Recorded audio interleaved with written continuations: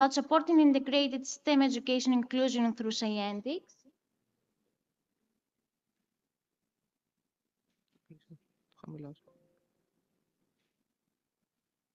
Yeah, continue. Okay. By Elizabeth Vlachou.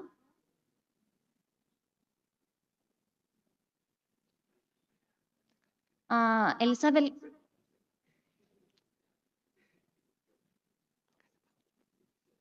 Okay. Elizabeth Vlachou is a project and pedagogical coordinator in the Science Education Department of European Schoolnet. She has experience in teachers training and design, implementation, and evaluation of teaching tools and techniques.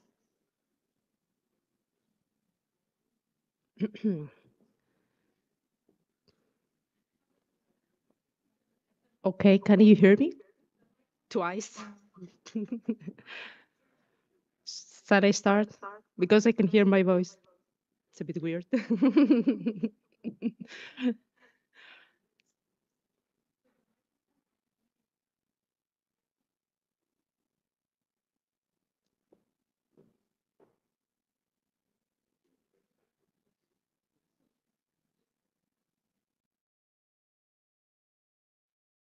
Oh, yes.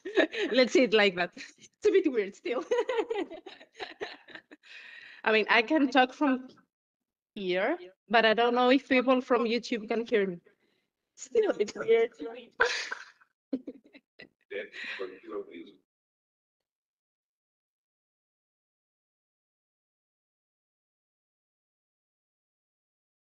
It's fine. Technological knowledge. Wait.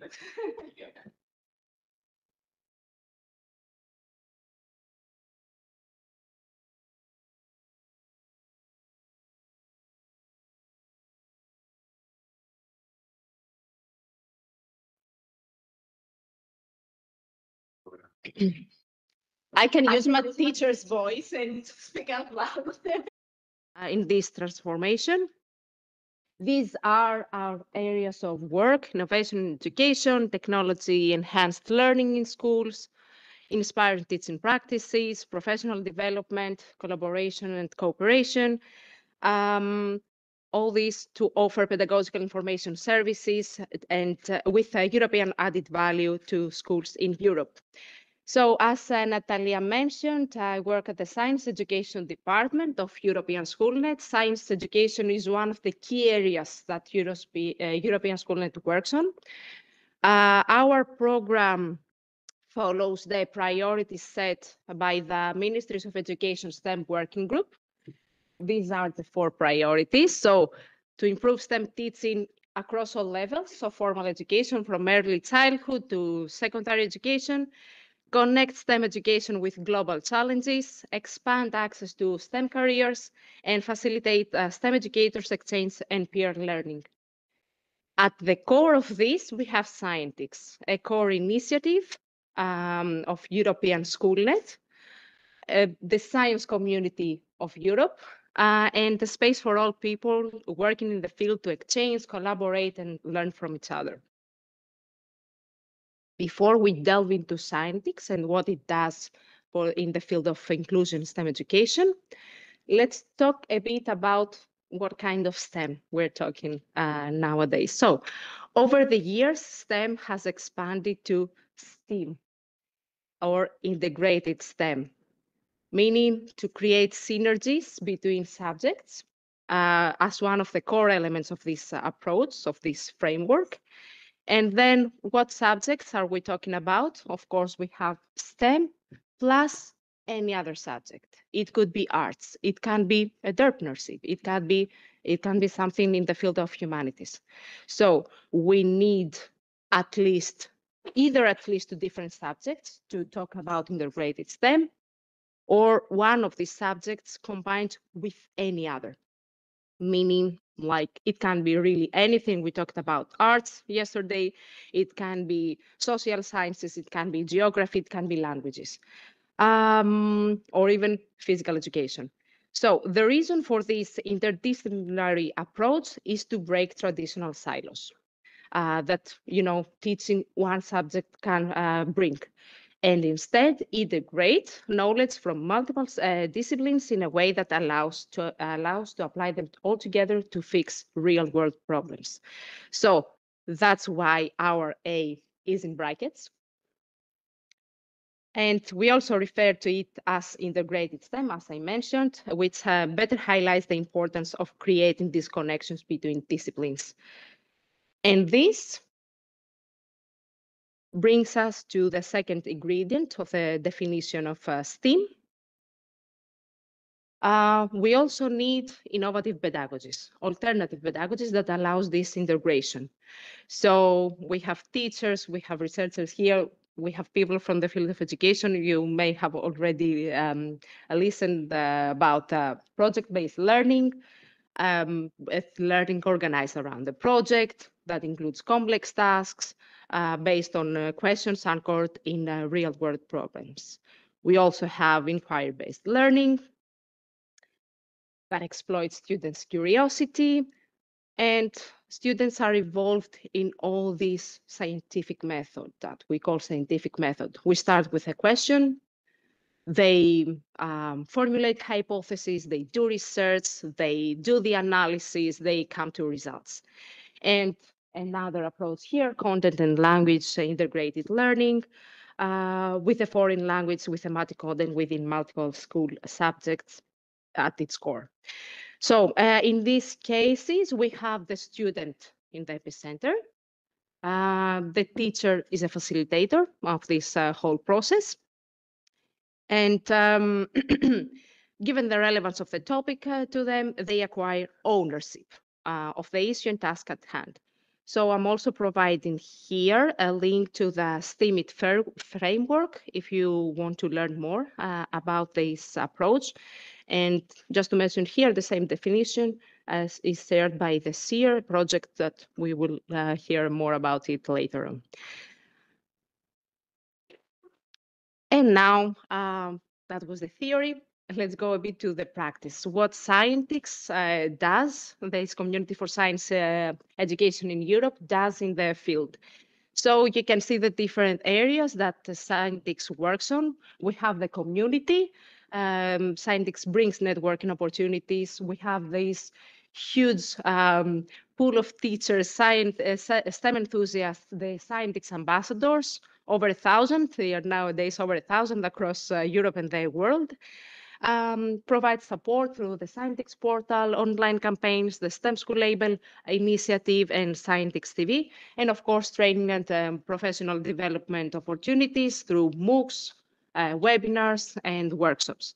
So for over 14, 15 years, many years, Scientix has grown to provide the educational community all these different opportunities, everything to cover the priorities that we discussed, that I presented earlier on. So that said, now I'm going to walk you through what Scientix does in the field of STEM and inclusion, and how it supported and supports the SpicE project and its mission to help teachers implement inclusive STEAM practices to students with mild disabilities. The first one is the Scientix portal. Over the years on the Scientix portal has collected thousands of teaching materials, career profiles, papers focused on STEM, integrated STEM education, and all topics related to it. Like, for example, sustainability education. So the portal acts as a repository of old and new projects and allows everyone that is interested in the field, researchers, teachers, to access project resources also after the end of the project. That said, it's often the case when a project ends, after a few years, its website closes, the resources can be there on Scientix. I mean, as long as European Schoolnet is open, the resources will be there. So SpicE Academy also has hundreds of other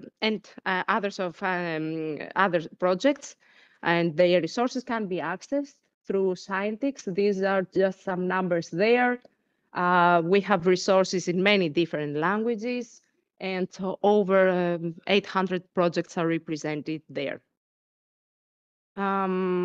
And inclusion as a topic and SpicE resources. And inclusion as a topic can be accessed from the repository. And then returning back what Scientix does in the field, we have the online campaigns. Just a few things about the STEM Discovery campaign. Every year from April till the end of, from beginning of February till the end of April, we celebrate STEM. So we invite teachers, science centers, everyone interested in the field of STEM to share their practices, to share their STEM-related activities. And we have the STEM Discovery campaign map, and we ask all these STEM enthusiasts to pin their activities on the map. This year, the STEM Discovery campaign organized by Scientix and supported by NBS Edu World project. I can give you just a few numbers here. Collected over 6,000 activities from all over the world, reaching more than 140,000 educators, 600,000 students from 50 countries. So you can already see the immense opportunity that this initiative can bring to different projects, other initiatives, and actually how teachers can find a resource and everyone interested actually to inspire them in their practices, in their professional careers, and so on. Every year, it started a few years ago, we also have a Scientix Awards initiative to actually give a prize to the best practices. And this year, a SpicE project supported the initiative. We had the Scientix Inclusive Creators Award, and we also have the winner of this award here, and he will present to us later on his activity.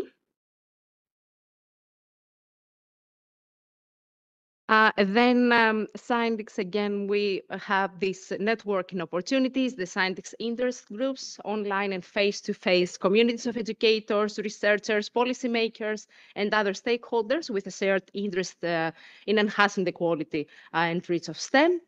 Members there can exchange ideas, share best practices, collaborate, and learn from each other, actually. These communities are thematically focused, allowing members to connect and collaborate. We had, for example, nature-based solutions interest group. And these communities are not managed by Scientix, but actually the projects, the external projects coordinate them. But of course, these projects should be aligned with what Scientix does. This approach allows for a diverse and inclusive ecosystem of STEM education professionals to thrive while ensuring that the knowledge and resources generated with each group can be shared with a wider European audience. That has been, the SpicE community of practice has been featured in the Scientix interest groups and is a go-to place for all educators interested in deepening their knowledge in inclusive and special education and enrich their practices. And some more information on this. Scientix also offers networking opportunities among projects and initiatives focused on different themes related to STEM education, either through organization of webinars or closed-door discussions that allow project managers to exchange ideas, share successes, and build synergies. Together with SpicE, Scientix has hosted a webinar on the role of STEAM in promoting inclusion in the classroom. This event brought together several projects working from different angles on this topic, and it offered a space for sharing insights, tools, and strategies for using STEAM education to reach every learner. And Scientix has also hosted a closed-door discussion with experienced project managers to delve into this topic. And just a few closing words, this experience matured through these discussions and exchanges. And this does not end with just publication of the proceedings, for example. All these insights are transferred and used to build stronger initiatives. For example, lessons learned in this SpicE event will be leveraged and constitute the basis for the SEER inclusive STEAM area. Moreover, SpicE training programs have been showcased in the Road Steamers roadmap. And I'm just finishing with this call for action, join Scientix. I'm providing here all the links. You can learn more about all the latest opportunities that it has to offer through its newsletter, the social media. And that was it. Thank you very much.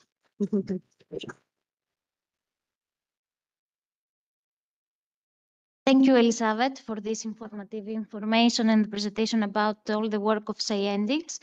And now we will continue with the policy development in inclusive STEAM education by Dr. Maria Konstantinidou, a school inspector for special education and a part-time lecturer at the School of Education at the University of Nicosia. She is an expert in educational psychology, special education needs, and inclusive education practices.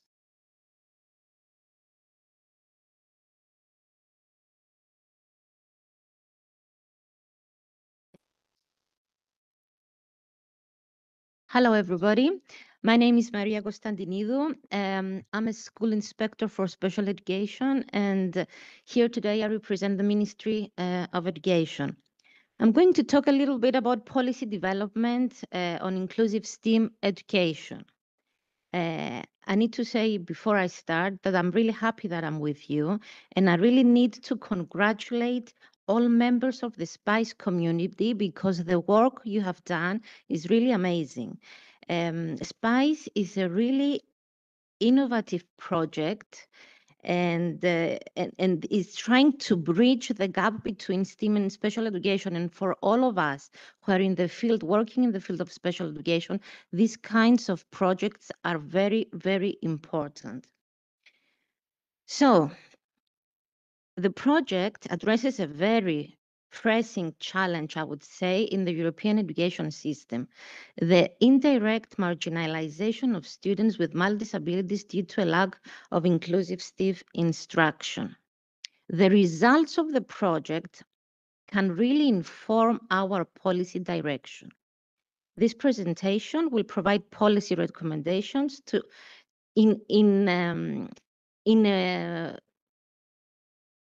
well, we are trying, at least in Cyprus, to shape inclusive and future-oriented education systems.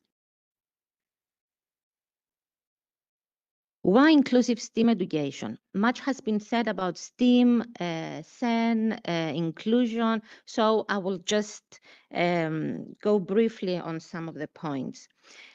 STEAM drives innovation, progress, and opportunity, and actually it fosters problem-solving skills that are really vital in today's global economy.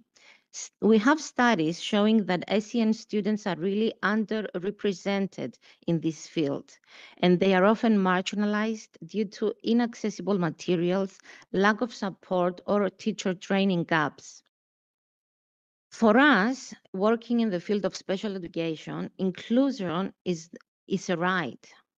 It's a right and a resource for higher reaching learning environments. Inclusive STEAM empowers SEN learners by boosting their confidence, encouraging collaboration, and opening future career opportunities. We know, all of us working in the field of education, and especially if we're working in the ministries, we know that while many European countries have made significant strides in promoting STEAM education, we still have SEN students remaining underrepresented. An interesting study by the European Agency for Special Needs and Inclusive Education shows that the integration of SEN students in STEAM learning faces several persistent challenges. Some of the challenges include the fragmented policies. There is a disconnection between general education, inclusive education, and STEAM strategies. And this is evident in many, many countries. There is lack of coherent policy guidance that explicitly includes SEN students in STEAM priorities. We also have inadequate infrastructure. STEAM spaces are rarely designed with the universal design for learning. There is often shortage of accessible equipment and assistive technologies in science labs and digital classrooms. Another thing that really is something that we need to take into consideration is the teacher training. Most general education teachers receive little or no training in both inclusive education and STEAM instruction. There is lack of continuous professional development programs combining subject-specific pedagogies with inclusive strategies. Also, low expectations from students, from teachers, or even peers, combined with the societal stereotypes, can hinder SEN students' motivation and inclusion in STEAM pathways. Taking a look at the SpicE project, we can see that from the results, there are some challenges in our educational landscape. One of them is the limited STEAM skills among primary education teachers. This is something that we have seen through the project and we have discussed yesterday as well. It seems that our teachers lack the training and confidence to integrate STEAM effectively, especially in inclusive settings. There is a weak connection between STEAM and special education. Students with mild disabilities are often excluded and progressively due to curricular or teaching methods that do not accommodate their needs. We lack structured curricular frameworks and teaching models that blend inclusive education with STEAM pedagogy. And there's also a gap in teacher training pre-service and in-service. Teachers do not sufficiently prepare to deliver inclusive STEAM-based instruction. There are also widely adopted frameworks to identify, map, and recognize the specific skills required for inclusive STEAM teaching, especially in special education contexts. There is also inconsistent policy and systematic support across countries. It seems that support for inclusive STEAM education varies greatly between our education systems, creating inequities in access and quality of education for students with disabilities. So if we look at the project results, one can say that we can actually have some policy recommendations based on this project. So we need to consider developing a STEAM in special education competence framework, mandating inclusive pedagogy modules in teacher education, funding inclusive curriculum and learning environment innovation, establishing national benchmarks for inclusive practice, supporting inclusive assessment methods and tools. When people at the ministry or policymakers trying to sit down and think about developing a policy, for sure they need to have a clear vision and purpose. The purpose for inclusive STEAM policy should be a policy that reflects a commitment to ensuring that no child is left behind in STEAM education. Through inclusive design, professional development, and systematic support, SEN students can actually receive the same opportunities for growth, creativity, and future employment in STEAM fields as their peers. But before we design a policy, we need to take into consideration the legislative framework and other policies, international policies or treaties even that are ratified by our countries. For example, the UN Convention on the Rights of Persons with Disability, it's a treaty that obliges actually the ratifying countries to implement inclusive education systems and remove discrimination. UNESCO Salamanca statement, one of the first statements, this one provides a strong philosophical and practical basis for inclusive education in policy worldwide. Sustainable development goal, something that all policymakers need to take into consideration. It's part of the 2030 Agenda of Sustainable Development, and we need to ensure inclusive and equitable quality education and promote lifelong learning opportunities for all, eliminate disparities and ensure equal access, promote sustainable development, human rights, and inclusion through education. And also the European Disability Strategy, another very important policy that we need to take into consideration that promotes inclusive and accessible education. Now, if I would put some pillars in an inclusive STEAM education policy, I would say that 4 are very important pillars: equity and equal access, accessible learning environment, inclusive curriculum development, and teacher training. When we talk about equity, we need to make sure that when we talk about fairness, we don't talk about sameness. Equity doesn't mean providing each student with the resources and opportunities they need to succeed. This is what it means. It means they don't need to have the same support. They need to have the specific support that they need. All policies should promote the removal of obstacles related to socioeconomic status, disability, or location by providing targeted support, accessible resources, and fair opportunities. Accessible learning environment, very important. We need to be proactive. Before designing a learning development, we need to accommodate and we need to know the needs of our students, and we need to accommodate the widest range of learners from the outset. We need to incorporate multiple means of engagement, representation and expression. We need to make flexibility a foundation, not an afterthought, which this is what happens most of the time. Physical accessibility. We need to guarantee that school buildings and classrooms are physically accessible to all students. Materials, tools, assistive technologies. A lot has been said about technologies. I will not stand here. Very important tool. Technology is a tool for inclusion. We need to be able to access the curriculum, the environment, and so on. And of course, curriculum. Most of the times, in many education systems, we design a curriculum for the typically developed children. And after that, we try to make multiple adaptations to that. That is wrong. We need to start thinking about designing curriculums from the start. Present content using multiple modalities, provide multiple means of action and expression. Integration of STEAM and special education approaches from the beginning. We need to merge technical and creative STEAM content with inclusive pedagogical models, align STEAM objectives with functional skills and life skills important for SEN students, use project-based learning, hands-on experience, real-world problem-solving tailored to mixed ability classrooms. All our classrooms are now mixed ability classrooms. We need to incorporate the specific approaches to reinforce and help our students.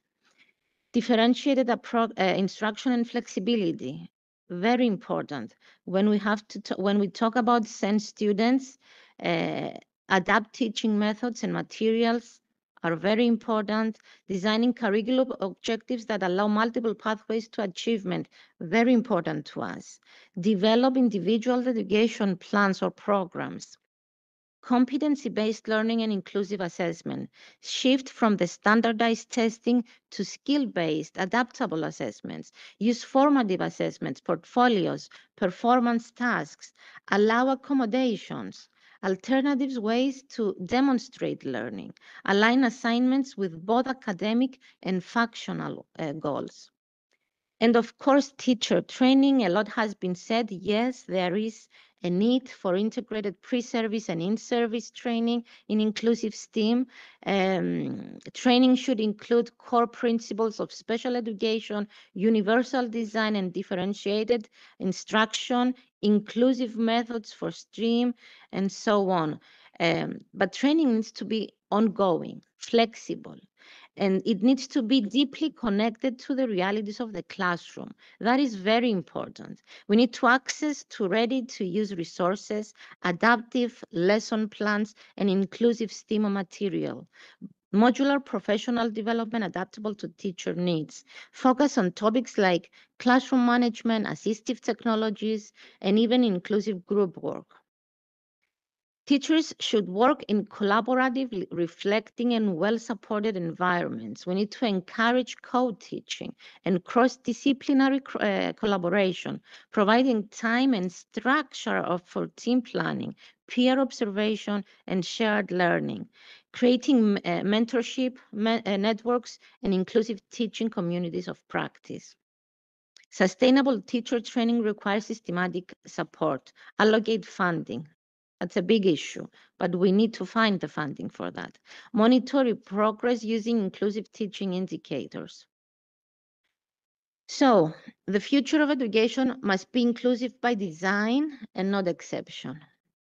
With this policy recommendation, what we need to achieve is more inclusive and innovative schools, empower teachers equipped for diversity, send students thriving in STEAM pathways, long-term transformation of school culture and practice. I want to finish with this statement. Inclusive STEAM education is a right and it's not a privilege. It's really important to understand that the future of education must be inclusive by design and not exception. Policymakers and educational systems need to use proactive rather than reactive approaches to inclusion in order to reduce physical, sensory, cognitive, and emotional barriers. We all need to turn good intentions into action by developing inclusive policies that make classrooms welcoming and accessible for everyone. Thank you very much.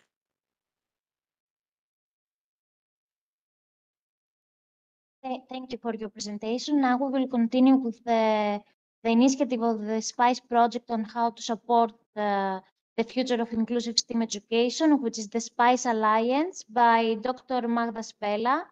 Magda is a researcher and project manager at the DESI Research Group of the Hellenic Open University.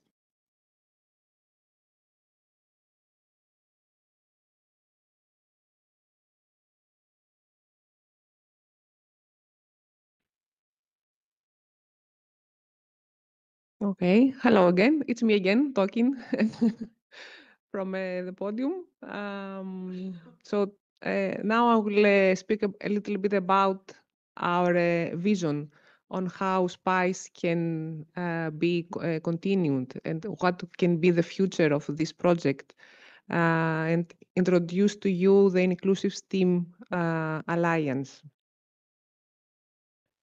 So you have all been listening these past 2 days on about what this project has produced and what it is about. Very briefly, you all know that SpicE had as a focus, as a main aim, as a scope, primary education, primary teachers. But I think that what we developed actually can be used by other educators, secondary educators, and we had those kind of educators in our MOOC.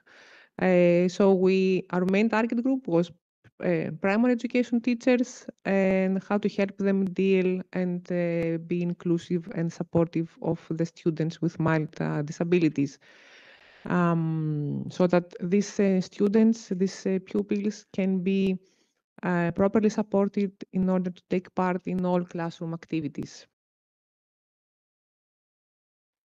So in order to do that, we produced, I would say, a quite big array of results, of outputs. You heard yesterday the presentation about the competence framework, This is a deliverable that you can find on our website. So we produced the STEAM Educators Competence Framework and the STEAM Educational Framework. And based on these frameworks, we devised the occupational profiles for inclusive STEAM educational occupational profiles, which actually are the traits, the profiles that the teachers should have in order to be supportive of the children with disabilities. Following these first steps, we developed from scratch a new curriculum, a new study documents, 23 study documents, translated in 4 different languages, the languages of the consortium, 36 learning videos, educational videos with subtitles, several other activities like forums, puzzles, quizzes, Padlets, all of those resources aimed for inclusive STEAM education. These resources were then uploaded on the project's virtual learning environment. You also saw yesterday the presentation about the VLE, which I think that most of you have already visited this website and probably took the MOOC. So through the VLE, you were able to attend the MOOC and see all those resources, those materials. And we also have an active community of practice from the beginning of the project, which now counts almost 700 members. And I will stay a little bit on the community of practice, which is still active, which is still open, so you can visit and see what is in there. And what is the community of practice is actually an open digital platform where educators from all over Europe, not only the pilot countries, who are interested in inclusive STEAM education could participate in discussions and forums and exchange ideas and problems and best practices and discuss with the peers from other countries. There are 3 forums on this community of practice, one for discussions, one for events and conferences, and one for resources. The discussion forum has, as you can see, many different topics, all of them uploaded by teachers and from members of the SpicE consortium about things that they encounter in their classrooms, about suggestions and proposals and things that barriers, obstacles that they face. So it has been a very active community and exchange of ideas. And there is also the resources forum where you can all find very interesting, let's say, material for and food for thought. So these are, let's say, the main rough description of what we have achieved so far. But as the project comes to an end, we were thinking of how to keep these results live and keep it going. So we would like to introduce you to the Inclusive STEAM Alliance now and welcome you to this structure. So this is, let's say, the future of the project. This is supposed to be, and we will put our efforts into it to create a permanent structure. And it will be the umbrella under which all of our results will be available to all of you. And with the help of all of you, we would like to make it bigger. So what is the Inclusive STEAM Alliance? If you follow the QR code, you will be directed to the website of the Alliance. It is an alliance of teachers, of educators, of all of you, but also of schools, networks, organizations, universities, NGOs, policymakers, ministries. It is accessible to all of these partners, all of these stakeholders, the general public, of course, and all of this we would like to see them united under a common goal: how to promote inclusive STEM education, not only in primary, but as I said, also in secondary education or in any other level of education. What you can find in the Inclusive STEM Alliance website. For now, we have already uploaded several open educational resources. Most of them are the study documents that you studied when you attended the MOOC and the respective videos. This repository, this library of resources will be constantly updated and enriched with other materials. You will also find resources for your professional development, for teachers' professional development, and also resources about classroom material, practical advice to be implemented directly in your classrooms. You can also find academic resources, so interesting journals, articles in journals and in research papers. So to stay up to date with the new research that is being done on inclusive STEM education. You can also contact us and say, okay, you know, our school or myself, I am organizing an event on inclusive STEM, and I would like to post it on the Alliance so that it can be disseminated to the other members. So you can also do that very easily. You will just complete the online form about this. And what we need from you actually is your help, your contributions for this alliance. So we need members to keep the alliance alive and to enrich the resources and the materials and the content of the alliance. And so how you can be involved? For now, the plan is, let's say, for 3 different membership possibilities. You can become an ally. Ally is mostly for organizations, universities, ministries, so that they can be part of the alliance and help shape policy recommendations and the future of STEM education.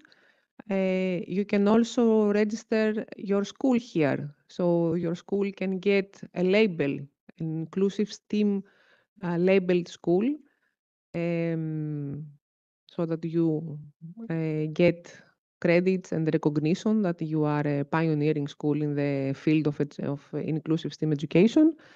But you also yourselves at a personal level can be members, can be ambassadors in our alliance.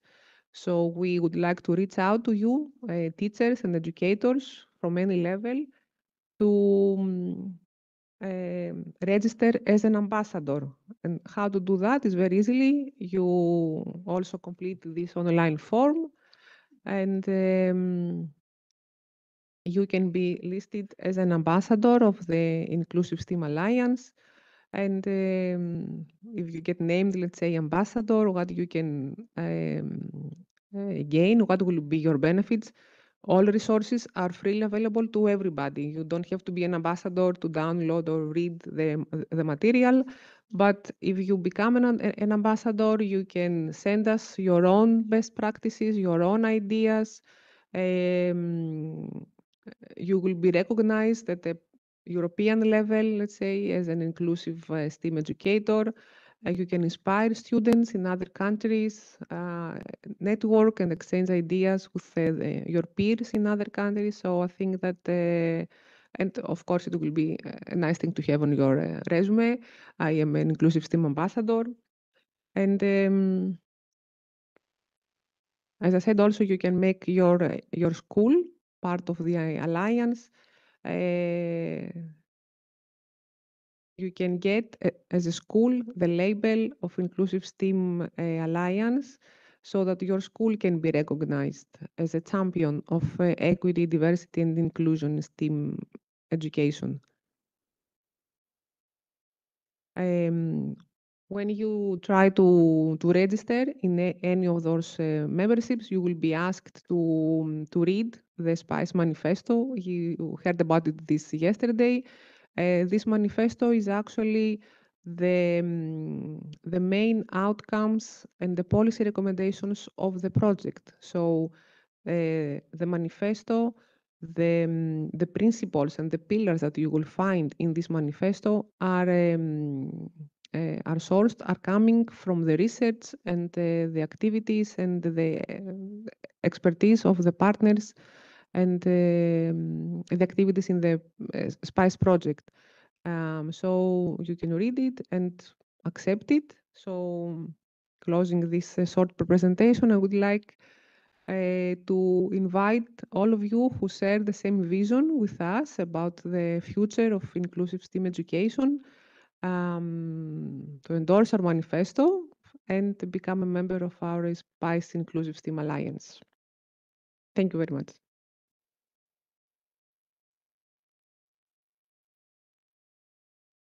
Thank you, Magda. I would like to ask if there are any questions here. We have some questions on the YouTube channel.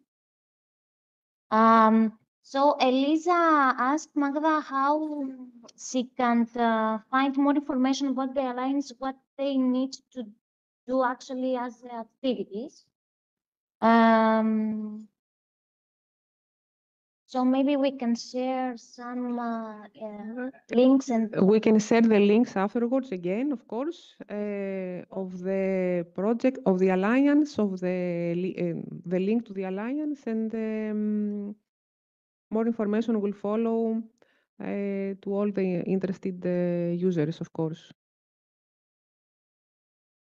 And they ask again for the link to apply as a ambassador candidate. Was the I can, code. yes, I can open it again.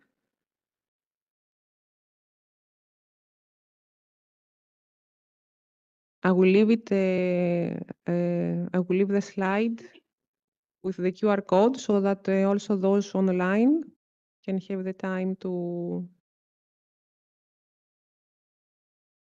register.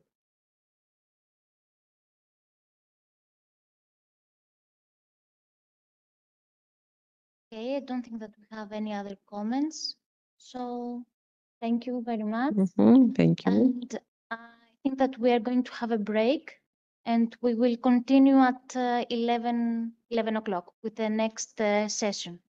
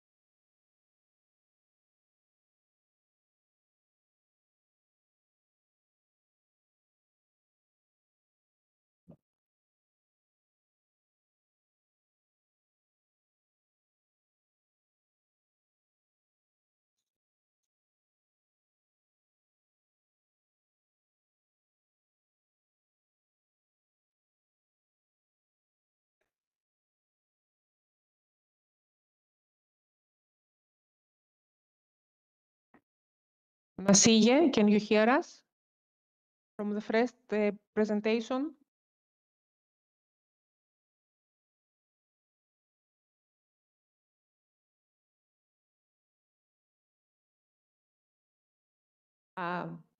You are mute. I don't think it's mute.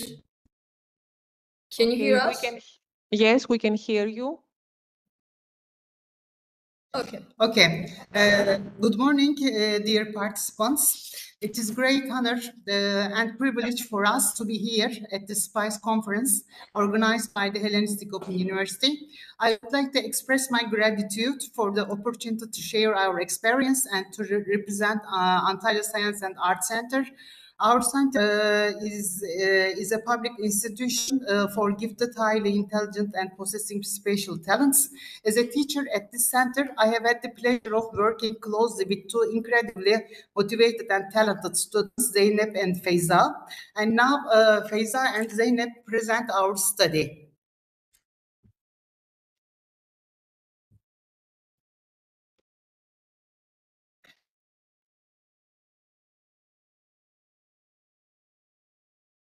You can share the presentation and start.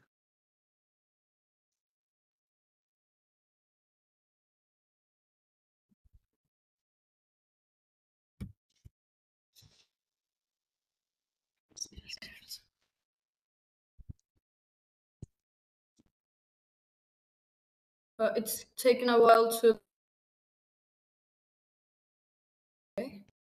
My name is Feyza. And I'm Zeynep. Today we are going to present our project, Eğren, Universal Citizenship, Creative Thinking, and Sustainable Society Design, Shaping the Future Individuals.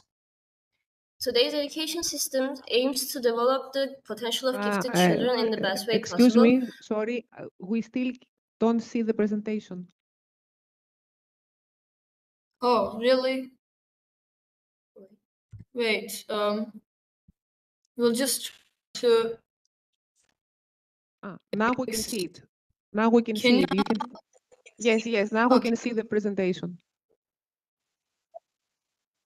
Okay. We start again. My name is Feyza. And I'm Zeynep. Today we are going to present our project, Eğren, Universal Citizenship, Creative Thinking, and Sustainable Society Design, Shaping the Future Individuals. Today's education system aims to develop the potential of gifted children in the best way possible. According to Renzulli's model, giftedness emerges with the combination of high-level talent, creativity, and motivation. Therefore, special programs prepared for gifted students shouldn't only transfer knowledge, but also encourage creative thinking and independent learning. Science and art centers provide an important environment for developing analytical thinking and writing skills. However, being a citizen of the universe requires more than national citizenship. To be a citizen of possible for the world and the universe, the boundaries of one country, life forms, and planets. Education is an educational process that enables individuals to learn their rights, responsibilities, social values, and democratic participation methods. Citizenship education is important because it teaches individuals their rights and responsibilities in a globalizing world, how to resolve conflicts peacefully, and respect for differences. The study aims to develop creative and problem-solving skills in gifted students and to foster a new generation of citizens with a sustainable society perspective. In line with the United Nations 2030 Sustainable Development Goals, the objective is to build inclusive and environmentally friendly societies. Workshop activities, digital simulations, and games were used to teach citizenship, environmental awareness, cultural heritage, and sustainability in an integrated manner. The project also aimed to support students' strategic thinking and cooperative skills, and to reinforce ethical values through socially responsible projects. We got the idea for a project from the eTwinning project carried out in our school. We visited the Research and Development Department of the Antalya Provincial Directorate of National Education. We explained our thoughts about our project idea and got ideas about what we could do about it. A mixed approach that combines quantitative and qualitative methods that was used for this project. The process and outcomes were supported by digital tools and activities. The research was conducted with 2 groups of 20 male and 20 female students aged 12 attending our school. In this study, we set up activity workshops as a data collection tool, ensuring the development of citizenship, informed us about the purpose of research, and paid attention to the voluntary participation. We also interviewed the students before and after the application. Student opinions were analyzed based on qualitative data. Quantitatively, the creative thinking tendency scale was used as a pretest and post-test to measure students' creative thinking tendencies. We prepared a survey to find for the planet. As a result, the name Eirene, which means the goddess of peace in Greek mythology, was chosen. We designed a sustainable society by analyzing the basic needs of different age groups. We asked students what is citizenship and compared the results with global citizenship definitions. Students shared their views on citizenship and conducted a survey on what it means to be a good citizen. They created a joint ebook.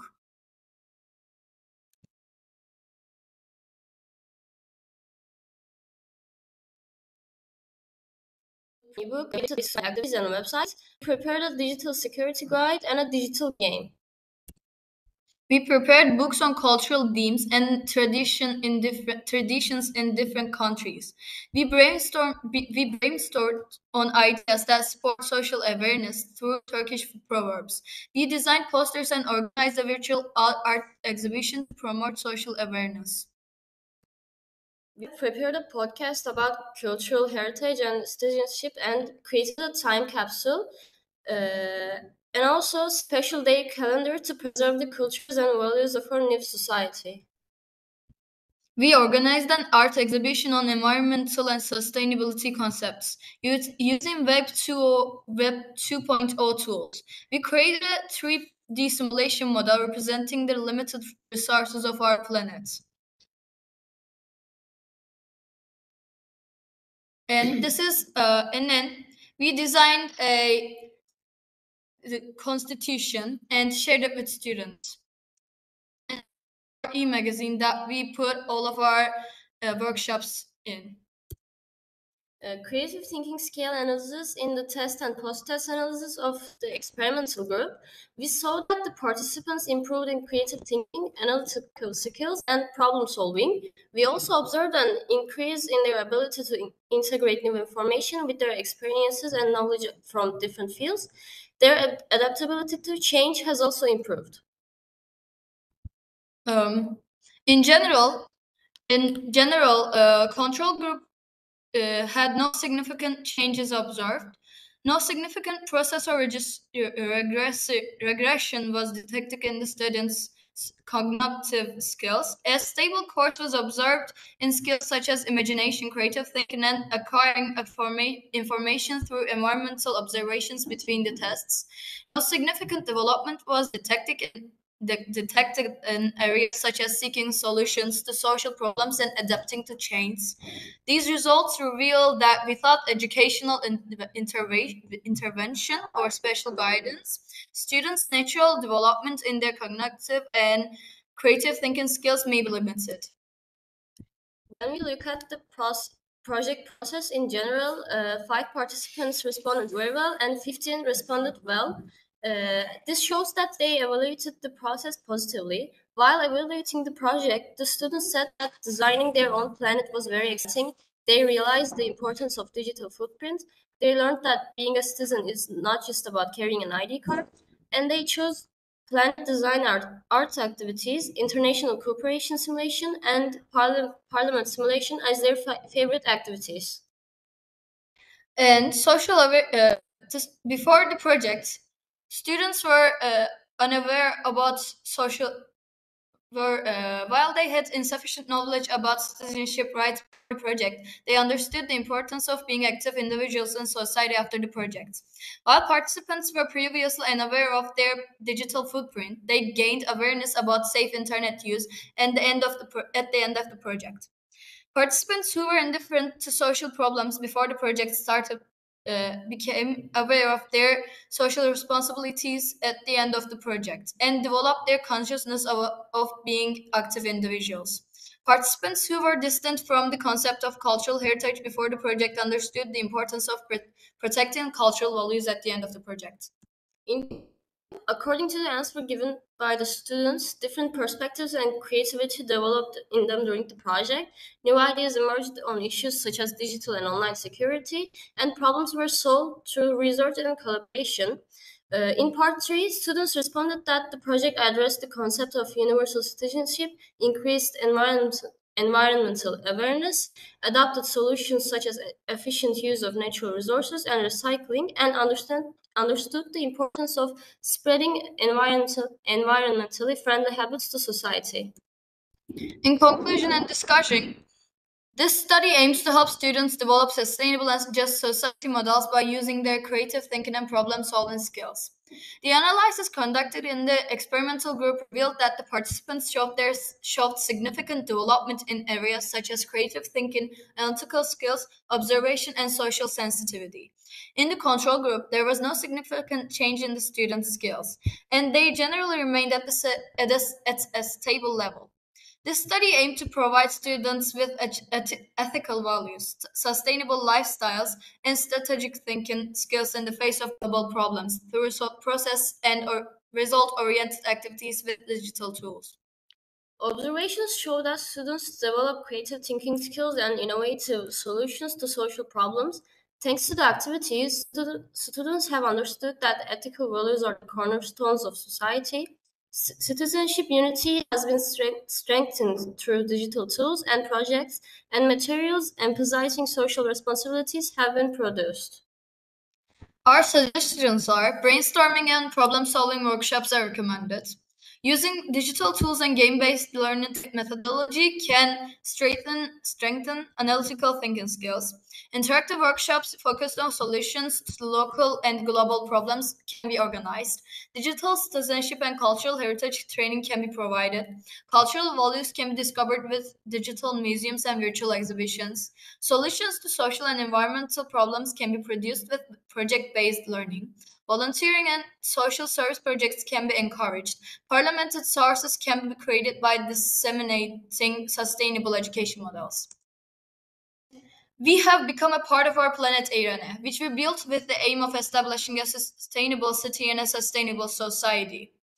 To our workshop instructors and advisor teachers who have constantly supported us during this work process. We want to thank to our project partners in Germany, Spain, and Italy who took part in our e-twinning project called A New Planet, A New Society, Citizenship of the Future. We would also like to thank you to our valuable listeners for inviting us and listening to our projects.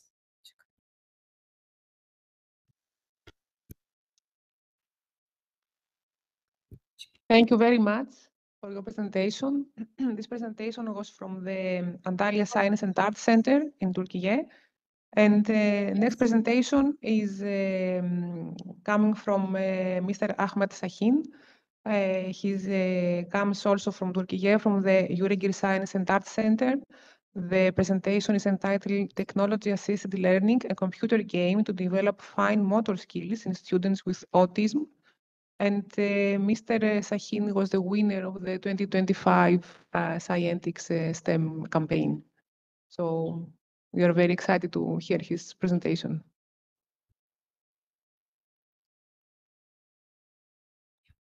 Thank you.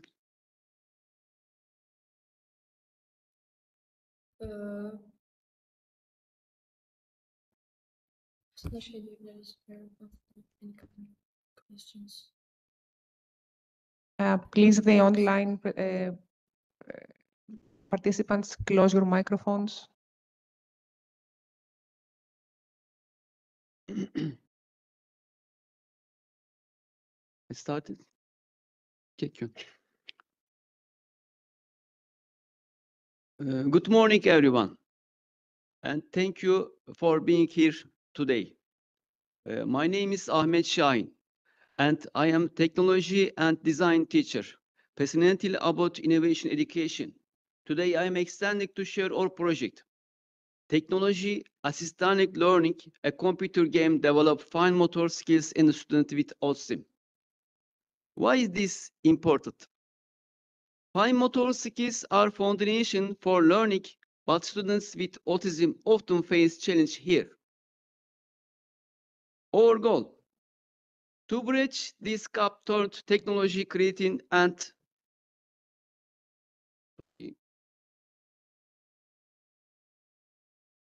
individualized support. Let's dive in.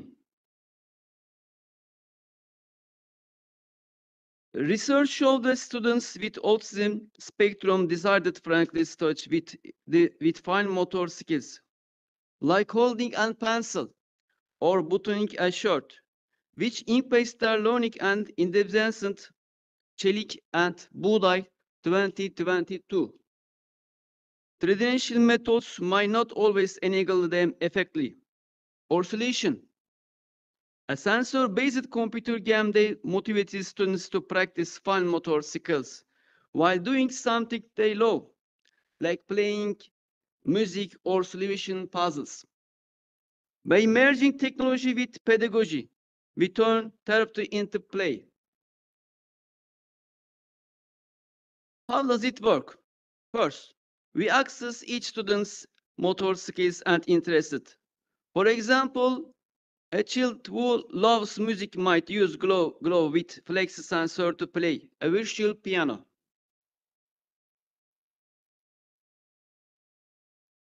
The hardware is designed for comfortable. Sensors are sewn into flexible fabric, and the microcontroller sits on the first. We program it using M-block, adjust difficulty level and adding instant feedback, like carefully sound for correct gestures. We secretary the electronic components is our prototype to protect them from extended factoring movement. This ensures system stability and reliability. Show this notes. You can share this screen and block.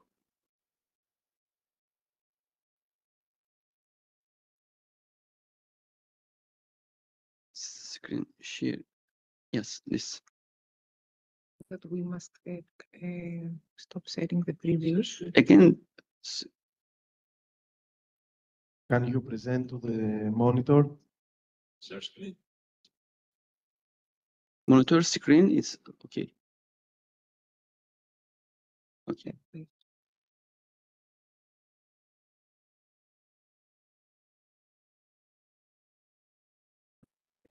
Again.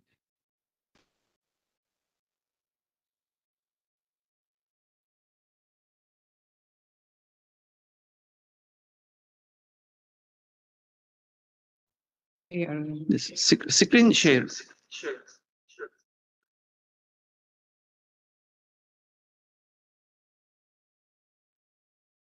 Okay. Yes. This use the gloves connection Arduino and okay.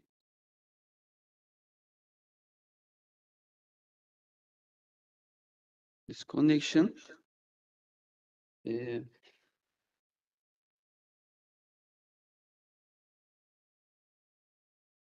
This sensor mount the finger and change the game.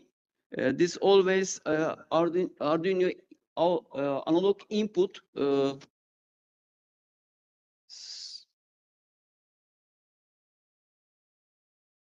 Now it's working. This if you change this guitar or piano, but don't close this voice. You cannot hear now. Is the finger last like this? This finger is your application of the you want to music or English education or mathematics education. Use you can use this application.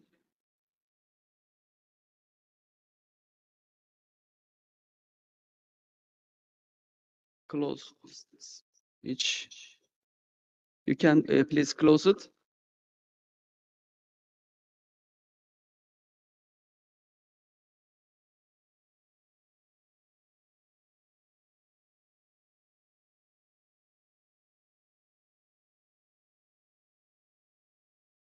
Evet. Sorry.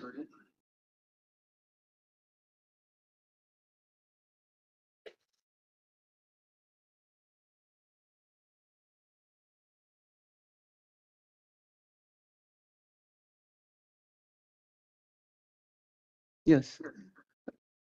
The properties learning scenario can be applied difficult age group. For younger students, we start with simple task. Touch virtual object. Older students learn engineering by training and error manufacturing their own sensor from everyday materials such as copper, tape, and by training. For young people, we take it even further. They design solutions to real-world problems, such as attractive clothing for athletes with disabilities. Wireless operating of the designed clothes can be provided. One group even integrated vibration motor for the take the feedback.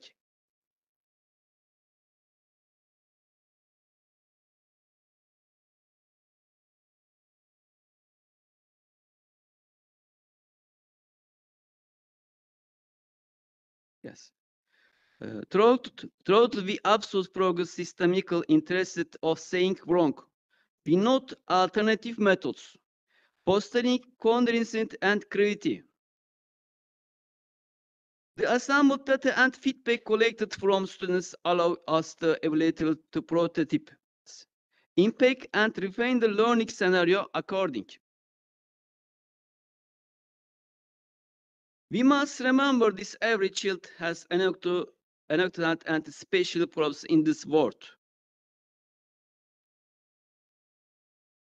All children are extended. They just need right support to uncover the potentials.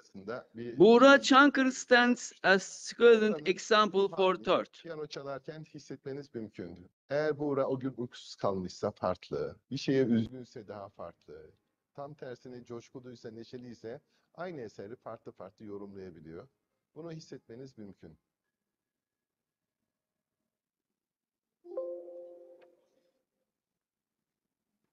Ben tüm anne babalara şu mesajı vermek isterim. Şartlar ne olursa olsun, durum ne olursa olsun, çocuklarından vazgeçmemelerini. Otizm o kadar da ümitsiz değil aslında. Ya müzik olmasaydı da spor olabilirdi. Başka bir şey olabilirdi. Yeter ki çocuklar kapalı kalmasınlar ve bir şeyler yapsınlar. Zira hayaller engelsizdir.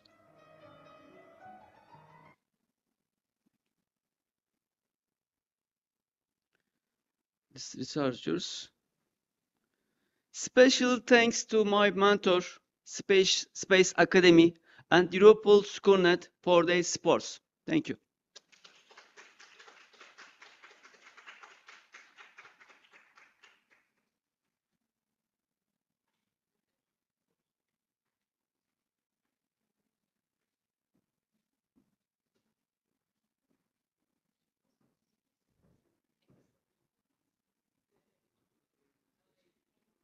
Thank you very much to Mr. Sahin for his presentation.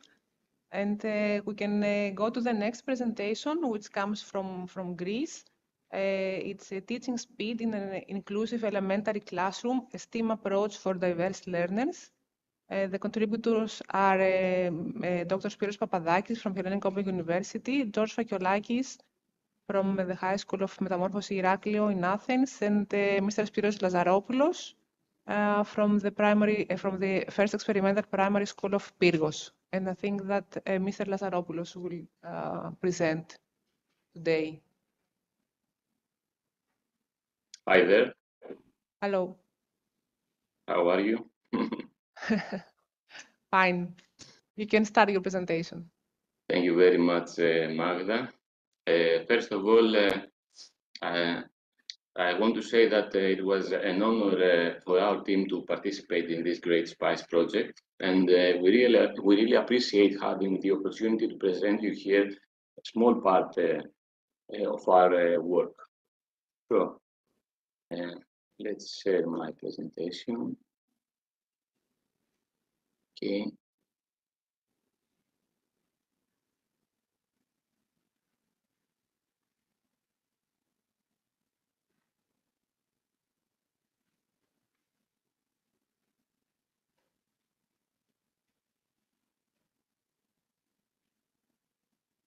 Okay, is it okay? Can you see it?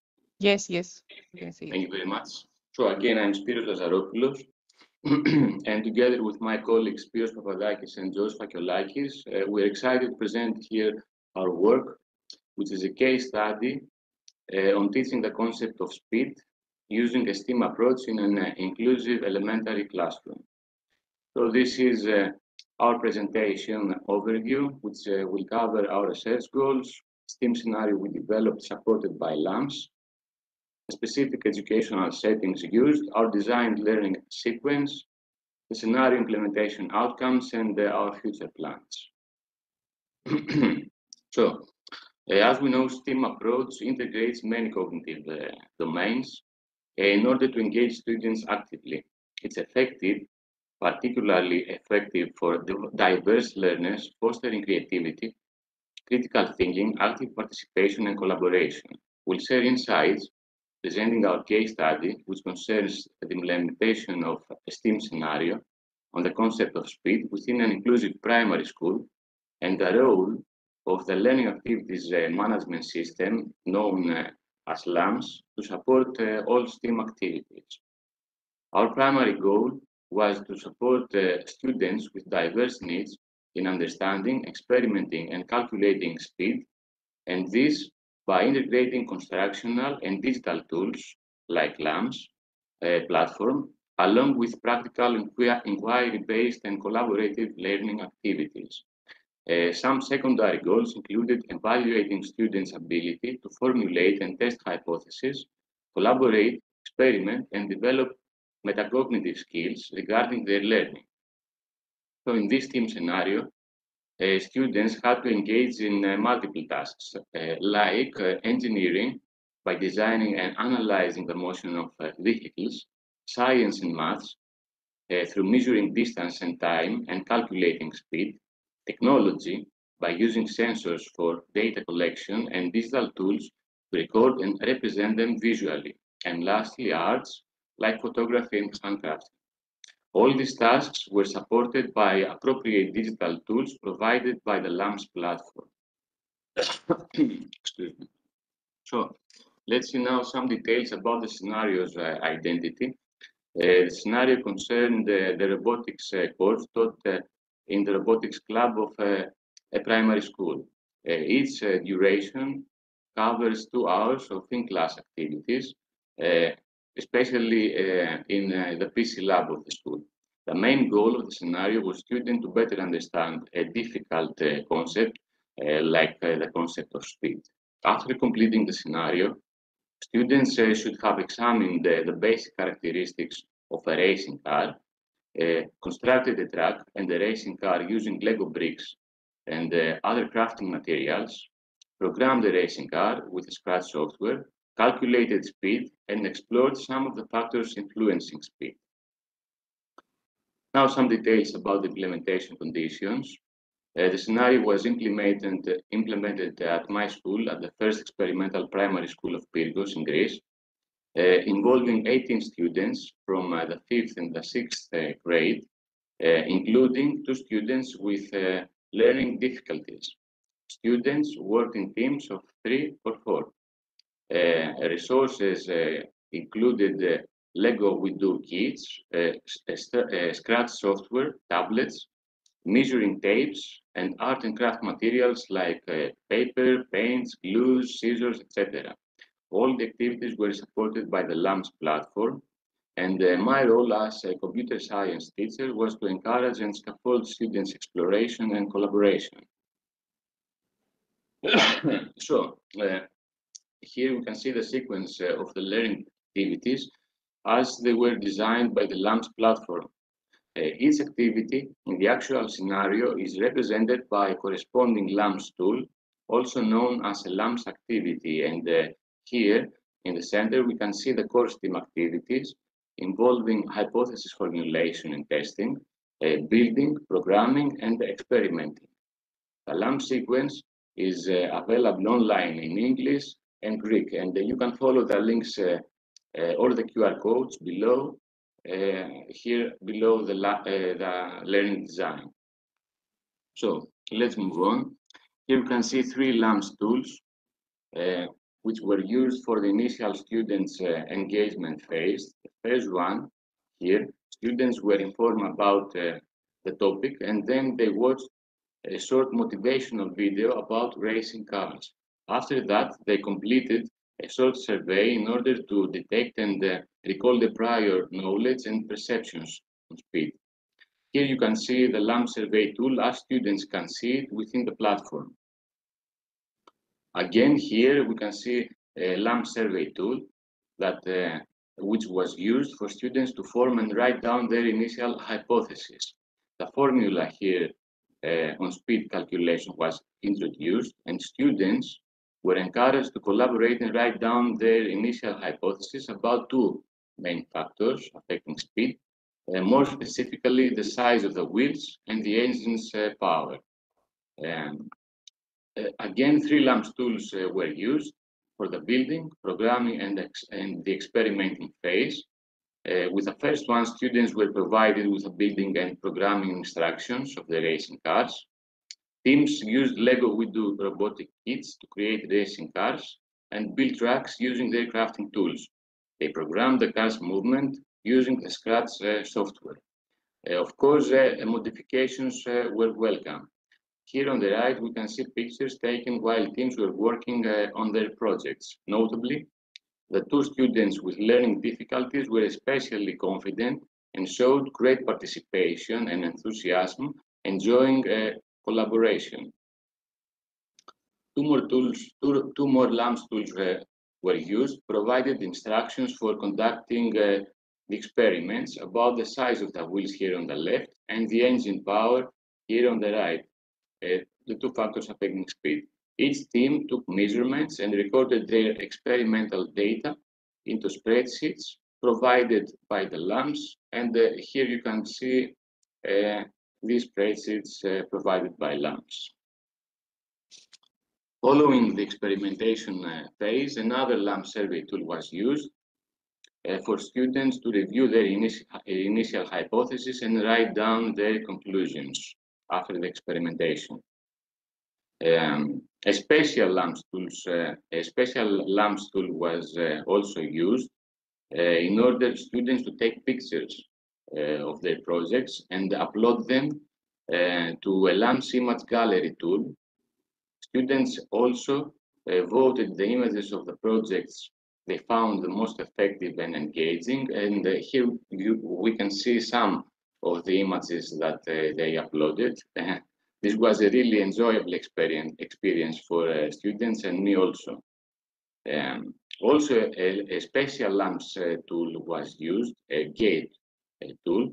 This forced students to wait until all teams have presented their work in front of the classroom. The scenario concluded with a knowledge evaluation through assessment tasks.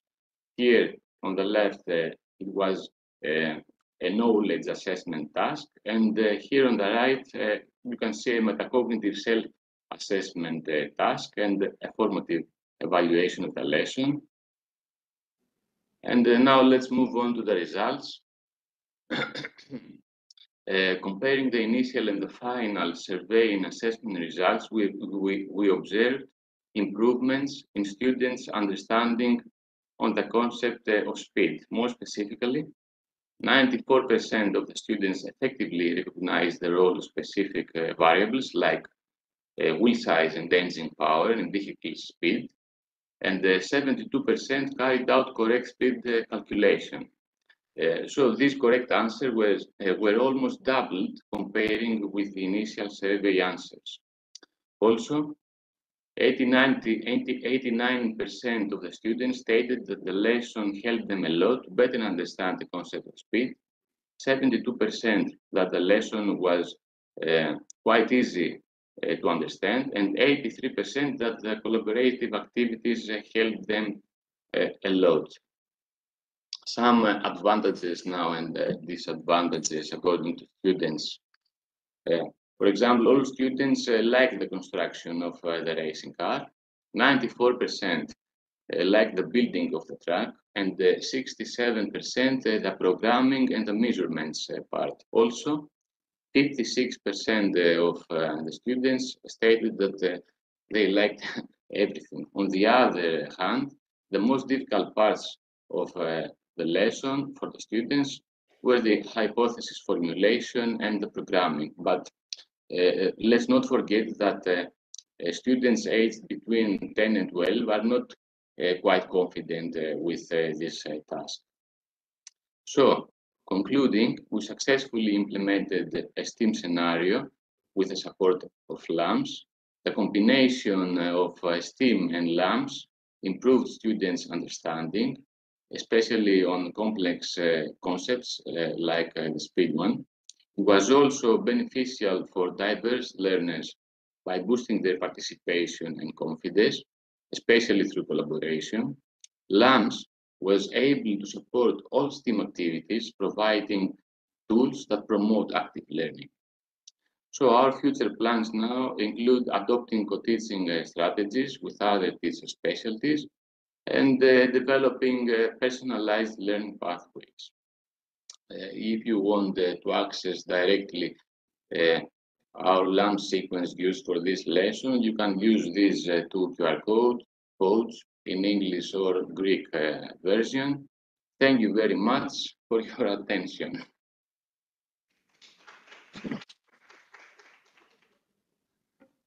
Thank you very much. Yes, thank you very much, Spiros, for the very nice presentation about the LAMS applications. So now we are moving on to the next presentation, which comes from Spain. It is entitled STEAM Education in Practice, a case study from Escola Montessori Ruby. Contributors are Erika Kohig from University Rovira i Virgili and Beatriz Flores Gomez from University ZOM. So you can share your presentation. Yeah, wait a second. I have it in another. All right. Yes, thank you.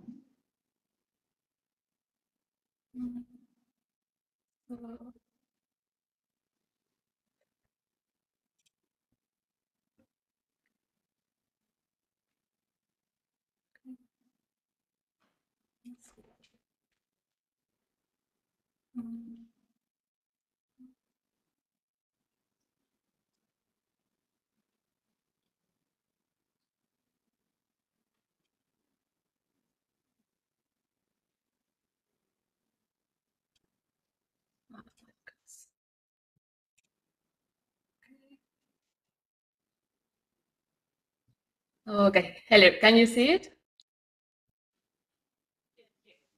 Just Yes, yes. Ah, perfect, thank you so much. Wait a second. Is it large or is it in the small part of the screen? It's not very large. Can you increase, a little bit more? Okay, now it's good. Perfect, thank you so much for your help. Thank you. Okay, as you mentioned, my name is Erika Pamela Kohig. I am from the University Rovira i Virgili. I have been working with the PhD Beatriz Flores Gomez in this study, which is part of my doctoral thesis. This is STEAM Education in Practice, a case study from Escola Montessori in Ruby. Basically, this school has been found from the literature review I have done previously, and it summarizes what is been working in Europe. As the European Union, the agenda for social and economic transformation is in place, integrating STEAM in early childhood education, and is gaining momentum. As we have talked before, STEAM aims to nurture creativity, critical thinking, and problem-solving skills in young learners, preparing for rapidly evolving world. Our context is changing rapidly. In public education, particularly in multicultural settings, STEAM projects offer a platform for inclusive and diverse perspective, fostering both academic and social emotional growth. And the objective of this study is to examine how STEAM materials are implemented in schools within a Montessori pedagogical approach. So, the school context. Escola Montessori Rubí is a public school with ongoing STEAM projects. One of those is Magnet, offer a unique context for examining how such integration unfolds in practice. That is the logo of the school. The location, for those who don't know, Rubí is really close to Barcelona, is in Catalonia, and the background of the school is wide and multicultural, as Rubí is a town that has an industrial background. The school is committed to provide accessible, equal education to all, to everybody, aligning with educational goals in Catalonia. As I mentioned, as this multicultural background, the students' attendants are from multicultural families too. Inclusion of students with mild disabilities is another part of the school. And from the 2017, the educative project was introduced, integrating Montessori philosophy. It is fun because the name of the school was not aligned with Montessori till this moment. In the methodology for this study, this is a qualitative method. Basically, we have been running participant observation with informal interviews with teachers and with members of the school principal team. Before the observation, it had been a moment on a structured interview with the principal to know more about the school and the system. The week field work in classroom focused on observations on everyday practices and STEAM workshops classes, which take place in blended groups from 3 to 6, from 7 to 9, and from 9 to 12 years old. And we focus on these 3 dimensions: classroom dynamics, teaching methodologies, and the implementation of STEAM activities. For the tools we have been using to acquire data, we have selected field notes, logs of field experiences, and reconstructions of conversations. As you can see, we really wanted to have the experience without interfering with it. Data analysis was a descriptive methodology considering the gathered data and also exploring the public documents from the school, which is in the website and in social media.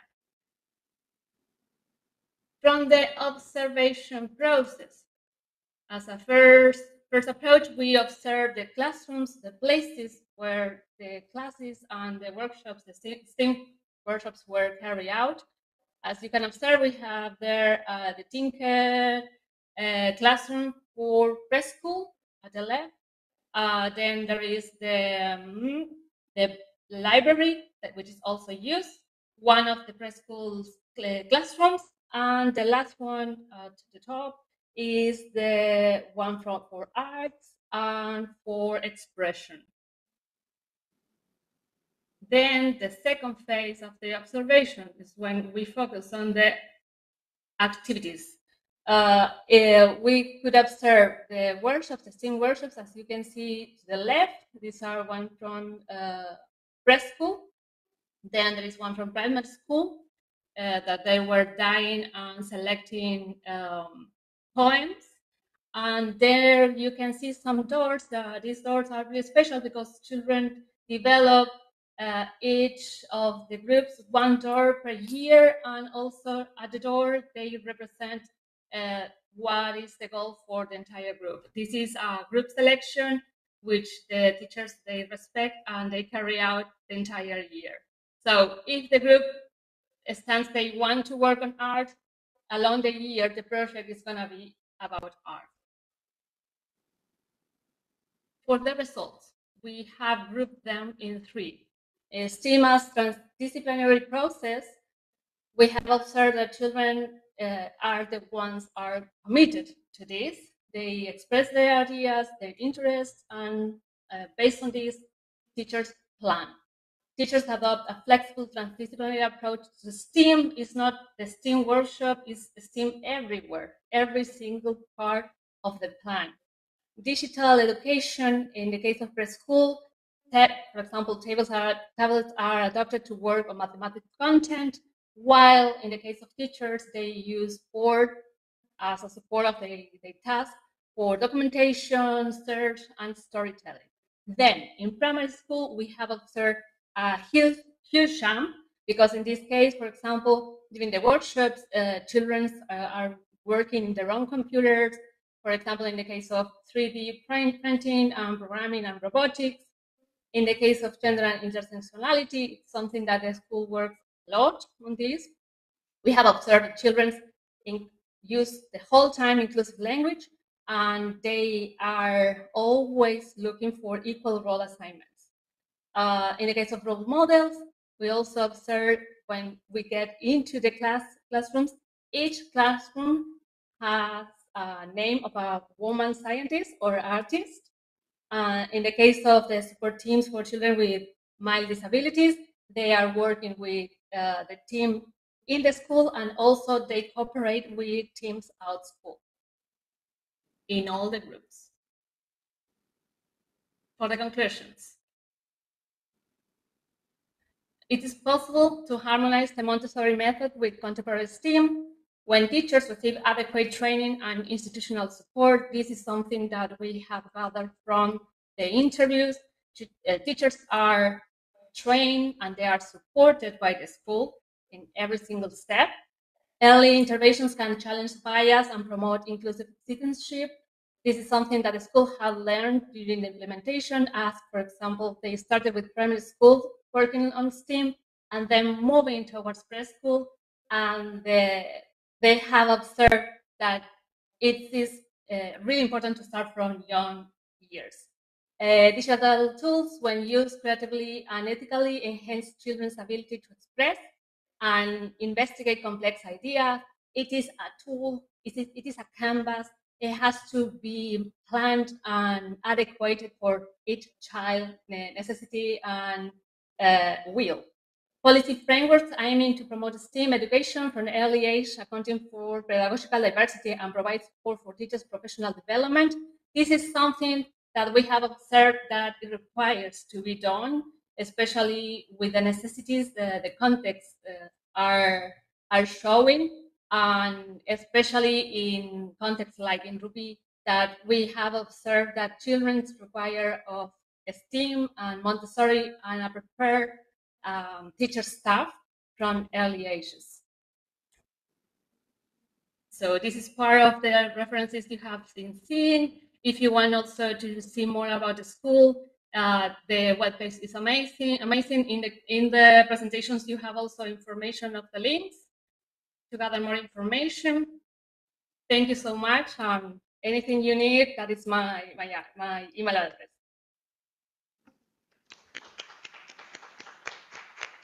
Thank you very much, Erika. Thank you. And from Spain, we're going to Bulgaria. Next presenter is Dobrin Beltekov from St. Patriarch Efthimi Primary School. And the title of the presentation is Inclusive STEAM Adventures, Designing a Digital Learning Quest for Primary Education Through Art and Accessibility. Hi, everyone. Hello, we can see the presentation, so you can start. Okay, thank you.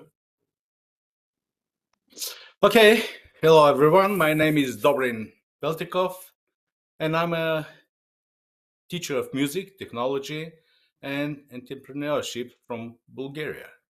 I'm honored to participate in the SpicE International Conference, and thankful that my abstract has been accepted. It's a pleasure to share this project with you, a digital adventure that blends storytelling. Dobrin, sorry, Yes? can you put the presentation in presentation mode? I did that. Do it again, please. Okay. Is that okay now? Actually, now is worst. We cannot see it at all. Please say again. Okay.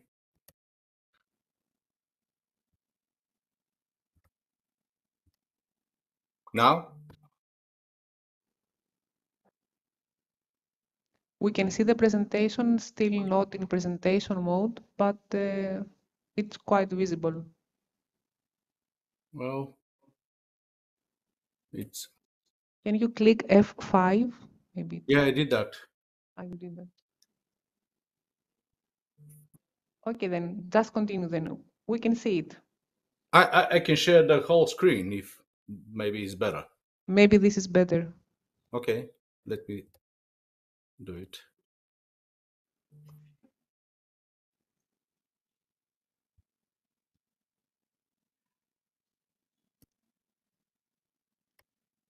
Is that okay now?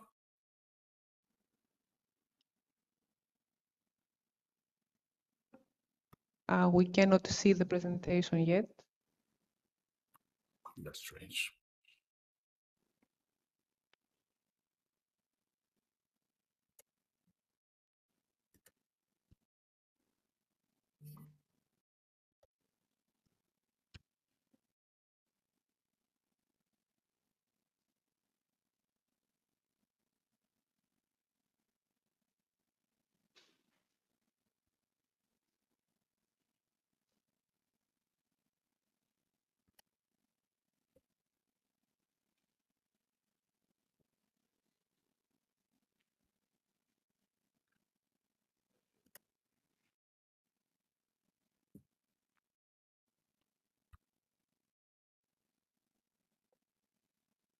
Nothing? We can see it now, the presentation. Well, so, well, shall I start from the beginning then? Yes, please continue. Okay. Okay. So I'm honored to participate in this conference, and I would like to pleasure to share this project with you, which is digital adventure that blends storytelling, STEAM learning, accessibility tools, and a student imagination. This presentation will take you through the concept, structure, methodology, and expected outcome.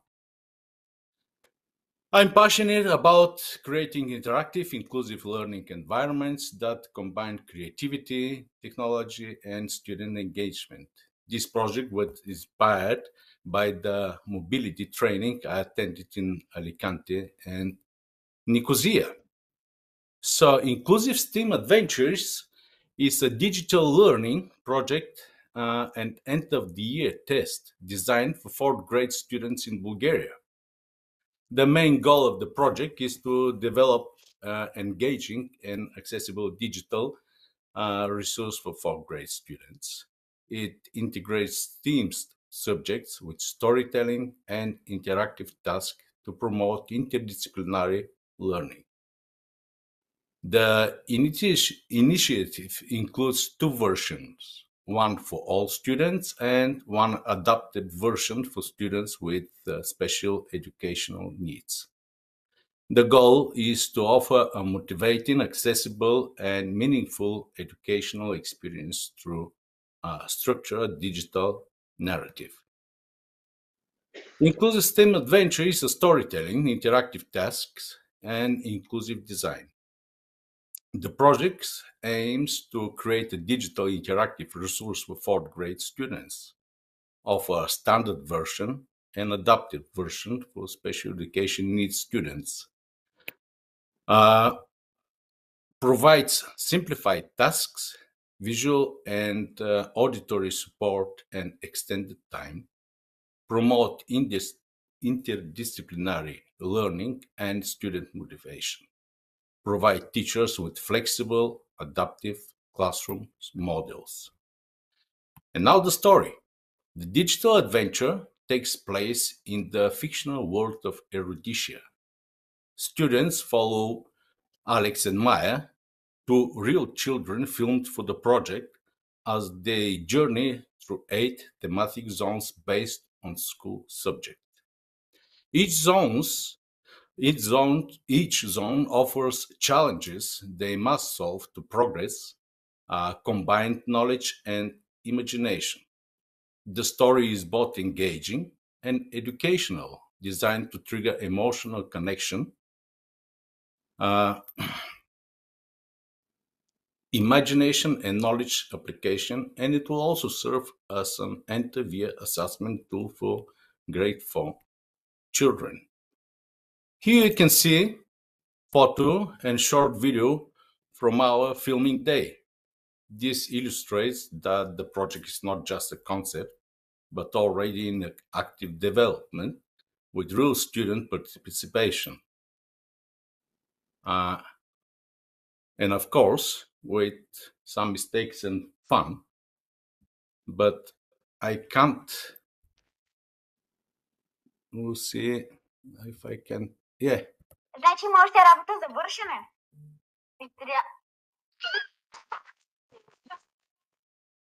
Yeah. Along the way, Alex and Maya are guided by AI-generated characters with human-like roles. The owl, symbolizing wisdom, the archivist, keeper of knowledge, the nightingale, connecting through music, the guardian of knowledge, the teacher figure, played by myself. Opposing them is Zabrawas, the antagonist who creates obstacle and confusion, pushing students to think critically. Here you can see some example of AI-generated visual, which enhance the emotional and visual appeals of the adventure. I'll try to play some of them. They are no sound. They're still in the...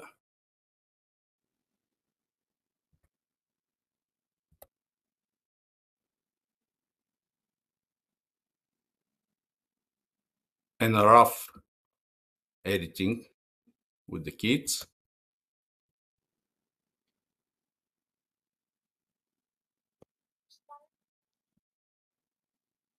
Yeah.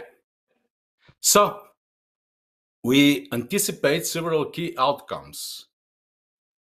Increase student motivation and emotional investment, better knowledge retention through visual and auditory reinforcement, strength interdisciplinary reasoning, active success of CEN students in a supportive environment, a flexible, scalable model that can be adapted to various educational contexts. This diagram shows the hypothetical projected improvements we expect compared to traditional testing, especially in motivation, engagement, and inclusion.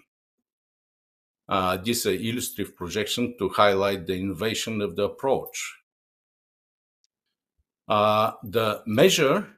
The project's impact will use, to measure the project impact, will use the pre and post activity questionnaire for students and teachers, classroom observation of engagement and participation, data analysis of interaction patterns, retries, and time on task. This will help us evaluate both academic and emotional outcomes and guide further improvement. In conclusion, Inclusive STEAM Adventures is an innovative project that merges technology, art, and education to create a meaningful, inclusive learning experience for all students. It empowers students, supports teachers, and offers a scalable, adaptable model for the future of education. Thank you very much for your attention, and sorry I couldn't share the screen. Thank you very much, Dobrin. Yeah, Very thank nice you. presentation. Thank you. Now for the last presentation, we are going to Italy and Politecnico di Milano from Sabrina Bresciani and Francesca Riccio. The title of the presentation is Co-Designing Research Directions for Inclusive STEAM Education in Europe. Indeed. So thank you very much. Hello, yes. Can you hear me and see the presentation? Yes, yes. We can see the presentation. You can start. Okay, well, thank you very much. And good morning, everyone. I feel very privileged to be at this conference, and congrats to the organizers for this fantastic gathering on inclusive STEAM education. We have heard all day of an amazing range of examples and initiatives on STEAM education, inclusive STEAM education. So our presentation will focus on how do we make sure that they can scale, and this all this work that all of us are doing and have been presented in this conference can reach also the policy makers. So oh, it's just a bit slow.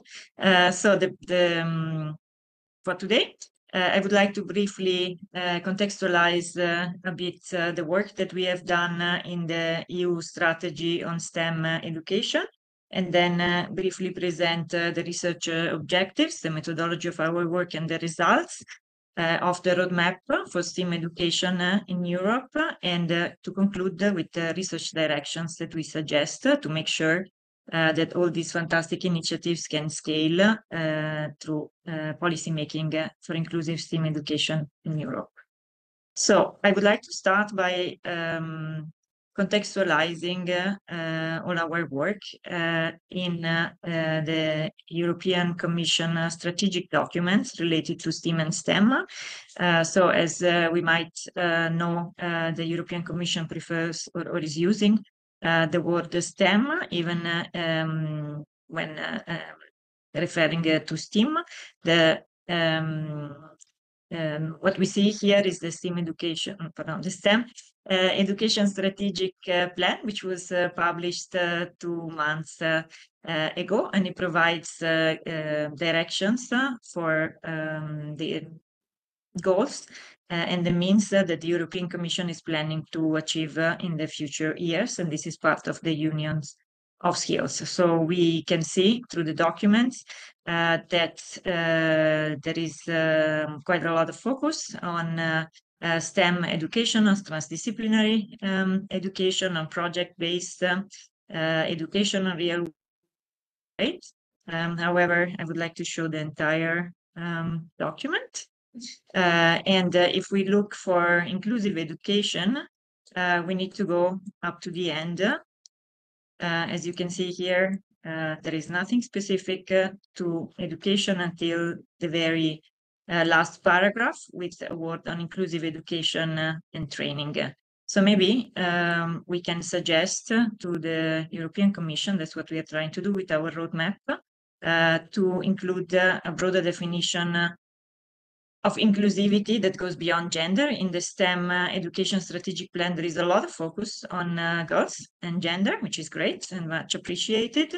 There is not any particular focus on disabilities or different kinds of abilities and neurodivergence. So that's the project. That's what we are working on in many of our projects, and we are also working on it in the project Road Steamer, which was mentioned earlier this morning in the first presentation.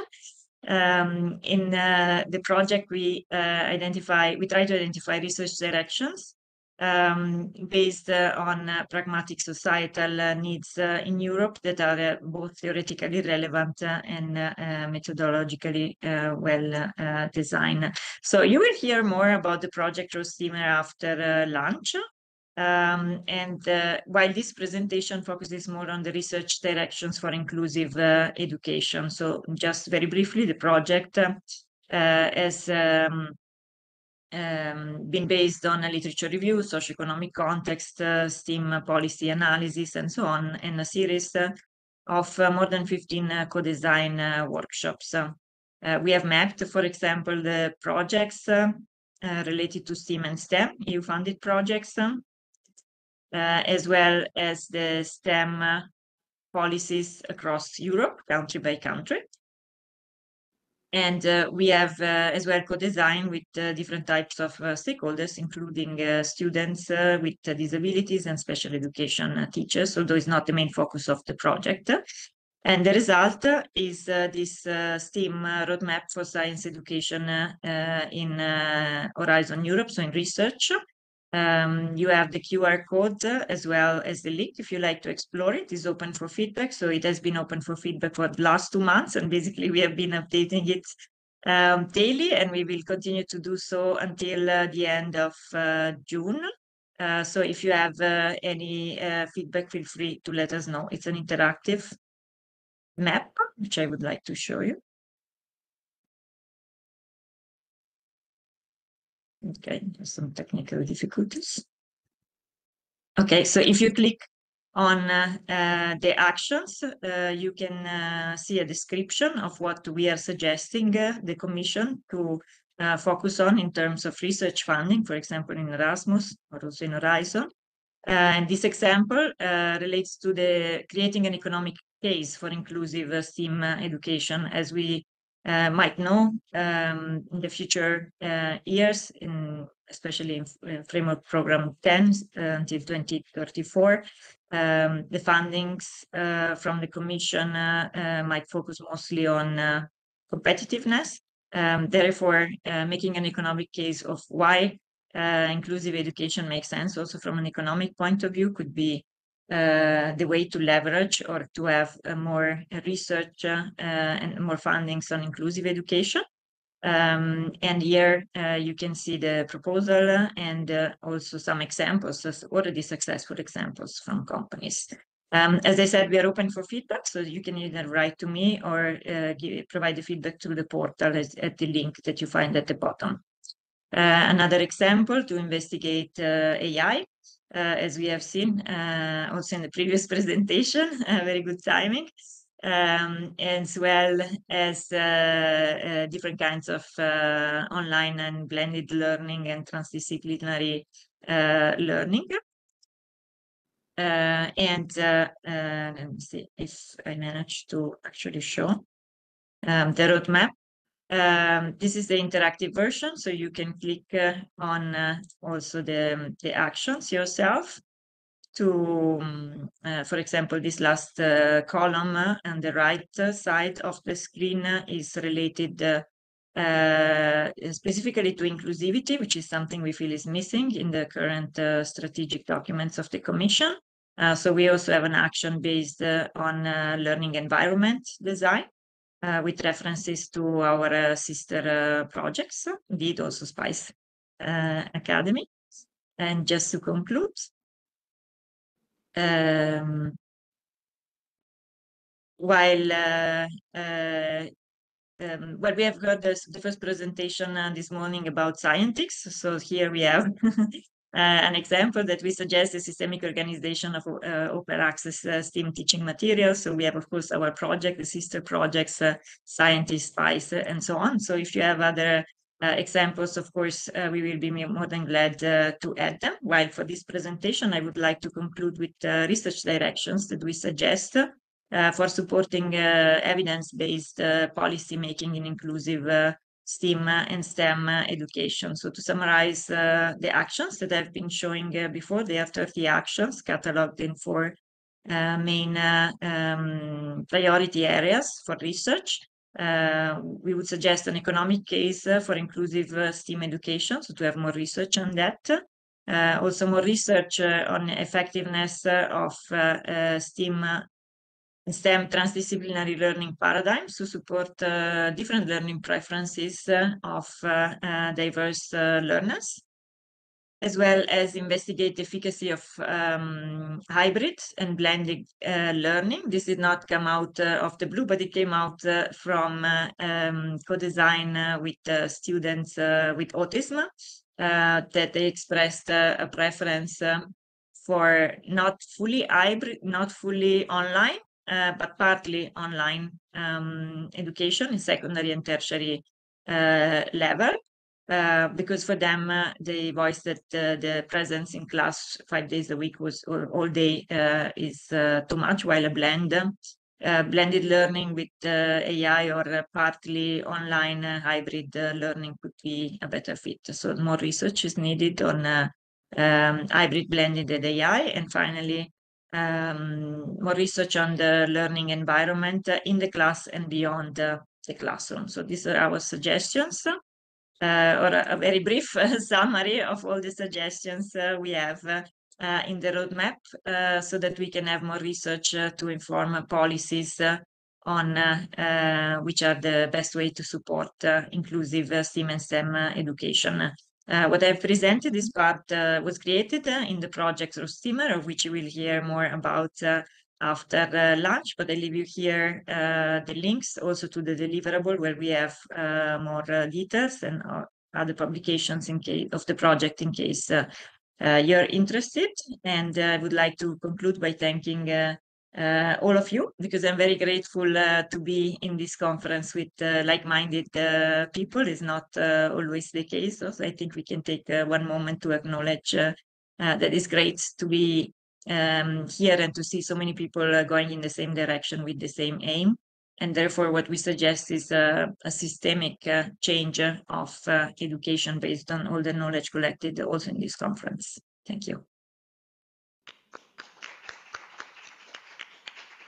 Thank you very much, Sabrina. As you said, we will hear more about Roadsteamer after the lunch break. So this was the final presentation of this session. Is there any question for the presenters?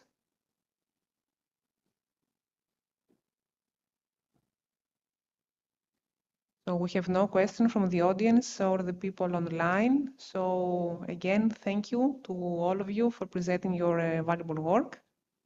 And we can continue with the next session, which is a special session, let's say, on STEAM and inclusive education.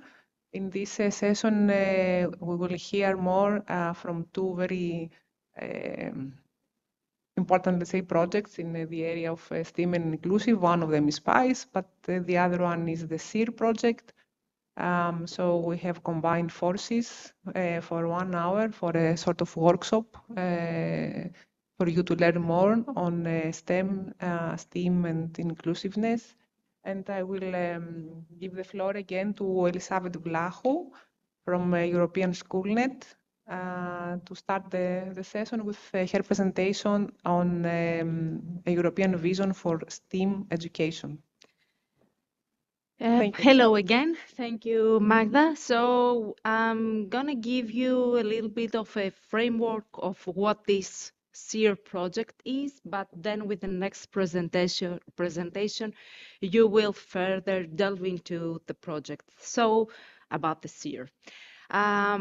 It's a Horizon Europe project, a 3-year project funded by Horizon Europe program. 5 consortium partners from Italy, Cyprus, Greece, Netherlands, and Germany, coordinated by European Schoolnet. And as you can see from the consortium partners here, we're trying to connect education, research, policy, and industry experts. So the main aim of the SEER project is to contribute and even accelerate the mainstreaming of STEAM education. This is done by providing a set of tools to help education stakeholders mainstream STEAM education in Europe, contribute with recommendations for policy improvements, help stakeholders navigate the current STEAM educational resources, and showcase and understand good practice in STEAM teaching and learning. How we do this, we have followed these 3 steps. map, refine, improve. So during the first step, we harvested and analyzed to identify alignments and ruptures between the EU STEAM landscape. So we mapped what exists, what's out there in terms of resources, education, research results, and policies, while we have also looked into the needs of schools, policymakers, and industry through 3 surveys. Then we moved forward with the second step, the refinement, to identify key areas, topics, and trends to investigate further. So we had a series of focus groups, seminars to validate our findings, but also start discussing solutions and ways to move ahead, to move forward. And this led us to the third step, the improve step.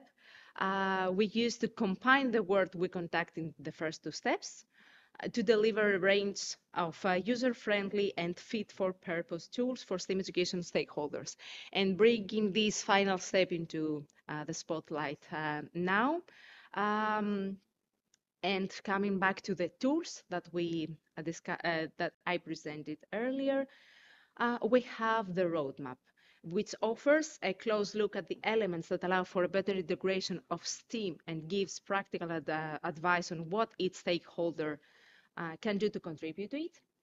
The impact assessment mechanism, which helps everyone involved to any kind of STEAM project or activity to evaluate its effectiveness and identify areas of improvement, and the certification framework idea, which prepares the groundwork for recognizing and awarding individual and group efforts towards implementing effective STEAM practices. And as you can see over there, the SEER and its tools is also part of the STEAM Atlas, a set of roadmaps looking into advancing STEAM education from different angles. So as I said, that was just a brief presentation about the SEER. I'm providing here the contact details of the project pedagogical manager of this particular project at European Schoolnet, Evita Tasiopoulou. And I can already give the floor to the next presenter, our partner from Indire, Jessica. I think I saw her online. Yeah, I'm here. Do you see me and hear me? Hopefully. We can hear you and see you. Okay, so I will just Thank you. try to So share my screen. Yeah, no say worries. Jessica shares her screen, that Jessica is the head of the Research Structure Technological Applications for Laboratory Teaching at Indire, which is a research institute of the Italian Ministry of Education. So we're very lucky to have her here with us. And this very moment, it's a bit slow for. Okay, I got it. Perfect. So hello to everyone. I'm sorry that I couldn't make it to come there in person. Thank you for having me, and I will just dive a little bit deeper how we developed this roadmap. You already, as I got it from the previous presentation, heard how the roadmap of a sister project was developed. The European Commission, like 3 years ago, just financed 3 major projects, all concentrating on STEAM, where maybe the SEER project differed a bit since from really the definition, like we defined our STEAM approach, which was not the A for art or creativity. It was like the A in brackets, like for all other subjects, since for us, central was really a transversal approach. So how we started on the development of our roadmap, and if to avoid maybe some confusion, if you want to put the projects together, like the road steamer you said before before the presentation, is a project that is majorly focusing on policy recommendation. As for this year, we somehow try to close the gap between the policy recommendation and what happens then in the classroom practices, and all the other actors in between that are obviously the teachers, but then also other stakeholders like the industry that often is called to be involved to create more active and reality based activities. Then obviously for us also other stakeholders like the teacher trainer that also have a very important role somehow to provide the right materials and teaching approaches to the teachers and the right teacher training to apply everything to the classroom. So this year is in between policy concept, in between to close the gap between policy advice and what happens actually in the classroom. So our SEER roadmap, oh, I'll go back. So we based on evidence-based approach. So we have done a large analysis of obviously white papers, scientific research, but also the scientific projects. Then we also did a run of a proof of concept to see if the key areas that we did in our evidence assessment also are filled or respect also the needs from our audience, from the stakeholders. And then also as the speaker previously underlined, we did a lot of focus group surveys and policy gaps really to focus more and also to perceive all the needs, practices, and what is already okay, but maybe what are some pieces missing from the stakeholder groups. So the roadmap of this year somehow is divided in several sections. First of all, Explorer's Guides that somehow explains how to use this roadmap. As we've seen, there's also then after tools to do an assessment of STEM projects to provide also concrete help, for example, for a head of school that somehow needs to develop or wants to integrate a STEM project to their school and make it more systematic, that somehow they are aware or they have a checklist what to consider or to see also what is already working and where then concentrate more effort on. Then there's also all the scientific background and the results of our focus groups that, and to explain what is STEM education, what are the indicators, more the theoretical part, and the section 1, the essential of STEM education. Then the journey, it's like a self-assessment tool that everyone can allocate or define their starting process in this journey, in the STEM journey. Then the roadmap itself, it's really a step-by-step guide that leads to improvement on the single key areas that maybe will be viewed as a need in section 2, evidence in section 2, and then also provide practical examples also to create this atlas of the roadmap. So the Explorer Guides, we have the roadmap structure, what do we need for the roadmap, methodology used, scientific methodology to create the roadmap, and the concept also of the atlas, as we have in section 1, really to explain what is STEAM, this interdisciplinary approach, who are the stakeholders, who are the audience, from where we got our information and from whom we made this information, and what are the key areas and the enabling factors in integrated STEM education. So first, most of all, what is STEM? It's really this integrated approach where the A for us is all, and we defined for our work after really thinking about and discussing a lot of it. And if you saw also the last publication from the JRC about STEM education or STEAM education, it's all still an open discussion. So for us, the definition is that integrated STEM for us are combined at least 2 STEM subjects together with all other or every other subject. So it could be sport, history, civil science, whatever. So in section B, we concentrate on to report somehow what are the policymaker were reporting, what were reporting our stakeholders, and what are then also the needs perceived from the audience, which are for us policymaker, the industry, teacher training, and all the educational practitioners that somehow combines teachers, head of schools, but also maybe organizations that do activity in the classroom. That could be like museums. They're doing also practices in the classroom, sometimes in an informal way, maybe lessons in the afternoon, but sometimes they also do practices in the curriculum time.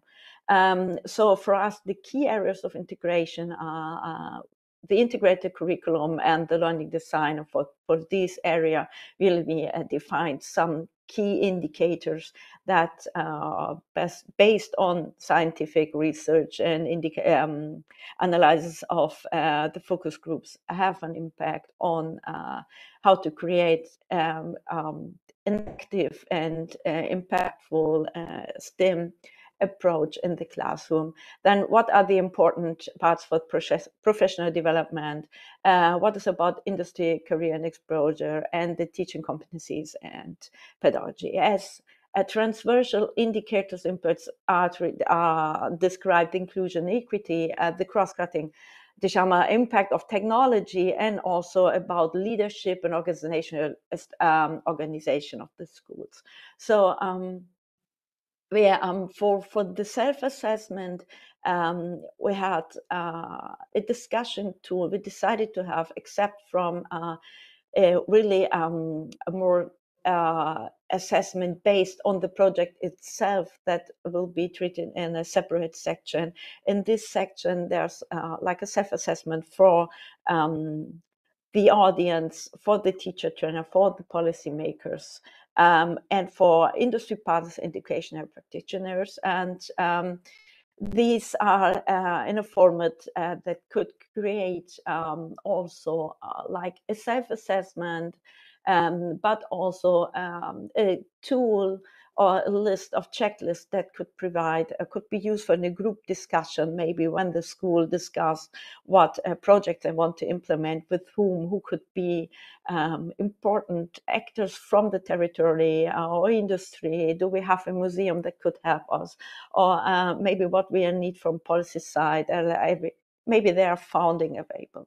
So this provides, self-assessment tool provides a checklist of possible indicators or key factors to look at that can be taken into consideration, but also not, if maybe they're already implemented or they may be too far away to be implemented at this moment.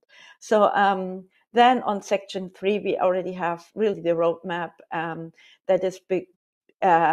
The roadmap is also divided in 4 parts and 4 key areas: the elements of integrated STEM, teaching competencies, industry and career exposure, and the professional development. And the roadmap shares the same template, so it's very easy also to orientate and get already also the information that is needed throughout interaction, the evidence that we found, what are the perceived needs or what are the needs reported from all the stakeholders we interviewed in our process. And then what are the points of attention? What are the recommendations? So what are like system-wide challenges? What are stakeholder-specific challenges? And they're also then their short definition of goals and how to receive this. As it comes to inclusion and equity, for example, there's also this gap addressed, obviously also on goals, but also on the gap of minorities represented in the population, or students with learning difficulties, and they often remain underrepresented in STEM activities. And one recommendation could be that there's more attention for culturally responsive pedagogy, that also the real-life examples, or also the expert they will invite it into class have a clear defined role model. Or if you're looking for an expert that comes from industry or from university to the classroom and maybe explains what she is doing and how she came to her professional choice, that these also, there's a major attention to choose role models that somehow are more sensitive to these minorities. And there also, then we are giving hints how these progress or how the steps to promote these activities in STEM education could be measured or could be made visible also, not only to learner, to teacher, but to the whole community. So also, like we evidence intersection that easily getting overlooked, since often research focus on one precise area or one precise stakeholder. And since we have done the same approach, or defined these key areas that then are analyzed from every stakeholder perception. In the case of this here roadmap, it is for us, one advantage is that we can create these intersections between different stakeholder views, and what then maybe are the needs perceived from one side and what maybe already is in place from the other side. So have like a sustainable teacher professional development that completes also mentoring, not only from maybe the teacher trainers, but also then support from industry, could be one intersection or one hopeful point that brings all together. So and inclusion is something that cannot be only mentioned or taken into account in one area like classroom activities. Somehow it needs to be then have a point of attention through several areas like curriculum design, what technology is used in the classroom. Also, if the leadership of the school, for example, then is more open to create a more learning community around their school. And also, as I said before, maybe with partnerships to align really to find a role model diversity and pay more attention on that.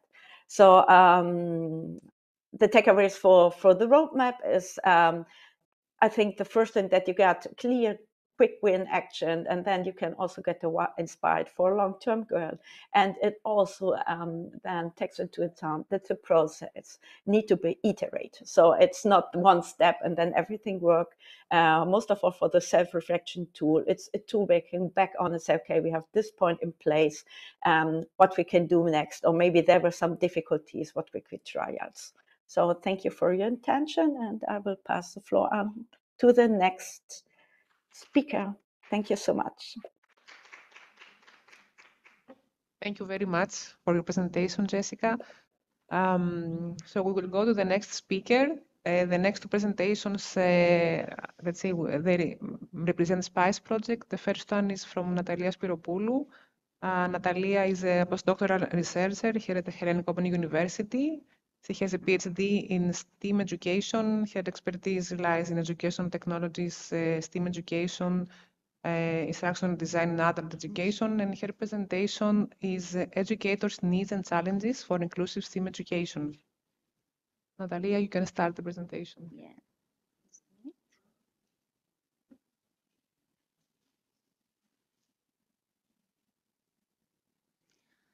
Okay, hello for me also. In this presentation, we'll share some key insights from the survey conducted as part of the SEER project. Our aim was to highlight the voice of educators, capturing their perspective, challenges, and inspiration related to STEAM education.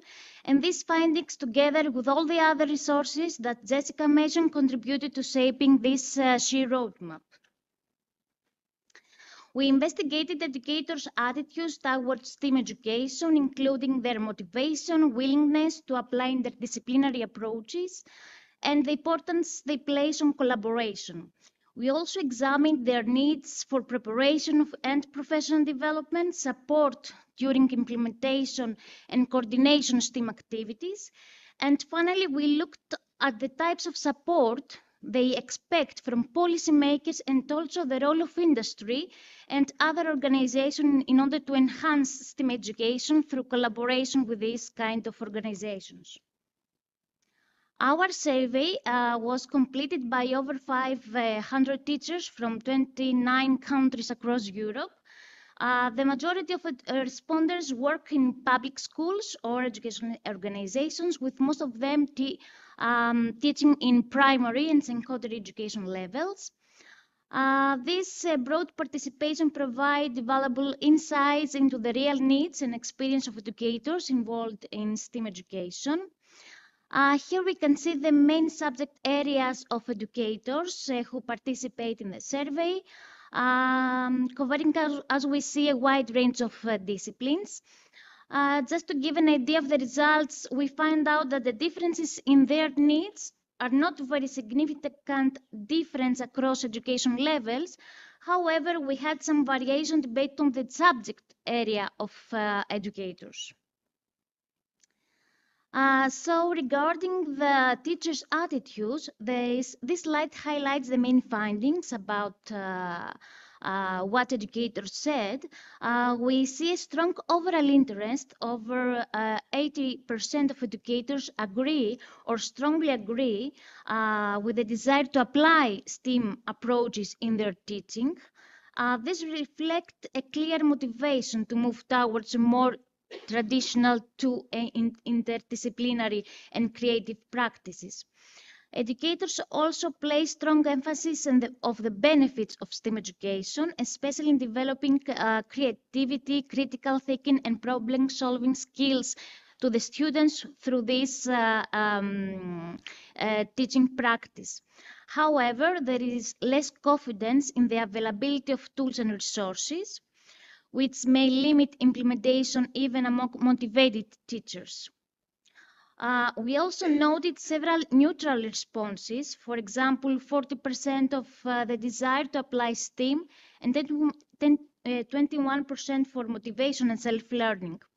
This may indicate that some educators may still need more support, training, or a clarity before they feel ready in order to implement STEM education. And lastly, we had some mixed views on how well STEM education considered individual students' differences, suggesting that there is a need for more inclusive strategies moving forward in order to implement STEM education.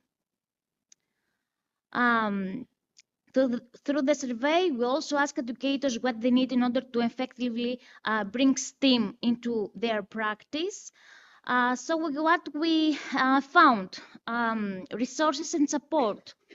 Educators highlighted as most need for financial support, access to quality educational material and innovative technologies.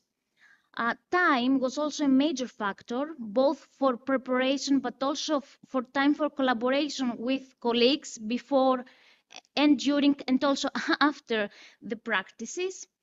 Curriculum and instruction, teachers ask for a clear understanding of STEM principles and how to build a strong STEM culture inside their schools, and support in instructional design that brings disciplines together. Collaboration and community. There was a clear demand of more structured opportunities to collaborate with their peers. Educators also see the value of involving the broader community, including parents, industry, and other schools, in order to all of them collaborate for the overall outcome of the STEM practices. Classroom management and assessment, they raise some challenges that include large class sizes, limited time, and the need for better tools and methods for assessment and feedback. And professional development, of course, educators call for concrete training such as effective lesson plans, discipline-specific strategies, and the integration of emerging technologies, how they can use technology in order to implement STEM education. And they also emphasize the support for inclusive teaching, active learning, and student self-reflection. Through the open-ended questions that we have in this survey, we also had the opportunity to gather more in-depth information from educators, allowing them to express their experience, concerns, suggestions, their own words. Some of the issues here we see that they already mentioned in the previous slide, such as the financial support, the educational resources, and time for collaboration. However, educators also brought forward additional challenges, particularly around inclusion, accessibility, and broader systematic condition for STEM education. A key concern also was the infrastructure. Many educators point out that current learning environments are not equipped in order to be able to support inclusive STEM education practices. They share the need for more modern, accessible classrooms and dedicated STEM labs suitable for all students, including those with special educational needs. They also highlighted the lack of adapted resources and call for more flexible, inclusive assessment methods, such as how to use project-based learning or peer evaluation approaches. They can better reflect diverse learning strengths. In addition, several educators emphasize the need for the overall systematic level change, including more autonomy for schools and leadership support to foster an overall culture that values equity and innovation.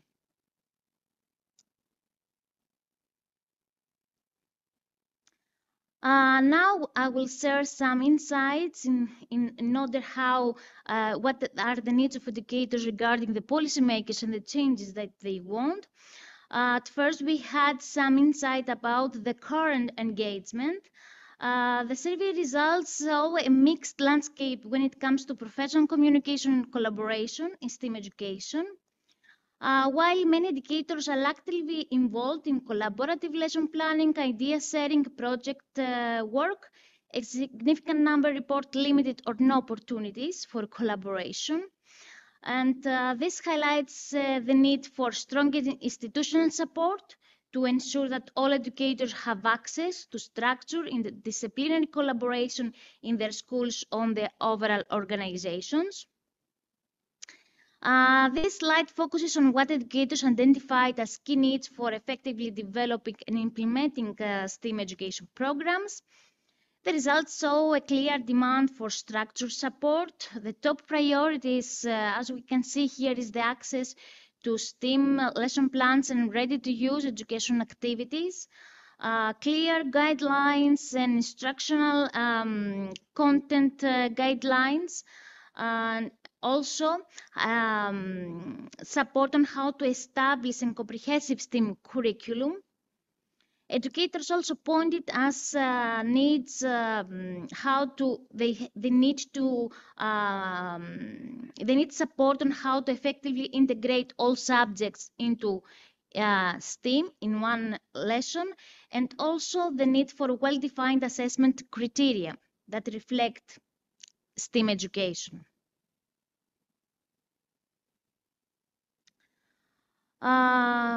Educators also pointed to several organization changes needed at school level to support STEM education effectively. Adequate infrastructure highlighted by 69% of responders, and this includes appropriate spaces and equipment for STEM activities. Around 64% emphasized the need for dedicated time for teacher collaboration, and also there was a strong need for the smaller classes.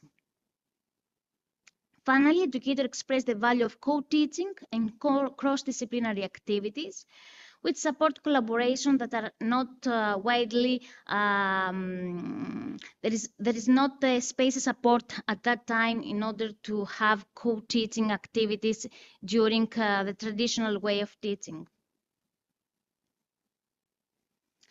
Now, regarding on the questions about how they could support and collaborate with other organizations and industries, at first, teachers ask about the level of support they receive in order to understand the current situation. Nearly half the teachers reported receiving no support at all from industry partners. Only a small number indicate that their schools benefit for meaningful or ongoing collaboration. And this points to a clear gap in engagement and strong need to strengthen this collaboration and this connection between education and industry, not only to provide resources, but also to bring relevant experience and joint opportunities into still learning, and also to connect school education to the labor market. And to close the presentation, we asked teachers what kind of support they expect from the industry in order to strengthen STEM education in the classroom. The top need was financial support, following to teaching resources, tools, and also professional development opportunities. They was also interested in company visits and career presentations, especially among technology and computer science teachers. Similarly, technology, engineering, and art teachers showed a high interest in internships and industry partnerships. While we saw that social science teachers, on the other hand, reported less need for financial support and collaboration with the industry, showing some variation across subjects. Overall, while education level had little impact, disciplinary differences were clear here in this section of the survey, and these results highlight the need for more flexible and tailored industry support based on the education-specific needs of the teachers. So to conclude this survey gives us valuable insights into the voice of educators across Europe regarding STEM education. And we saw a strong desire to apply STEM approaches, but also a clear need for structured support from resources, from training, time for collaboration, and the change of the overall culture. And all of these results help us in order to shape the STEAM roadmap that Jessica previously mentioned. And yes, this is the results. Thank you for your attention. Natalia, thank you very much for the insightful presentation. It seems that there are a lot of things to be done for STEAM education across Europe. So to close the session, we'll have Stefan Savov from the Education Trade Union in Bulgaria to give the last presentation about the role of teachers' collaboration in advancing STEAM education.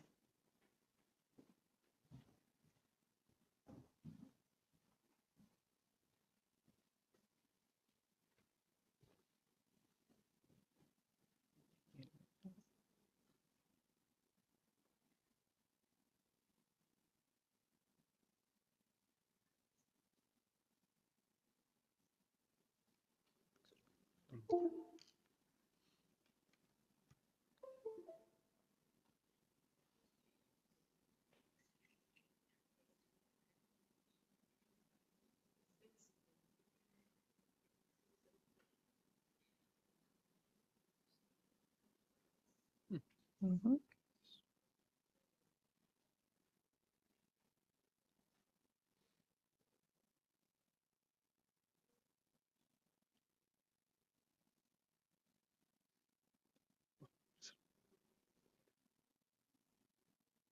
Great. Thank you. Hello, everyone.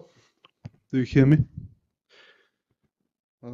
My name is Stefan Savov. I'm a project team member with the Синдикат образование към КТ Подкрепа, or better known among you as Trade Union of Teachers Подкрепа. The Trade Union of Teachers Подкрепа is a partner in the SpicE project. It takes the position that the teacher collaboration is a key factor for this systemic change. As a trade organization working in the field of education, One of the areas of our work is related to supporting teachers working with children with special education needs. The topic of today's presentation, the role of teacher collaboration in advancing STEAM education, emphasizes that teachers working together can more successfully implement integrated STEAM learning in school. In the presentation, I will point out why collaboration among teachers is critical to strengthening STEAM practices, examples of networks, professional communities, and mentoring models, including the experience of the SpicE project, and recommendations for strengthening teacher voice and support at national and European levels.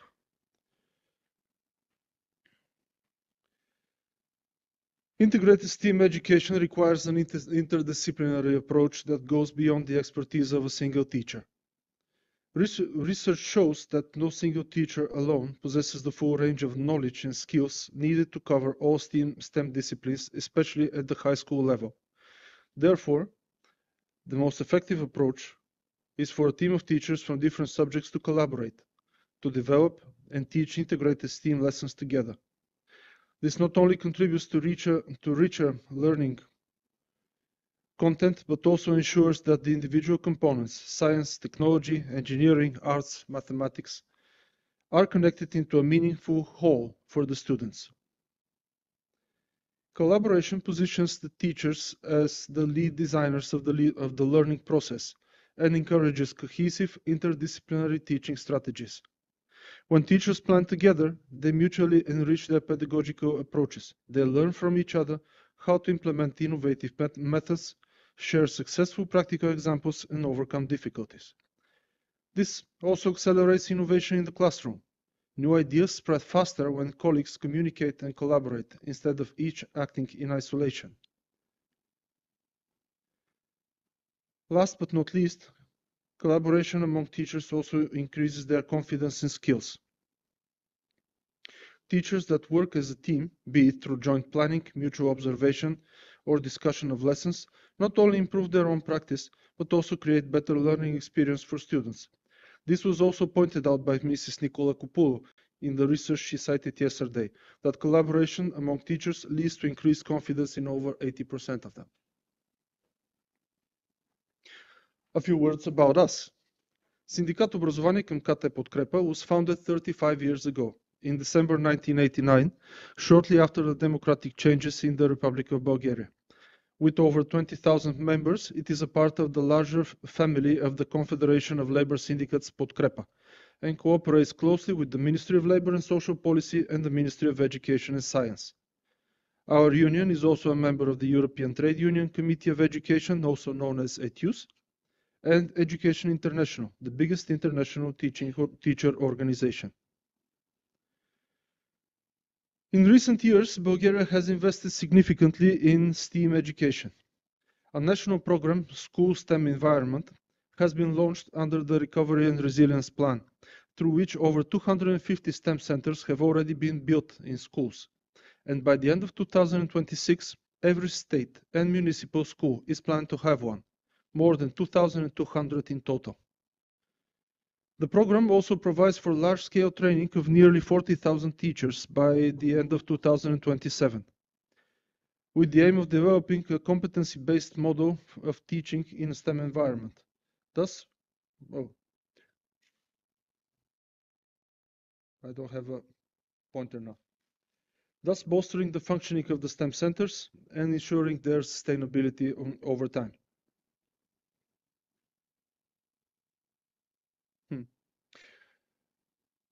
Okay. The SpicE project, a lot has been said. Most of you, especially the ones present here, are familiar with it. But European initiatives and projects already demonstrate how teacher collaboration supports STEAM education. One current and very successful example is the SpicE Academy, an innovative academy focused on inclusive STEAM education. Within the framework of SpicE, it was developed a large-scale MOOC, massive open online course that enables teachers to develop skills for integrating STEAM into the classroom. Just a second, please. I don't have a mouse. Oh, okay, I have. Yes, I found it. That enables teachers to develop skills for integrating STEAM into the classroom. with a particular focus on students with mild learning disabilities. In the context of today's presentation, MOOC is not just a one-way learning experience, but also a platform for interaction among teachers. Educators participating in the course join communities of practice where they collectively discuss the application of what they have learned and support each other in implementing inclusive STEAM lessons. In this way, SpicE builds a network of teachers committed to a common mission to make STEAM accessible to every student, embracing those with mild learning disabilities. In addition to the online course, SpicE also implements other forms of professional community, blended learning, and a teacher exchange program. This means in practice that teachers from different countries have the chance to work together through face-to-face training and sharing of experience. This approach combines mentoring and exchange. More experienced teachers can guide colleagues, and each participant draws ideas from the diverse European experience. Yesterday, several case studies were presented, all testifying to the success and positive outcomes of these platforms of collaboration. For the Trade Union of Teachers Podkrepa as a partner in SpicE, this project provides a valuable example of how international collaboration among teachers builds capacity at the national level.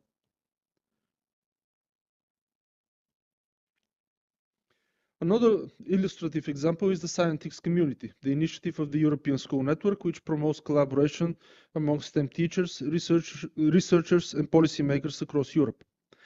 Scientix maintains an online portal with thousands of freely available materials and regularly organizes trainings, conferences, and webinars for teachers. Through national contact points and the Scientix Ambassadors Program, this network connects teaching communities from different countries and gives them the opportunity to exchange good practices in their native language. I would like to extend our gratitude to Mrs. Vlaho for her extensive and detailed presentation on the Scientix and the tremendous work the European SchoolNet has carried out to make this happen and to maintain it. The result is a pan-European professional community where teachers do not feel alone in the challenge of renewing science and technology teaching, but know that they have like-minded colleagues from whom they can draw inspiration and support. At the national level, professional communities of interest are also emerging. For example, many schools in Europe implement the model of lesson study groups, teams of teachers who jointly plan, observe, and analyze lessons, looking for the best methods. In the context of STEAM, such groups can include teachers of different subjects like mathematics, physics, visual arts, who jointly develop integrated projects. This type of collaboration informally creates networks of colleagues within a school or region who share resources and responsibilities. Some education systems institutionalize this approach through formal professional teacher communities or interest clubs supported by local educational authorities. We, as the Trade Union of Teachers Podkrepa, have for several years maintained the Academy for Educational Leaders, through which we provide training in over 30 qualification courses for educators in the primary and secondary schools. The courses, among which are STEAM-related ones, are approved by the Ministry of Education and Science in Bulgaria. These trainings provide a beneficial environment for teacher collaboration and exchange of experience, since most of our trainers are also teachers. As mentioned before, mentoring in Bulgaria is not in the school system is not sufficiently developed. It is another valuable tool for collaboration. In a number of countries, programs exist where experienced teachers support their younger colleagues in learning innovative practices. In the field of STEAM, this could mean a teacher with experience in project-based learning in science advising other teachers on how to implement such projects in their classroom. The Trade Union of Teachers Podkrepa, as an organization uniting teachers from all over the country, has the opportunity and a key role to create a mentoring network of qualified teacher innovators who can share experience at the national level. Such initiatives would ensure that every school, even those in smaller settlements struggling with teacher capacity, as mentioned before, has access to a community of support for the introduction of STEAM training. Mentorship of teachers is one of our main priority areas in which we are active. At national level, we have implemented several projects establishing mentorship networks of teachers supporting their colleagues, especially novice ones, due to their high dropout rate and burnout. A notable example is the UWell project, as well as the NEST project, both funded by the European Union. We partner with the Ministry of Education and Science in all our initiatives and projects supporting teachers' collaboration and capacity building. It is important to note that the European Union actively supports the creation of such teacher networks and academies. Initiatives such as the Erasmus Teacher Academies like SpicE, ICSE Academy, STEAM Academy show that by providing resources, opportunities for professional collaboration and training, teachers can more easily renew traditional curricula and integrate STEAM approaches. All these examples, from online communities to school teams to international projects, illustrate the diverse forms of interaction. What they have in common is their success in increasing teachers' professional confidence and improving classroom practices, which directly contributes to better quality STEAM education.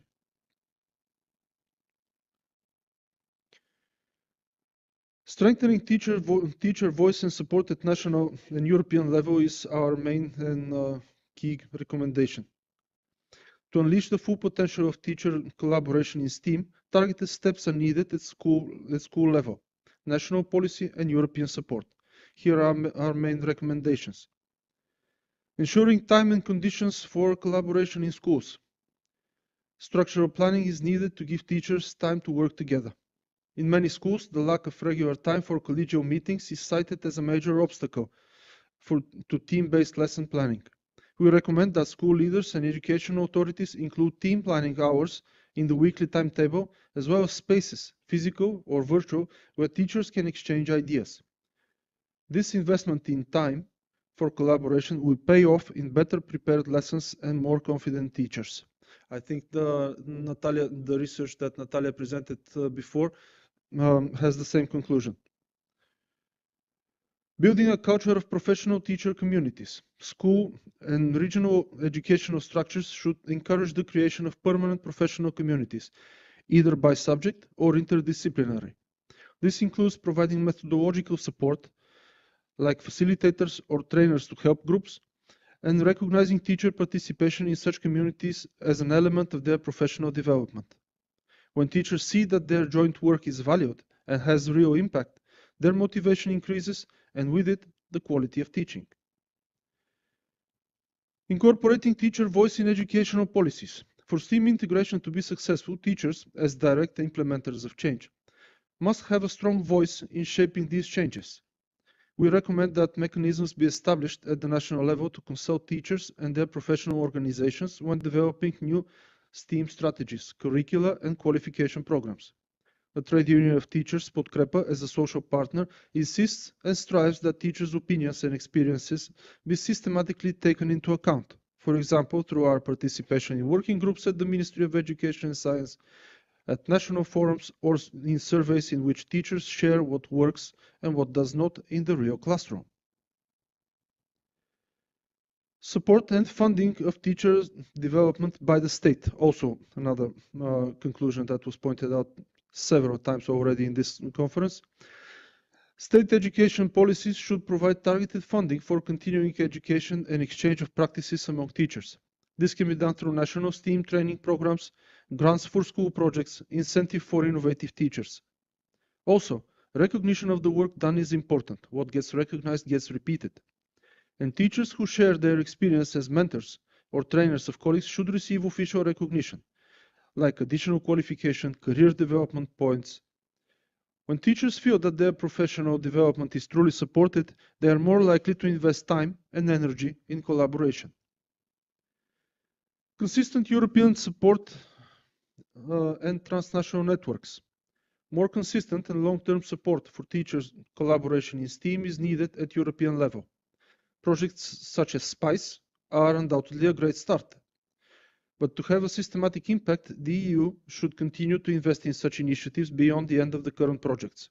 This includes expanding teacher exchange programs, creating European platforms or portals for ongoing interactions, such as the Scientix model, and supporting multilingual resources and courses accessible to teachers from all countries. European policies should stimulate collaboration not only among teachers, but also among schools, businesses, and higher education, in order to build an ecosystem around STEAM education. The Trade Union of Teachers Podkrepa supports the initiative for a large-scale change in STEAM education, for which a commitment is needed at the EU, national and local levels, plus an active role of the whole community, teachers, principals, parents, business partners. Our recommendations focus on empowering teachers and building support structures to fill the gaps and guide teachers and schools to adequate resources. The aspiration for STEAM education for all requires that we hear the voice of every teacher and ensure that every student has access to innovative learning, including those with mild learning disabilities. This means that teachers do not work in isolation, but are supported community. The Trade Union of Teachers Podkrepa, as part of the European teaching family, declares its readiness to continue supporting these processes. We will work to ensure that teachers in Bulgaria are actively involved in European networks, share experience with colleagues, and have a voice in policy making. We believe that a strong teaching community is the backbone of inclusive and innovative education. Looking ahead, our goal is to turn the recommendations into reality, with joint efforts of teachers, unions, institutions, and partners. In conclusion, collaboration among teachers is not just an additional asset, a nice to have, but a necessary driver for systemic change in education. It amplifies the voice of teachers, improves the quality of teaching, and ensures that innovations reach every child. On behalf of the Trade Union of Teachers Podkrepa, we emphasize the following key messages. Teachers working together are a driving force for innovation in STEAM. No single educator can cover all aspects of STEAM alone. The power lies in the team that brings together different expertise and perspectives. The collective creativity of teachers brings better projects and more holistic learning for students. Professional communities and networks give teachers a platform for exchange and support. By participating in communities such as SpicE, Scientix, etc., teachers overcome isolation, share resources, and partner in solving common problems. This increases their motivation and competence, and therefore student success. Policies must ensure a strong teacher voice and ongoing support. Sustainable progress in STEAM requires targeted investments, time for collaboration, qualifications, funding, and mechanisms for teachers to participate in decision-making. The European and national levels should work together to support teachers because they are at the heart of change. Collaboration is fundamental to quality and inclusive education. When teachers communicate and work as a team, they find ways to engage every student, including those with difficulties, and make school a place for everyone. This collective spirit must be fostered by all of us, from the classroom to the cabinet, if we want STEAM education that truly prepares young people for the challenges of the 21st century. A final call. Let us continue to build a community of innovative teachers, learn from each other, and together make this vision a reality. When teachers have the space to collaborate, they don't just teach well, they transform education for the better. Thank you, and to our Greek host, Ευχαριστώ πολύ. Thank you very much, Stefan. So this concluded the session on STEAM and inclusive education. I think we learned more things from the two projects about the needs and the challenges that the educators face in order to implement STEAM in their classrooms, and hopefully we will have soon a roadmap that will help them a lot. Is there any question from the audience?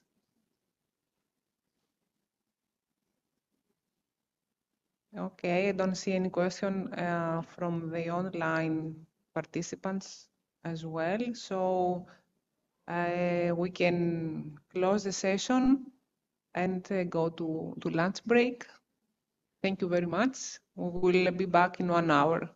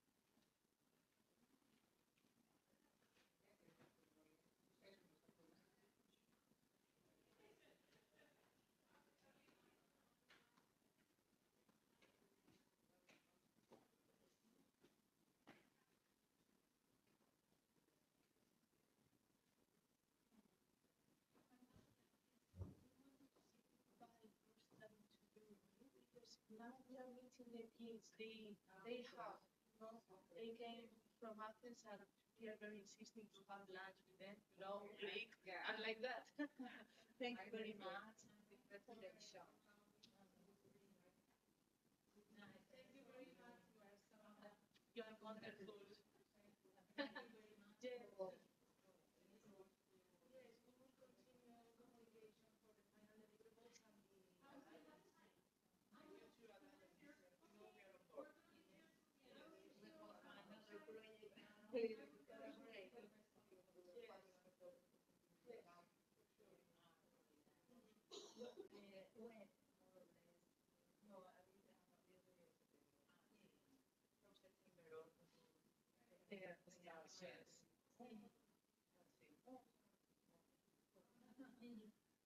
wonderful. Thank you. Yes. Thank you. Thank you. Bye for everybody. Bye.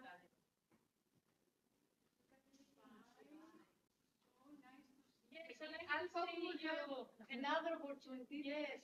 And for the project and for all of us, yes, in Alicante, to be met again with another visiting. Yes. Alicante. Thank you very much. It was a great experience. You're welcome. Thank you to you to come to Alicante. You're wonderful people. Thank you very much. You too. So nice to meet you. Yes, so nice. Thank you. Bye. Bye. Have a nice feedback. Thank you. Έχει και ένα φλασάκι εδώ. Ποιανού είναι? Δεν ξέρω ποιανού είναι. Ελπίζω. Πριν φύγει. Το αφήνω εκεί. Επειδή δεν ήμουν στην αρχή, αλλά ήταν κάποιοι από την Κύπρο, από το Υπουργείο Παιδείας, της Κύπρου, και έκανε μια παρουσίαση. Και επίσης ήταν και μια πρακτική παρουσίαση μετά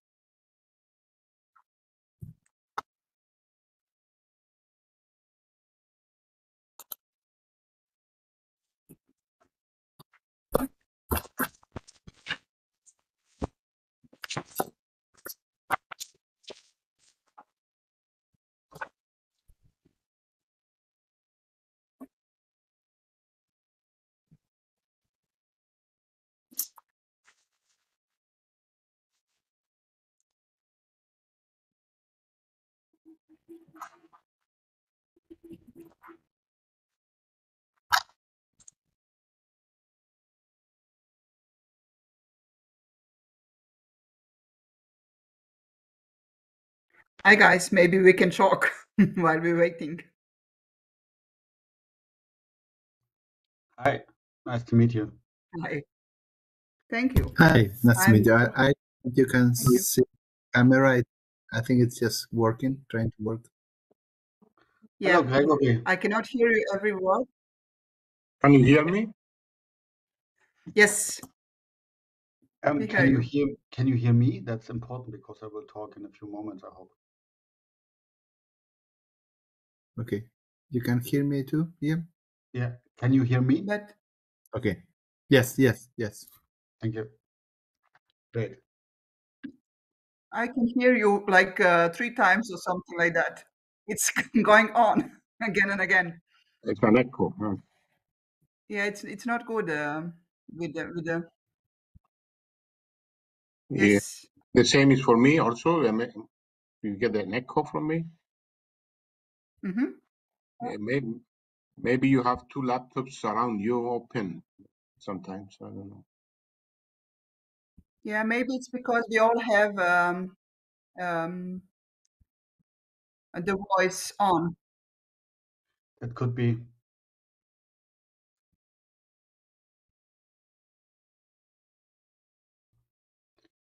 So Magda, I assume, will be moderating here, or how will it be? Actually, I think that it's somebody else than Magda who is moderating on the program. She was moderating the last session, but somebody else was on this. The program says Magda, so. Oh, is it? Yeah.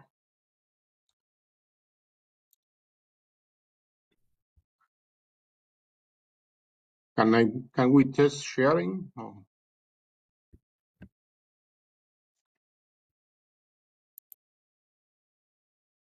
Shall I try? Go for it.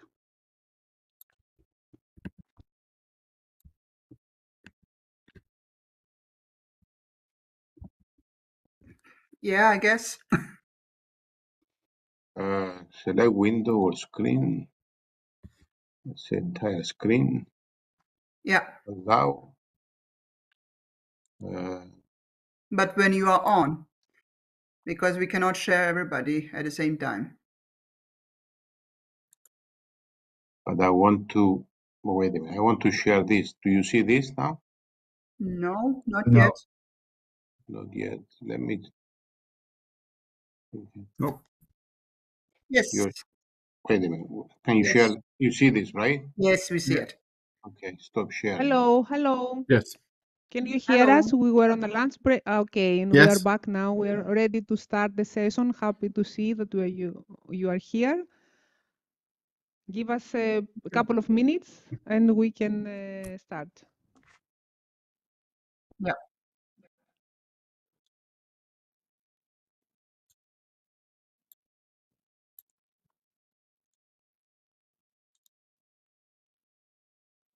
But Magda, can I say something? Yes, yes, we can hear you. Yeah, we are hearing everything like 2 or 3 times. You are here? Everything is coming again and again, like 2 or 3 times again. Okay. There's an echo. Let me check with the technical. So it's people. But very we don't. bad, yeah. We don't. I don't hear an echo, by the way. Maybe you Okay. hear an echo, so it could be No, your but side. How on about the echo, others? but Do yeah. you all hear the echo? No. No, I don't. So it's only Mirella, I think, who does. So Okay.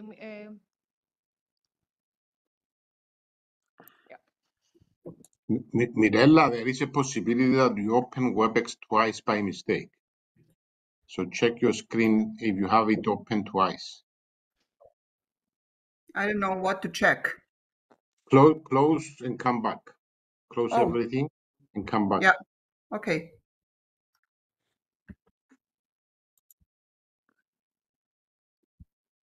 We still see you. That means if you close one, we still see you. Let's see what happens.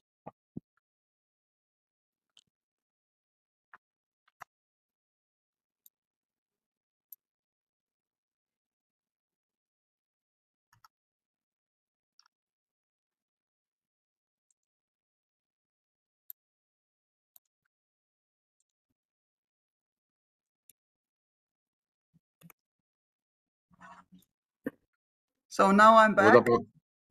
What about now? You still hear echo? No, actually, I think that you are right. It was because I was in the session before that on the other link, and I didn't turn it off. Thank you. Yeah, good. So where are you from, guys? I'm from Spain. I'm from Cyprus. I live in Cyprus. I work for Poland. I live in Cyprus. Okay, interesting. Milena, Mirella, you are from? I'm right now from Denmark, and I'm representing a Danish Association of History Teachers. But I'm originally from ex-Yugoslavia, from Bosnia. So I came here 30 years ago. So yeah, I'm a little bit from everywhere. Yeah. My father is also from Yugoslavia. He comes from Serbia, but he came there very, very young. When he was young, he was 15 or 16, and yeah. Yeah, I came here like 15 or 16. Yeah. That's nice to hear. But he's still. How are you, Oliver? What? Please? I just asked, how are you, Oliver? Yeah, fine. Haven't seen you now for a month now. But yeah, we're supposed to talk. Yeah. Yes, I already talked also with Katja, and we would like to arrange a meeting. For others, we organized a conference in Cyprus together with Maria Evagoro. Yeah, Gregory and I, we wanted to talk a little bit about cooperation possibilities, which we are all open. So I will present our institute in a few moments, and then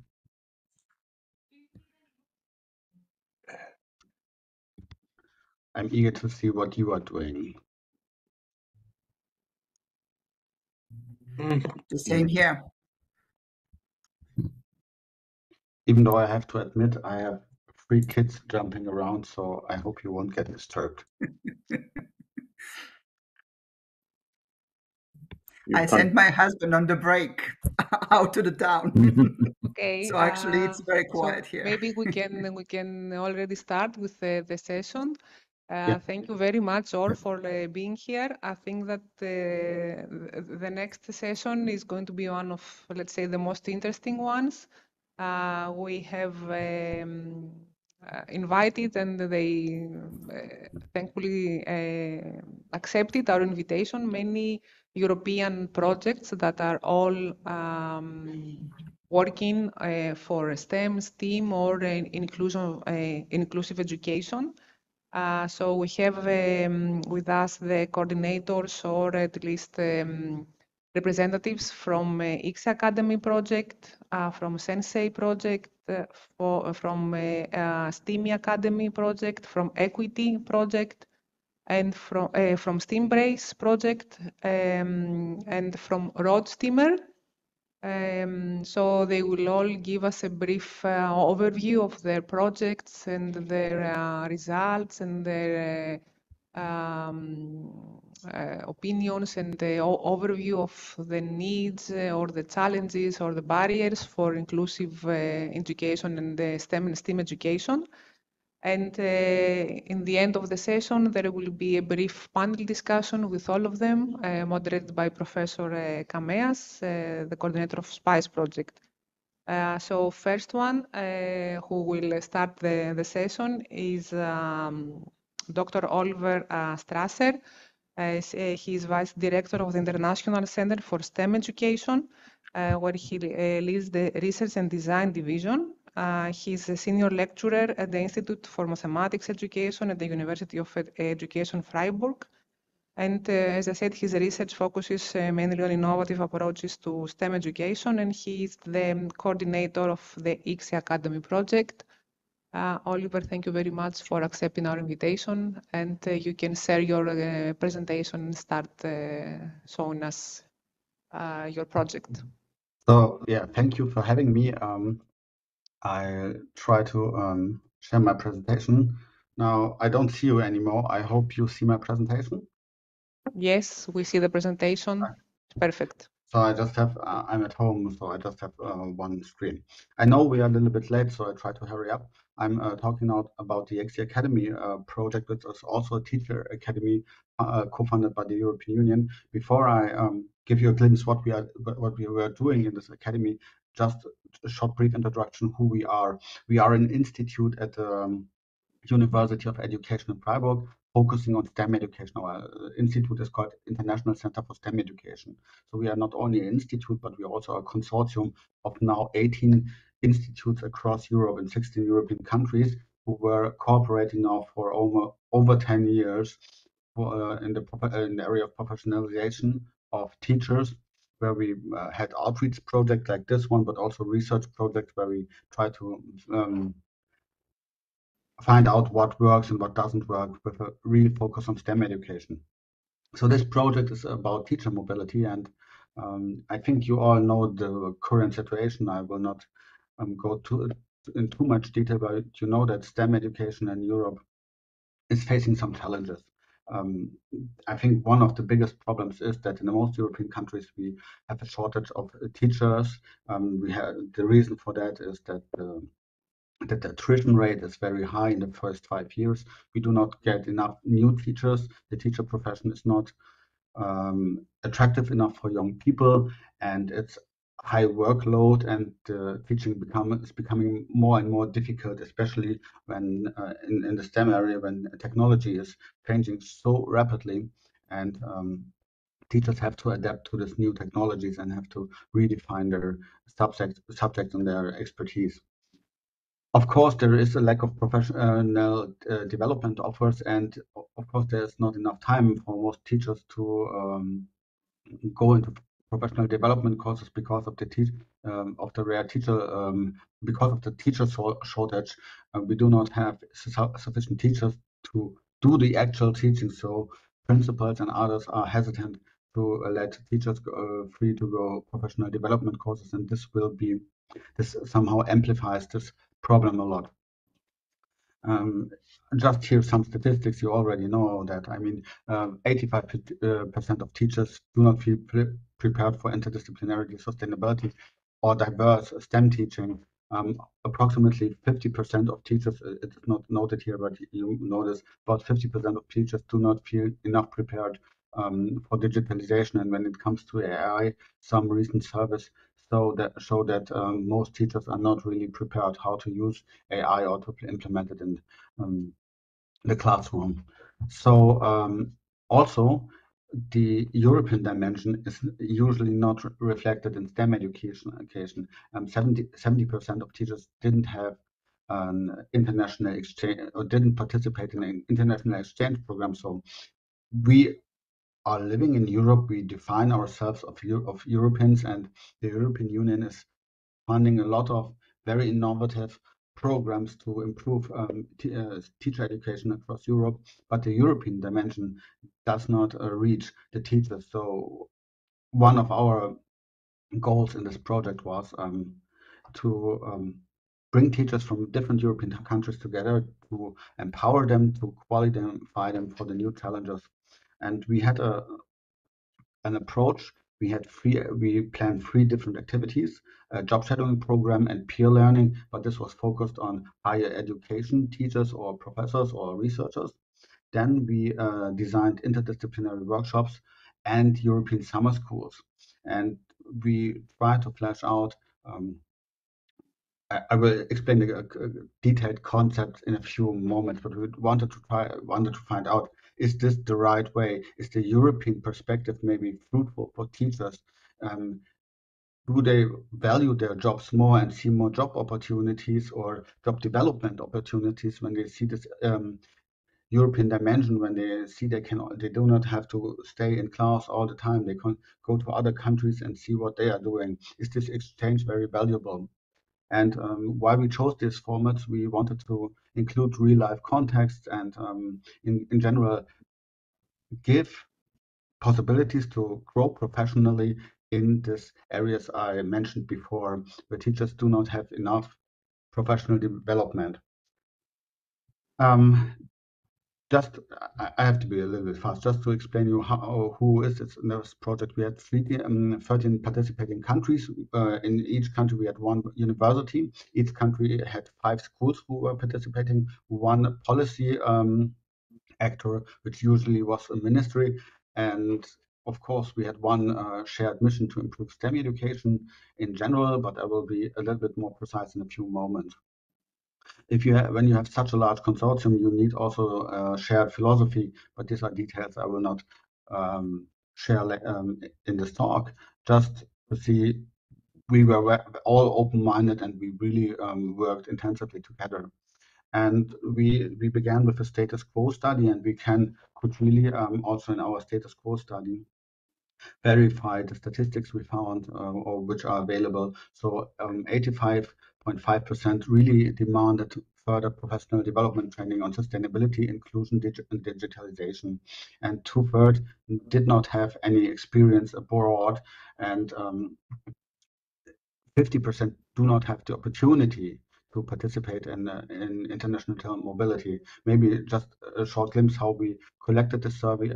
You saw we had policy representatives on board, so they shared our questionnaires, and we reached really a big audience and could just collect a lot of data across Europe.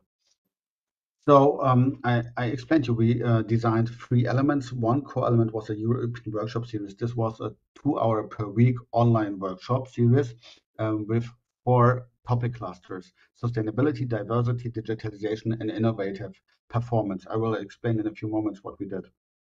Accompanying to this workshop series, we had a study design. So people who were participating got a pre-post questionnaire. Oh, I saw I didn't translate it. I'm sorry for that. And we were questioning their willingness to participate in mobility activities, but also we let them assess their own content knowledge and also the self-efficacy in teaching in those areas we mentioned here above. Here, sustainability, diversity, digitalization, and innovative. So why did we choose these 4 topics? I told you we did a status quo study, and we also asked what are the main challenging topics. And sustainability was combined with inquiry-based. No, diversity was combined with inquiry-based learning to approach diverse classrooms. Sustainability education was combined with classical STEM education, and digitalization focused on computational thinking and especially the use of AI in STEM education. Now, when you have such interdisciplinary approaches, you need different forms of assessment. So classical assessment does not work. And so innovative performance assessment methods were introduced, also how to assess competencies rather than knowledge. The second thing was summer school. There were 2 summer schools in Prague and Utrecht. We had two rounds, each 6 days, and in total 90 participants. The topics were similar, but they really much more focused on a practical implementation, and we made international teams. They had to work together to flesh out what happens in their country, what is missing in their country, and then they try to find solutions with international perspectives. Here again, we had a pre-post study also on mobility readiness, their expertise in their subjects, and so content knowledge and their self-efficacy and teaching. So the study design was similar. And then also we had a job shadowing program. The idea behind this was a little bit that we all are experts in professional development for teachers, and we wanted to see what are we doing each other. So we visited each other digitally or in person, dependent on the persons. Then we saw what those people are in the other countries giving for professional development opportunities for teachers, and we transferred them to our own country and reflected on this.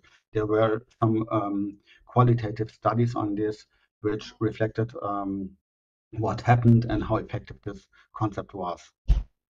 So, in fact, 84% of people were really happy with our program.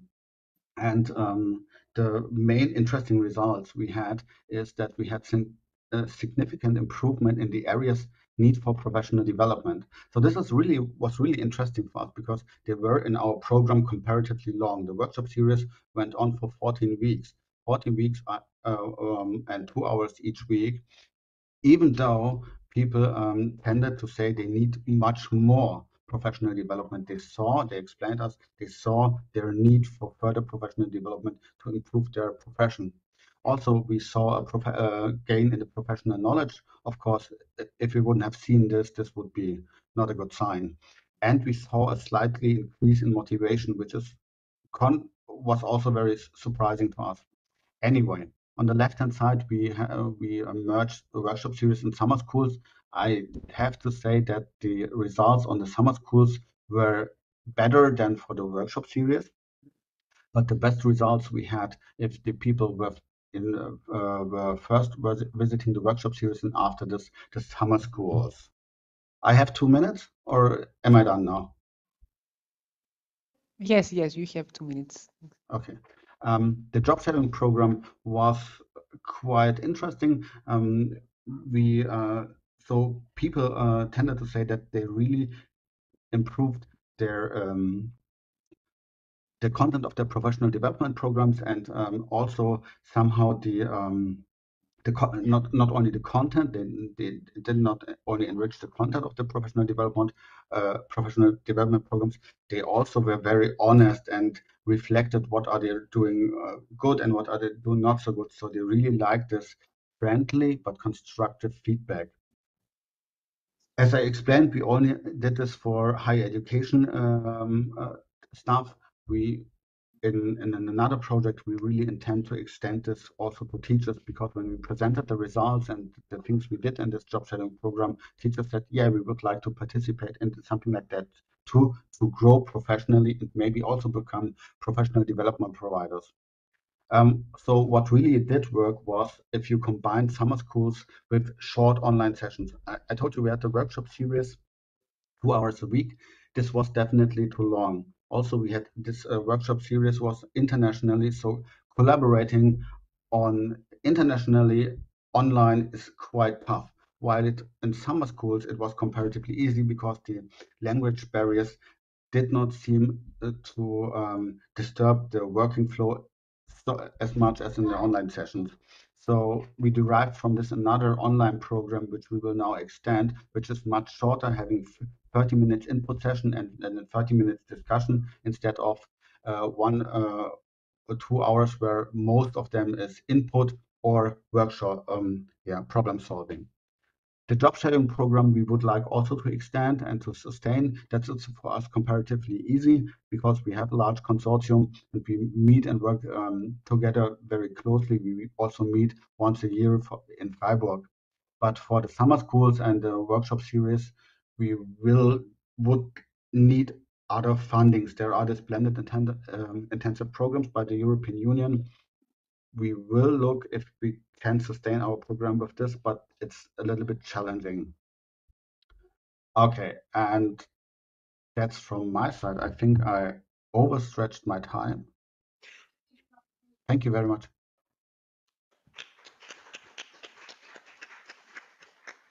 Thank you very much, and for the wonderful presentation, Dr. Strasser. We will go to the next presentation, and then we will have the discussion at the end of all presentations in any case. So, next presentation comes from SpicE project. It is titled SpicE Inclusion for All.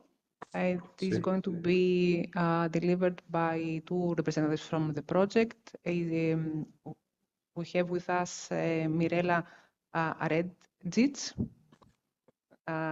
She is connected from Denmark. She is a teacher of math and history in the Danish high school Vechen Gymnasium.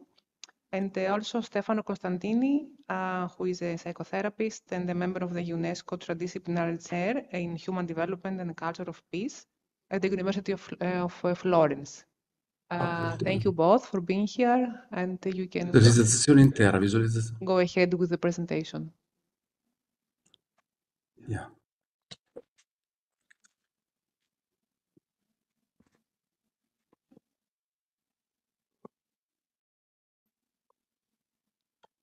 Yeah.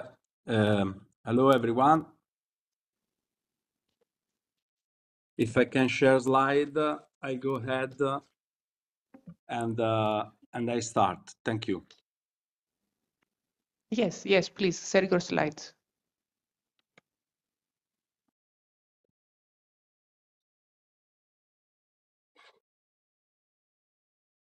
So perché non me lo condivide.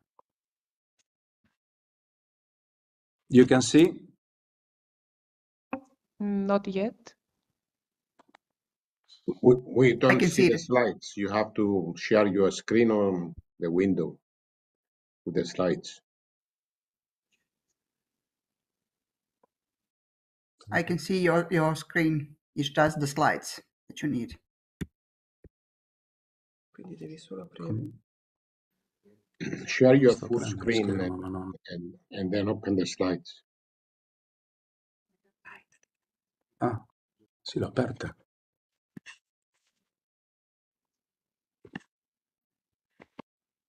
Okay. Sorry, just a moment. Can you see now? No, not yet. Può venire un attimo. Stefano, do you want me to share? Okay. So I do it. If you can, you can drive from your position. Yes. Okay. Sorry, but I have some problems probably.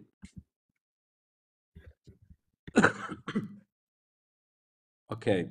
Thank you. Thank you, Mirela. Sorry for this inconvenience.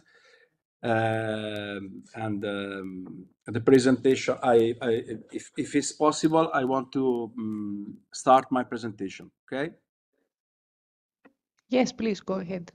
Okay, thank you. In the current international context, educational systems are increasingly characterized by heterogeneous student population, with different background and experiences mirror broader societal transformation. Addressing diversity in education requires that from the planning stage, learning activities consider the varied styles, abilities, interests, and needs of students to foster their individuality while upholding equal opportunity and ensuring quality education for all. To become more inclusive and effectively address student diversity, schools must focus not only on teaching, but also on organizational structure, teacher collaboration, community involvement, and the use of appropriate educational resources and practices. Responding to diversity requires a new approach that values individual identities, needs, and choices as enriching both the individuals and society, based on the principle that every learner matters equally. The SpicE project is designed and implemented following the latest inclusive educational approaches, uniting different educational institutions that contribute complementary perspectives and practices. By this brief overview, emerged that for different educational institutions. You can move for other slide. Thank you. Yes, and as a different educational institution, as an engagement in the SpicE project, how we can see some universities, for example, University of Florence, Wroclaw, and Basque networks of schools in Spain. The History Association, a lot of school, and Global Impact Institute of Czech Republic. Also, every kind of different educational institutions is coordinated by Euroclio, European Association for History Education, based on Netherlands. So by this brief overview, I would like to thank you for your attention and now hand over my colleague, Professor Mirela Redzic, who will continue our joint presentation about SpicE project, Inclusion for All. Yes, thank you, Stefano. And thank you for inviting us to talk here with the people who actually cares about this. That's very important. Stefano was talking about more like a frame for the project and the theories that we are actually working on. But I will try to do it how in the praxis that looks like. And if you look at the pictures, they are only students from my class and my math class, actually, in the high school in Denmark. But the question is who is actually included or not included. And if you are looking, then you can see the two boys that one of them that's standing with the yellow blackboard and the other one that is not looking where they are talking about it. They are like excluded. The question is why? Because they are a little bit far away of what is actually happening. You can also look at it as students who are having another origins than Danish, then you can say that they are excluded or included. But actually, this picture is showing that you don't know who it is. It's not always that they have black hair or whatever, that they are from another countries. The guy with the back in the right is actually pure Danish, and the guy that is sitting with the red hair across is actually half German.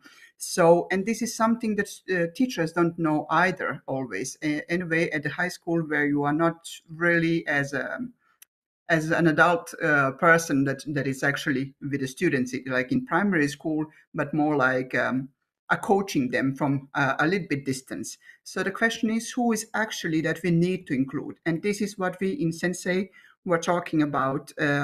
Of course, gender, there's different between boys and girls, how they are learning. So we need to think didactically how to include them.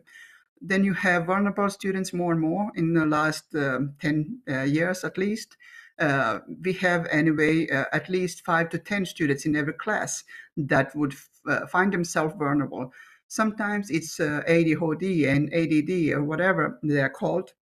It's for the longer period. Sometimes it's just something that happened.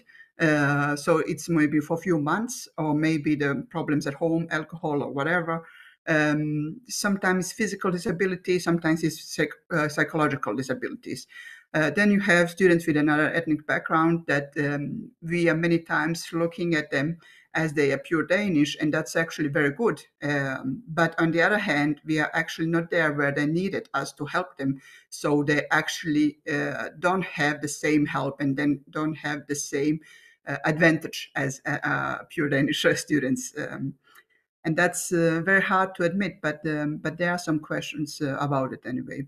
Then you have top students, because we have less and less of those talented students.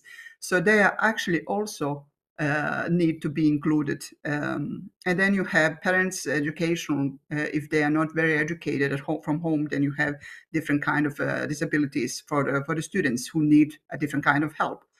But the question is also, when you ask students, what is it actually that that they feel included? So it's that they need actually to be felt as an active part of the class, that they need one class working together and not just a part of class, that they are mattered if they are there or not, that they are heard what they are saying, and that they are different, that they are having different ways of learning.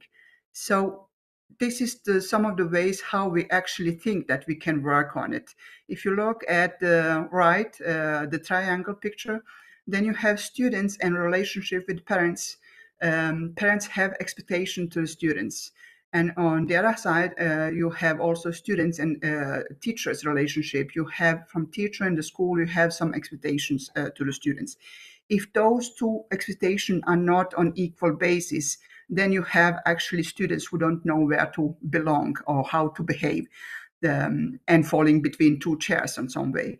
So in high school anyway, we don't have so much in Denmark. We don't have so much from teacher to parents world understanding. So that's our problem. We don't know the parents, but we actually need to know the expectation to the students and to help students to go from those expectations further. On the other hand, if you look at the picture on the left, then this is the way how we tried maybe to work with it in the classes. If we have common professional language, it doesn't matter, is it history or is it math? If you have some of the things in the topics that you are talking about, I don't know, sources, maybe in history, and the way how you're looking at analyzing the sources, then you are actually building the common professional language in the class. And then you are actually putting all of these students who are on different levels to give them the possibility that they actually can reach something more, develop. If we are talking about Bloom's taxonomy or Solow taxonomy, so it doesn't matter. But the most important is actually that we as a teacher sometimes think that students know what we mean by that, but they don't. So we need to be more explicit, and much more explicit. After 15 or 20 years of education, we are very far away from what they actually understand. So that to help them to actually build the language, build the skills.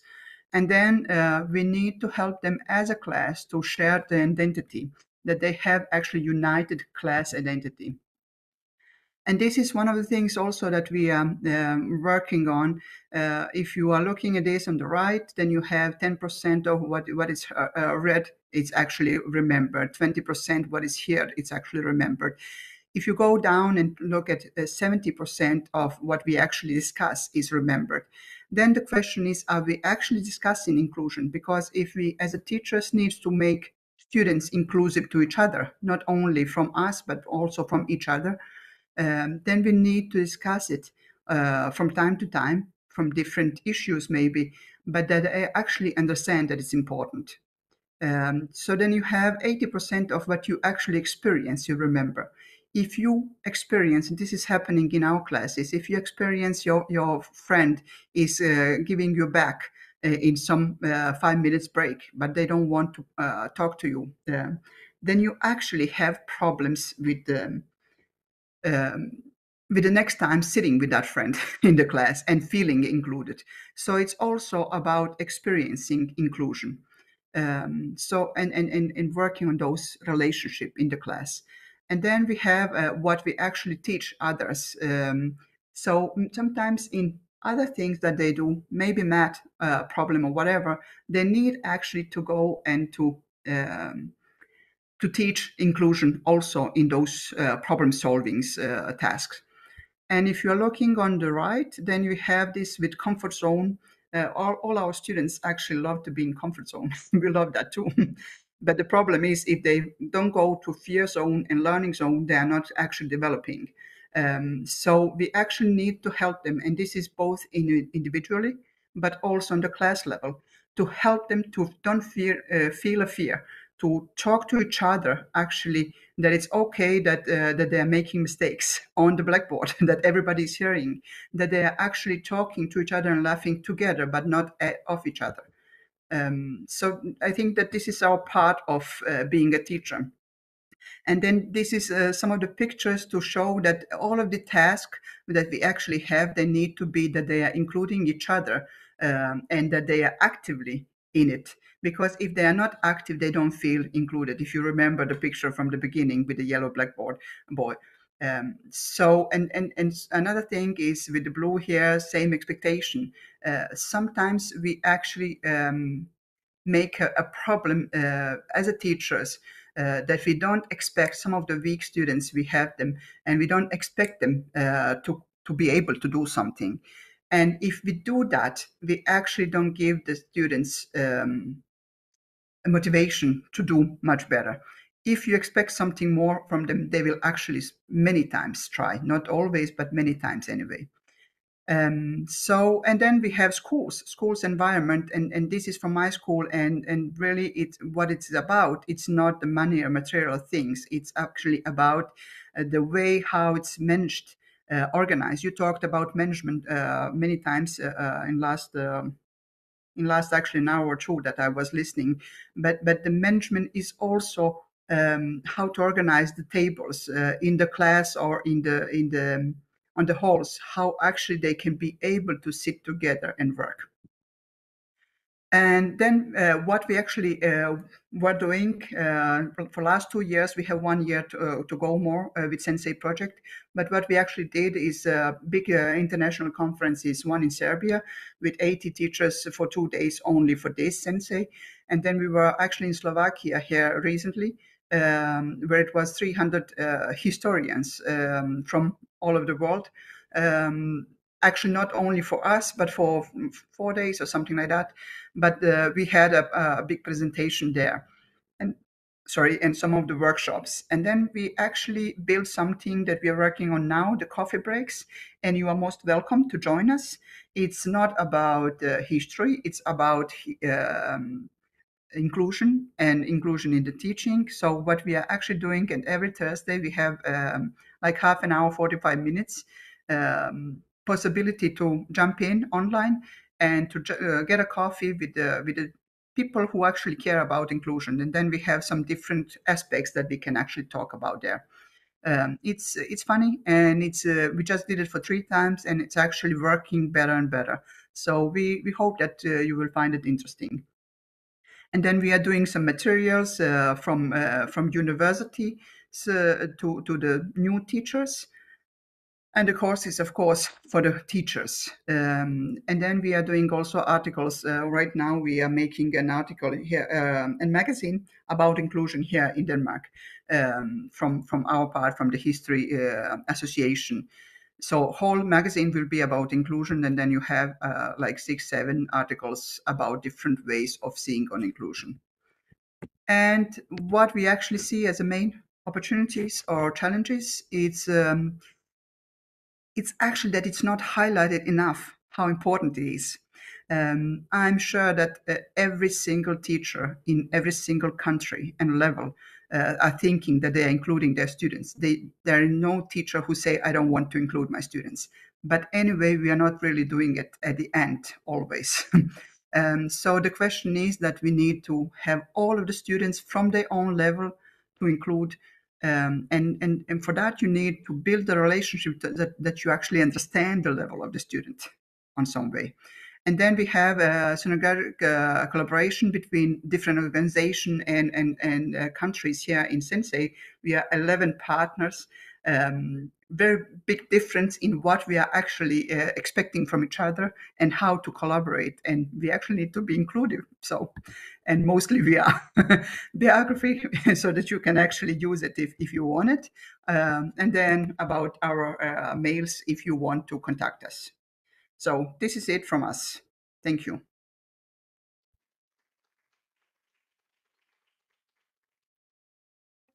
Thank you very much for the presentation about Sensei project, which seems really, really interesting, and all of the work that you are doing with your teachers. So the next presentation now is from the STEMI Academy project. Presenter is Professor Gregory Makridis, who is a professor of maths and STEMI education in the University of the National Education Commission in Poland. He is also president of the European Association of Erasmus Coordinators and president of the European Association of Career Guidance, and the coordinator of the STEAM Academy project, and his presentation is entitled Rethinking and Facilitating the Learning in the Future, the STEAM PBL Pedagogy. Professor Makridis, you can share your presentation. Yes, good afternoon. Let me share. Yes, thank you.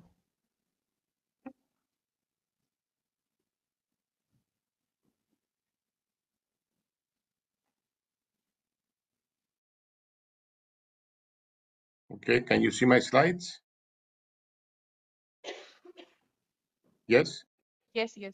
Yes. Okay, good. All right. Yes. The title is Mission. Let me see. go straight to the talk because we have a short time.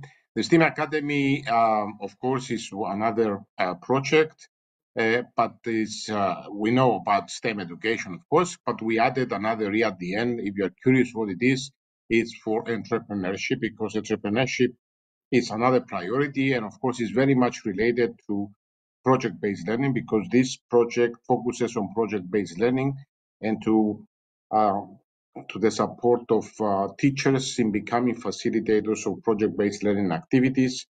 We all know that the universities are producing single science professionals, but if you want to support project-based learning, you have to make it multidisciplinary. So we do not expect the universities to produce multidisciplinary professionals as STEM educators. They will continue probably to produce single mathematicians, physicists, chemists, etc. So instead, we have to give another solution, and this project gives another solution to facilitate the development of teachers into STEM teachers, because the usual problem and the need analysis for this project was that the teachers cannot easily create project scenarios for different disciplines because they don't know all the disciplines. And at the same time, they cannot easily work together. This is another definition of inclusion, in a sense, to work together, teachers working together.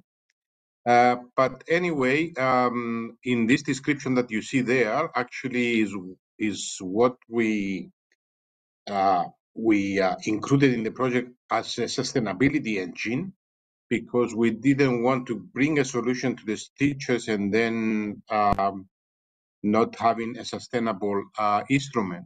So the sustainable instrument here is that we develop already and we establish and register as a legal entity the European Federation of STEAM Teacher Facilitators Academies, in order to promote the development of regional STEAM academies, developing similar things with the project and supported by the common platform, the sharing platform, and be able to help the teachers develop competences and skills in this, what we call learning and creativity plans.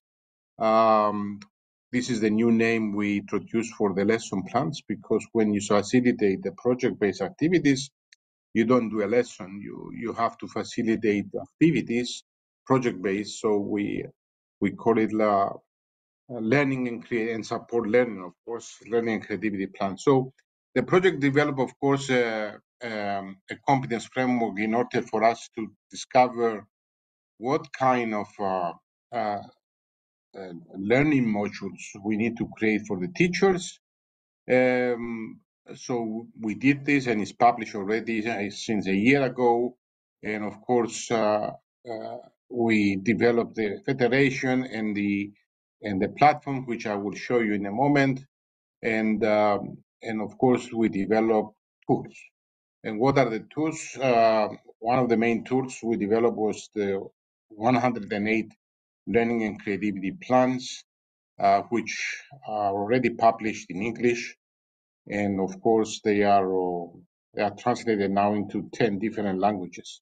So let me proceed to say that besides that, we have been working together, most of the partners, the 14 partners, for the last 10 to 12 years in different STEM-related projects. So we even designed an imaginary school without thinking of the cost, because the plan was not to build it, but to design it. So here there are many characteristics of this building. I'm not going to go into it, but just show you a few pictures because this building is supporting everything we want at this stage. But then I would say what we want from now on after going through the different focus groups and discussions in this project. These are learning stations when, when knowledge is missing or knowledge has to be retrieved for the students when they work in projects. The solution for this is video learning, short videos to bring back knowledge that they need to apply in the projects or discover new knowledge. Also learning rooms for students working together as a group in projects as usually, and of course facilitated by the teachers. These are some imaginary pictures, but here, and this is the competence framework publication already found also in the website of the project, but these are the 12 main, if we may call them competences that we needed to build training for this. So in this publication, you can see how this is derived and what methodology was used to arrive to this.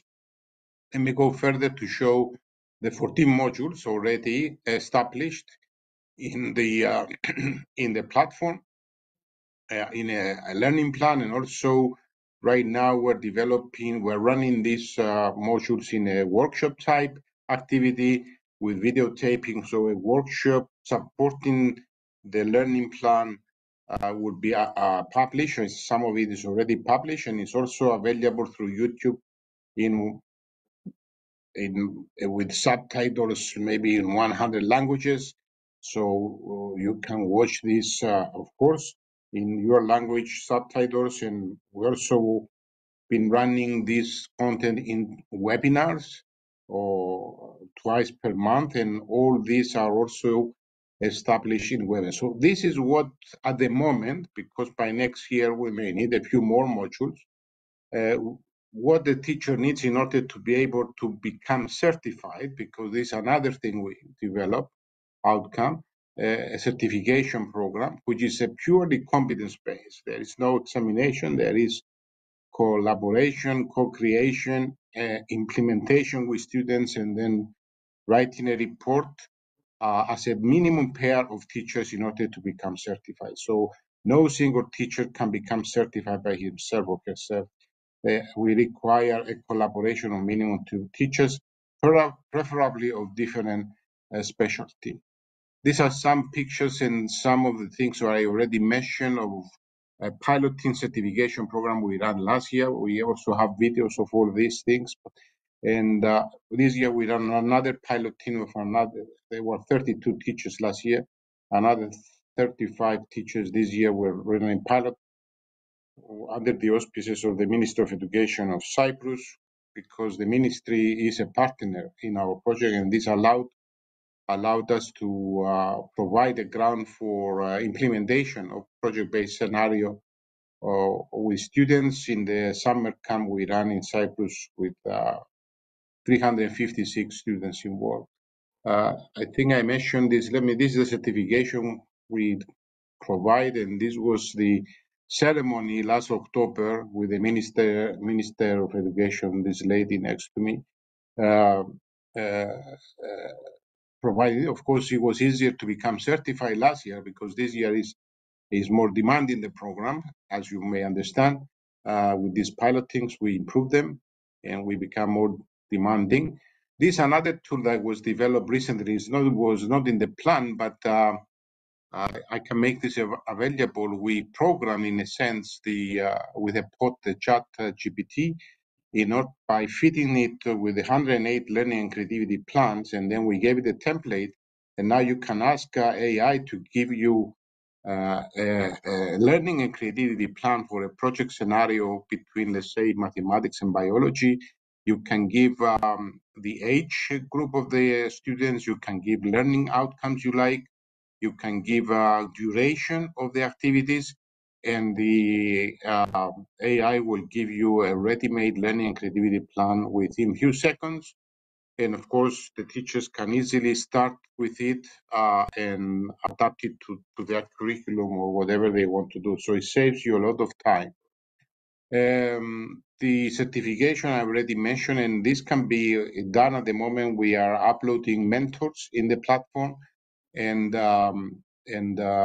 very soon mentees will be able to connect to teachers or to mentors. And it doesn't have to be done by a regional academy, the certification program, but it can be done by any pair of teachers who are interested to start watching and learning from the modules, co-create the learning activity plan, implement it, and then write the report. There is a self-assessment rubric as well. There are questions that have to be answered by the students, and then they write the report, and our special committee under the partnership is assessing, and the certification is provided by the European Federation of STEAM Teacher Facilitators at the moment. This is a video of what happened with the pilot in last year, but I will not show it to save time, but I will make it available because I will share my slides. I want to show you one video which is about 1 minute at the end, but allow me to say what is missing in order to produce the so-called STEAM total. But let me, do we have, how much time I have? I want to show the platform also, but if I can, let me just go here. This is the website, and when you go to the website, you can apply to become an associate partner. You can see this, right? The website, yes. Yes, you can see it. Okay. From here, you can go to the European Federation, which we call the platform, and here, of course, you can apply to establish a regional academy if you like for your region. You become a member of the federation, and then you have about 2 years to really start supporting teachers towards the path of certification. That's all you have to do. And of course, here you can see many things, but in here, you can see, you have to register only once, and then the system should remember you.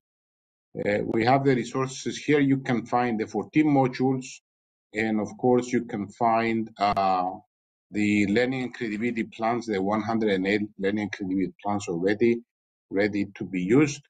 And of course, here you can also go down, and if you like, you can apply to become a mentor. Sorry, I have to go back here. And here you can apply. Apply for the certification at the moment is manual, but here you can become a mentor. We're looking for mentors for STEM education. So you guys are expert in inclusion for STEM education. Why not?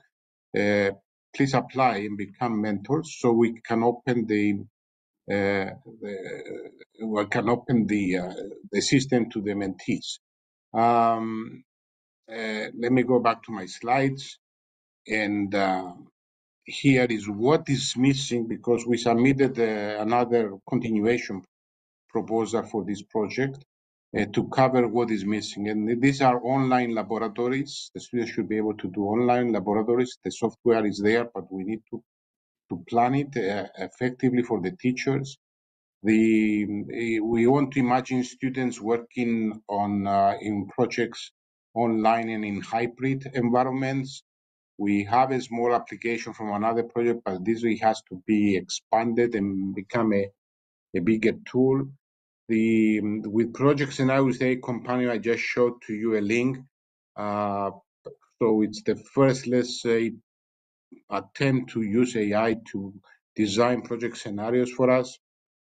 The micro-learning videos, I showed a picture of you, but we need a large set of micro-learning. By the way, we had a project, the Bring Your Own Device Learning, where we developed. It was based on the what we call the pandemic case solution. So we transferred the teaching of 45 minutes into videos of 3 different speeds, 15, 30 minutes, and 45. When we tried to pilot it to say quickly, the students told us, we don't like any one of these videos. We don't want any video more than 5 minutes. So we adapted to the students, and we produced 9 9 videos of 5 minutes each, which can be watched anytime, any place. And this is, I think, what we need to have in order to support the project-based learning STEM activities. XR environments, we need to provide the teachers with the opportunity to design their own environments, not to use established environments by VR software, etc., but to be able to design and develop your own XR environments, all right? So this is missing. Also, what is missing and is very expensive to do so, we haven't included the section 6 in the new proposals yet, is 6G communications immersive with real-time holograms based meetings. So we want to imagine students and teachers meeting in holograms in an imaginary environment, working together and communicating together. Each person could be from their own home or from their own place, and they can meet together in holograms. And of course, incentives for more girls in STEM and well-being of teachers is among what we like to see. And let me tell you that there is a conference next year, the final conference of the project in March 26. You are all invited. We'll be happy to have you there. Keep watching the events in our website. It will be published by September. So this event will be probably put under the presidency of Cyprus of the European Council in the first 6 months of 26. So we have some co-funding we can use to support people to participate, by the way. We do the same for this workshop. This workshop in October in Athens is already fully booked. I mean, we have 30 places with some co-funding and we have more than 200 applications. So it's good that these are becoming popular and we see more and more teachers interested in becoming STEM PBL experts. And allow me to show you this 150 seconds video and I'm done, okay? So enjoy the video.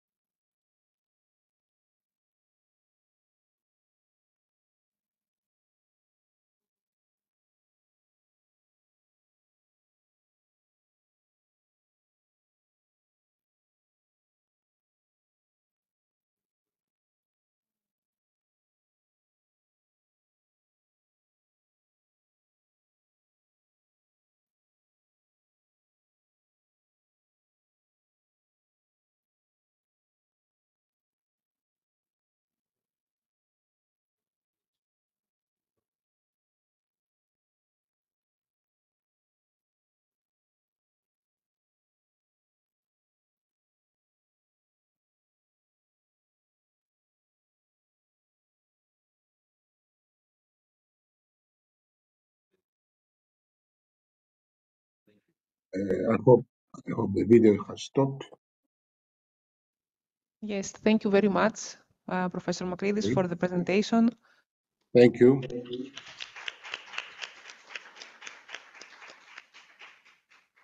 So we will go to the next presentation, which is from Equity Project. We have with us Professor Barbara Gasteiger Rikpera, if I pronounce it correctly. She's from University of Graz. She's the chair of the Inclusive Education Unit there. Her research focuses on inclusive school and teaching development. And the title of the presentation is The Equity Project, First Insights in the Newly Developed Criteria Catalog for Open Educational Resources. You can start the presentation. Yeah, thank you very much for your kind introduction. I will try to share my presentation.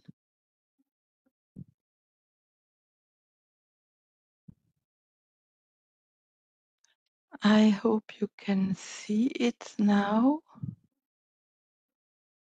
Yes, I will we can change to the presentation mode.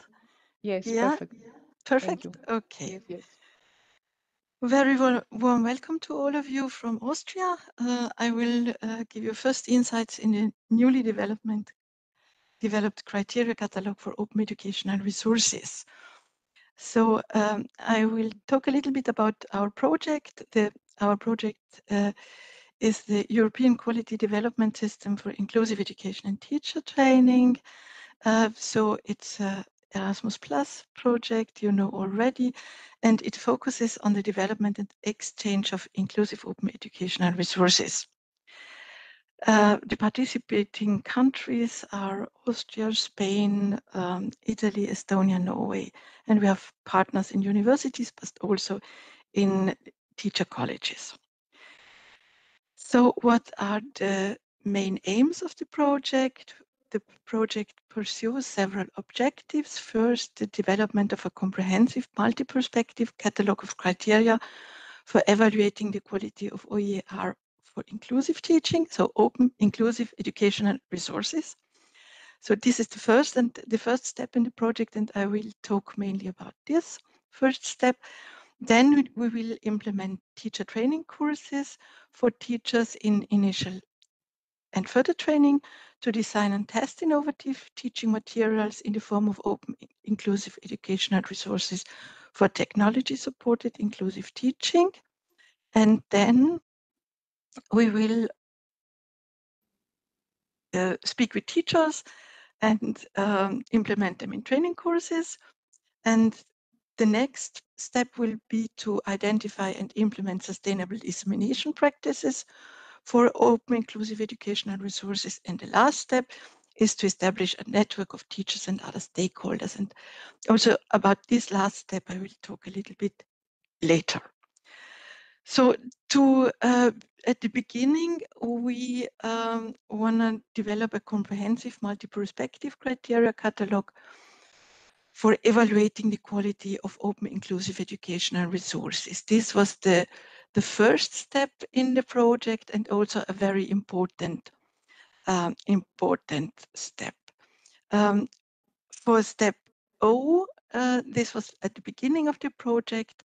We began with just a moment. Yeah, with a literature search. Yeah, and first we spoke with teachers, and we discovered that for teachers, they need different teaching materials. So teaching and learning materials for inclusive education must be adaptable, must be ready for differentiation. So when teachers use different materials such as multimedia resources, videos, audios, slides, exercise sheets, and so on, these resources are only good for the teachers, or they can use them in inclusive teaching if they can use them differently and if they can adapt them. This is the very important first step. So we need open educational resources. When we look at the UNESCO definition, open educational resources are materials in any format and medium that reside in the public domain or are under copyright but have been released under an open license. And this question of open license permits no cost access, reuse, repurpose, adaptation, and redistribution of the materials. This is a very important thing for teachers, because teachers many times don't know about copyright, and they don't know if they can use the materials and if they can adapt it for their necessities. What is a license? A license defines what you and other teachers are allowed to do with the materials. They specify whether materials can be reused, revised, redispersed, and so on. The mostly used licenses are the CC licenses. They are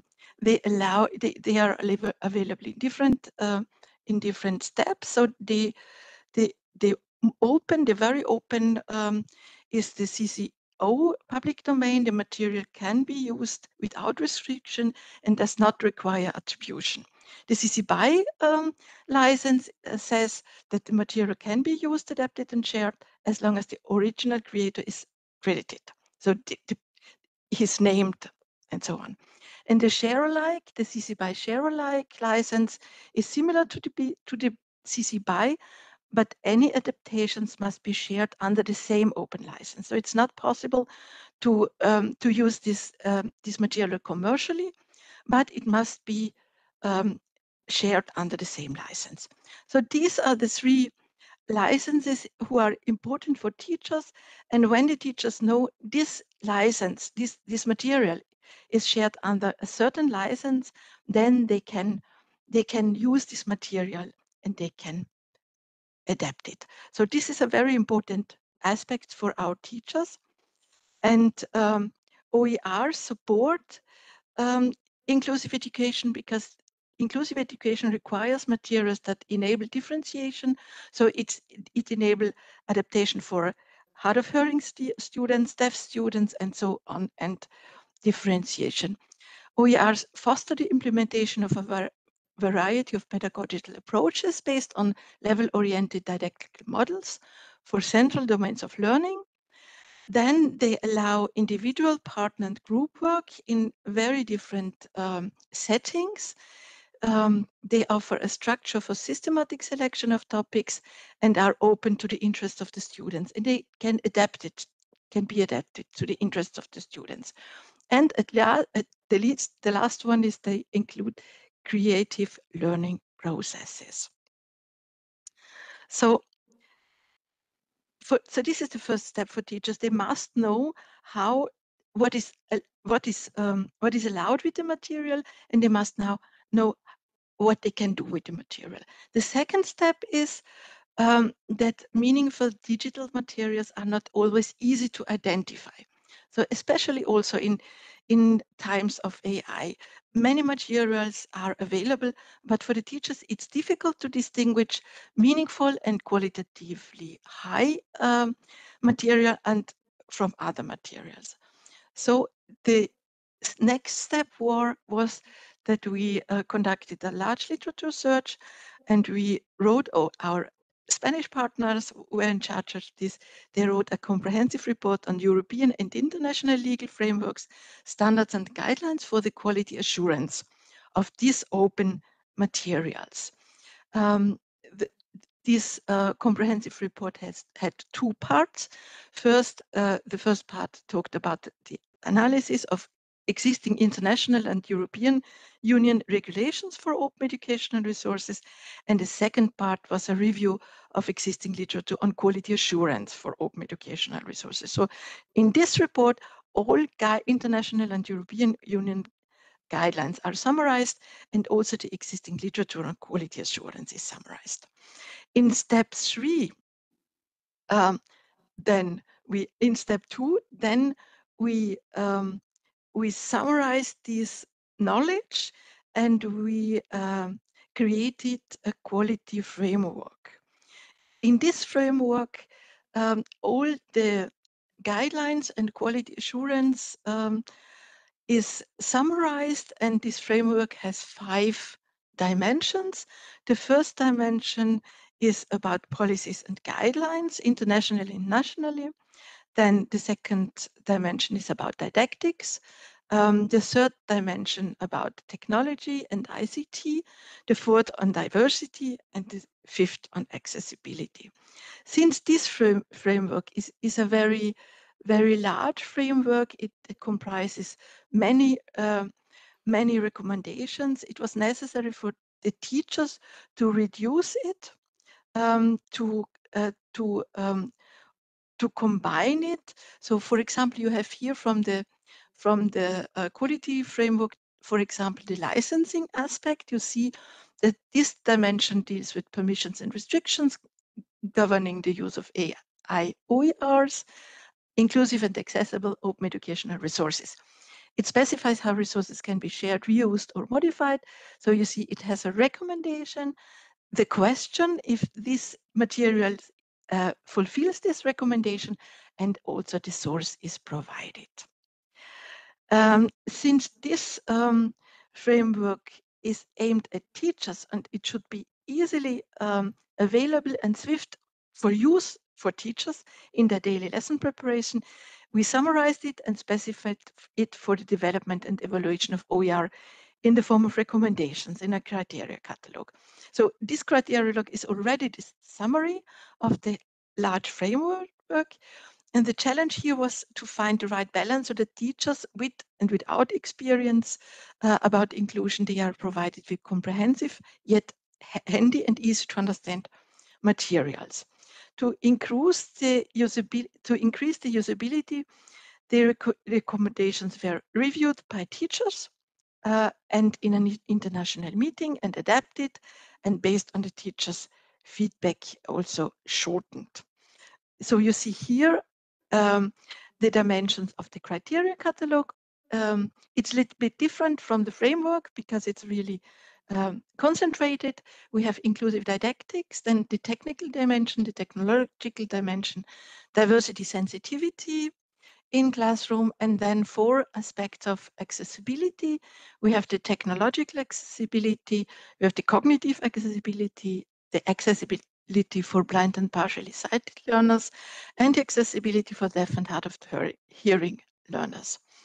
And also to give you an example, for example, cognitive accessibility means that the teachers create an environment where students with diverse levels of cognitive abilities can fully understand, engage, and benefit from educational materials and activities. This includes using clear instructions, visual aids, simplified language, flexible teaching methods, and supportive technologies so that all students can participate and succeed in their learning. For students, also for students with literacy difficulties, or for students speaking another language than the language of instruction, this could be beneficial. This cognitive accessibility dimension has 2 under dimensions, easy language and pictograms. To give you an example for easy language, the recommendation is that to use a simple and consistent vocabulary, avoid acronyms and abbreviations. When you have to use them, explain difficult words, and use a glossary. And also for cognitive accessibility, pictograms are very necessary and are useful. Pictograms are simply universally recognizable images, and they represent objects, actions, or concepts. Also for learning concepts, they can be used. They can be used also to support communication. They can help to bridge communication gaps, promote inclusion in educational settings. They can be a valuable tool for students with also severe communication difficulties. For example, for learners with nonverbal autism without literacy, but also for learners with intellectual disabilities without literacy. So you have here also an example for this. You can use pictograms for giving instructions, for orientation in the educational resource, for distributing information in space, and for structure the activities. Another example could be accessibility for deaf and hard of hearing learners. So here it is necessary to have subtitles. Subtitling is the process of displaying written text on a screen to convey the spoken dialogue, sound effects, and other relevant audio informations. Here we have already different software who can help us to do this, and when we must be aware which software we use and what we do with the software. So we have divided this recommendation in 3 levels. The first level is when we use an automatic closed captioning tool. This is so the simplest way and the always necessary way. Level 2 and 3 are the higher levels, and it is not always possible. These are more the nice to have levels.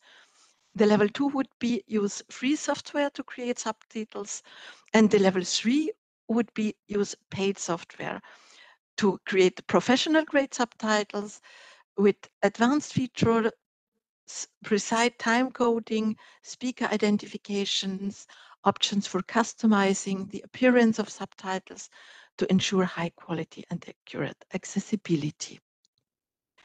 For deaf and hard of hearing learners, also it is necessary to identify the characters, and in the dialogues, a new line must be started for each participant. So you can use dashes to differentiate between characters.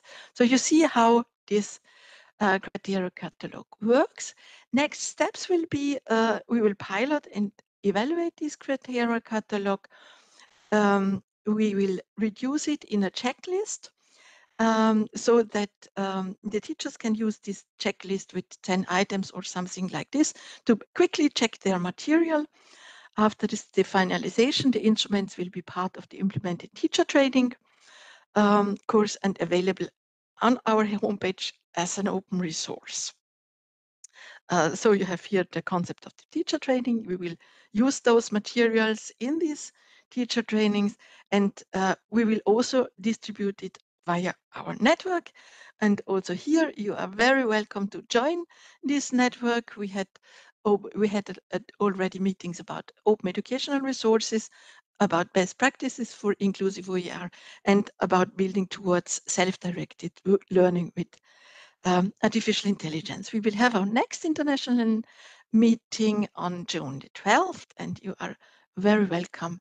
Just write us an email. You're very welcome to join this event. And this is the end of my presentation. Thank you very much for listening.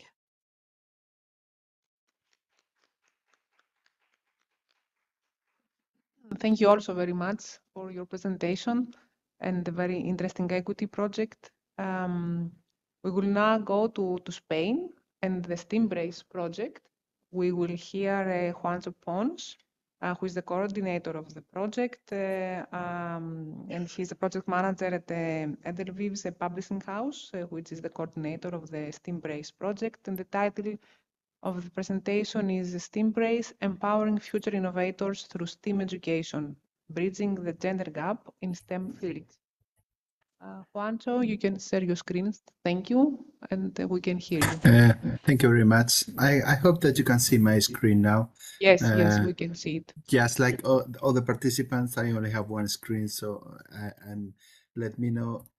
Can you see now the second slide or just the first one? We see the first one. Okay. Now you see the second one, right? Yes. And can you also put it in presentation mode? Yes, I try, but then I try to do it, but then I don't. Let's check if I. Okay, that's okay. If That's not, I okay. will We just can do it. Press the one next to it. It's better. Press the one next. Sorry. To make the presentation easier for you, press the one next to it for presenting. If I understood your problem. Okay. Yeah, I think it's okay. Yeah, I think it's good. Okay. If not, I will. Okay, SteamBrace. It's a European coordination network and activities to embrace a sustainable and inclusive STEAM educational system, and it has a very important focus on gender issues and also how important it is to implement new activities with new technology. I will explain this very soon. We have 10 partners from Spain, Sweden, Portugal, Romania, and Croatia, but we are also going to do some implementation in other countries like the UK, like Germany, and also in Turkey. Okay, now it's... we found that the specific needs that made us prepare this project is we need to reverse the loss of STEM professionals by engaging young students, especially with a special effort in female and rural students. There's another need to overcoming the lack of data on the level of implementation of a STEAM approach in Europe, which actually have seen today that there are a lot of projects implementing information on different schools. So I think that one of the best things that we could do at the end of our projects is to make sure that all this data is available in a Zenodo platform or whatever, because I'm sure that there's a lot of information that we are going to get, and most of the researchers will be able to use it. And of course, another one is to speed the incursion of STEAM methods in current European education systems. We need to make sure that we convince legislators about the importance of STEAM education in the official curriculum in the educational systems, and because also it supports and helps the learning of soft skills.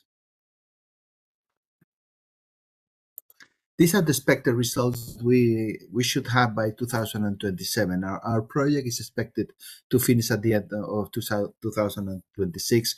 We are creating a European STEAM Alliance. It's a coordination association, and we are already in contact with other projects, because most of the projects have the task to create an alliance, a platform, a hub, something where everyone is placed all over Europe, everyone who cares about STEAM education. So we are already in contact with other projects to try to make our networking platforms available to talk to each other, or maybe to just create one big European STEAM alliance. We want to have more than 80 STEAM activities for 11 and 18-year-old students, and we have already created a lot of these STEAM activities and for the different ages. We have to create the pilot of the STEAM Week of Europe with over 4,000 students all over Europe, and we will have a STEAM contest with more than 60 European student squads. We will do first of all a national contest in some countries with gender balance squads, and then there will be a final European contest with all those kids. We're going to have a couple of STEAM congresses. We already have the first one at the beginning of this year in Sweden, and we're going to have next year, 2026, another one in Romania. We want to have at least 450 stakeholders to support and to work on the best STEAM education. We are going to create at least 8 guidelines on the STEAM best practices for schools, because we're going to do a lot of implementation with all those activities in a school. So we want to get the guidelines for the best practices. We'll do at least 4 follow-up STEAM boosting courses for teachers, because we believe that even though teachers in Europe are very well prepared, they need to have a specific training on STEAM education. And we plan to make a European certificate for teachers as well. We'll create at least 7 manuals for EU STEAM certificate for students, with the minimum requirements that all the STEAM education in a school should have. And of course, we'll make evidence-based recommendation to policymakers, because we want to convince them about the importance of the STEAM education at the official curriculums. So we're also what's our target groups? We have all the actors of the education system: teachers, education managers, policymakers. We are also going to create a certificate, or at least a special guide for school managers. It's easier to convince teachers about the importance of STEAM education, but we have to convince first of all, the school managers, because those are the ones who make the policy for those schools. We want to have STEAM, we're going for the STEAM stakeholders, like all the secondary education, vet education, CCIs, the cultural and creative industries, science and technology centers, universities, museums, public bodies. For us, having all those activities in museums is very important, because we have realized that some of the schools which are very much into STEAM education are private schools who can pay the high cost of STEAM education. So we want to make everything available in public libraries, public museums, and we believe it's important that every city with at least 50,000 people in population should have some kind of a STEAM center, even if it's inside a library or whatever, but we want to encourage that. We're also heading for the scientific community, not only in science, but especially in gender studies and innovation, because we believe that science and STEM education can only be made if it's absolutely gender balanced. We're going, of course, for the general public, the parents and citizens, and the end users, which is the reason why we're doing all this, which is the STEAM students. The outcomes by 2030, because we are ambitious and we want to have a high side of our outcomes. We want to have at least 500 contacts with education system actors and other STEAM stakeholders. The STEAM Alliance has to perdure. We want to continue to have this STEAM Alliance. We'll find a way how this is going to be paid, how this is going to be managed, but at least we know that it's going to have something from the consortia of STEAMbrace. We want to have at least 75% of all the participant schools in a STEAMbrace to incorporate the project sustainable guidelines on STEAM. As I said before, we're doing all these activities and implementation in several countries, and we want at least 75% of those schools to be convinced about the importance of this. If we can convince the schools of the implementation, it's very difficult to convince another school that has nothing to do with this.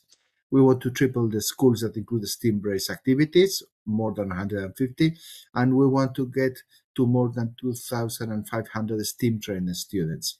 We want to expand the STEAM week to at least 15 countries and more than 12,000 students, and we want to have national recommendations on STEAM education for at least 15 countries. And the impact at the end of the project that we want to have is we want to deliver policy recommendations to more than 20 countries to contribute to speed the implementation of a STEAM approach in at least 50% of European education systems. We want to provide the STEAM activities and best practices to enlarge the STEAM week to at least 15 countries.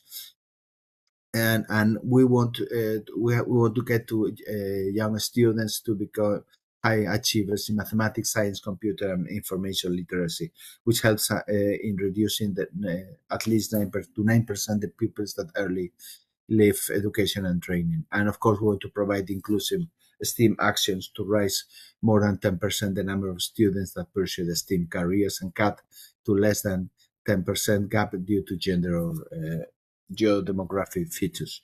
Right now, we are finishing some implementation in schools. We are very happy because we manage outside what we already planned at the grant agreement and with the proposal. We have managed to get one province in Turkey. They are going to test the activities. They're going to test all that implementation. We have created a STEAM box, which is a small box with everything that's needed for all the activities.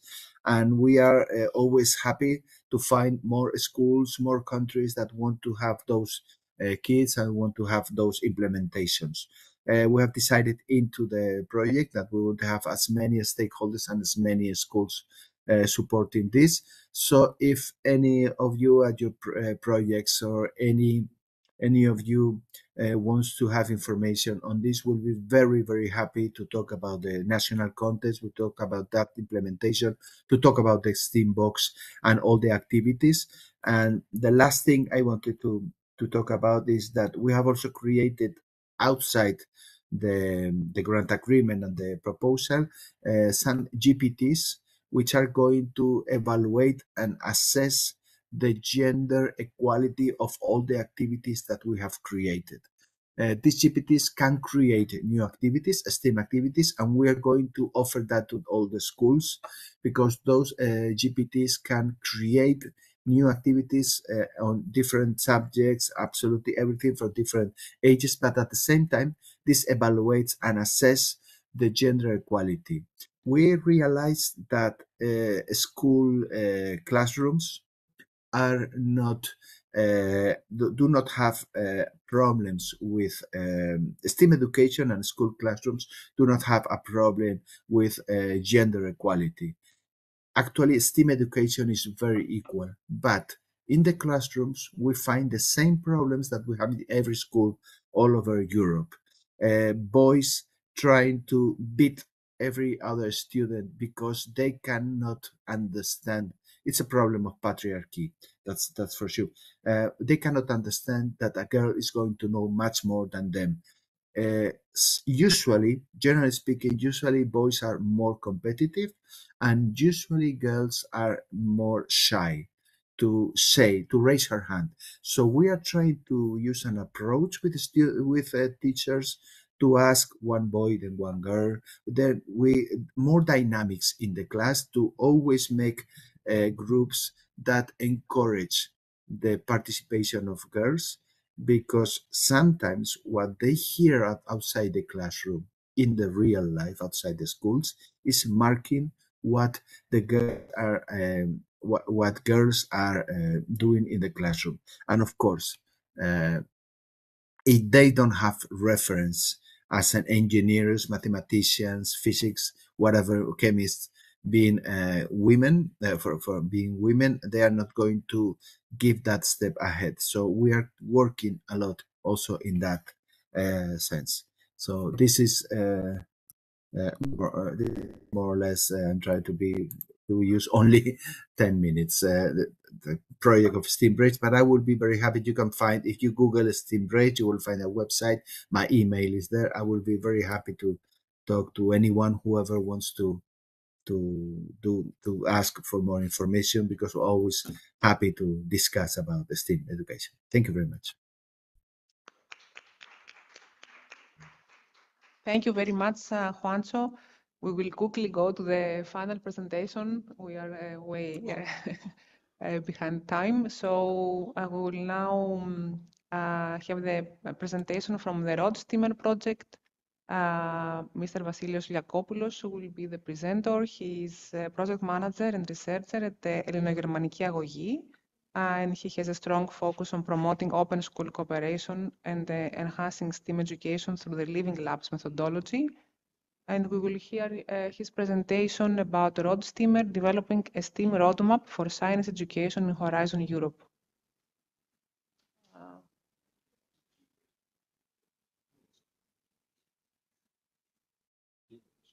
Mr. Liakopoulos.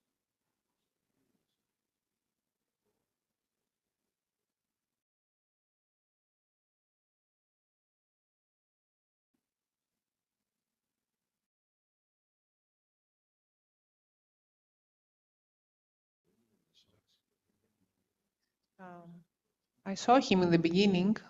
He was in the panel.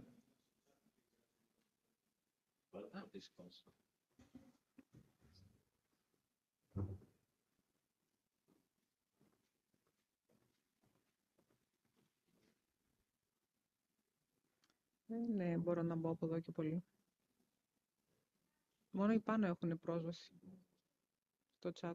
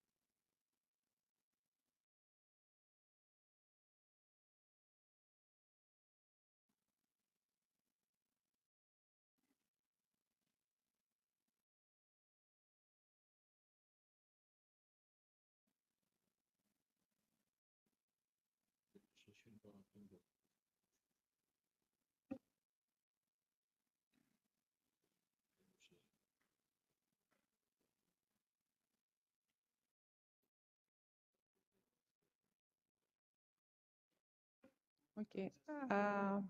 We can continue. Apparently, maybe he had some technical issues.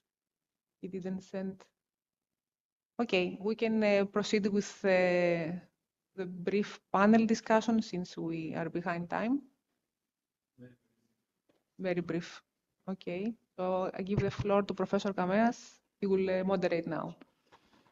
Yes, thanks, Magda. Hello, dear colleagues. Nice to see some of you again, that we keep meeting this here and there around the world. And this shows that, yeah, there is a cluster of projects in the end that is dealing at European level with inclusive STEM education. This is very, very encouraging. What did I say? Okay. So yeah, and I hope we'll keep meeting in the near future. Although some of these projects are ending, so we managed to create the momentum that is necessary at European level to promote inclusive STEM education. This was a big challenge for our project. Probably was one of the first to deal with it, but now I see that many projects are also dealing with inclusion. So yeah, we are here, and all the partners of our project I think, will be happy to contribute and follow up on this. Well, my first question was about that, but then I haven't seen your presentations. I think this has been answered already, which was what do you do about inclusion in your project? So I will skip this question in the sake of saving some time also, and I will go directly to the second question I had prepared for you. This is just second and last, so actually it's just one question. But yeah, and we've been talking about it here and there whenever we meet, but yeah, here we have a different audience, and I would like to have your opinions about the following thing.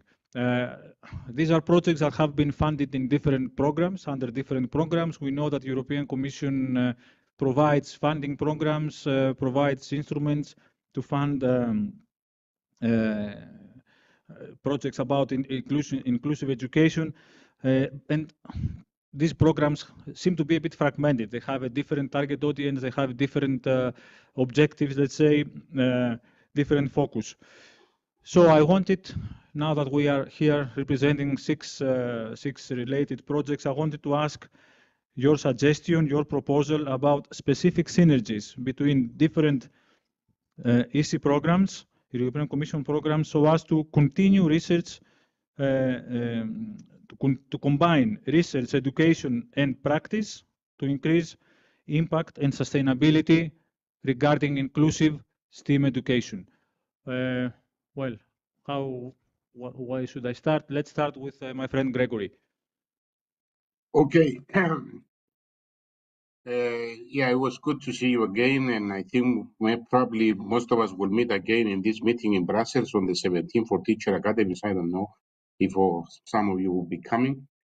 But of course, yeah, I mean, for inclusive education, it is the aim to merge programs and make new synergies. Of course, yes, inclusion can be seen as a horizontal, of course, activity, because as we all have different target groups and different activities and different needs to solve, somehow we cover the needs of inclusive education. For example, in our case, for the project-based learning, when you have a group of 5 students, you have many, it's a mixed ability. It's each student has his own talent. One has a talent in mathematics, one has a talent in communication, one has a talent in graphics, one has a talent in IT, etc. So they merge these abilities and into create something together. And this is one of the best inclusion activities, I may say, for our project. But when I heard the question, of course, I didn't think that everything will have to be around inclusiveness, because I think inclusiveness should be everywhere. But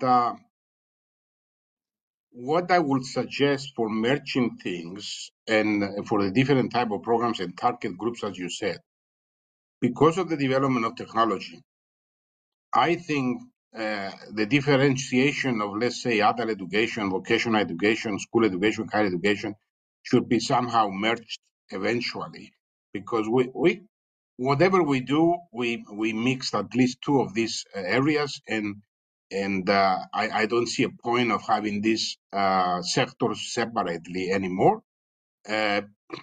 because even for the higher education, people are concentrating nowadays on this micro-credential, which is more vet for me than really academic, because we're talking about skills, competences and skills certification and validation.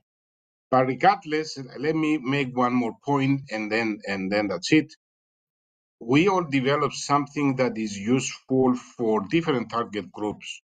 And the point is that everyone is worried about the sustainability. I think most of you have mentioned plans for sustainability, of course, but I think there is possibility for sustainability because we all develop something like learning plans, like modules, courses, etc. And then what happens? And then teachers don't get the opportunity to receive this training. For example, in my case, I have, as I said, 200 applications for 30 places, and there is no funding for them anyway. So I suggested this before, and I will repeat this on the 17th of June in Brussels if I get the opportunity. And I hope you all agree and support is that the European Commission really should develop a funding program for teachers to attend our courses after our project ends. So we have to develop really, the Commission has to develop some type of platform with our courses listed and provide funding for people to attend training and receive what we produce, what we're paid to produce from the Commission, go back to the teachers or go back really to the target groups in order for this European Commission and countries to be able to bring a change. To be able to bring a change in education, we need to do it through teachers. No matter what technology we have, some people are talking about AI teachers, but still, without the teaching material, the teachers develop AI will be stupid because AI is using what teachers are producing. So I stop here, and I hope you got the message from me. Thanks, Gregory. Always provocative as usual, and always with an eye for practical solutions. So then let me ask Oliver, who I think comes from a different funding program in Europe. Yes, I absolutely agree with Gregory, but we also had discussions before. But adding this a little bit, we have many different obstacles we face in Europe. Another thing is the value or accreditation of professional development programs nationally. So if you have an international professional development program, what is the use for teachers on a national level? For example, in Germany, it's not a problem. They do not need to be credited. But some other countries need some credit points for professional development. There is this micro-credentials concept, which I think is a step forward.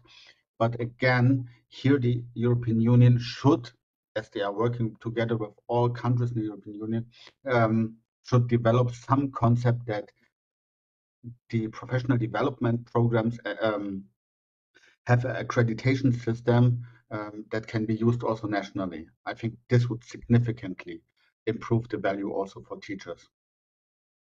Very, very interesting. Perhaps this is something that that the European University Alliances can also take into account, since they are focusing a lot on joint degrees and micro-credentials. So that's a very good approach. Actually, there is a working group in European University Alliances that involves all the 65 alliances about STEAM education. So this is something I'm going to bring forward.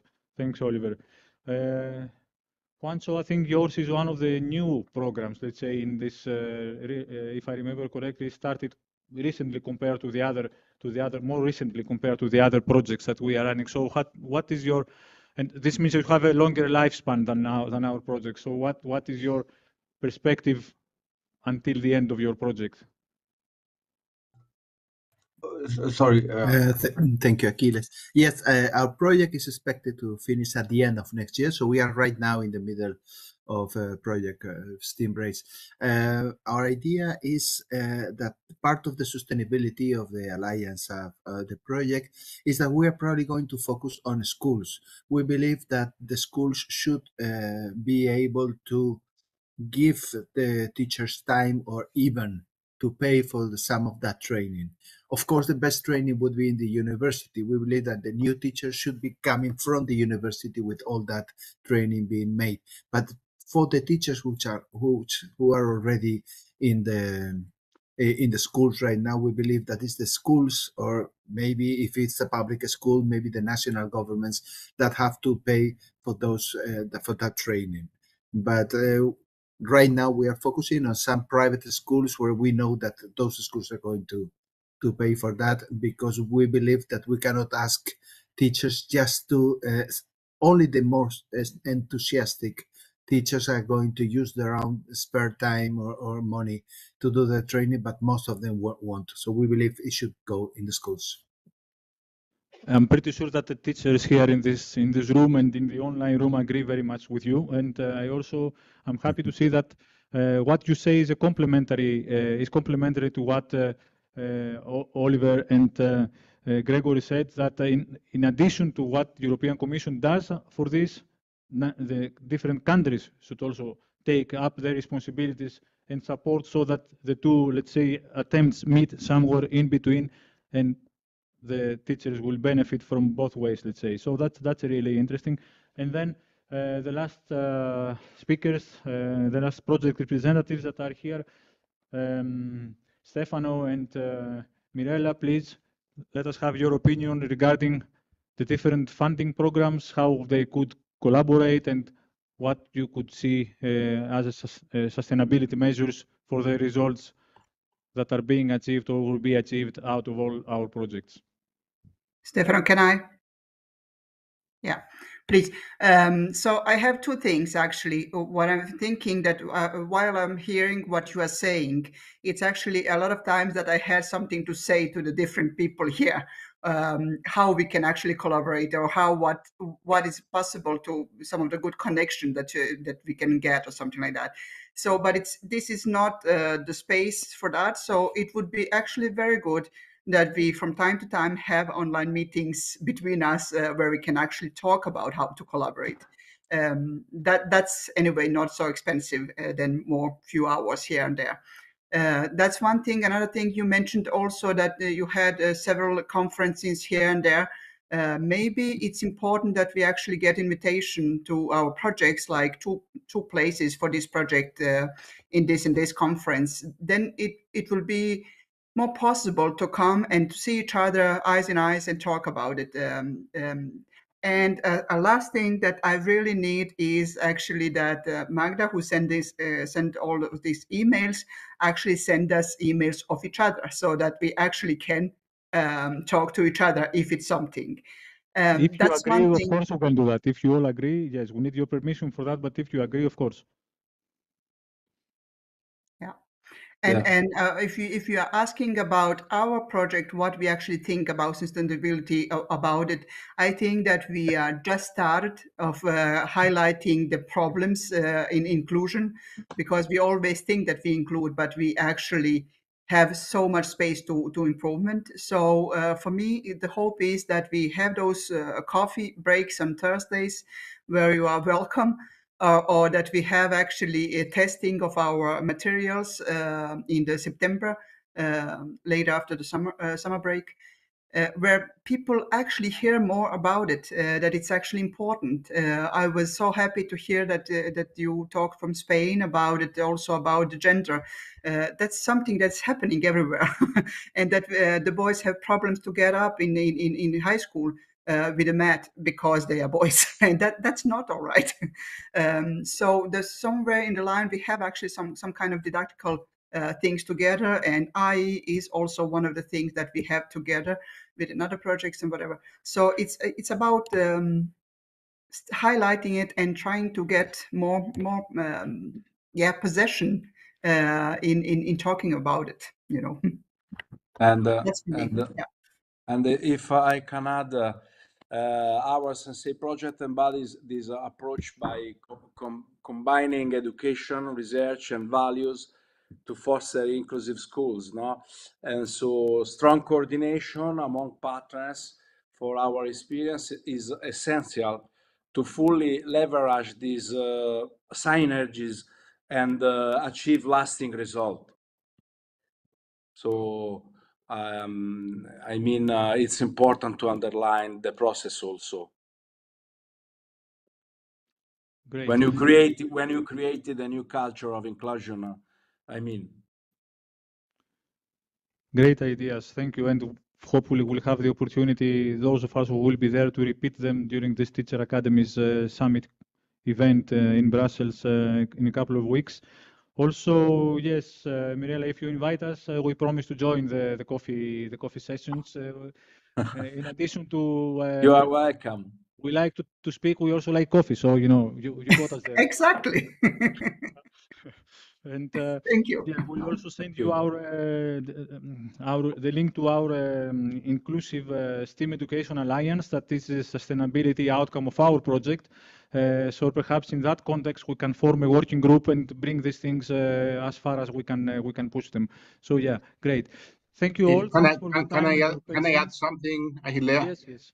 In Cyprus, when we have online meetings, it's possible within 10 minutes to order and deliver a coffee to each person offered by one of the meeting participants. We want to integrate this into a European service, but in Cyprus, we do it. Okay, so that's why this project is about entrepreneurship. Okay, now you get the idea. Okay. Yeah. And it's a steaming coffee. So yeah, it's steam entrepreneurship. You are right on target, Gregory, as always. Thank you, guys. Thanks to all of you for your contribution and your patience, and hope to see you soon in one of our common events. And bye-bye for now. Thank you for the invitation. Thank you. Thank you. Have a nice time. Thank you. Bye.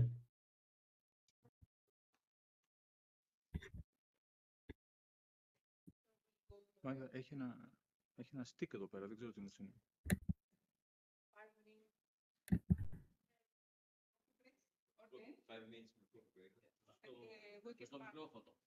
And someone left here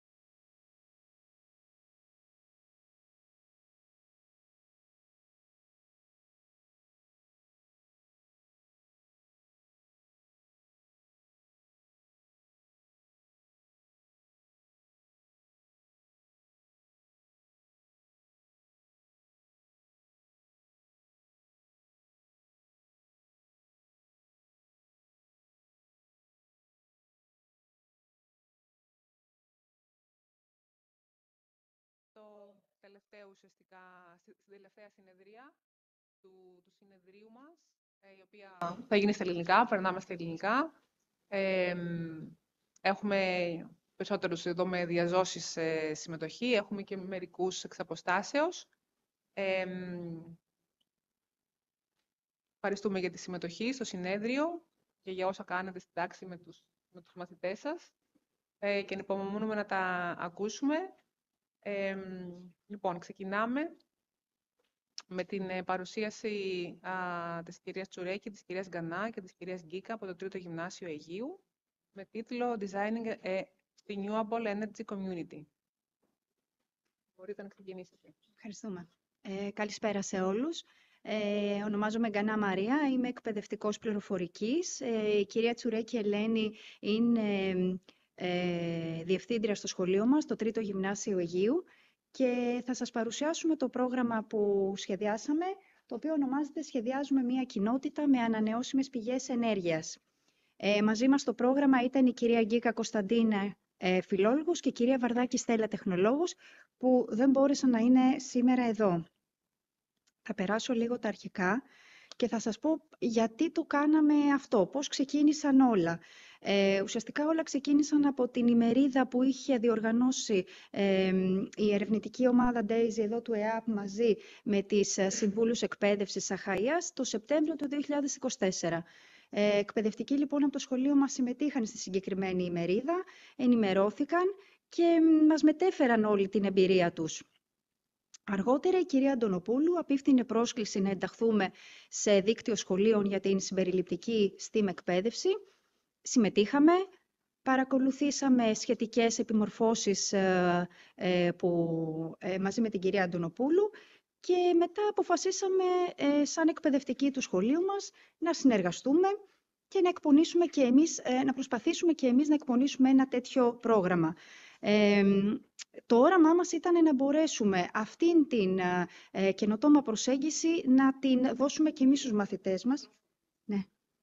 Να την περάσουμε και εμείς στους μαθητές μας, έτσι ώστε να ανταποκριθούμε καλύτερα στις δικές τους ανάγκες και στα δικά τους ενδιαφέροντα.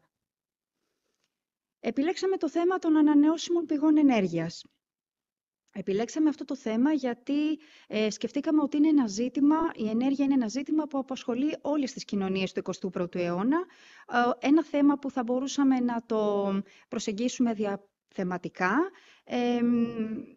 Μαζί με την βοήθεια της καθηγήτριας μουσικής και της καθηγήτριας φιλολόγου και της τεχνολόγου του σχολείου μας θα μπορούσαμε να κάνουμε άμεσα τη σύνδεση με την τεχνολογία, με την τέχνη και με τη μουσική. Θέσαμε κάποιους στόχους αρχικά στο πρόγραμμά μας.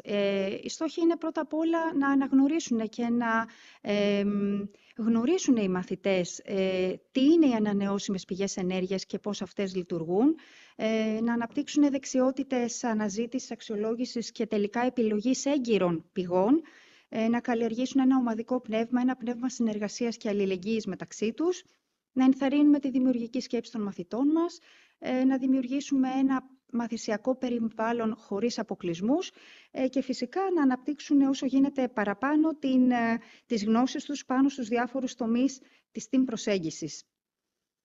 Τα προσδοκόμενα αποτελέσματά μας ήταν να αυξήσουν τις γνώσεις οι μαθητές μας από το θέμα το συγκεκριμένο, να δείξουν αυξημένο ενδιαφέρον και κίνητρο για μάθηση, να αναπτύξουν κριτική και αναλυτική σκέψη, να αναπτύξουν δεξιότητες επικοινωνίας και συνεργασίας, να έχουν πρόοδο στη συναισθηματική τους ανάπτυξη και φυσικά να αποκτήσουν μια θετική στάση απέναντι στην προσέγγιση STEAM. Πώς δουλέψαμε τώρα?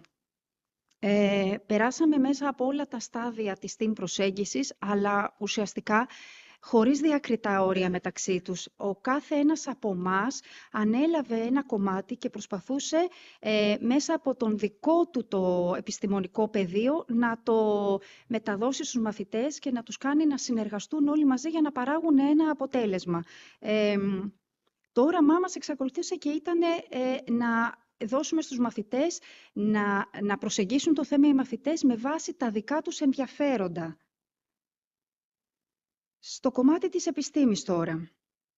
Αρχικά οι μαθητές ενημερώθηκαν από διάφορες πηγές, από τα σχολικά τους βιβλία, από περιοδικά και επιστημονικές εγκυκλοπαίδειες που υπάρχουν στη βιβλιοθήκη του σχολείου μας, από έγκυρες ηλεκτρονικές πηγές που εμείς τους δώσαμε προκειμένου να αξιοποιήσουν. Παρήγαγαν πολλά και διάφορα πράγματα. Παρήγαγαν κείμενα, παρήγαγαν παρουσιάσεις. Αυτά παρουσιάστηκαν στα τελικά προγράμματα στα πλαίσια του σχολείου μας που κάναμε μία εκδήλωση και δημιούργησαν και ψηφιακές εικόνες με τη βοήθεια της τεχνητής νοημοσύνης. Αυτό ήταν ένα κομμάτι που είχε κάποιο έτσι ιδιαίτερο ενδιαφέρον σε μαθητές που ασχολούνταν ήδη με την τεχνητή νοημοσύνη. Εδώ είναι κάποιες φωτογραφίες από τη δουλειά των μαθητών. Εδώ είναι μέσα στην τάξη τους, στη βιβλιοθήκη του σχολείου μας, στο εργαστήριο πληροφορικής, ομαδική εργασία, επίσης στο εργαστήριο. Και εδώ είναι κάποιες από τις δημιουργίες των μαθητών που έγιναν με τη βοήθεια της τεχνητής νοημοσύνης. Είναι ένα σύντομο βίντεο, να σας δείξω μερικά από αυτά.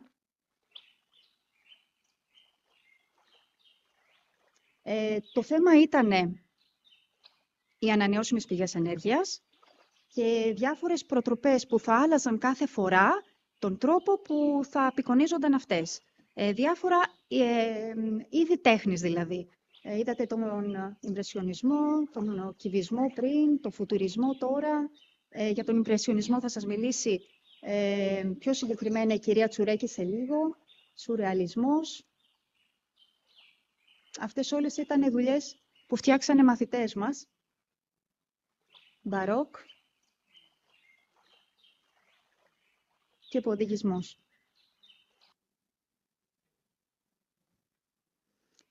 Στο κομμάτι της τεχνολογίας, οι μαθητές δούλεψαν μέσα στο εργαστήριο της τεχνολογίας, μαζί με την καθηγήτριά τους, την κυρία Βαρδάκη. Δούλεψαν ομαδικά, χρησιμοποίησαν υλικά που είχε το εργαστήριο και υλικά εφάνταστα που τα σκέφτηκαν και τα έφεραν μόνα τους. Θα σας δείξω δηλαδή πώς ήταν το αποτελέσματα.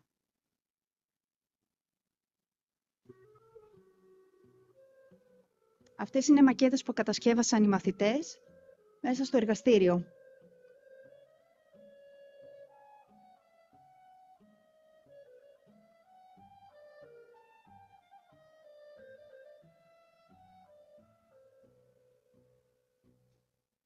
Εκεί που φύτρωνε φλισκούνι κι άγρια μέντα και βγάζει γη το πρώτο της κυκλάμινο. Τώρα χωριάτες παζαρεύουν τα τσιμέντα και τα πουλιά πέφτουν νεκρά στην ύψη καμίνο. Και κάποιοι με ιδιαίτερο ταλέντο ζωγράφισαν. Στην αγκαλιά της γης, στου κόσμου το μπαλκόνι, ποτέ μην ξαναβγείς. Κι πίσω Περσεφόνη, στην αγκαλιά της γης, στου κόσμου το μπαλκόνι, ποτέ... Μηχανική. Εδώ βοηθηθήκαμε πάρα πολύ από την κοινότητα στην οποία ζούμε, από το Δήμο Αιγιαλίας. Ήταν ένα ζήτημα με τα παιδιά που μας απασχόλησε αρκετά.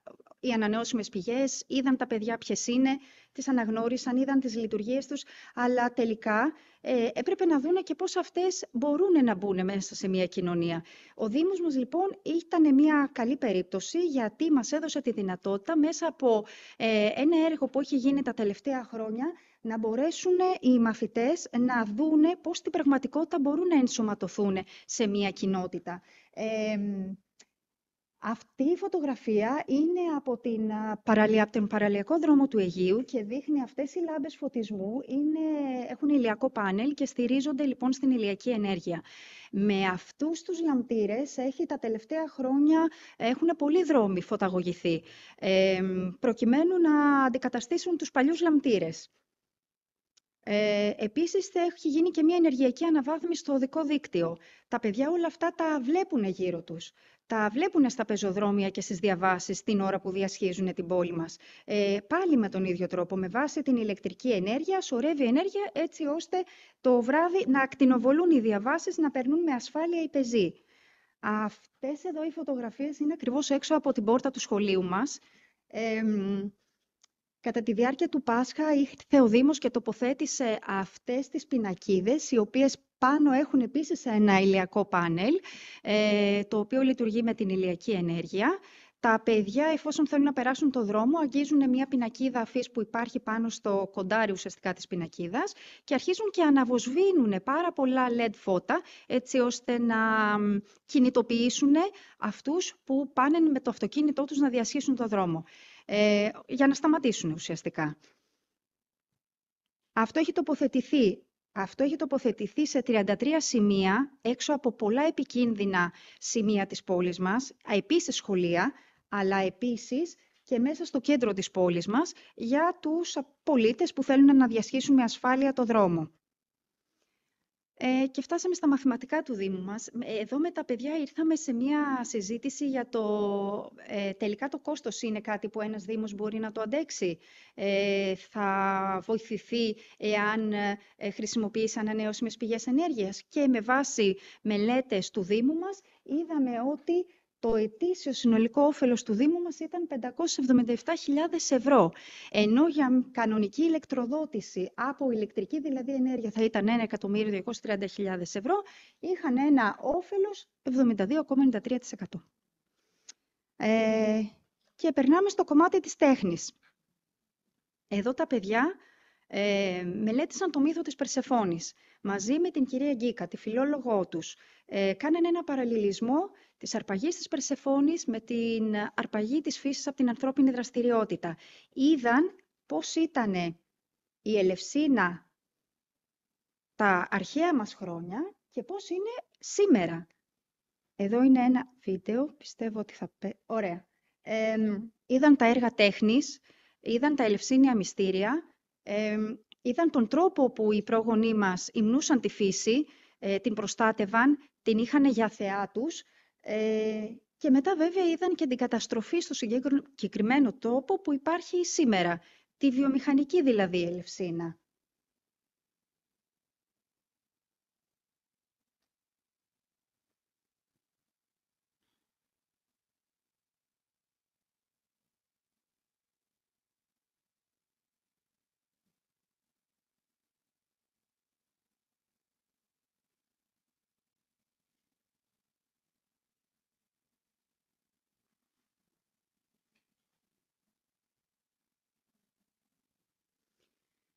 Τι άλλο κάνανε? Λοιπόν, είδαν αναδιαμορφωμένους κάποια έργα τέχνης. Αυτή η προσπάθεια έγινε από τη WWF. Είναι λοιπόν έργα τέχνης, διάσημοι πίνακες, οι οποίοι απεικονίστηκαν με τη βοήθεια της τεχνητής νοημοσύνης πώς θα ήταν αν σήμερα ένας ζωγράφος επιχειρούσε να τους δημιουργήσει.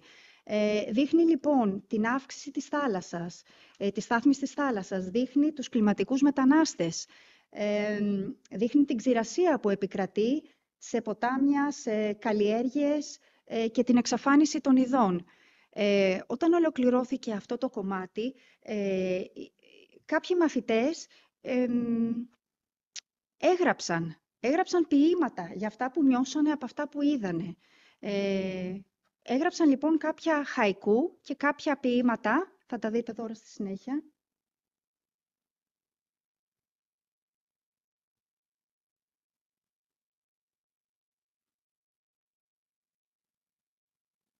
Να το περάσω λίγο, νομίζω αργεί να φορτώσει, δεν ξέρω τι...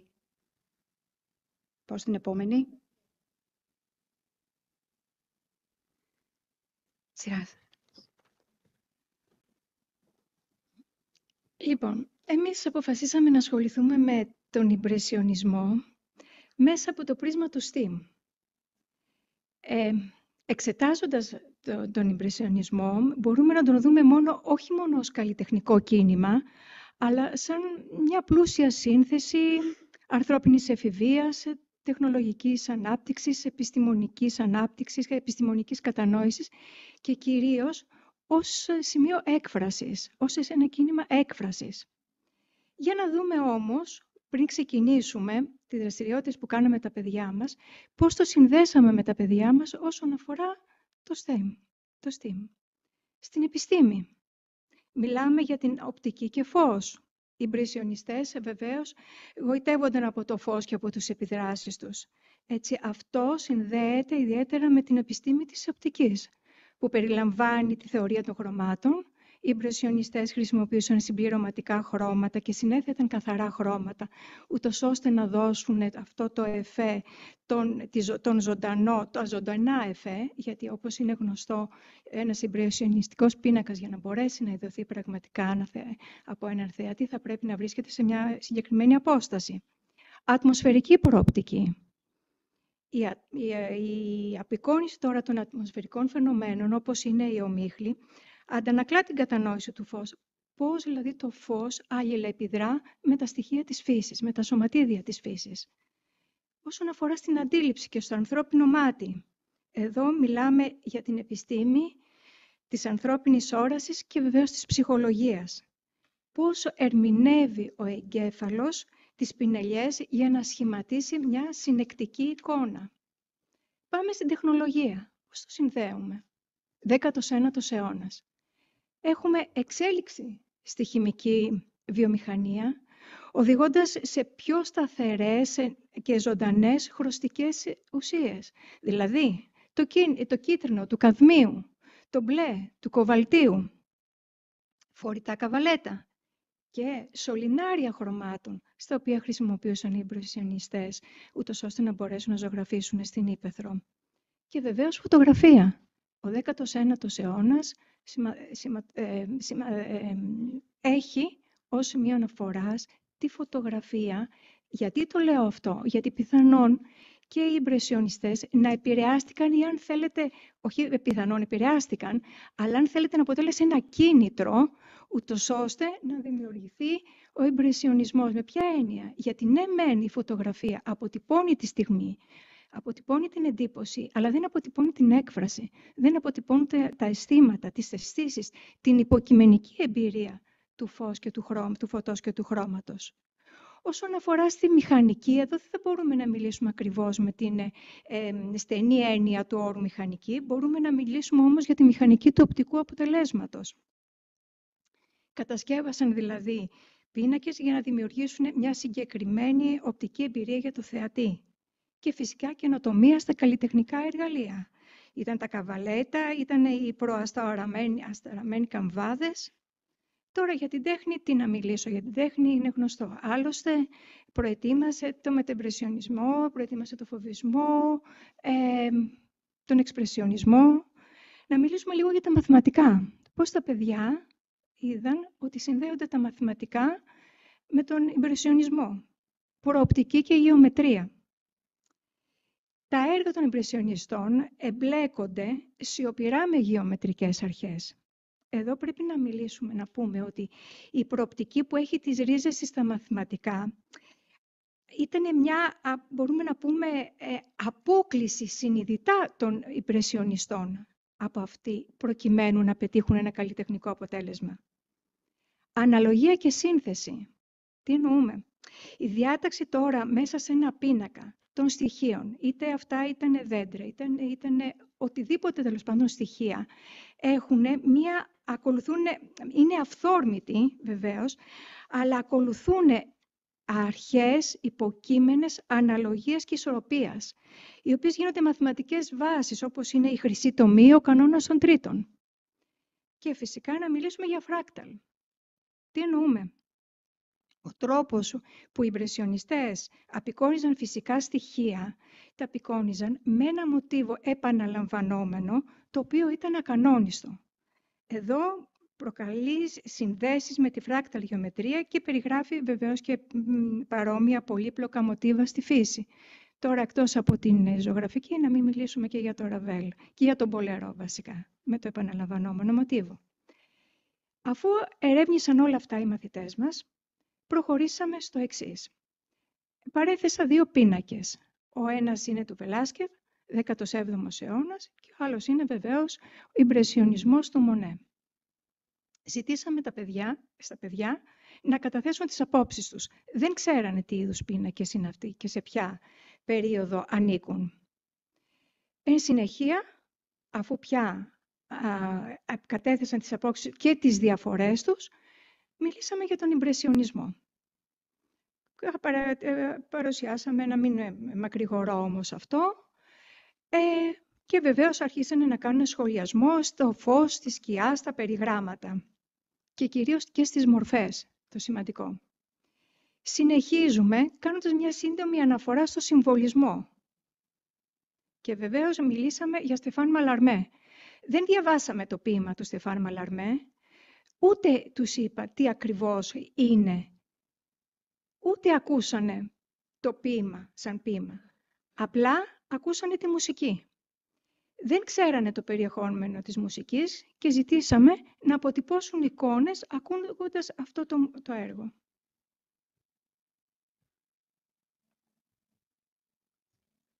Το έργο, για να το πω, ναι, αργεί να φορτώσει μάλλον, ξέρω. Το έργο, για να το πω, δεν το έχει, φώτοσα. Είναι του Claude Debussy, το «Από μεσήμερο ενός φαύνου». Δεν μπορούμε να τα ακούσουμε δυστυχώς, δεν ξέρω για ποιο λόγο. Δεν μπορούμε να τα ακούσουμε. Δεν πειράζει. Είναι ενσωματωμένο, δεν πειράζει. Ναι. Ναι.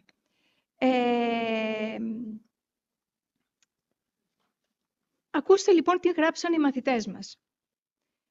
Ήταν μια μέρα σαν όλες τις άλλες, μέχρι που πήγαμε εκδρομή με το σχολείο στο βουνό. Εγώ, ο Θωμάς, η παρέα μου, η Ελένη και ο Βασίλης, είμαστε ενθουσιασμένοι.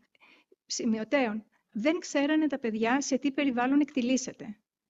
Δεν γνωρίζουν τα παιδιά καθόλου την ιστορία του. Απλά ακούσανε τη μουσική του, ξεκινώντας βεβαίως με ένα φλάουτο.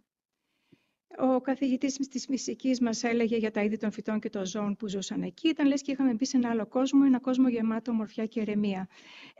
Δεν ξέρω αν σας κουράζω αν καθίσω να το διαβάσω ή αν θα θέλετε να το διαβάσετε εσείς. Καθώς περπατούσαμε στο δάσος, παρατηρήσαμε κάτι που μας έκανε να παγώσουμε: δέντρα κομμένα, πεταμένα σπασμένα παιχνίδια. Πλαστικά μπουκάλια και σακούλες πεταμένες παντού σαν άσχημες κοιλίδες πάνω σε ένα πανέμορφο πίνακα ζωγραφικής. Το ποτάμι, που στην αρχή έμοιαζε τόσο καθαρό, είχε τώρα μια θολή όψη και μύριζε άσχημα. Η Χαράμες άρχισε να σβήνει, η Ελένη έπιασε να κλαίει. Ποιος το έκανε αυτό, ρώτησε με λυγμούς. Ο Βασίλης ήταν σιωπηλός και με το βλέμμα καρφωμένο στα κομμένα δέντρα, γόνιασε μια σφίξη στο στομάχι, σαν κάποιος να μου είχε κλέψει κάτι πολύτιμο. Μας εξήγησε ο κύριος μας ότι αυτό είναι αποτέλεσμα της αδιαφορίας και της απληστίας των ανθρώπων, της ανάγκης για περισσότερα, χωρίς να σκεφτούν τις συνέπειες. Μας είπε για την αποψήλωση των δασών, τη ρύπανση των υδάτων και του αέρα, την εξασφάλιση των σπάνιων ειδών. Εκείνη την μέρα κάτι άλλαξε μέσα μου, δεν ήταν απλώς ένα όμορφο μέρος για εκδρομές, ήταν κάτι ζωντανό που χρειαζόταν την προστασία μας. Και συνεχίζει με το να υποσχεθεί στον εαυτό του ότι θα κάνει ό,τι μπορεί για να προστατεύσει τη φύση και να μην ξαναδεί τέτοιες εικόνες. Ένας άλλος μαθητής είχε πιο λυρική διάθεση, γιατί ούτως ή άλλως το κομμάτι έχει λυρισμό. Και φαντάζεται τον εαυτό του να είναι κοντά σε μία λίμνη. Όντως το κομμάτι είναι κοντά, μέσα στο δάσος και σε μια λίμνη κοντά. Τα δέντρα καθευτίζονταν στη λίμνη. Τέλος πάντων, για να μην μακρηγορώ, τους δημιούργησαν, χωρίς να ξέρουν το θέμα, τους δημιούργησαν λυρικές εντυπώσεις. Το ίδιο συμβαίνει και με έναν άλλο μαθητή, ο οποίος μάλιστα αναφερόταν και σε συγκεκριμένο σημείο, στη Ζαρούχλα. Θα πρέπει σιγά σιγά να ολοκληρώσουμε. Ναι, ολοκληρώσουμε, ναι, τελειώνουμε. Εν συνεχεία, παραθέσαμε μια συλλογή από μουσικά έργα του Ιμπρεσιονισμού, του Claude Debussy, το Lamer, το Laniage, Reflets dans l'eau, Le Cathédrale d'Anglouty, τα Jodot, Bolero κτλ. Και ζητήσαμε να επιλέξουν 3 έργα που τους αρέσουν, αφού βεβαίως γίνει η ακρόαση από τους ίδιους, και να βάλουν και ένα πίνακα τους οποίους τους αντιπροσωπεύει. Έχουμε βάλει εμείς μουσική, βεβαίως δεν ακούγονται δυστυχώς τα έργα, από το Laniage, από το Bolero του Ravel και από το Lamer, επίσης του Debussy. Αυτά. Κλείνοντας όμως, ήθελα να πω ποια ήταν η εμπειρία μας που αποκομίσαμε εμείς σε όλο αυτό. Να πω το εξής, ότι εμείς οι εκπαιδευτικοί που ασχολούμαστε με την τέχνη στο σχολείο, την έννοια της διαθεματικότητας δεν την ακούμε για πρώτη φορά. Βέβαια, στα χρόνια μου δεν υπήρχε η έννοια STEAM, ωστόσο, για να επεξεργαστούμε ένα κίνημα ή ένα ρεύμα, πάντα το επεξεργαζόμαστε σε συνδυασμό με το περιβάλλον και όχι βεβαίως με την στενή έννοια του περιβάλλοντος, αλλά με το περιβάλλον, το κοινωνικό, το πολιτικό, το οικονομικό περιβάλλον. Άρα κάναμε διερεύνηση, παρατήρηση, ερμηνεία, ανάλυση πρώτα, ερμηνεία, έκφραση ιδεών, νέες ιδέες σε ποια παρήγαγαν και δεξιότητες. Κάτι δηλαδή που θεωρούμε ότι αποτελεί στόχο για προσωπική ανάπτυξη του κάθε μαθητή, αλλά και όλων μας βεβαίως. Άρα καταλαβαίνουμε ότι με το STEAM ή με την πραγμάτευση ενός θέματος μέσω του πρίσματος του STEAM δίνουμε τη δυνατότητα να έχουμε κάτι πέρα από το προφανές. Να βλέπουμε κάτι διαφορετικό από αυτό που μας δίνει μία πληροφορία. Άρα αναζητούμε μια άλλου είδους γνώση. Αναζητούμε την κριτική σκέψη, αναζητούμε κάτι, όπως έλεγε ο Έλιοτ, που πήγε η σοφία που χάθηκε μες στη γνώση, που πήγε η γνώση που χάθηκε μες στην πληροφορία. Σας ευχαριστούμε πολύ για το χρόνο σας και συγχαρητήρια για την εκδήλωσή σας. Και εμείς ευχαριστούμε. Επειδή έτσι λίγο έχουμε περάσει το χρόνο, ας κάνουμε στο τέλος έτσι, ερωτήσεις. Επομένως, προχωράμε στην επόμενη παρουσίαση. Η κυρία Δημοπούλου βασικά θα κάνει στα αγγλικά την παρουσίασή της στην άλλη παράλληλη συνεδρία. Επομένως, προχωράμε στην παρουσίαση από την κυρία Νιμπή και την κυρία Νικολοπούλου. Από το 21ο Γυμνάσιο των Πατρών, The Parthenon in Minecraft, an innovative and inclusive action in 21st century SpicE STEAM education.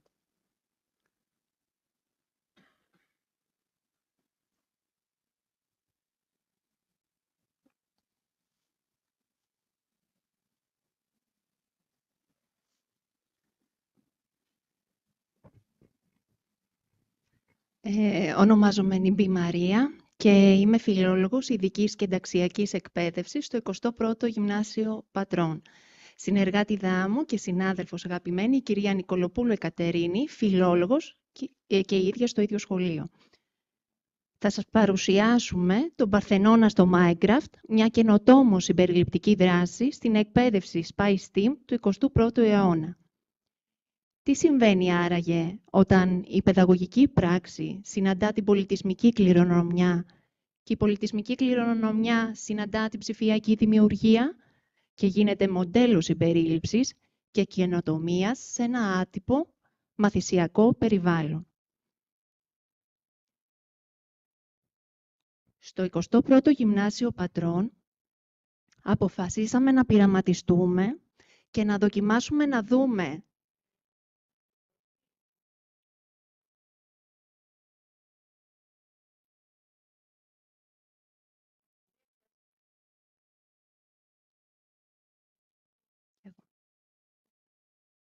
Στο 21ο Γυμνάσιο, λοιπόν, αποφασίσαμε να πειραματιστούμε και να δοκιμάσουμε να δούμε τον Παρθενώνα με τα μάτια της νέας γενιάς, ως ζωντανό μνημείο που μπορεί, και σύμβολο που μπορεί να ξαναχτιστεί με τα εργαλεία των νέων σήμερα. Έτσι γεννήθηκε το συμπεριληπτικό SpicE STEAM Project ο Παρθενώνας στο Minecraft. Σας παρουσιάσουμε την αφίσα που δημιούργησαν οι μαθητές μας στο πλαίσιο της λειτουργίας του Δικτύου Σχολείων της Αχαΐας για τη συμπεριληπτική STEAM εκπαίδευση και τα περιεχόμενα της παρουσίασής μας. Η δύναμη της διεπιστημονικότητας μεγάλη. Ο Παρθενώνας στο Minecraft ήταν ένα καινοτόμο εγχείρημα. Ξεκινήσαμε με την επεξεργασία του ποίηματος «Ύμνος στον Παρθενώνα» του Κωστή Παλαμά, στηριζόμενοι σε ιστορικές πηγές και λογοτεχνική έκφραση και δημιουργία, με την εμπλοκή επιστημών, μηχανικής, τεχνολογίας, τεχνών και μαθηματικών, σε συνδιδασκαλίες που υλοποιήθηκαν, ανοίγοντας ένα νέο, ελκυστικό δρόμο μάθησης για όλους τους μαθητές μας. Την διεπιστημονικότητα, για την οποία μίλησα, θα τη δούμε ανατρέχοντας λόγω πίεσης του χρόνου, στο Padlet που δημιουργήσαμε και φαίνεται η εμπλοκή όλων των πεδίων του STEAM.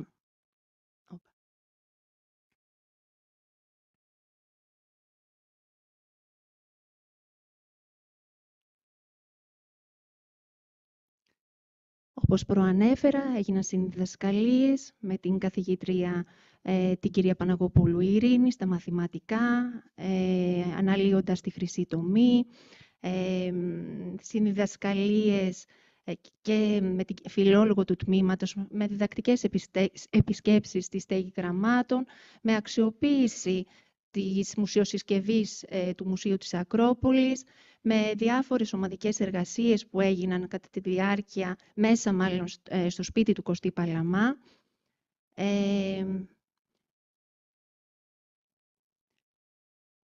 Τα μαθηματικά είπαμε, εμπλοκή της τεχνολογίας, της μηχανικής, με την σύμπραξη και τη συμβολή του κύριου Μιχαλόπουλου, μηχανολόγου τεχνολόγου.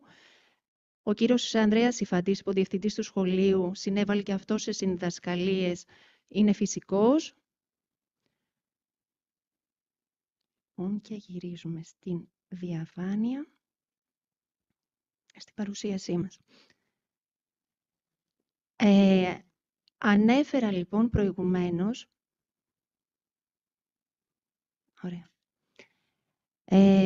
ότι προσπαθήσαμε να ανοίξουμε ένα νέο ελκυστικό δρόμο μάθησης για όλους τους μαθητές μας.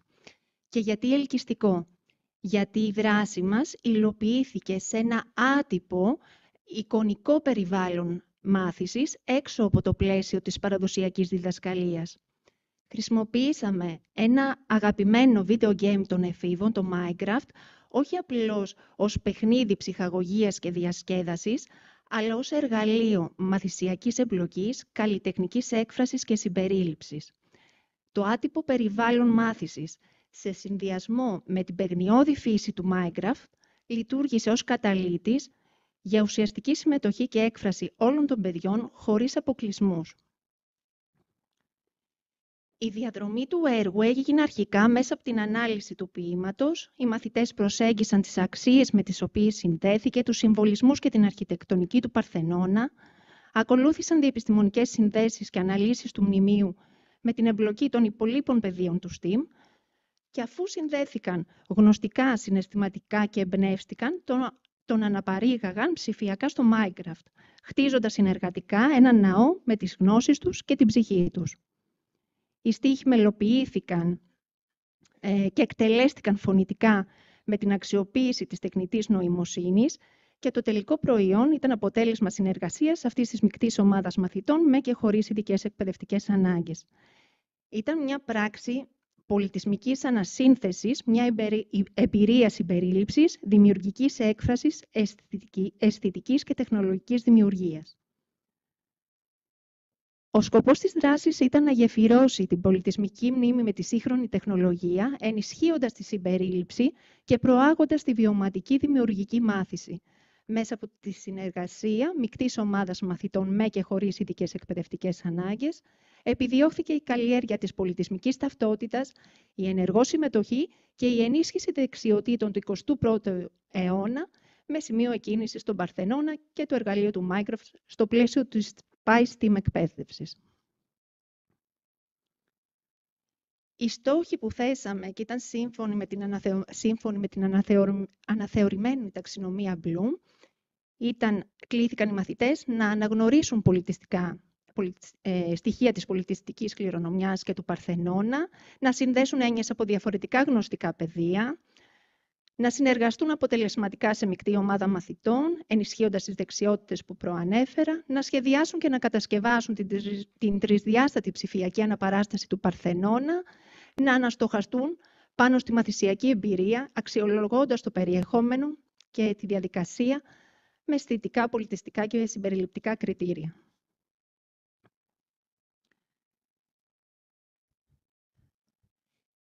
Οι μαθητές που συμμετείχαν στη συγκεκριμένη ομάδα ήταν 8 μαθητές της 3ης τάξης γυμνασίου, γιατί παράλληλα έτρεξαν και άλλες μορφές υποστήριξης του θέματος ο Παρθενώνας. και πώς προσεγγίζουμε μάλλον τον Παρθενώνα με διάφορα άλλα project, με διαφορετικά project. Ένα από αυτά είναι ο Παρθενώνας στο Minecraft που σήμερα σας παρουσιάζουμε. Οπότε μιλάμε για μια ομάδα 8 μαθητών της 3ης Γυμνασίου, 4 μαθητές με ειδικές εκπαιδευτικές ανάγκες και 4 χωρίς. Από τους μαθητές με ειδικές εκπαιδευτικές ανάγκες, ο ένας μαθητής είχε δυσλεξία, 2 μαθητές μαθησιακές δυσκολίες και 1 μαθήτρια αυτισμό υψηλής λειτουργικότητας. Το έργο στηρίχτηκε στις αρχές της οικουμενικής σχεδίασης για μάθησης και στο πλαίσιο του SpicE Team, προσφέροντας ίσες ευκαιρίες έκφρασης και δημιουργίας σε όλους τους μαθητές και ενισχύοντας τις δεξιότητες του 21ου αιώνα. Ένα project προσαρμοσμένο στις ανάγκες, τις δυνατότητες και τα ενδιαφέροντα των μαθητών μας. Και εδώ πέρα, λέγοντας ενδιαφέροντα των μαθητών μας, να τονίσω ότι η σύνθεση της συγκεκριμένης ομάδας έγινε ουσιαστικά από τους ίδιους τους μαθητές. Η επιλογή της συμμετοχής τους στο project, το Παρθενώνα στο Minecraft, ήταν δική τους, καθώς αποδείχτηκε κοινό ψηφιακό πεδίο ενδιαφέροντος. Το έργο υποστηρίχθηκε από διαφοροποιημένες πολυτροπικές μεθόδους στρατηγικές, από το μοντέλο της ανεστραμμένης τάξης, ομαδοσυνεργατικές δραστηριότητες, εξατομικευμένη υποστήριξη και στο τμήμα ένταξης για περαιτέρω ενεργοποίηση των μαθητών, διαφοροποιημένη διδασκαλία μέσω συνδιδασκαλιών και ενισχύθηκε από επίσκεψη στη στέγη του Κωστή Παλαμάκη και τη χρήση, όπως είπα, την αξιοποίηση της μουσειοσυσκευής του Μουσείου της Ακρόπολης.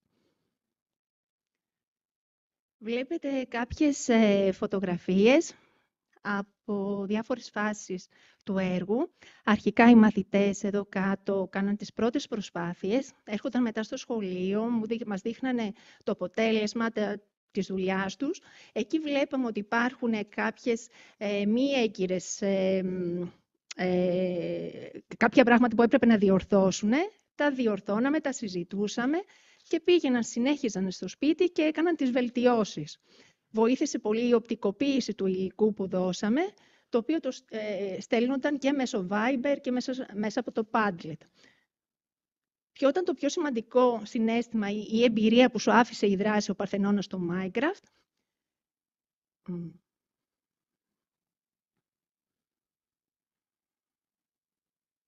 Ναι.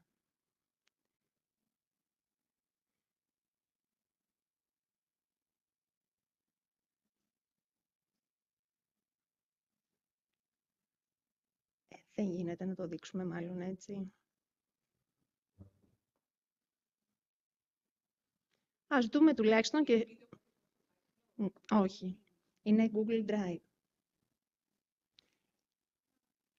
Ας ελπίσουμε να δείξει αυτό.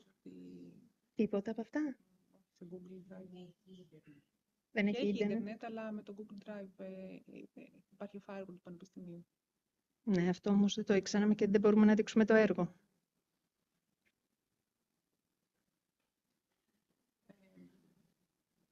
Είναι κάποιο βίντεο? Είναι όλο το υλικό που φτιάξανε τα παιδιά. Υπάρχει κάποιος άλλος τρόπος? Με το Google Drive δεν ξέρω να ρωτήσω αν μπορούμε να το παρακάμψουμε για σήμερα, αλλά γενικά όχι. Ναι, δεν είναι. Γι' αυτό είχαμε πει να έχουμε τις παρουσιάσεις. Ναι, ωραία. Ας ελπίσουμε ότι ίσως το δούμε αργότερα. Η δράση αξιολογήθηκε με ποιοτικά και ποσοτικά εργαλεία, παρατήρηση, ερωτηματολόγιο, λίστες ελέγχου, αυτοαξιολόγηση και αναστοχασμό. Τα αποτελέσματα ήταν εντυπωσιακά. 100% των μαθητών ένιωσαν ενεργά μέλη της ομάδας, θεώρησαν το έργο δημιουργικό και ευχάριστο. Μαθητές με ειδικές εκπαιδευτικές ανάγκες διατήρησαν εστίαση και ανέσυραν πληροφορίες για τον Παρθενώνα και όλοι οι μαθητές ζήτησαν να επαναξιοποιηθεί το Minecraft και να ενταχθεί το SpicE Team στο εβδομαδιαίο ορολόγιο πρόγραμμα. Οι μαθητές με ειδικές εκπαιδευτικές ανάγκες ένιωσαν ασφάλεια και ενδυνάμωση. Το ψηφιακό περιβάλλον στήριξε τη μνήμη και τη συγκέντρωση του ενδιαφέροντος και δημιουργώντας αυθεντική σύνδεση με τη γνώση. Λέξεις κλειδιά από τον αναστοχασμό που έγινε ήταν η συνεργασία, η δημιουργία, ο διάλογος, λύσεις, μνήμη, ομάδα, ικανοποίηση. Μαθητές με δυσκολίες λόγου και έκφρασης ανέφεραν ότι κατάφεραν να επικοινωνήσουν και να αυτενεργήσουν μέσω της ψηφιακής δημιουργίας, να εκφράσουν συναισθήματα και να συνδημιουργήσουν σε κλίμα αποδοχής, ενισχύοντας το αίσθημα περιέργειας, ικανοποίησης και χαράς.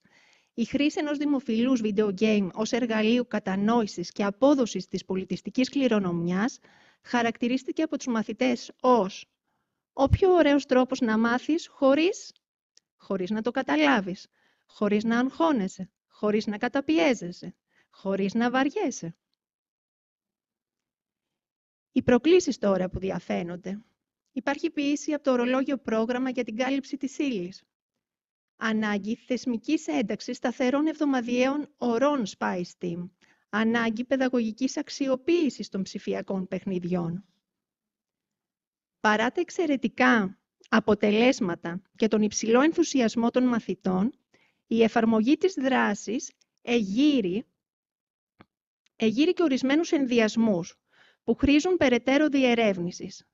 Ο ενθουσιασμός για τη χρήση του Minecraft και η καθολική αποδοχή του ως εργαλείο μάθησης ενδέχεται να επηρεάζονται από τη γενικότερη εξοικείωση των εφήβων με τα βιντεοπαιχνίδια και τη δυναμική τους ως μέσο ψυχαγωγίας.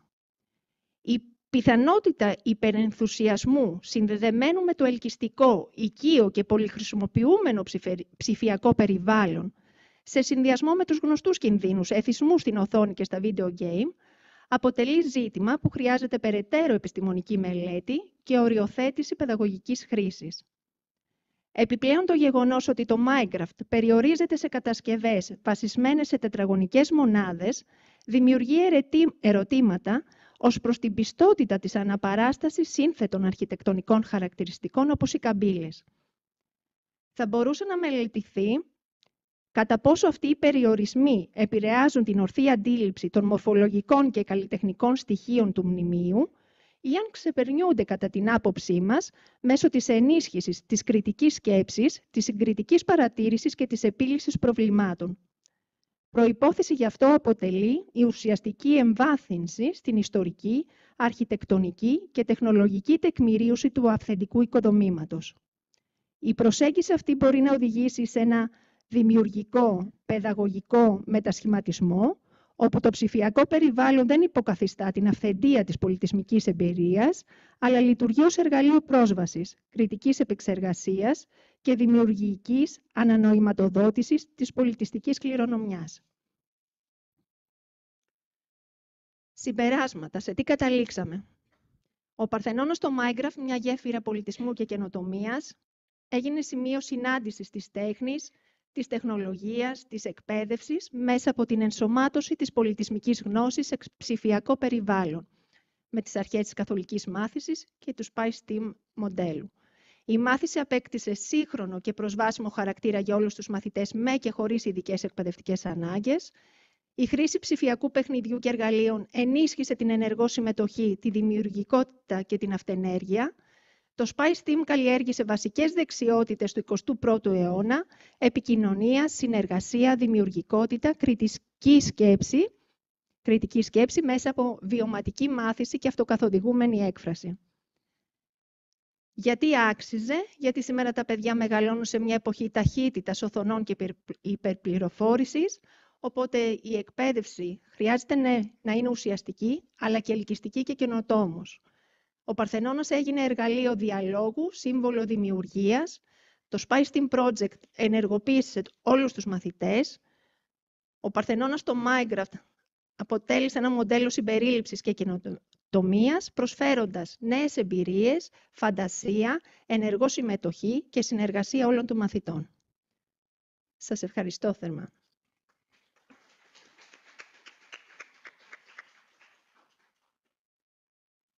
Ευχαριστούμε πολύ. Λοιπόν, πάμε στην επόμενη παρουσίαση, η οποία θα γίνει online από την κυρία Μαρία Μπαρούτα από την Κέρκυρα. Ο τίτλος παρουσίασης είναι Integrating Inclusive STEAM Practices in Primary Education, the PhysiQ Application. Κυρία Μπαρούτα, μπορείτε να διαμοιράσετε την οθόνη σας και να κάνετε την παρουσίαση. Ναι, καλησπέρα σε όλους.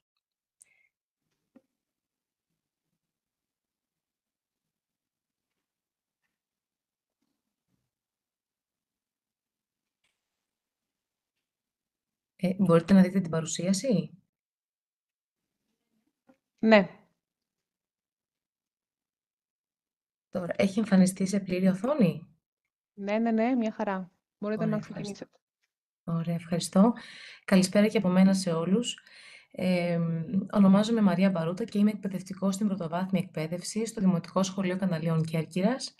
Και το θέμα της σημερινής παρουσίασης είναι η εφαρμογή και η αξιοποίηση της εφαρμογής PhysiQ στο Δημοτικό Σχολείο, στην πρωτοβάθμια εκπαίδευση, με βασικό σκοπό την πρόθεση της επιστημονικής εκπαίδευσης, με τη συμπερίληψη όλων των μαθητών.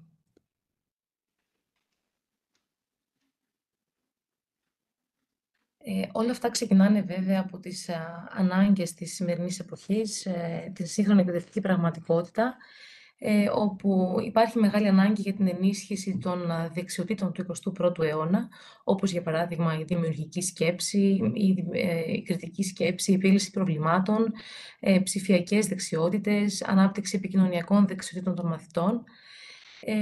Όλοι οι εκπαιδευτικοί καλούμαστε να διαχειριστούμε πολυπολιτισμικές τάξεις, όπου φοιτούν μαθητές με διαφορετικό πολιτισμικό υπόβαθρο, και αυτό συνήθως συνδέεται μαζί με μια δυσκολία στην κατανόηση της γλώσσας και την σωστή χρήση. Οπότε έχουμε και γλωσσικά εμπόδια τα οποία δεν είναι εύκολο για τους μαθητές αυτούς να προχωρήσουν και να παρακολουθήσουν το μάθημα σε ένα νέο εκπαιδευτικό πολιτισμικό περιβάλλον. Ως προς την αξιοποίηση της εφαρμογής PhysiQ, αυτό συνέβη σαν μια πιλωτική δοκιμασία μέσα στην τάξη, σε συνεργασία με τον οργανισμό Scientix και τους δημιουργούς της εφαρμογής, οι οποίοι είναι επιστήμονες εξειδικευμένοι στην παιδαγωγική και στις νέες τεχνολογίες, από την εταιρεία Trapeze Digital και το εκπαιδευτικό ίδρυμα στη Γαλλία, το La Mona Lapat, και φυσικά εγκεκριμένα από το Υπουργείο Παιδείας της Γαλλίας. Για την εφαρμογή λοιπόν του προγράμματος αυτού χρησιμοποιήθηκαν οι εξής μέθοδοι. Είναι η μέθοδος project, η διερευνητική μάθηση, η συνεργατική μάθηση. Είχαμε τη μάθηση μέσω κινητών συσκευών, καθώς η αξιοποίηση έγινε με την χρήση tablet. Και είχαμε φυσικά επίλυση προβλημάτων. Όλες αυτές οι μέθοδοι βρίσκονται κάτω από την ομπρέλα της εκπαίδευσης STEAM, μέσα από την οποία φυσικά προσφέρονται δυνατότητες για τη συμμετοχή όλων των μαθητών. Και αυτό ήταν στην ουσία ο βασικός στόχος της δοκιμής αυτής. Να δούμε πόσο λειτουργικό είναι, πώς μπορεί να συμπεριλάβει όλα τα παιδιά, είτε είναι από διαφορετικό πολιτισμικό υπόβαθρο, είτε αντιμετωπίζουν κάποιες εκπαιδευτικές δυσκολίες, και να δούμε κατά πόσο λειτουργεί και αν είναι αποτελεσματική στην τάξη. Ξεκινώντας λοιπόν, το πρόγραμμα αυτό υλοποιήθηκε σε μια τάξη έκτης δημοτικού, όπου φοιτούσαν 14 μαθητές, εκ των οποίων υπήρχαν 2 μαθήτριες οι οποίες είχαν έρθει πρόσφατα από την Ουκρανία και δεν μιλούσαν καθόλου την ελληνική γλώσσα. Υπήρχαν 2 μαθητές οι οποίοι ήταν πρόσφυγες δεύτερης γενιάς από την Αλβανία, που είχαν ξεκινήσει στην πρώτη δημοτικού του ελληνικού σχολείου, αλλά επειδή στο σπίτι δεν μιλούσαν ελληνικά, οι οικογένειές τους, οι γονείς τους, δεν μπορούσε κανείς να τους βοηθήσει και αντιμετώπισαν δυσκολίες με την ελληνική γλώσσα, και φυσικά δεν παρουσίαζαν κάποιο ισχυρό κίνητρο να παρακολουθήσουν και να συμμετέχουν στο μάθημα. Και επίσης υπήρχαν 4 μαθητές με μαθησιακές δυσκολίες, εκπαιδευτικές ανάγκες 3 με μαθησιακές δυσκολίες και 1 μαθήτρια με αυτισμό υψηλής λειτουργικότητας. Ξεκινώντας λοιπόν την εφαρμογή του PhysiQ, ξεκινήσαμε με κάποιο μάθημα προετοιμασίας, όπου οι μαθητές συμμετείχαν και άρχισαν να εξερευνούν το περιβάλλον, να εξοικειωθούν με την εφαρμογή. Έγινε μια παρουσίαση από μένα, δείχνοντας τα βασικά στοιχεία που έχουμε, τι εργαλεία μας προσφέρει και εξηγώντας τι ακριβώς θα κάνουμε με την εφαρμογή αυτή. Στην επίσημη ιστοσελίδα υπάρχουν βήματα, υπάρχει οδηγός για τον εκπαιδευτικό, τον οποίο μπορούμε να ακολουθήσουμε, υπάρχει παρουσίαση για τα παιδιά, για να ξεκινήσουμε εισαγωγικά το μάθημα. και να δούμε ότι στην ουσία πρόκειται για ένα ψηφιακό σημειωματάριο, το οποίο μπορούμε να χρησιμοποιήσουμε. Μπορούμε να το συνδέσουμε πάρα πολύ εύκολα με πάρα πολλά μαθήματα των φυσικών της 5ης και της 6ης δημοτικού. Χρησιμοποιείται φυσικά και στις πιο μικρές τάξεις, ανάλογα με τις ανάγκες των μαθημάτων. Το περιβάλλον της εφαρμογής FijiQ Junior είναι στην ουσία μια διαφορετική εφαρμογή που ευθύνεται σε μαθητές δημοτικού. Είναι για ηλικίες 7 έως 12 ετών. Ανοίγοντας λοιπόν την διαπαφή, βλέπουμε ότι υπάρχει άλλο περιβάλλον για τον εκπαιδευτικό και λίγο διαφοροποιημένο για τον μαθητή. Η διαφορά είναι ότι ο εκπαιδευτικός μπορεί να δημιουργεί και δικές του δραστηριότητες πέρα από αυτές που προτείνονται μαζί με την εφαρμογή.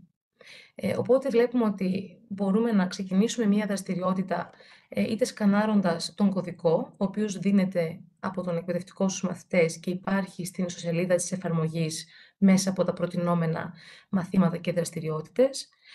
Μπορούμε να δημιουργήσουμε ένα καινούργιο ψηφιακό σημειωματάριο. Οτιδήποτε κάνουμε αποθηκεύεται και μπορούμε να ανατρέξουμε αργότερα για να επεξεργαστούμε ξανά ή να δούμε οτιδήποτε έχουμε κάνει.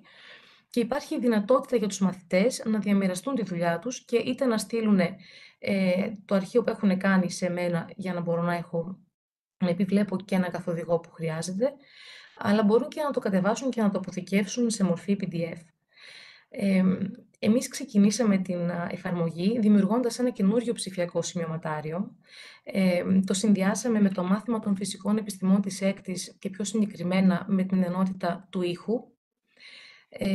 Ανοίγοντας λοιπόν το καινούριο ψηφιακό σημειωματάριο, για κάθε μέρος της ερευνητικής διαδικασίας που ακολουθούμε σε πρώιμο στάδιο, στο δημοτικό, ότι θέτουμε ένα ερώτημα, ότι έχουμε μια υπόθεση, κάνουμε τις μετρήσεις μας, γράφουμε τα αποτελέσματα και καταλήγουμε σε ένα συμπέρασμα.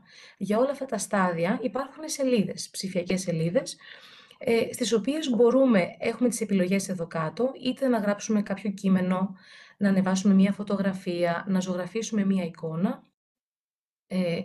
Το 4ο εικονίδιο μας δείχνει όλα τα εργαλεία που υπάρχουν στην εφαρμογή και το τελευταίο εικονίδιο έχει να κάνει με το να συμπληρώσουμε άλλη μία εικόνα, χρειάζεται άλλη μία σελίδα για περαιτέρω σημειώσεις, αν δεν μας φτάνει ο χώρος.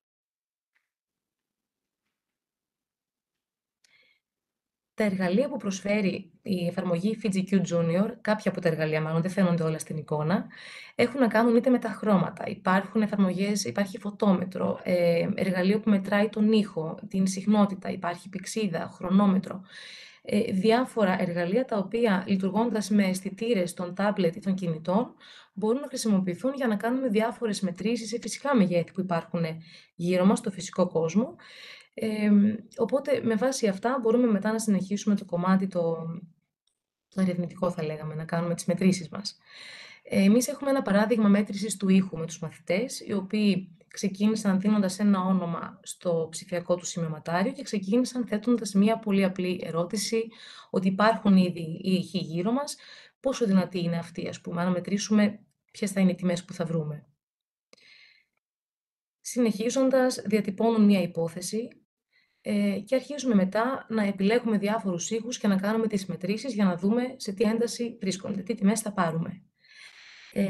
Οπότε οι μαθητές ξεκίνησαν αναομάδες, χωρισμένοι σε 4 ομάδες, με τα τάμπλετ του σχολείου, να μετρούν τους ήχους που υπάρχουν γύρω μας. Δοκιμάσαμε σε μια ήσυχη τάξη, που ακούγεται μόνο ο ήχος από έξω, από το παράθυρο, ας πούμε.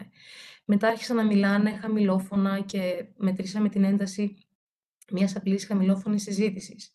Μετά μετρήσαμε την ένταση που έχουν όταν φωνάζουμε μέσα στην τάξη. Τι ένταση έχει το κουδούνι που χτυπάει για το διάλειμμα και διάφορους άλλους ήχους, τους οποίους είχαμε στο σχολείο.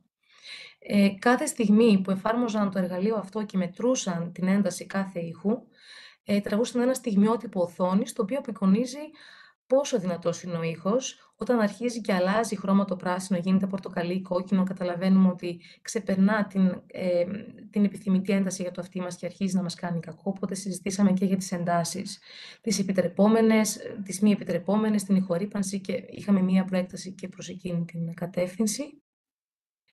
Και στο τέλος, αφού πήραμε τις μετρήσεις, τα παιδιά ανεβάσαν τις φωτογραφίες που είχαν τραβήξει ως στιγμιότυπα και από κάτω γράψαν για την κάθε εικόνα σε ποιον ήχο αντιστοιχεί. Τι μετρήσαμε στην ουσία. Αργότερα αυτό μπορεί να επεκταθεί και με μια δημιουργία κλίμακας ήχου, είτε σχεδιάζοντάς την στην εφαρμογή, είτε κάνοντάς την στην τάξη και τραβώντας μια φωτογραφία για να την ανεβάσουμε και να την έχουμε και αυτή ως συμπέρασμα και δραστηριότητα στο ψηφιακό μας σημειωματάριο. Οπότε τα αποτελέσματα και τα συμπεράσματα προέκυψαν από τις δικές μου σημειώσεις μέσα από την παρατήρηση κατά τη διάρκεια της υλοποίησης των δραστηριοτήτων. Και επίσης δόθηκαν και ερωτηματολόγια στους μαθητές, οι οποίοι αξιολόγησαν και την εφαρμογή και πώς τους φάνηκε, γενικότερα τη δική τους εμπειρία, αν τους άρεσε. Και το αποτέλεσμα ήταν ότι υπήρχε 100% συμμετοχή και οι 14 μαθητές συμμετείχαν ενεργά. Ενθουσιάστηκαν πραγματικά, ζήτησαν να κατεβάσουν την εφαρμογή και στο σπίτι τους, όσοι είχαν κινητό τηλέφωνο ή τάμπλετ, και συνεργάστηκαν και μεταξύ τους χωρίς προβλήματα. Το σημαντικό είναι επίσης ότι το περιβάλλον ήταν φιλικό προς το χρήστη, δεν υπήρχε κάποια δυσκολία, ήταν εύκολο στην πλοήγηση και οι μαθητές πολλές φορές μπορούσαν να κατανοήσουν το κάθε εικονίδιο, το κάθε εργαλείο, για ποιο λόγο χρησιμοποιείται, χωρίς να χρειαστεί να τους το εξηγήσω εγώ. Δηλαδή, τους ήταν πολύ εύκολο να το καταλάβουν από μόνοι τους. Οι δραστηριότητες ήταν ενδιαφέρουσες και το θέμα είναι ότι προωθούν πάρα πολύ την συμμετοχή των μαθητών. Υπάρχει μια διάδραση. Μαθαίνουμε ότι τα τάμπλετ μας και τα κινητά μας λειτουργούν με αισθητήρες, οι οποίοι μπορεί να χρησιμοποιηθούν και για εκπαιδευτικούς σκοπούς, για να μετρήσουμε πράγματα. Και φυσικά προωθείται η διερευνητική μάθηση με βάση την έρευνα, που σίγουρα ενισχύει ακόμα περισσότερο το ενδιαφέρον των παιδιών. Τα ωφέλη από την αξιοποίηση της εφαρμογής είναι φυσικά η συμπερίληψη. Το σημαντικό μάλλον ήταν ότι συμμετείχαν όλα τα παιδιά, ακόμα και οι μαθητές που έχουν δυσκολίες μαθησιακές, τα κατάφεραν, τα απεξήλθαν σε όλο αυτό και ενισχύθηκε πάρα πολύ η αυτοπεποίθησή τους.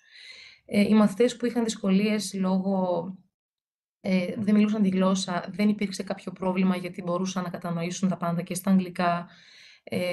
Συμμετείχαν δηλαδή χωρίς να υπάρχουν ιδιαίτερα προβλήματα και απέκτησαν κίνητρο και αυτοί που δεν είχαν τόσο έντονη συμμετοχή γενικότερα στο μάθημα. Βελτιώθηκαν οι ψηφιακές τους δεξιότητες και κατάλαβαν πολύ πιο εύκολα κάποιες επιστημονικές έννοιες. Και το σημαντικό επίσης είναι ότι οργάνωσαν λίγο τη σκέψη τους και κατανόησαν το πώς δουλεύουμε με βάση τις αρχές επιστημονικής έρευνας, δηλαδή βήμα-βήμα όλα αυτά που κάναμε. Συνεργάστηκαν αρμονικά και ενίσχυσαν και τις επικοινωνιακές τους δεξιότητες μέσα από την συζήτηση και την συνεργασία. Και επίσης ένα ακόμη όφελος είναι ότι αυτή η εφαρμογή υπάρχει δωρεάν για όσους ενδιαφέρονται να την κατεβάσουν, είναι και για τα παιδιά πάρα πολύ εύκολο. Υπάρχει για Android λογισμικό στο Google Store και για λογισμικό iOS υπάρχει στο App Store. Η πρόσβαση είναι εύκολη. Το μόνο που χρειάζεται να γίνεται είναι η ενημέρωση, γιατί συνέχεια ενημερώνεται ως εφαρμογή και μπορεί πραγματικά να αποτελέσει ένα εύχριστο και πολύ ενδιαφέρον εργαλείο για τον εκπαιδευτικό και για τους μαθητές στην εκπαιδευτική διαδικασία και να τους συμπεριλάβει πραγματικά όλους. Αυτά από μένα. Ευχαριστώ πάρα πολύ για το χρόνο σας και συγχαρητήρια για τους προηγούμενους ομιλητές και τους διοργανωτές του συνεδρίου. Ευχαριστούμε πολύ για την παρουσίαση, την κυρία Μπαρούτα, και πάμε στην επόμενη παρουσίαση από το 13ο Δημοτικό Σχολείο Πατρών. Ο τίτλος είναι «The Power on My Plate, a project by 4th grade students of the 13th Primary School of Patras», από τον κύριο Κωνσταντίνο Γεωργόπουλο, την κυρία Όλγα Βλάχου, την κυρία Βενετία Παπαγγελοπούλου, τον κύριο Χρήστο Κοτσόπουλο και την κυρία Αναστασία Βυσβαρδή ή Βυσβάρδη. Ωραία, θα με βοηθήσετε λίγο να το βρω.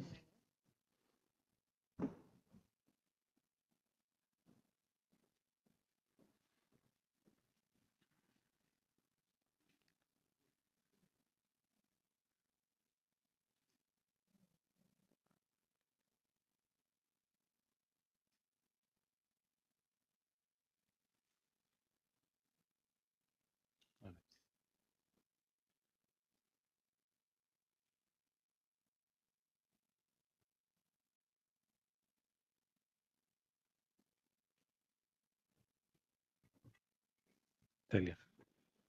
Λοιπόν, καλησπέρα και από μένα. Δεν ξέρω αν ακούγομαι. Κοντά. Καλησπέρα λοιπόν και από μένα. Ονομάζομαι Γεωργόπουλος Κωνσταντίνος. Είμαι εκπαιδευτικός πρωτοβάθμιας εκπαίδευσης και σήμερα θα σας παρουσιάσουμε και εμείς το δικό μας συμπεριληπτικό σχέδιο STEAM, το οποίο εφαρμόσαμε φέτος στο σχολείο μας. Αλλά πριν ξεκινήσουμε να λέμε για το πρόγραμμα, λίγα λόγια για το σχολείο μας. Το 13ο Δημοτικό Σχολείο της Πάτρας βρίσκεται στο κέντρο της πόλης και είναι ένα σχολείο το οποίο θα λέγαμε ότι περιλαμβάνει μαθητές με διαφορετικά πολιτισμικά υπόβαθρα. Στο μαθητικό μας δυναμικό υπάρχουν παιδιά με μεταναστευτικό και προσφυγικό υπόβαθρο, καθώς και μαθητές που ανήκουν σε ευαίσθητες κοινωνικές ομάδες. Έχουμε παιδιά από την Αλβανία, έχουμε παιδιά από την Βουλγαρία, έχουμε επίσης παιδιά Ρωμά. Οπότε, όπως καταλαβαίνετε, το σχολείο μας ενδείκνυται για την εφαρμογή τέτοιων συμπεριληπτικών προγραμμάτων. Έχουν λοιπόν διαφορετικά επίπεδα μαθησιακής ετοιμότητας και στην προσπάθειά μας να φτιάξουμε ένα τέτοιο συμπεριληπτικό σχολείο, αποφασίσαμε φέτος για πρώτη φορά να υλοποιήσουμε ένα τέτοιο πρόγραμμα. Το πρόγραμμα λοιπόν αυτό είχε ως στόχο να προσεγγίσουμε με διεπιστημονικό τρόπο ένα πρόβλημα της καθημερινότητας των παιδιών. Στο σχολείο μας έτσι κι αλλιώς υλοποιούνται διάφορα εθνικά και ευρωπαϊκά προγράμματα. Υλοποιείται ένα πρόγραμμα Εράσμους, το οποίο κατά το παρελθόν έχει αποσπάσει και το Ευρωπαϊκό Βραβείο Καινοτόμου Διδασκαλίας από το Ίδρυμα Κρατικών Υποτροφιών. Και θελήσαμε έτσι να κάνουμε και κάτι διαφορετικό, οπότε ύστερα από την παρότρινση και την υποστήριξη της Επόπτριας Ποιότητας και Συμβούλου Εκπαίδευσης, της κυρίας Κατερίνας Νικολακοπούλου, προχωρήσαμε και δυναμικά έτσι εφαρμόσαμε αυτό το σχέδιο. Ένα αυθεντικό λοιπόν πρόβλημα, ένα πρόβλημα που απασχολεί τα παιδιά σήμερα και όχι μόνο τα παιδιά αλλά και τους γονείς, ήταν το θέμα της υγιεινής διατροφής. Ένα αυθεντικό πρόβλημα το οποίο λοιπόν αποφασίσαμε από κοινού με τα παιδιά, τα καλέσαμε να εκφράσουν τις ιδέες τους και τις αντιλήψεις τους πάνω σε θέματα τα οποία τα απασχολούν και μέσα από έναν καταιγισμό ιδεών αναδύθηκε το θέμα της υγιεινής διατροφής. Αναδύθηκε ένα θέμα το οποίο απασχολεί τα παιδιά διότι έχει παρατηρηθεί ότι έχουν αυξηθεί τα φαινόμενα παχυσαρκίας. Γενικά η διατροφή των παιδιών θα λέγαμε ότι δεν είναι αυτή που πρέπει να είναι. Το βλέπουμε και εμείς κάθε μέρα στο σχολείο. Το βλέπουμε και σαν γονείς, οπότε είναι ένα θέμα που μας απασχολεί. Και σκοπός ήταν να υιοθετήσουν τα παιδιά έτσι λίγο πιο υγιεινές διατροφικές συνήθειες, τόσο στο σχολείο όσο και στο σπίτι. Με την Τετάρτη λοιπόν Δημοτικού, της οποίας την χάνει να είμαι φέτος δάσκαλος, ξεκινήσαμε αυτό το ταξίδι, ένα ταξίδι το οποίο ήταν πάρα πολύ ωραίο και πραγματικά αναδύθηκαν και καινούργιες εμπειρίες και καινούργια πράγματα. Σκοπός ήταν να ασχοληθούμε με διαφορετικούς κλάδους της STEAM εκπαίδευσης και να φωτίσουμε αυτό το πρόβλημα μέσα από διαφορετικές πτυχές, να αναδείξουμε διαφορετικές οπτικές, προκειμένου να εμβαθύνουμε στο ζήτημα και να βρούμε και λύσεις. Οι στόχοι του προγράμματος. Οι στόχοι ήταν σαφείς και μετρήσιμοι. Θελήσαμε λοιπόν τα παιδιά μέσα από αυτές τις δράσεις να γνωρίσουν ποιες είναι οι βασικές ομάδες τροφίμων. Θελήσαμε να τους κάνουμε να αναγνωρίζουν πιο εύκολα αυτές τις τροφές οι οποίες έχουν υψηλή περιεκτικότητα ζάχαρης. Θελήσαμε να κατανοήσουν βαθύτερα τις συνέπειες της υπερβολικής κατανάλωσης ζάχαρης και να μειώσουν την καθημερινή κατανάλωση των γλυκών και των αναψυκτικών. Εν τέλει, αυτό που προσπαθήσαμε ήταν να καλλιεργηθεί θετική στάση απέναντι στην υγιεινή διατροφή. Ξεκινώντας λοιπόν με τους διάφορους κλάδους της STEAM εκπαίδευσης, αρχικά μέσα από την επιστήμη διερευνήσαμε ποιες είναι οι αρνητικές συνέπειες της κατανάλωσης τέτοιων τροφών, οι οποίες έχουν υψηλή περιεκτικότητα σε ζάχαρη. Αναλύσαμε ποιες είναι οι συνέπειες στο σώμα μας, στην ψυχολογία μας, στη νοητική μας λειτουργία και στη συνέχεια τα παιδιά ανέλαβαν το ρόλο του μικρού detective. Συγκεντρώσαμε στην τάξη διάφορες συσκευασίες και τα παιδιά αναζήτησαν πληροφορίες μέσα από τις ετικέτες, εντόπισαν την περιεκτικότητα σε ζάχαρη μέσα σε δημοφιλή αναψυκτικά, ενεργειακά ποτά, σνακ και κατέγραψαν σε μία λίστα αυτές τις περιεκτικότητες. Στην ουσία αυτές οι περιεκτικότητες μας βοήθησαν και στους επόμενους κλάδους και αφού καταγράψαμε όλα αυτά τα στοιχεία, στη συνέχεια θελήσαμε να οπτικοποιήσουμε την ποσότητα ζάχαρης που υπήρχε σε αυτές τις τροφές. Χρησιμοποίησαμε λοιπόν μια ζυγαριά ακριβίας και μέσα σε σακουλάκια βάλαμε τις ποσότητες αυτές της ζάχαρης και πραγματικά τα παιδιά ξαφνιάστηκαν με το πόση ζάχαρη καταναλώνουμε όταν πίνουμε για παράδειγμα έναν χυμό ή όταν τρώμε πατατάκια. Τέλος, τα παιδιά έγιναν μικροί σεφ. Φέραμε στο σχολείο φρέσκα υλικά, φέραμε ντομάτες, φέραμε ελίτσες και τα παιδιά έφτιαξαν υγιεινά σνακ, προσπαθώντας κάθε φορά να είναι όσο πιο υγιεινό το σνακ αυτό και νομίζω ότι το αποτέλεσμα μας δικαίωσε.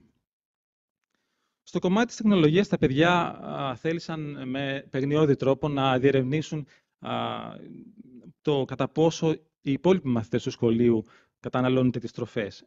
Χρησιμοποίησαν λοιπόν την πλατφόρμα Genially και μέσα από αυτή την πλατφόρμα έφτιαξαν ένα ηλεκτρονικό επιτραπέζιο παιχνίδι. Έφτιαξαν έτσι το ταμπλό, έφτιαξαν τα πιόνια, χρησιμοποίησαν την τεχνητή νοημοσύνη για να φτιάξουν το ζάρι, πληκτρολόγησαν τις ερωτήσεις και τις πιθανές απαντήσεις και όρισαν τους κανόνες του παιχνιδιού. Μετά την ολοκλήρωση της διαδικασίας αυτής της κατασκευής του παιχνιδιού, κάναμε μια πολύ μεγάλη δραστηριότητα, μια μεγάλη δράση στο σχολείο. Καλέσαμε όλους τους μαθητές όλου του σχολείου στην αίθουσα εκδηλώσεων και παίξαμε όλοι μαζί το παιχνίδι. Ήταν μια πολύ διασκεδαστική διαδικασία. Οι μαθητές ανταγωνίστηκαν μέσα σε πλαίσια υγιούς άμυλας, αλλά αυτό στο οποίο καταλήξαμε είναι ότι τα παιδιά πραγματικά χρειάζονται να αλλάξουν τις διατροφικές τους συνήθειες. Εδώ βλέπετε ενδεικτικά κάποιες εικόνες. Τα παιδιά φτιάχνουν, πληκτρολογούν, δημιουργούν το επιτραπέζιο παιχνίδι και τελικά το παίζουν. Εκμεταλλευόμενοι τα ρομποτικά kit τα οποία φέτος διανεμήθηκαν στα σχολεία, χρησιμοποίησαμε έναν ρομποτικό βραχίωνα. Αυτός ο ρομποτικός βραχίωνας μας βοήθησε μέσα από τον κλάδο της μηχανικής να μπορέσουμε να κατηγοριοποιήσουμε τα τρόφιμα ανάλογα με το πόση ζάχαρη περιείχαν. Χρησιμοποιώντας λοιπόν ένα τηλεχειριστήριο το οποίο ήταν συνδεδεμένο στο ρομποτικό βραχίωνα, τα παιδιά μπορούσαν να ελέγχουν τις κινήσεις του και επειδή έτσι έχουν και μια εξοικείωση με τη τεχνολογία και με τις παιχνιδομηχανές, κατάφεραν σε πολύ σύντομο χρονικό διάστημα να χειρίζονται με άνεση τον ρομποτικό βραχίωνα. Εκμεταλλευόμενοι λοιπόν τις λίστες που είχαν καταρτήσει από τον πρώτο κλάδο, τον κλάδο της επιστήμης, κατέταξαν τις τροφές ανάλογα με την περιεκτικότητα της ζάχαρης σε υγιεινές και μη ανθυγιεινές τροφές. Ήταν μια διασκεδαστική διαδικασία. Εντάξει, δυσκολεύτηκαν λίγο στην αρχή, αλλά τελικά κατάφεραν να βάλουν όλες τις τροφές στους χώρους που είχαμε ορίσει. Και τελικά αυτό που συμπεράναμε ήταν ότι ο χώρος που είχαμε ορίσει για τις υγιεινές τροφές ήταν άδειος, ενώ ο χώρος που ήταν για τις μη υγιεινές τροφές είχε γεμίσει από τρόφιμα τα οποία καταναλώνουν τα παιδιά στο σχολείο. Οι τέχνες δεν θα μπορούσαν παρά να διαδραματίζουν σημαντικό ρόλο σε αυτή την προσπάθεια. Με την δασκάλα της μουσικής, τα παιδιά έφτιαξαν ρυθμικά συνθήματα, τα κατέγραψαν σε μεγάλα χαρτόνια και μετά στο διάλειμμα βγήκαν και φροντοφώναξαν αυτά τα οποία είχαν ανακαλύψει μέσα από τις δράσεις αυτές. Ενημέρωσαν τα υπόλοιπα παιδιά, προειδοποίησαν για τροφές οι οποίες πρέπει να αποφεύγονται. Επίσης, δημιούργησαν ένα χαϊκού, το οποίο με τη βοήθεια της τεχνητής νοημοσύνης το μελοποίησαν.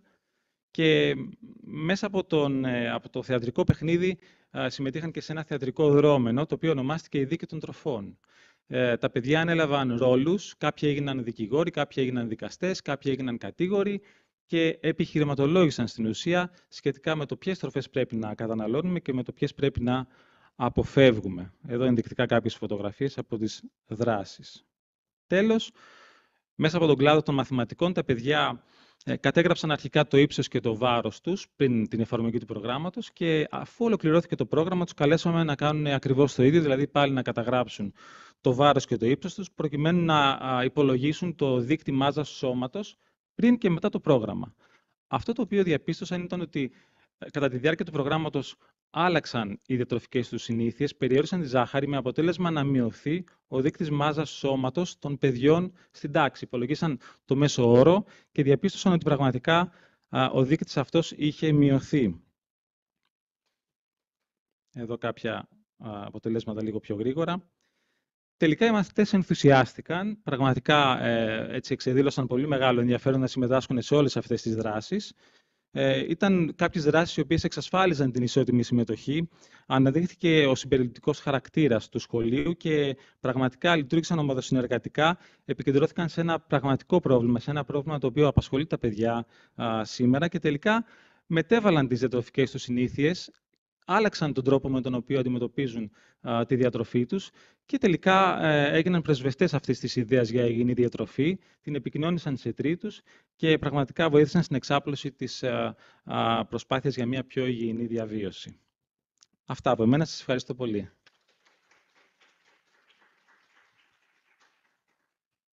Ευχαριστούμε πολύ τον κύριο Γεωργόπουλο. Να προχωρήσουμε στην επόμενη παρουσίαση από την κυρία Αναστασία Μπούρμπο και την κυρία Βασιλική Παγουλάτου. Ο τίτλος της είναι Creation of a Shadow Theater Performance with Bicycle Dynamo for lighting.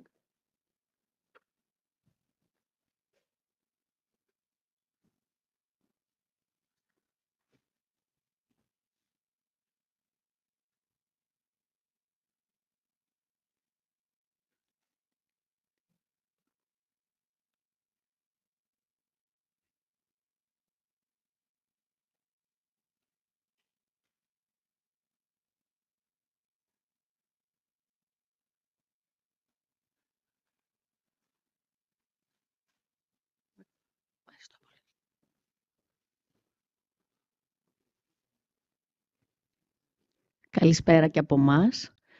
Ονομάζομαι Μπούρμπο Αναστασία και μαζί με την συνάδελφο, την Παγουλάτου, τη Βασιλική, υλοποιήσαμε και εμείς ένα STEAM πρόγραμμα. Με ακούτε? Νομίζω είμαστε εντάξει, ωραία. Και εμείς ένα συμπεριληπτικό πρόγραμμα STEAM, το οποίο και θα σας παρουσιάσουμε σήμερα. Αφότου κάναμε την επιμόρφωση και προσπαθούσαμε να βρούμε έναν τρόπο, μια αφορμή για να μιλήσουμε στα παιδιά για τη STEAM εκπαίδευση, να δούμε πώς θα το εντάξουμε. Το πρόβλημα. Αυτό ήρθε μια μέρα στο σχολείο άμεσα. Η αφορμή ήταν κάποια στιγμή που έκλεισαν τα φώτα στην τάξη λόγω του καιρού και τα παιδιά άρχισαν δημιουργικά να λένε πράγματα του τύπου πάμε να κάνουμε μάθημα στο προαύλιο, να φέρουμε φακό κτλ. Και εμείς εκεί βρήκαμε την ευκαιρία να τους μιλήσουμε για το δυναμό ποδηλάτου, που βέβαια αγνοούσαν την ύπαρξή του και ενθουσιάστηκαν. Με αυτόν τον τρόπο εμείς τους προτείναμε να κάνουμε μια παράσταση θεάτρου σκιών που θα φωτιζόταν από ένα δυναμό ποδηλάτου. Σχεδιάσαμε λοιπόν το πρόγραμμα και ξεκίνησε η εφαρμογή του. Ο σκοπός μας ήταν η δημιουργία μιας παράστασης θεάτρου σκιών με αυτοσχέδιο φωτισμό και σενάριο εμπνευσμένο από την ιστορία του Βυζαντίου. Αυτό το σχέδιο θα είχε μέσα την μετατροπή ενέργειας, το δυναμό ποδηλάτου και τη δημιουργία σκιών, τη δημιουργία κειμένου από τα παιδιά αλλά και με την τεχνητή νοημοσύνη, την κατασκευή ηλεκτρικού κυκλώματος και φωτισμού μέσω του δυναμό, τη χάραξη των φιγούρων, δημιουργική γραφή, το κείμενο και βέβαια την κατασκευή ενός μπερντέ. Οι μαθητές μας είναι στην 5η Δημοτικού, είναι 43 μαθητές. Το πρόγραμμα εκπονήθηκε και στη φυσική και στο μάθημα των εικαστικών, στα μαθηματικά, στη γλώσσα και στην ιστορία. Χρησιμοποιήσαμε βίντεο, οπτικά μοντέλα, φύλλα εργασίας, σενάρια, φιγούρες, μπερντέ. Αυτό που προσπαθούσαμε ήταν να περάσει η γνώση ή μάλλον τα παιδιά να έρθουν στη γνώση, αυτό το δίπολο, και να γίνουν ορατοί όλοι, χρησιμοποιώντας διάφορες μεθόδους μέσα στην τάξη μας. Εργαστήκαμε σε μεικτές ομάδες και καθ' όλη τη διάρκεια της υλοποίησης του προγράμματος υπήρχε διαμορφωτική αξιολόγηση σε διάφορα στάδια.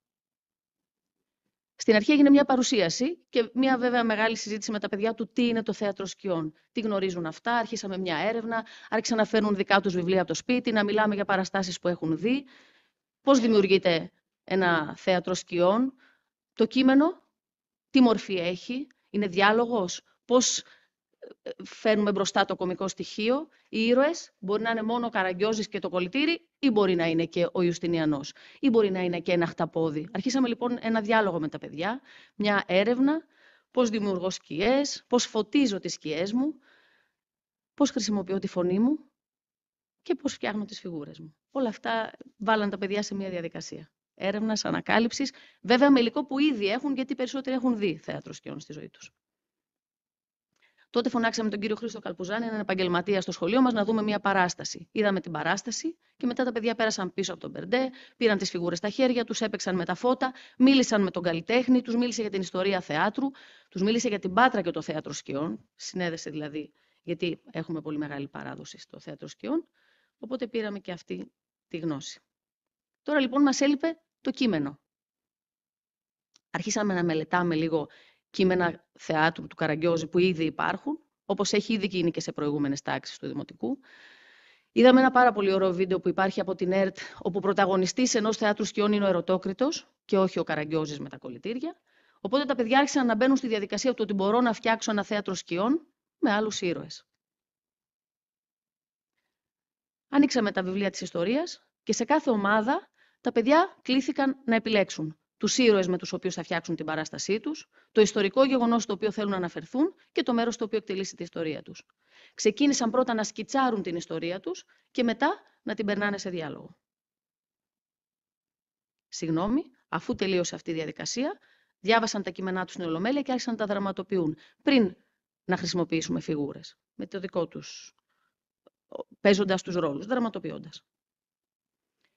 Εδώ εντάξαμε την τεχνητή νοημοσύνη. Δώσαμε εμείς τις πληροφορίες που είχαν διαλέξει τα παιδιά, τους ήρωες, την ιστορική στιγμή, το χρόνο, στο ChatGPT και αντλήσαμε κείμενα θεάτρου σκιών. Και τα δώσαμε στα παιδιά να τα συγκρίνουν με τα δικά τους κείμενα, να δούμε πώς η τεχνητή νοημοσύνη βγάζει το χιούμορ ή χρησιμοποιεί ένα ιστορικό γεγονός.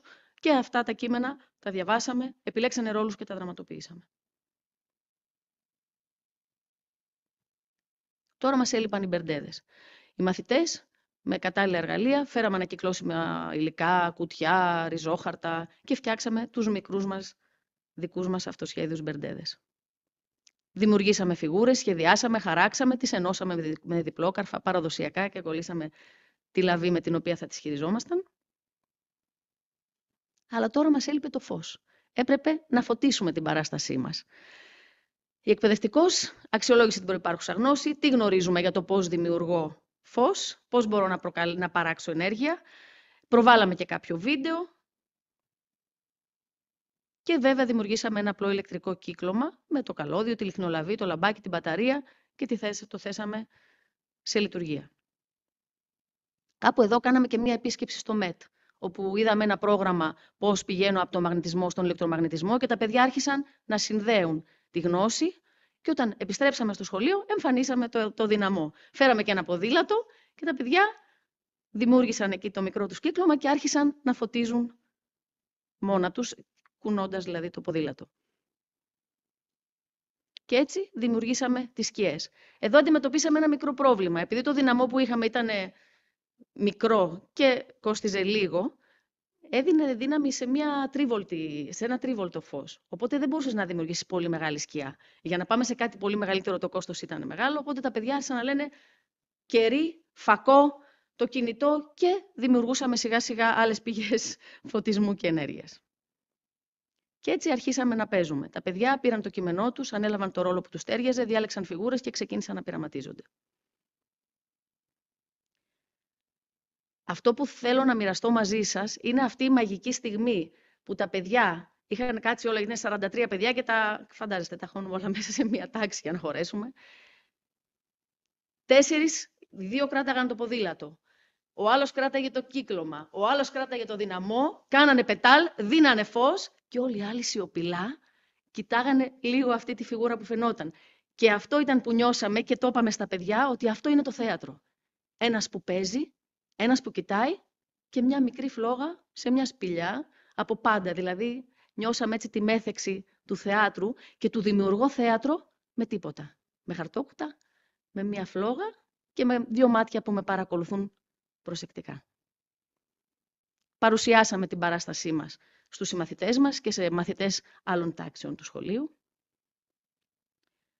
Θεωρούμε ότι οι μαθητές μας κατανόησαν τη σχέση των επιστημών με την καθημερινή ζωή, δημιούργησαν και παρουσίασαν βέβαια ένα θεατρικό κείμενο, χρησιμοποίησαν τα μαθηματικά για να φτιάξουν τους μπερντέδες τους και την τεχνολογική γνώση, ενισχύθηκε η δημιουργικότητά τους, συνεργάστηκαν. Αυτό που νιώσαμε εμείς έντονα είναι ότι δημιουργήθηκε μια μικρή κοινότητα μάθησης που δούλεψε σαν κυψέλη προς ένα σκοπό και νομίζω ότι κάτι καταφέραμε όλοι μαζί.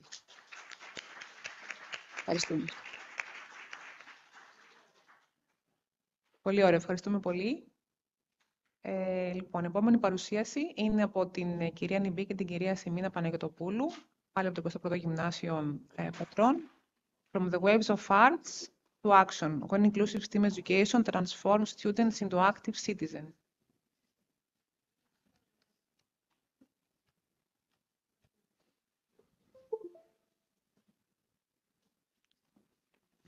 Ωστόσο, επειδή προηγουμένως στην πρώτη παρουσίαση δεν καταφέραμε να σας δείξουμε τον Παρθενώνα στο Minecraft, πριν ξεκινήσουμε την παρουσίασή μας αυτή, αξίζει να το δούμε. Τώρα να σου θωρείς το βράχο στις ορεφείς. Από τον ναό κατεστορώ να τις χωρώνες να ποιος να σε χτίσε στους ωραίους ωραίο. Για την νεότητα με κάθε χάρη σένα σε αποκάλυψε ο ρυθμός κάθε γραμμή και μουσά. Λόγω στο μάρμαρο εκείνη εκεί ιδραία τεχνή και ήρθες. Στη χώρα τη θαυματουργή που τα στοχάζεται όλα με τον ορό, τον καλομερημένο ήρθες. Απάνω τους λαούς και απάνω τις θρησκείες κυκλοπίες λιγεύομαι και σας ζωγραφισμένες. Στα πενέλες σου σε περινερισσομένες. Σαν αδικήσαν τους παπατημένους του κόσμου σου σε πάει πέρα από τα χνεύια. Σαν πυραμίδα σκορώσου θα πάρουν σε μοτοπί. Εις Αφρικής αναλάγματα τα νεσίς του αέρα. Η διαπανάδα την γλαπτή των Ολυμπίων πεσέρια. Και ερχοντική κορφή στο σέδινο στα σαν να πάρει. Για να χαθείς στα βέραντα που μάτι δεν υψκαρεί. Στο πνεύμα προς τα βέραντα ξέρει απαλού και φέρνει. Εσένα δεν σε χτίσανε τυραννισμένο ολόκλη. Καματερά ο σκοπός μορφά. Στρούμενα τύπου κέντρα. Παραγγέλα και λύπητα. Είναι ασκημά το πόδι. Για σένα το τραγούδι.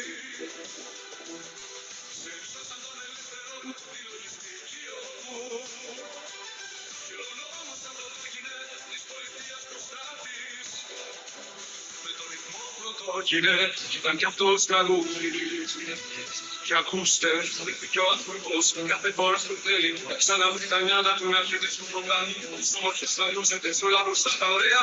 Στέκεται σε αφόρτα και κάνετε στο σκύβι. Το σκύβι της ερωτικής τραγουδιστής διαβάτης. Και φόλο μπορεί τα ψήματα και μετά να πια πολλά. Πάλι και πάντα να γυρνά σε σένα με έναν ύμνο. Σαν τη γιωμά του κόσμου να φυγάει. Του κόσμου να γιωμά.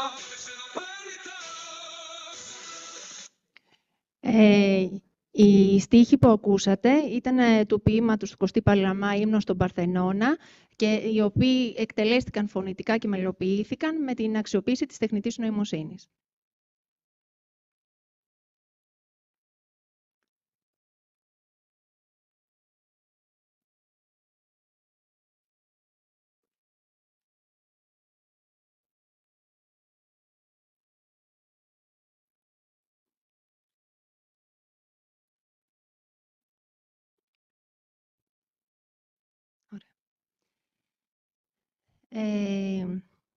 Είμαι η Νιμπή Μαρία, φιλόλογος ειδικής και ενταξιακής εκπαίδευσης στο 21ο Γυμνάσιο και η κυρία Σιμίνα Παναγιωτοπούλου, μαθηματικός στο ίδιο σχολείο. Σας παρουσιάζουμε το έργο από τα κύματα της τέχνης στη δράση, όταν η συμπεριληπτική STEAM εκπαίδευση μεταμορφώνει τους μαθητές σε ενεργούς πολίτες. Η παρουσίασή μας αναφέρεται σε μία μελέτη περίπτωσης μιας συμπεριληπτικής παρέμβασης STEAM με τίτλο «Κύματα αλλαγής από τον καναπέ στη δράση», η οποία ενσωματώνει με καλλιτεχνικό τρόπο το θέατρο, τον χορό, τη μουσική, τη μηχανική, τις επιστήμες και τα μαθηματικά σε ένα βιωματικό εκπαιδευτικό πρόγραμμα αγωγής υγείας. Μια συμπεριληπτική δράση που παρουσιάστηκε μαζί με άλλα μαθητικά έργα στο πρώτο μαθητικό φεστιβάλ ενεργού και αλληλέγγυου πολίτη στο Ελληνικό εδώ Ανοιχτό Πανεπιστήμιο της Πάτρας, δια της υπεύθυνης των προγραμμάτων αγωγής υγείας της δευτεροβάθμιας εκπαίδευσης και υπό την αιγίδα της Περιφέρειας Δυτικής Ελλάδας. Το έργο μας τοποθετείται στο πλαίσιο της σύγχρονης ερευνητικής παραγωγής, καθώς επιστημονικές μελέτες δείχνουν ότι το θέατρο ενδυναμώνει ψυχοκοινωνικά τους εφήβους και ενισχύει την ενεργό πολιτιότητα, η δραματοπαιδαγωγική λειτουργεί ως γέφυρα έκφρασης και συλλογικής ταυτότητας, τα θεατρικά παιχνίδια ενισχύουν ενσυναίσθηση και συμμετοχικές τάσεις και προάγουν κριτική σκέψη, κοινωνική δράση και προσωπική ενδυνάμωση. Στηρίξαμε το σχεδιασμό μας στο πλαίσιο του SpicE και στις αρχές του καθολικού σχεδιασμού για μάθηση, δημιουργώντας προσβάσιμες και ευέλικτες μαθησιακές εμπειρίες για όλους τους μαθητές μας. Και δίνοντας έμφαση στο στοιχείο A, στις τέχνες δηλαδή, που λειτουργήσαν ως καταλύτης έκφρασης και κοινωνικής αφύπνισης, καθώς και σε διαθεματικό, βιωματικό και συνεργατικό πλαίσιο μάθησης, ενισχύοντας την κοινωνική συνείδηση, τη δημιουργικότητα, την κριτική σκέψη, τη συμπερίληψη και την αποδοχή. Ο κεντρικός αφηγηματικός άξονας της παράστασης παρουσίαζε τη μετάβαση μιας οικογένειας από την παθητικότητα στην ενεργό συμμετοχή και δράση. Κορύφωση της παράστασης, η μαθητική χορογραφία και η ποιητική έκφραση των κοριτσιών του χορού, αλλά και η αντιπαραβολή επιφανειακού ακτιβισμού με ουσιαστική δράση και η δύναμη συλλογικότητας στην αλλαγή στάσεων, σκέψεων, συμπεριφορών.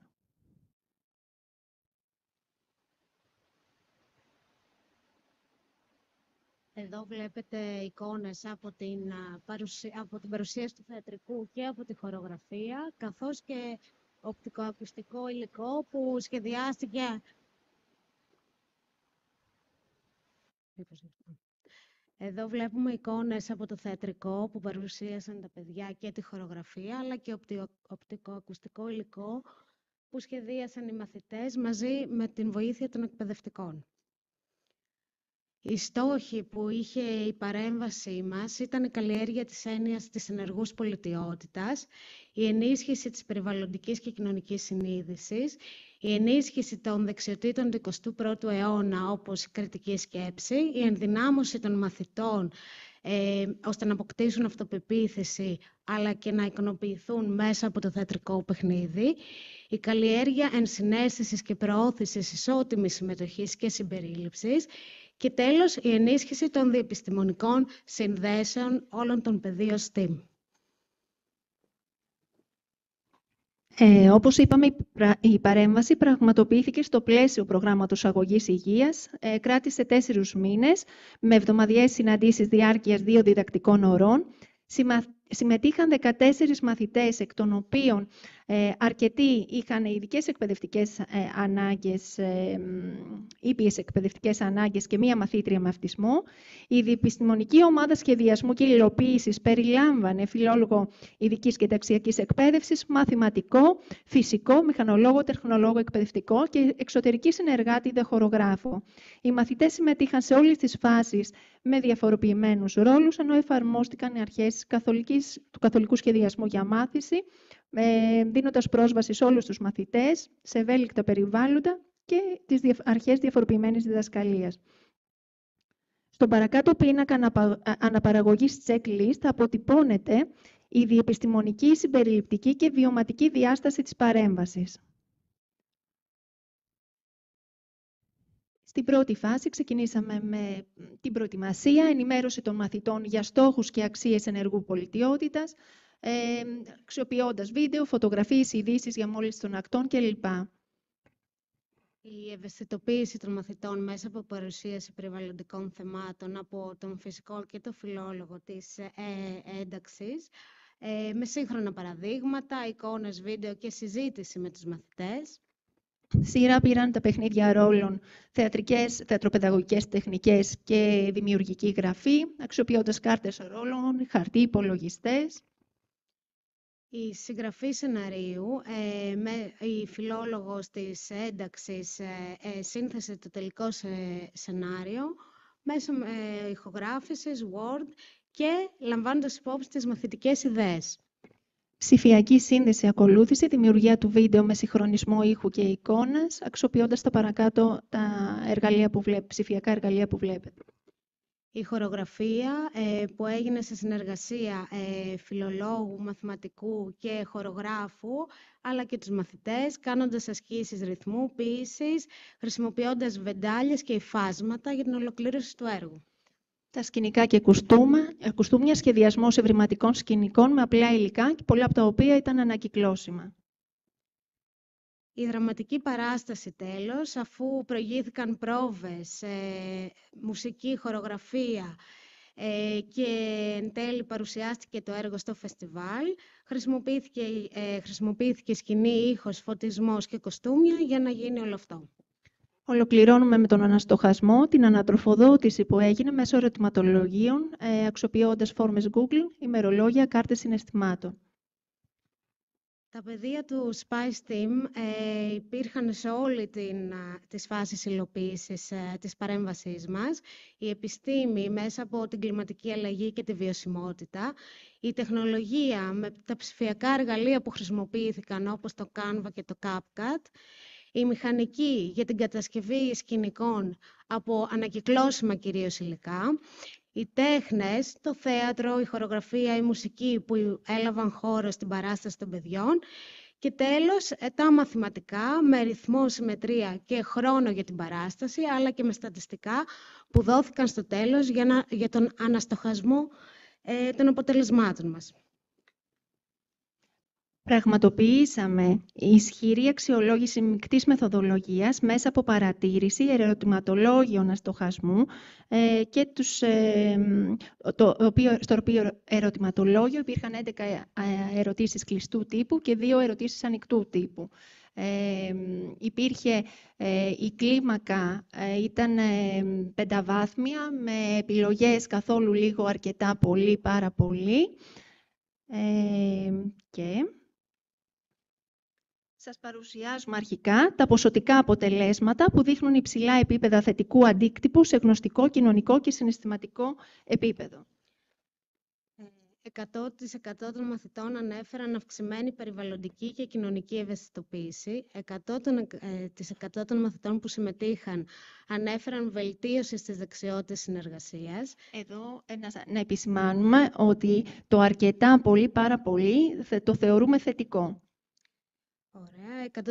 100% βελτίωσαν την επικοινωνία και την εκφραστική τους δημιουργικότητα. 92,9% ανέφεραν ενίσχυση δεξιοτήτων επίλυσης προβλημάτων μέσω ομαδικής εργασίας.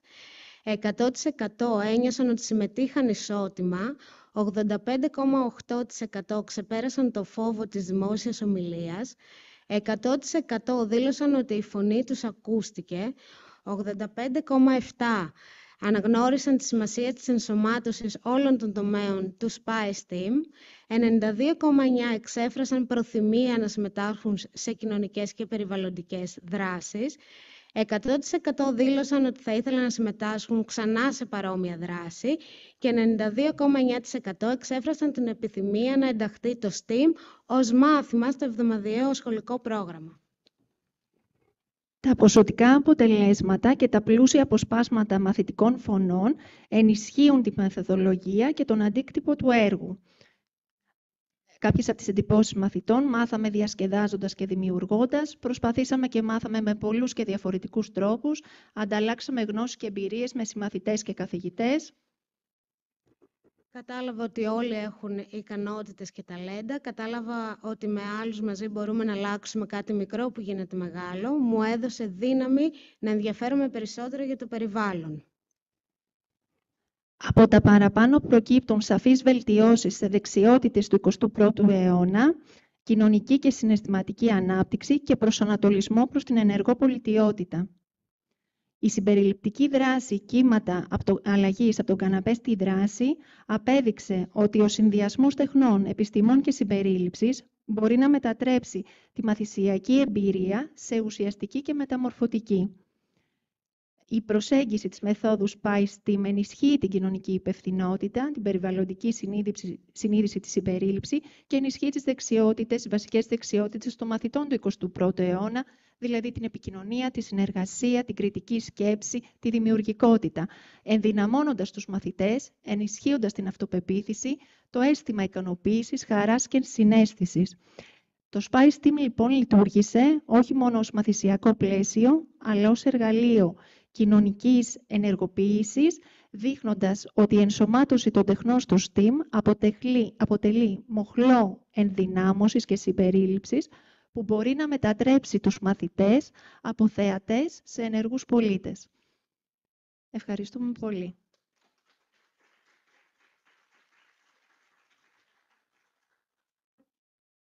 Ευχαριστούμε πολύ.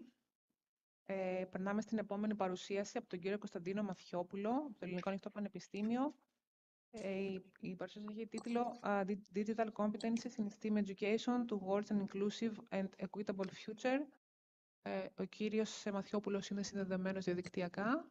Μας ακούτε? Ναι, μια χαρά. Μ' ακούτε? Ναι, μια χαρά. Βλέπουμε και την παρουσίασή σας. Μπορείτε να ξεκινήσετε. Τη βλέπετε και σε πλήρη οθόνη? Ναι. Ωραία, τέλεια. Ωραία. Οπότε αυτή η παρουσίαση έχει να κάνει με το πώς θα ενσωματώσουμε τις ψηφιακές δεξιότητες στην εκπαίδευση STEAM. Το ζητούμενο είναι να φτιάξουμε ένα συμπεριληπτικό περιβάλλον το οποίο θα ενσωματώνει και τις ψηφιακές ικανότητες. Εδώ βλέπουμε το περιεχόμενο της παρουσίασης, οι στόχοι της μελέτης αυτής, η μεθοδολογία, ορισμός των ψηφιακών ικανοτήτων, το πλαίσιο αναφοράς του DigiComp, τις πρακτικές που χρησιμοποιούνται στα καινούργια προγράμματα σπουδών της πληροφορικής και το μοντέλο Jigsaw που θα χρησιμοποιηθεί ως ένα παράδειγμα ενσωμάτωσης και συμπερίληψης των μαθητών.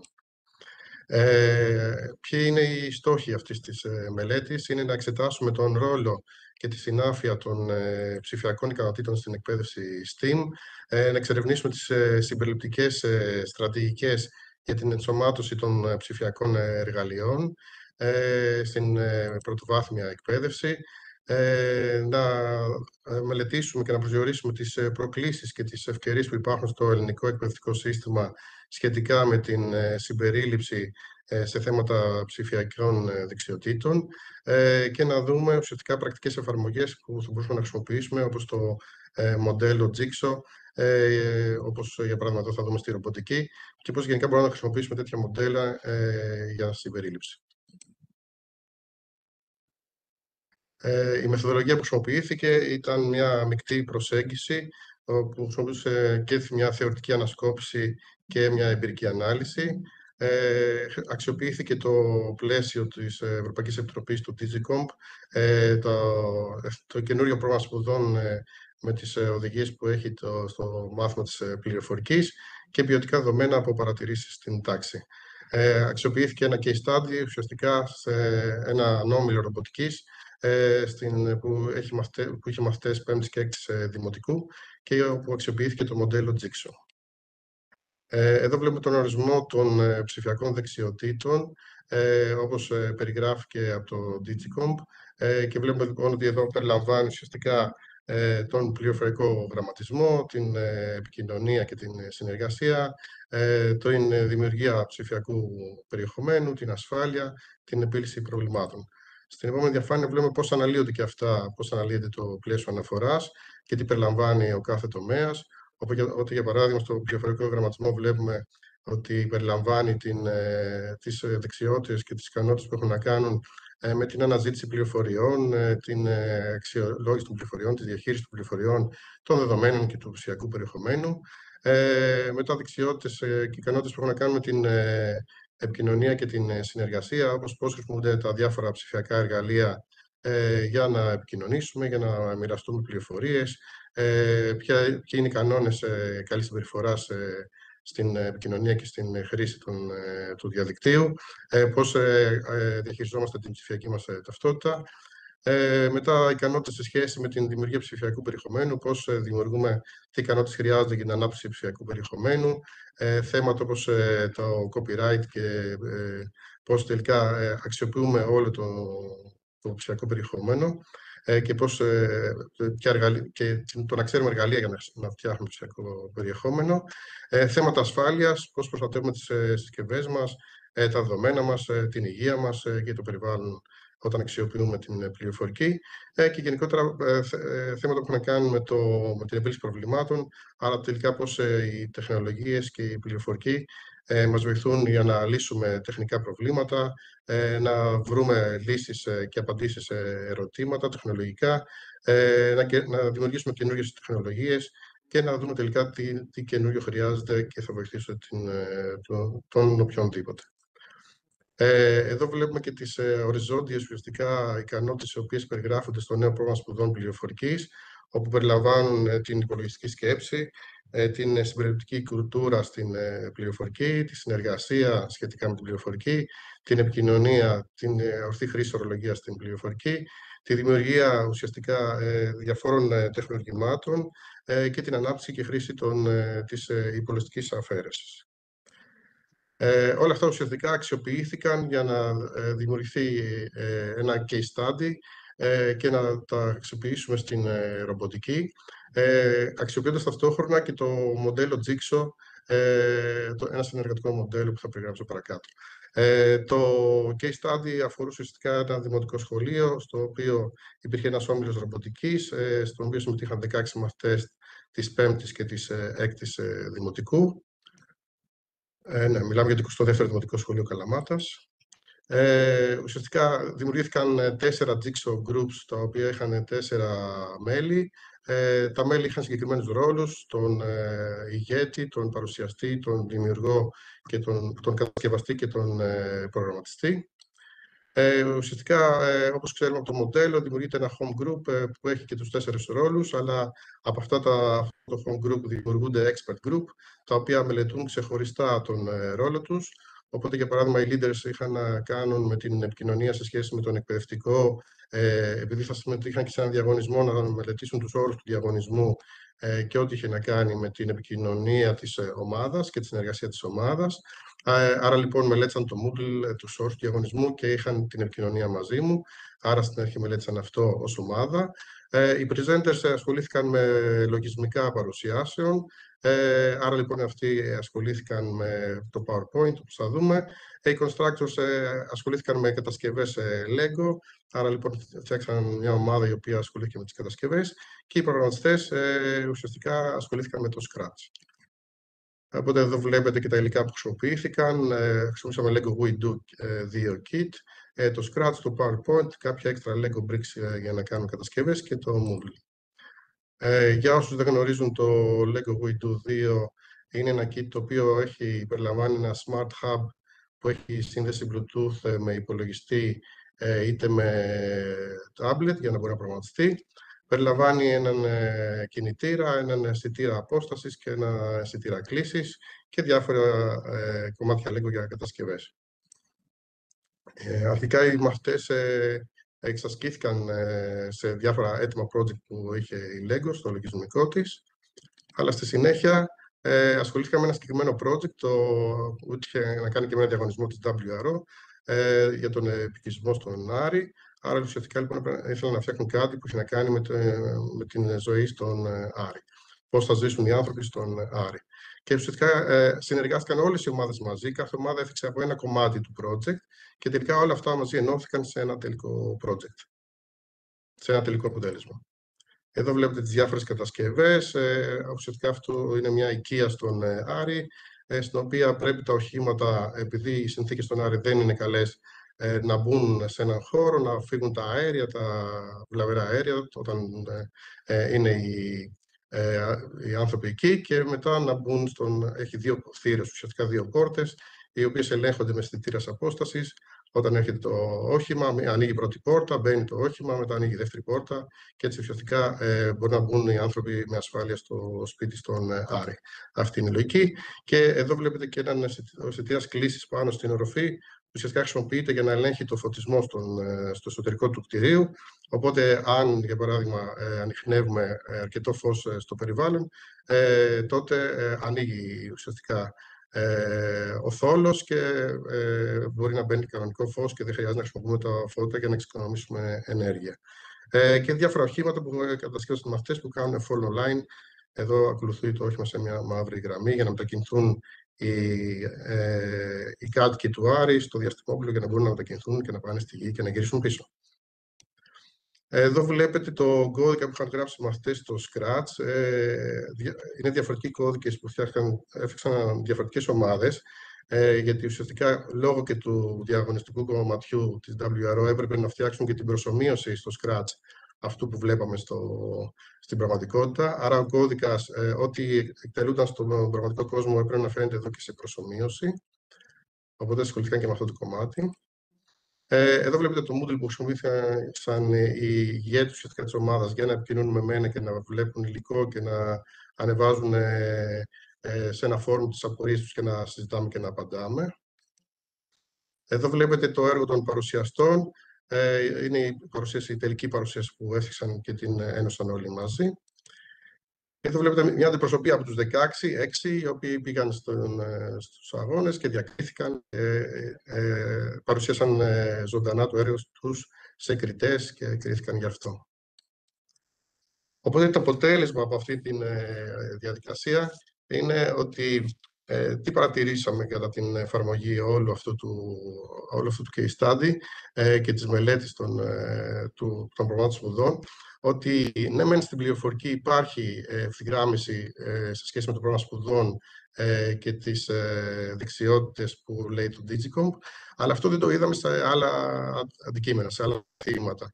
Άρα λοιπόν δεν υπάρχει πρακτική ενσωμάτωση σε άλλα μαθήματα. Δηλαδή, άλλοι συνάδελφοι που συνεργαστήκαμε για να κάνουν τα project, που βοήθησαν τους μαθητές στο project, όπως ο συνάδελφος των εικαστικών, δεν είχε πρόσβαση σε τεχνολογίες όπως εμείς, όπως το μάθημα της πληροφορικής. Οπότε, επίσης, βλέπουμε ότι ενώ υπάρχουν πλατφόρμες όπως το Moodle και το Scratch που χρησιμοποιούνται όλο και περισσότερο, υπάρχουν θέματα υποδομής σε πάρα πολλά σχολεία και πολλοί συνάδελφοι μας λένε ότι σε διάφορες άλλες περιοχές, σε αγροτικές περιοχές, για παράδειγμα, ότι αυτό δεν θα μπορούσαν να το χρησιμοποιήσουν, γιατί υπάρχει έλλειψη υποδομής, δεν υπάρχει καλή πρόσβαση στο διαδίκτυο και δεν υπάρχει και το αντίστοιχο υλικό. Αυτό το υλικό που είχαμε εμείς δεν το έχουν και αυτοί διαθέσιμο. Μετά υπάρχουν θέματα σε σχέση με το πώς υπάρχει συμπερίληψη σε όλη αυτή τη διαδικασία. Είδαμε ότι το Jigsaw αποδείχθηκε μια αποτελεσματική πλατφόρμα, μια τεχνική. Οι ρόλοι ουσιαστικά που υπήρχαν με τους μαθητές, να είναι leader, να είναι ο ηγέτης, ο παρουσιαστής, ο κατασκευαστής και ο προγραμματιστής, αυτό βοήθησε πάρα πολύ ώστε να βοηθήσουν μαθητές με διαφορετικά μαθησιακά στυλ και με διαφορετικά ενδιαφέροντα να ενσωματωθούν και να δουλέψουν μαζί. Είδαμε ότι αυξήθηκε η εμπλοκή των μαθητών σε τέτοια project. Άρα λοιπόν το να χρησιμοποιούμε ένα μεγάλο project και μια προσομοίωση όπως αυτή του Άρη βοήθησε και στην εμπλοκή των μαθητών και στην ανάπτυξη ικανοτήτων επίλυσης προβλημάτων, συνεργασίας, ψηφιακών ικανοτήτων και στην αναστοχαστική τους σκέψη. Σίγουρα αυτό που είδαμε είναι ότι υπάρχουν μεγάλες ανάγκες για την ανάπτυξη των εκπαιδευτικών. Υπάρχει μεγάλο ενδιαφέρον από τους εκπαιδευτικούς να χρησιμοποιούν ψηφιακά εργαλεία, αλλά όλοι εξέφρασαν την ανάγκη και για χρόνο για να μπορούν να τα χρησιμοποιήσουν. Σίγουρα θέλουμε τα resources, όλα αυτά τα υλικά που θα μας βοηθήσουν να τα χρησιμοποιήσουμε. Σίγουρα υποστήριξη από το πλαίσιο στο οποίο εργαζόμαστε, είτε αυτό είναι ο διευθυντής, είτε είναι η πρωτοβάθμια εκπαίδευση, είτε είναι το πρόγραμμα σπουδών, ώστε να μπορούν αυτά να χρησιμοποιούνται συστηματικά και όχι σποραδικά. Οπότε τα συμπεράσματα είναι ότι είναι πολύ σημαντική η ενσωμάτωση των ψηφιακών ικανοτήτων στην εκπαίδευση STEAM, ότι είναι πάρα πολύ σημαντική, δεν είναι μόνο απαραίτητη, αλλά είναι επίγον να διασφαλίσουμε ισότιμα περιβάλλοντα και συμπεριληπτικά περιβάλλοντα, τα οποία θα βοηθήσουν όλους τους μαθητές.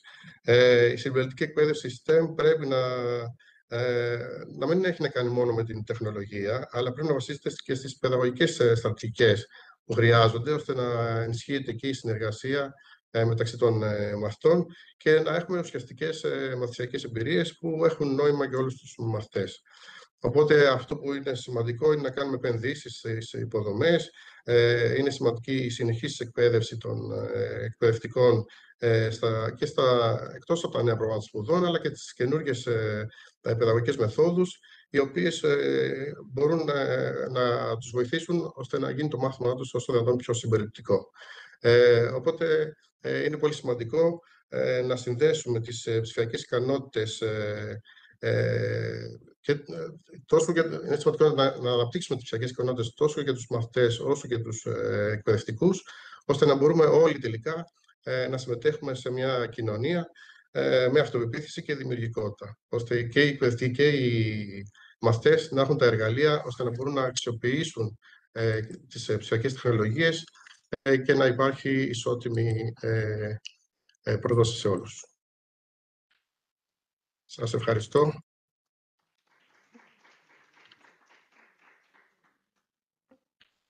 Ευχαριστούμε πολύ. Πάμε στην επόμενη παρουσίαση από το 55ο Δημοτικό Σχολείο Πατρών. Σώστε the water, το νερό, από την κυρία Ελένη Κουνέλη και την κυρία Βαγγελία Παπευθυμίου. Επειδή είμαστε πολύ πίσω στο πρόγραμμα, θα σας παρακαλέσω από εδώ και πέρα να τηρούμε αυστηρά το χρόνο. Το δεκάλεπτο, είμαστε μία ώρα πίσω. Τώρα στο τέλος. Είναι άδικο. Λοιπόν, καλησπέρα καταρχήν. Είμαι η κυρία Κουνέλη, είμαι εκπαιδευτικός στο 55ο Δημοτικό Σχολείο Πατρών. Είμαι δασκάλα της 4ης Δημοτικού. Ένα λεπτάκι. Ωραία.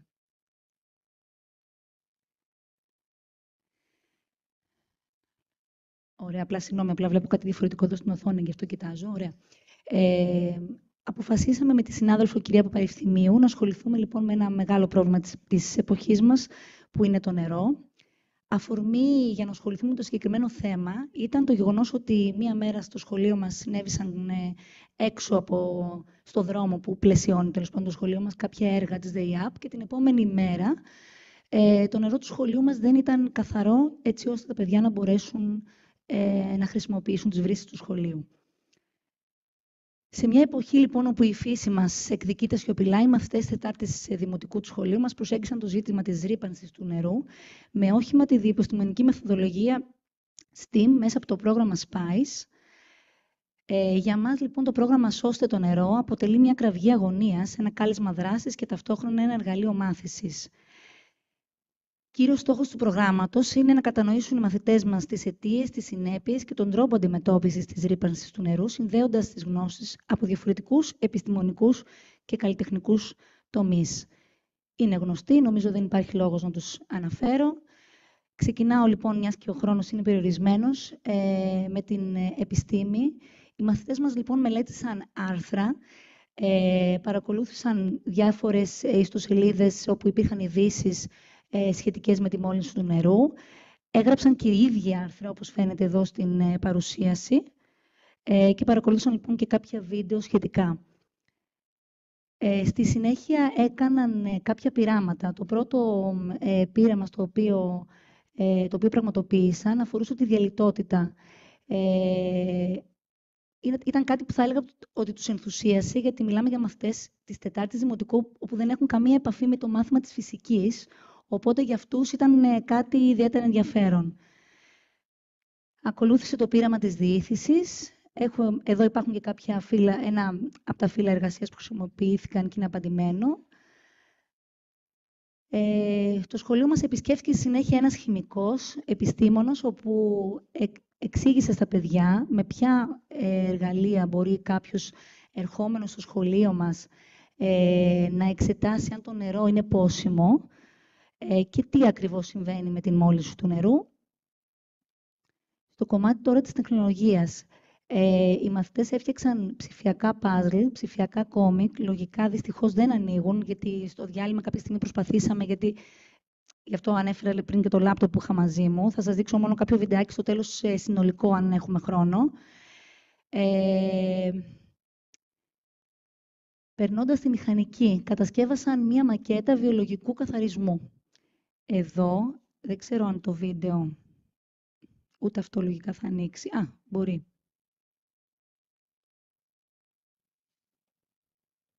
Παρατηρήστε λοιπόν το νερό, ως προς το χρώμα. Πώς βγαίνει.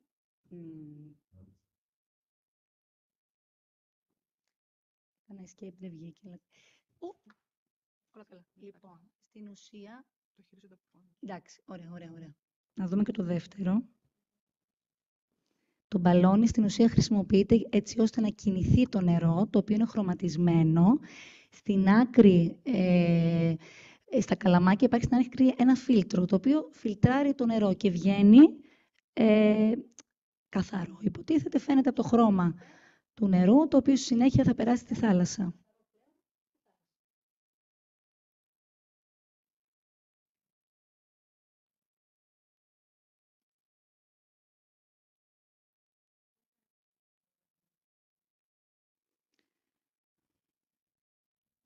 Όπως παρατηρείτε, πέφτει σιγά σιγά καθαρό πλέον στη θάλασσα.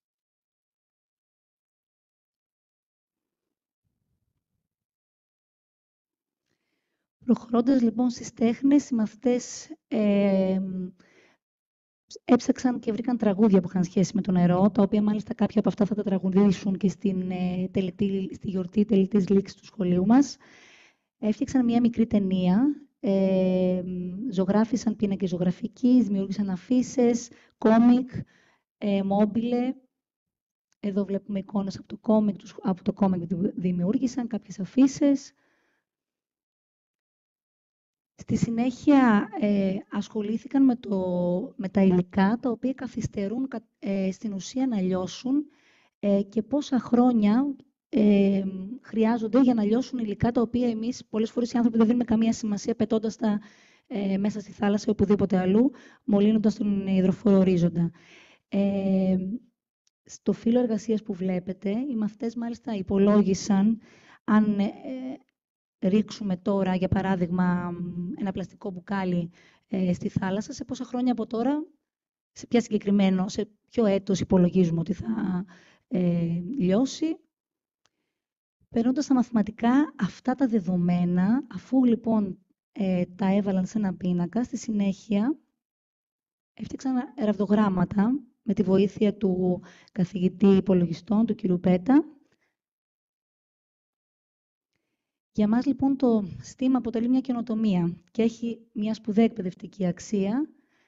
Τα ωφέλη για τα παιδιά μας ήταν ανέπτυξαν την κριτική του σκέψη, δημιουργικότητα, συνεργάστηκαν, επικοινώνησαν, ήρθαν κοντά τα δύο τμήματα, γιατί μιλάμε για δύο τμήματα με μικρό αριθμό μαθητών, 14 και 13 παιδιά, οπότε κατάφεραν να λειτουργήσουν πάρα πολύ ομαδικά.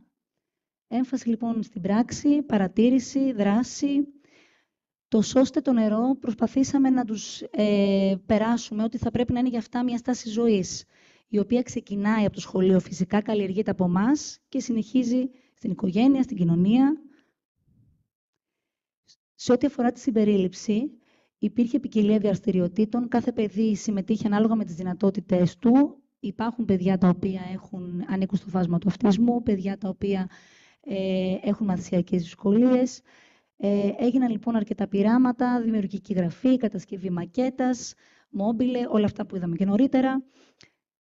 Έγινε χρήση ψηφιακών εργαλείων. Εκεί ειδικά υπήρχε μαθητής, τον οποίο τυχάνει να έχω εγώ και ανήκει στο φάσμα του αυτισμού, ο οποίος έχει απίστευτες δυνατότητες στους υπολογιστές και αισθάνθηκε και ο ίδιος, πιστεύω, αρκετά όμορφα μέσα από αυτό.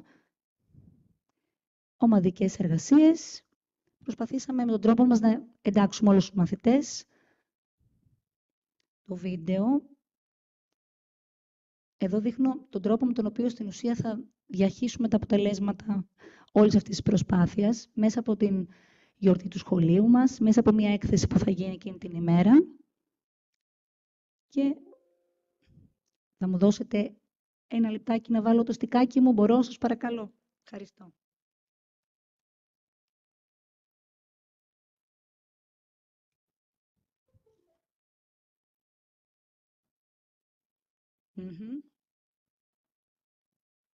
Δεν μου πιάνει. Βάλτε το δικό σας το χεράκι, μάλλον. Το ξέρω, ναι, γι' αυτό. Το βλέπω.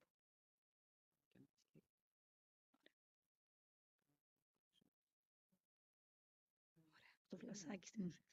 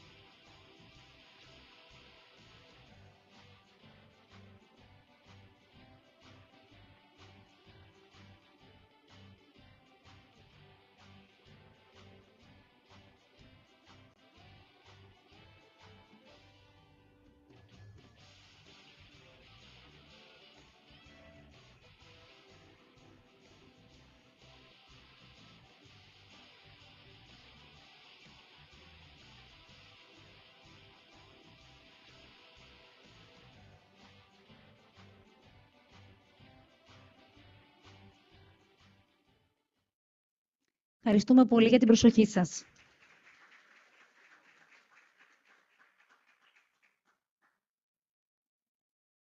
Εμείς ευχαριστούμε και ήσασταν και μέσα στο χρόνο σας. Μια χαρά.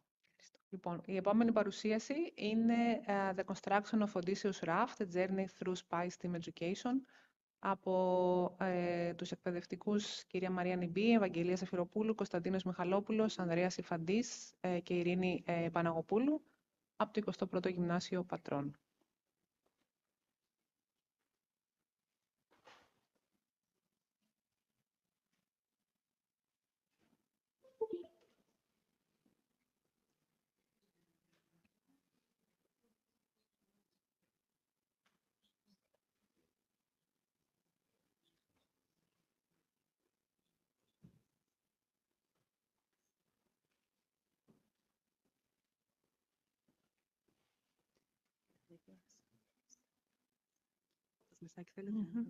Ναι.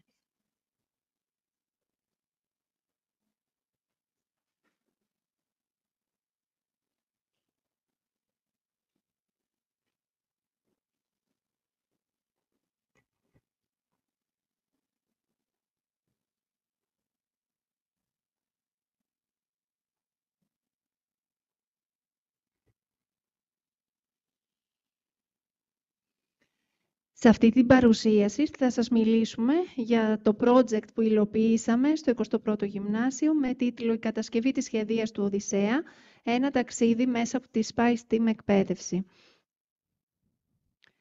Η σύνδεση της αρχαίας ελληνικής γραμματείας με τις σύγχρονες διδακτικές μεθοδολογίες αποτελεί σήμερα μία από τις σημαντικότερες προκλήσεις της εκπαιδευτικής πράξης.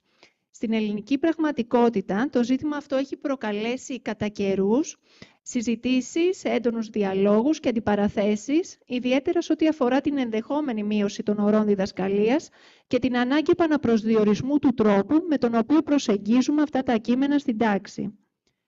Τελικά μπορούμε μέσα από σύγχρονες, καινοτόμες και βιωματικές μεθόδους να δώσουμε νέο νόημα στα κείμενα της αρχαιότητας και να τα φέρουμε κοντά σε όλους τους μαθητές μας, με τέτοιο τρόπο ώστε να μπορούν να συνδεθούν με τη σημερινή πραγματική ζωή τους, τις ανάγκες τους και τον κόσμο γύρω τους. Εμείς το επιχειρήσαμε, επιλέγοντας το συγκεκριμένο απόσπασμα της ραψοδίας της Οδύσσειας του Ομήρου, και αρρωγός μας στάθηκε το μοντέλο της συμπεριληπτικής team εκπαίδευσης, καλλιεργώντας βασικές δεξιότητες των μαθητών του 21ου αιώνα και καθιστώντας όλους τους μαθητές μας συνδημιουργούς της γνώσης. Το έργο εστιάζει στο επεισόδιο της κατασκευής της σχεδίας από τον ίδιο τον ήρωα, τον οποίο μετασχηματίζεται σε μια δημιουργική, πρακτική και καλλιτεχνική εμπειρία μάθησης. Η σχεδία μετατρέπεται από συμβολικό στοιχείο επιβίωσης και ελπίδας σε μια αφετηρία μιας συμπεριληπτικής παιδαγωγικής πράξης. Αρχικά, σύμφωνα και όλες με την επιμόρφωση που είχαμε κάνει στο πλαίσιο του SpicE Team, οι μαθητές μας έθεσαν κάποια ερωτήματα, τα οποία καταγράψαμε και είχαν σχέση με πώς μπορεί να πλεύσει μια σχεδία χωρίς τη χρήση σύγχρονων μέσων, πώς μπορούμε να κατασκευάσουμε ένα μοντέλο σχεδίας με απλά υλικά και ποια είναι αυτά τα υλικά, πώς θα υπάρξει, θα πλεύσει, θα ισορροπήσει, τι σχέση έχουν οι άλλες επιστήμες, πώς μπορούμε να δουλέψουμε όλοι μαζί σαν ομάδα για να πετύχουμε να ξεπεράσουμε τις δυσκολίες. Τελικά, ο Οδυσσέας ήταν πολυμήχανος ή απλώς τυχερός. Μπορεί σήμερα μια απλή σχεδία να συμβολίζει κάτι περισσότερο, όπως επιμονή, ελπίδα, η σωτηρία. Και αν θέλουμε και ποιο μήνυμα είναι αυτό που θέλουμε να μεταφέρουμε μέσα από τη δική μας σχεδία. Το βασικό ερώτημα που επικράτησε ήταν ένα συνδυαστικό. Πώς μπορούμε ως ομάδα να κατασκευάσουμε με απλά υλικά ένα σταθερό, αισθητικά προσεγμένο και λειτουργικό μοντέλο σχεδίας του Οδυσσέα, βασισμένο σε επιστημονικές αρχές, γνώσεις και ιστορικές περιγραφές και εμπνευσμένο από τη μυθική του περιπέτεια, η οποία θα ταξιδέψει συμβολικά το μήνυμα της επιμονής, της ελπίδας και της επιστροφής. Η προσέγγιση βασίστηκε στη φιλοσοφία της συμπεριληπτικής εκπαίδευσης. Ο χαρακτήρας ήταν μαθητοκεντρικός, ομαδοσυνεργατικός μέσω της διαφοροποιημένης διδασκαλίας και της μάθησης μέσω έργου.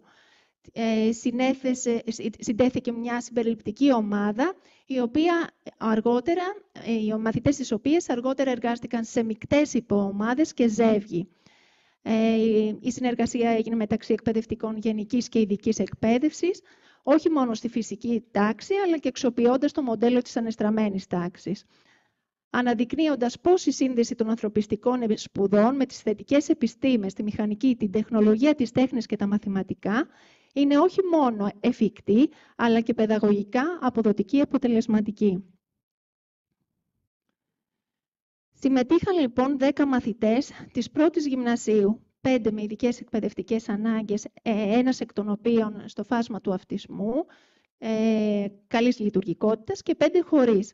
Οι μαθητές εργάστηκαν σε μεικτές ομάδες, όπως είπαμε, και ασχολήθηκαν με δραστηριότητες ανάγνωσης, σχεδίασης, πειραματισμού, καλλιτεχνικής έκφρασης και τεχνολογικής δημιουργίας, βασιζόμενοι στην ομηρική περιγραφή και με την εμπλοκή όλων των πεδίων του STEAM. Οι στόχοι τώρα του project είναι οι μαθητές να αναγνωρίσουν τη διαχρονικότητα και την αξία του ομηρικού αποσπάσματος, να προσεγγίσουν την επική ποίηση ως πηγή διεπιστημονικής έμπνευσης, να καλλιεργήσουν δεξιότητες του 21ου αιώνα, όπως δημιουργικότητα, συνεργασία, κριτική σκέψη, επικοινωνία, να ενισχύσουν δεξιότητες επίλυσης προβλημάτων μέσα από βιωματικές και δημιουργικές διαδικασίες, να εμπλακούν ενεργά και να αυτενεργήσουν, να λειτουργήσουν αποτελεσματικά σε μεικτές συμπεριληπτικές ομάδες, να βιώσουν το αίσθημα της ικανοποίησης, της χαράς, της δημιουργικότητας. Οι ειδικότεροι στόχοι ανατομέα του STEAM στον τομέα της επιστήμης είναι η κατανόηση των αρχών της άνωσης και της ισορροπίας σε αντικείμενα που επιπλέουν, διερεύνηση της σχέσης μεταξύ βάρους και πλεύσης. Στον τομέα της τεχνολογίας είναι η εξοικείωση με βασικά εργαλεία κατασκευής, κατανόηση της εφαρμογής τεχνολογικών λύσεων σε δημιουργικά εγχειρήματα. Στον τομέα της μηχανικής είναι η ενίσχυση της κατανόησης της δομικής σταθερότητας. Είναι επίσης η ενίσχυση της σχεδιαστικής σκέψης για την τοποθέτηση και συναρμολόγηση υλικών. Στον τομέα τώρα της τέχνης είναι η καλλιέργεια της αισθητικής ευαισθησίας μέσα από διακόσμηση και συμβολισμό. Είναι επίσης η καλλιέργεια καλλιτεχνικής και γλωσσικής έκφρασης. Και τέλος είναι η ενίσχυση ψηφιακού γραμματισμού.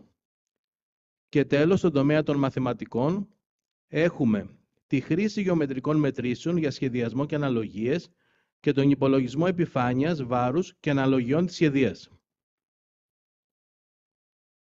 Οι μαθητές με ειδικές εκπαιδευτικές ανάγκες υποστηρίχθηκαν με οπτικοποιημένο υλικό, εικονόλεξα, κάρτες ρόλων, εικόνες, βίντεο, σχέδια, διαβαθμισμένες δραστηριότητες με εναλλακτικά επίπεδα δυσκολίας, προκαθορισμένους ρόλους με βάση τα ενδιαφέροντά τους, έγινε μάλιστα σε διαφοροποιημένο περιβάλλον και προσαρμοσμένο χρόνο εργασίας, με υποστηρικτική συνδιδασκαλία και συναισθηματική ενθάρρυνση, σε ένα ασφαλές, καλά δομημένο και οργανωμένο περιβάλλον μάθησης, στο οποίο όλοι οι μαθητές ένιωθαν αποδεκτοί, ισότιμοι και ενδυναμωμένοι. Επίσης, όσον αφορά τη σύνθεση και την επιλογή των μελών κάθε ομάδας, αυτή η σύνθεση έγινε με βάση την ισόρροπη κατανομή δεξιοτήτων, ενδιαφερόντων και χαρακτηριστικών, αποφεύγοντας φυσικά τη συγκέντρωση μαθητών με δυσκολίες στην ίδια ομάδα. Και διαμορφώνονταν η επιλογή και η σύνθεση των ομάδων ανάλογα με τη φύση της κάθε δραστηριότητας. Για τους μαθητές με διάσπαση προσοχής ή αυτισμό χρησιμοποιήθηκαν ήσυχοι και οργανωμένοι χώροι εργασίας με μειωμένα ερεθίσματα και σαφείς οπτικές οδηγίες. Τα βήματα υλοποίησης του project ξεκινήσαμε με την ανάγνωση και την επεξεργασία του αποσπάσματος της ραψοδίας της Οδύσσιας. Συγκροτήθηκε η ομάδα των 10 μαθητών, 5 με ειδικές εκπαιδευτικές ανάγκες και 5 χωρίς. Έγινε ενημέρωση γονέων και εκπαιδευτικών. Μελετήθηκε το προφίλ των μαθητών με ειδικές εκπαιδευτικές ανάγκες και τα εξατομικευμένα προγράμματα εκπαίδευσης. Υλοποιήθηκε βιωματικό παιχνίδι για τη σύσφυξη των δεσμών της ομάδας. Προχωρήσαμε στον κατηγεσμό ιδεών και ερωτημάτων που σας αναφέραμε στην αρχή. Αξιοποιήθηκε η ανεστραμμένη τάξη με πλούσιο υλικό μέσα από το Paddle και το Viber. Προχωρήσαμε στη σχεδίαση, στην αγορά και οργάνωση υλικών με τη στήριξη του σχολείου, στην κατασκευή της σχεδίας, στη διακόσμηση με συμβολισμούς, δημιουργική γραφή και θεατροπαιδαγωγικά παιχνίδια και δραματοποίηση. Δοκιμές πλεύσης σε νερό με τυχόν βελτιώσεις και ανατροφοδότηση, αναστοχασμός και καταγραφή εμπειριών και στην τελική παρουσίαση. Έχετε άλλα 2 λεπτά. Η αξιολόγηση τώρα του όλου του εγχειρήματος βασίστηκε σε ρουμπρίκες με ποιοτικά και ποσοτικά κριτήρια. Τα κριτήρια είναι η πιστότητα στην ομηρική περιγραφή, η δομική σταθερότητα και πλεύση, η δημιουργικότητα στην κατασκευή και τη γλωσσική έκφραση, η ομαδική συνεργασία και η ρόλη, η εφαρμογή επιστημονικών αρχών και η ενεργός εμπλοκή και ικανοποίηση των μαθητών. Η μέθοδη αξιολόγηση βασιστήκαμε στην παρατήρηση, στην αυτοαξιολόγηση, ετεροαξιολόγηση, καταγραφή μέσω βίντεο, φωτογραφιών και αναστοχαστικού ημερολογίου. Τα αποτελέσματα έδειξαν γνωστική και κοινωνικοσυναισθηματική πρόοδο όλων των μαθητών, συμπεριλαμβανομένων και αυτών με ειδικές εκπαιδευτικές ανάγκες. Είχαμε την επιτυχή κατασκευή πλεύσιμου μοντέλου, κατανόηση των επιστημονικών ενιών, ενίσχυση της δημιουργικότητας και της συναισθηματικής σύνδεσης με το αντικείμενο, καλλιέργεια κριτικής και οπτικής σκέψης. Όσον αφορά στους μαθητές με ειδικές εκπαιδευτικές ανάγκες, ένιωσαν ασφάλεια, αποδοχή και ενίσχυση της αυτοεικόνας τους. Οι μαθητές χωρίς ειδικές εκπαιδευτικές ανάγκες καλλιέργησαν δεξιότητες συναίσθησης, προσαρμοστικότητας, αλληλεγγύης. Το σύνολο της ομάδας λειτουργήσε με σεβασμό, ισοτιμία και δημιουργική ενέργεια. Βλέπετε κάποιες φωτογραφίες από την εμπλοκή των φυσικών επιστημών, από την εμπλοκή της τεχνολογίας μηχανικής, από την εμπλοκή των τεχνών. Λόγω πίεσης χρόνου δεν θα σας ανοίξω τα link. Από την εμπλοκή των μαθηματικών, από τον αναστοχασμό των μαθητών, δόθηκε ερωτηματολόγιο με ερωτήσεις κλειστού και ανοιχτού τύπου, το οποίο λόγω πίεσης χρόνου φαντάζομαι δεν μπορούμε να το δείξουμε ή προλαβαίνουμε. Πάντως, οι μαθητές σε ερωτήσεις ανοιχτού τύπου κατέγραψαν ότι έχουν πάρει πολλές ιδέες. Ποτέ δεν φανταζόμουν ότι τα μαθηματικά μπορούν να επιπλέουν σε μια σχεδία. Μου άρεσε η βοήθεια, η συνεργασία που είχαμε. Ένιωθα υπέροχα, χαρούμενη αυτοπεποίθηση. Έμαθα ότι μπορώ να λειτουργώ ομαδικά, γιατί τότε τα αποτελέσματα είναι καλύτερα, όπως και περνάω καλύτερα. Μου άρεσε όταν γράψαμε τον μονόλογο και το ποίημα, επειδή συνεργάστηκα με το φίλο μου. Μου άρεσε που κολλούσαμε τα ξύλα και φτιάξαμε τη σχεδία, όταν βάλαμε την σχεδία στο νερό και επέφλευσε. Όταν συζητούσαμε και μαθαίναμε παίζοντας, ένιωσα ικανός, χαρά, ενθουσιασμό κτλ. Και δεν θα άλλαζα τίποτα. Μίλησαν για τη συμβολή της τεχνητής νοημοσύνης, τους άρεσε και δεν θα άλλαζαν τίποτα, λένε, γιατί θα ήθελα να κάναμε STEAM πρόγραμμα κάθε εβδομάδα. Επειδή δεν μπορώ να σας δείξω το ερωτηματολόγιο, ωστόσο οι ερωτήσεις που δόθηκαν ήταν συνδεδεμένες με τους αρχικούς στόχους και με κλίμακα από το καθόλου μέχρι το πεντάβαθμη κλίμακα, από το καθόλου μέχρι το πάρα πολύ. Όλες οι απαντήσεις των παιδιών ήταν στο 4 και στο 5, πολύ πάρα πολύ. Κάποιες επιπλέον επισημάνσεις. Το παιχνίδι ρόλων ενίσχυσε τη συνοχή και την αλληλεπίδραση. Η εναλλαγή δραστηριοτήτων καθ' όλη τη διάρκεια του project προήγαγε τη συγκέντρωση, το ενδιαφέρον και την ενεργό συμμετοχή και περιέργεια των μαθητών, όπως και παρήχε ψυχοπαιδαγωγικά ωφέλη. Συμπερασματικά, η κατασκευή της σχεδίας του Οδυσσέα ανέδειξε στην πράξη πως η αρχαία ελληνική γραμματεία μπορεί να συνδεθεί δημιουργικά με τις αρχές της σύγχρονης διδασκαλίας και της συμπερίληψης. Η παιδαγωγική αξία του εγχειρήματος δεν έγκυται μόνο στο τελικό αποτέλεσμα, αλλά στη διαδρομή, στη συνεργασία, τη φαντασία, την αποδοχή, την ανακάλυψη. Και όταν η μυθοπλασία συναντά την επιστήμη, η θεωρία μετουσιώνεται σε πράξη. Και το σχολείο γίνεται σχεδία εξερεύνευσης, έμπνευσης, γνώσης, δημιουργικότητας και ισότιμης συμμετοχής. Ευχαριστούμε πολύ. Βλέπετε αριστερά τον κύριο Ιφαντή Ανδρέα, φυσικό του σχολείου, εμένα, τον κύριο Κωνσταντίνο Μιχαλόπουλο, μηχανολόγο, την κυρία Ζαφυροπούλου, Ευαγγελία, φιλόλογο και την κυρία Ειρήνη Παναγοπούλου, μαθηματικό, που εργάστηκαν στο συγκεκριμένο project και θα μας βρείτε στο 21ο Γυμνάσιο. Ευχαριστούμε.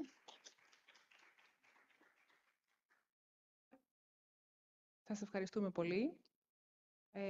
Περνάμε σε μία παρουσίαση εξαποστάσεως από την κυρία Παρθένα Κυριακίδου από το Πειραματικό Σχολείο Κιλικής, η οποία διασυνδέεται και με το Πανεπιστήμιο Μακεδονίας. Mirroring Emotions, Empathy through Painting in Primary School and Inclusive STEAM Approach. Κυρία Κυριακίδου, μπορείτε να διαμοιράσετε την οθόνη σας και να μας παρουσιάσετε. Καλησπέρα σας, ναι.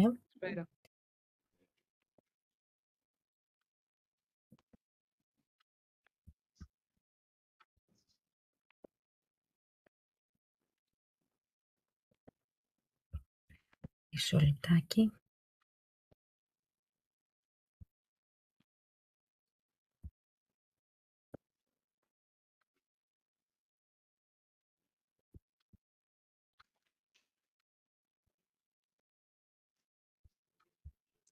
Το ξανακάνω εκ νέου γιατί δεν μπορώ να καταλάβω γιατί.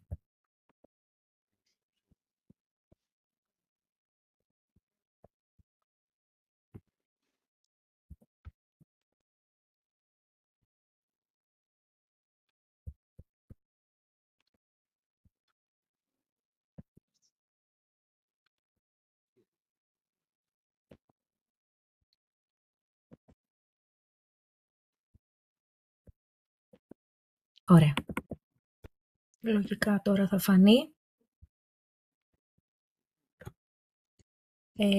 Εναλλάσσονται οι διαφάνειες. Βλέπουμε την παρουσίαση. Για δοκιμάστε να πάτε στην επόμενη. Πηγαίνω. Δεν ξέρω αν το βλέπετε εσείς. Δεν το βλέπουμε, όχι. Τώρα. Ναι, τώρα ναι.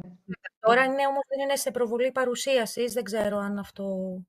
Δεν πειράζει, φαίνεται όμως αρκετά καλά. Είναι εντάξει. Εντάξει. Λοιπόν, καλησπέρα σας. Η διδακτική μου προσέγγιση είχε να κάνει με την αξιοποίηση τεχνικών ενσυναίσθησης μέσα από γνωστούς πίνακες ζωγραφικής, σε συνδυασμό με ποίηματα που περιλαμβάνονται στο σχολικό εγχειρίδιο της γλώσσας της Τρίτης Δημοτικού. Τα παιδιά καλούνται να παρατηρήσουν, να νιώσουν, να εκφράσουν και τελικά να κατανοήσουν βαθύτερα τον εαυτό τους και τους άλλους. Απευθύνεται σε μαθητές με ειδικές εκπαιδευτικές ανάγκες, όπως επίσης και σε μαθητές με ήπιο αυτισμό, όπου αδυνατούν να αντιληφθούν τη συνυποδηλωτική κυρίως χρήση της γλώσσας και βασίζεται στο ρητό του Καρλ Ρότζερς, αν δεν γίνεις εσύ ο άλλος, ποτέ σου δεν θα τον καταλάβεις. Αρχικά ξεκινάμε ζητώντας από τα παιδιά να καταγράψουν σε ακροστιχίδα τι εννοούν, τι αντιλαμβάνονται αυτοί με τον όρο ενσυναίσθηση.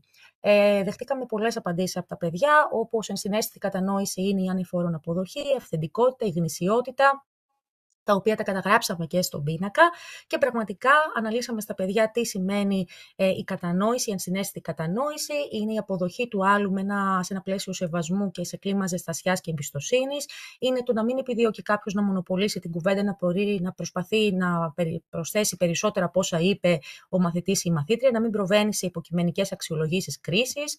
Ακούστηκε ο όρος αυθεντικότητα, όπου εδώ δώσαμε ιδιαίτερη έμφαση στον όρο αυθεντικότητα, που σημαίνει ότι κάποιος αποδέχεται αυτό που είναι ο άλλος χωρίς να προσπαθεί να τον διαχειριστεί με τον τρόπο που ο ίδιος επιθυμεί, πάντα με προσοχή και διακριτικότητα.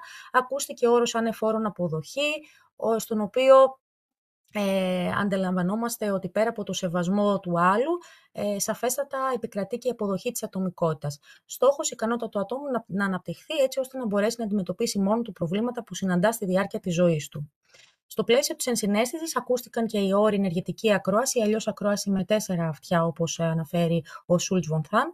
Είναι η εναρμόνιση της οπτικής επαφής των δύο συνομιλητών, ο συντονισμός με την ταχύτητα ομιλίας, με τον τόνο της φωνής, τα νεύματα, η ήχη αποδοχής του εκπαιδευτικού στα λόγια του μαθητή, οι δυνατές αποκρίσεις, οι μη λεκτικές, μονολεκτικές εκφράσεις, η συμπερίληψη, η αντανάκλαση περιεχομένου ή παράφλαση αντανάκλαση συναισθημάτων, που όλα αυτά βοηθούν στο να ενεργοποιηθεί καλύτερα η συζήτηση. Προϋποθέσεις επίτευξης είναι να υπάρχουν στην τάξη ρόλοι, κανόνες και όρια. Τους ρόλους πλέον για να αποκτήσουν δυνατότητες, δεξιότητες αυτορύθμισης στα παιδιά τις δίνουν κατά τον Belbin μόνα τους. Η κατανόηση και αποτίμηση συναισθημάτων του καθενός, του εκπαιδευτικού, όλων όσων εμπλέκονται στην εκπαιδευτική διαδικασία, η ρεαλιστική έπαινη και η επιβράβευση, ο αναστοχασμός, οι συζητήσεις μέσα σε ένα πλαίσιο θετικό μαθησιακό κλίμα, με ρεαλιστικές αυτοαξιολογήσεις, με αναστοχασμό προς επίτευξη των μεταγνωστικών δεξιοτήτων, η συνεργασία με έναν συνεργάτη εκπαιδευτικό, ο οποίος μπορεί να κατανοεί τις ικανότητες, τις αδυναμίες, τις σκέψεις, τις δεξιότητες και τις γνώσεις, προκειμένου να μπορούμε να εκπονήσουμε καλύτερα το μάθημα. Και ξεκινάμε στο κομμάτι της εκπαιδευτικής προσέγγισης, στο πλαίσιο των STEM τεχνικών.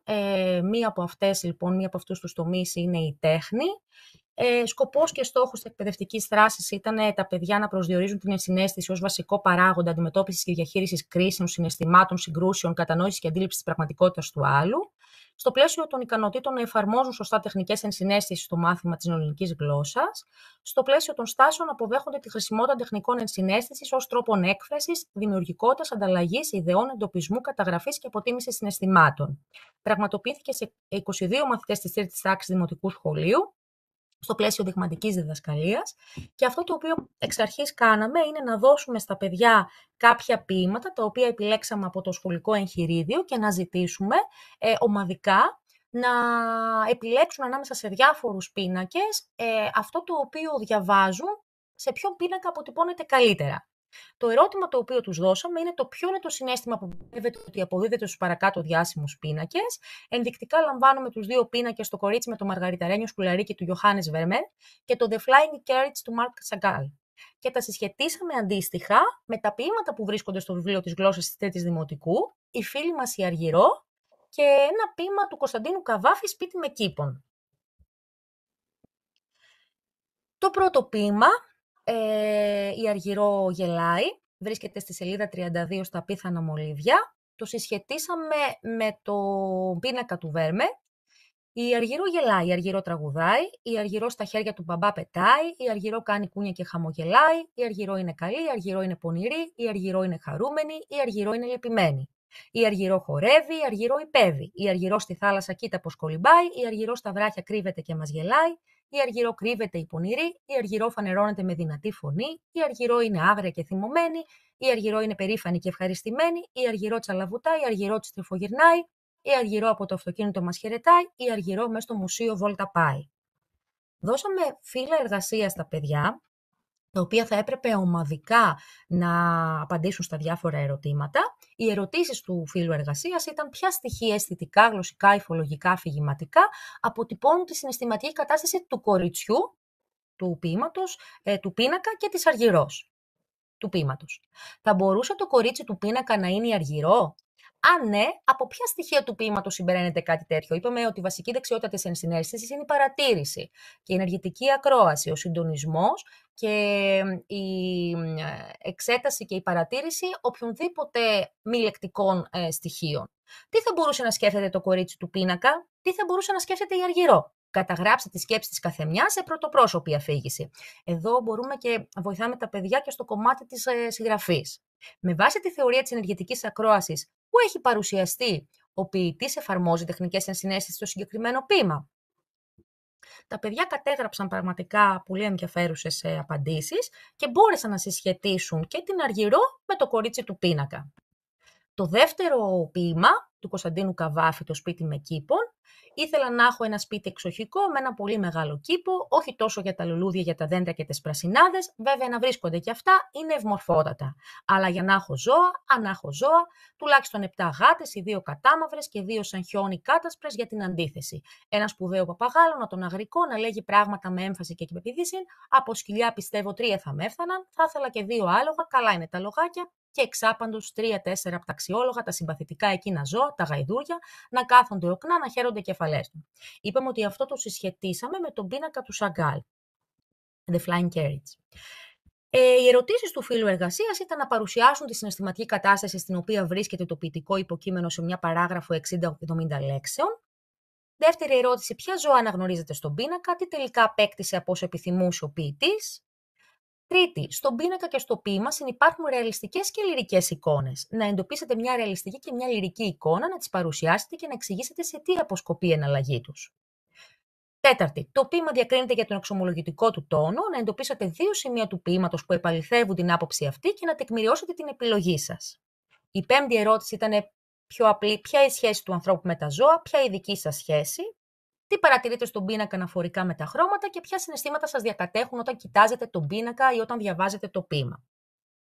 είπαμε ότι αυτές οι ερωτήσεις θα έπρεπε να γίνουν ομαδικά. Σύμφωνα με τον Belbin, όπου έχει διάφορους ρόλους για τους μαθητές, από τους 9 επιλέξαμε τους 6. Ο πρώτος ρόλος ήταν ο καλός διοικητικός, δεύτερος ρόλος συστηματικός εργάτης, τρίτος ο διαμορφωτής υποκινητής, τέταρτος ο εφευρετικός δημιουργικός, ο πέμπτος ο ρυθμιστής αξιολογητής και ο έκτος άνθρωπος των αποτελεσμάτων. Ο κάθε ένας έχει διαφορετικά χαρακτηριστικά γνωρίσματα και διαφορετικούς ρόλους υποχρεώσεις.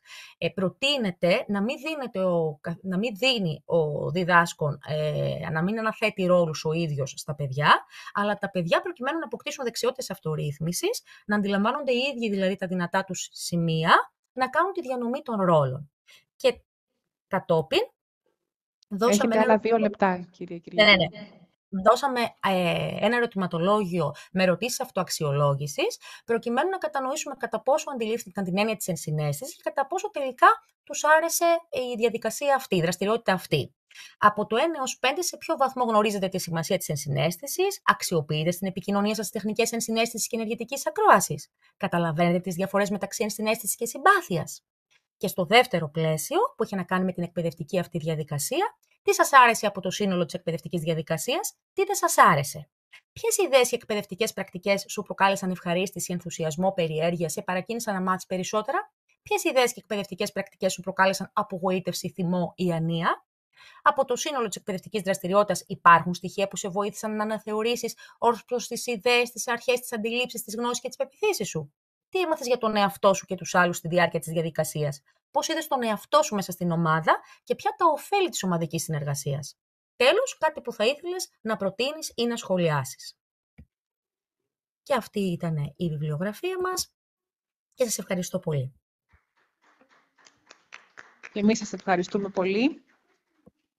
Περνάμε στην επόμενη παρουσίαση, πάλι διαδικτυακή, από την κυρία Βασιλική Κουτσοκέρα, από το πρώτο πειραματικό δημοτικό σχολείο Πορταριάς, η οποία έχει τίτλο STEAM Education, Environmental Studies and Computational Thinking, Action Research in Primary Education. Κυρία Κουτσοκέρα, αν μας ακούτε. Καλησπέρα σας. Σας ακούω. Εσείς με ακούτε? Ναι, μια χαρά. Ωραία. Μισό λεπτάκι.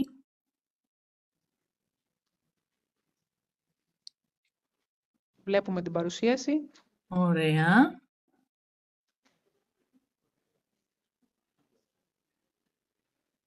Να την κάνω λίγο και...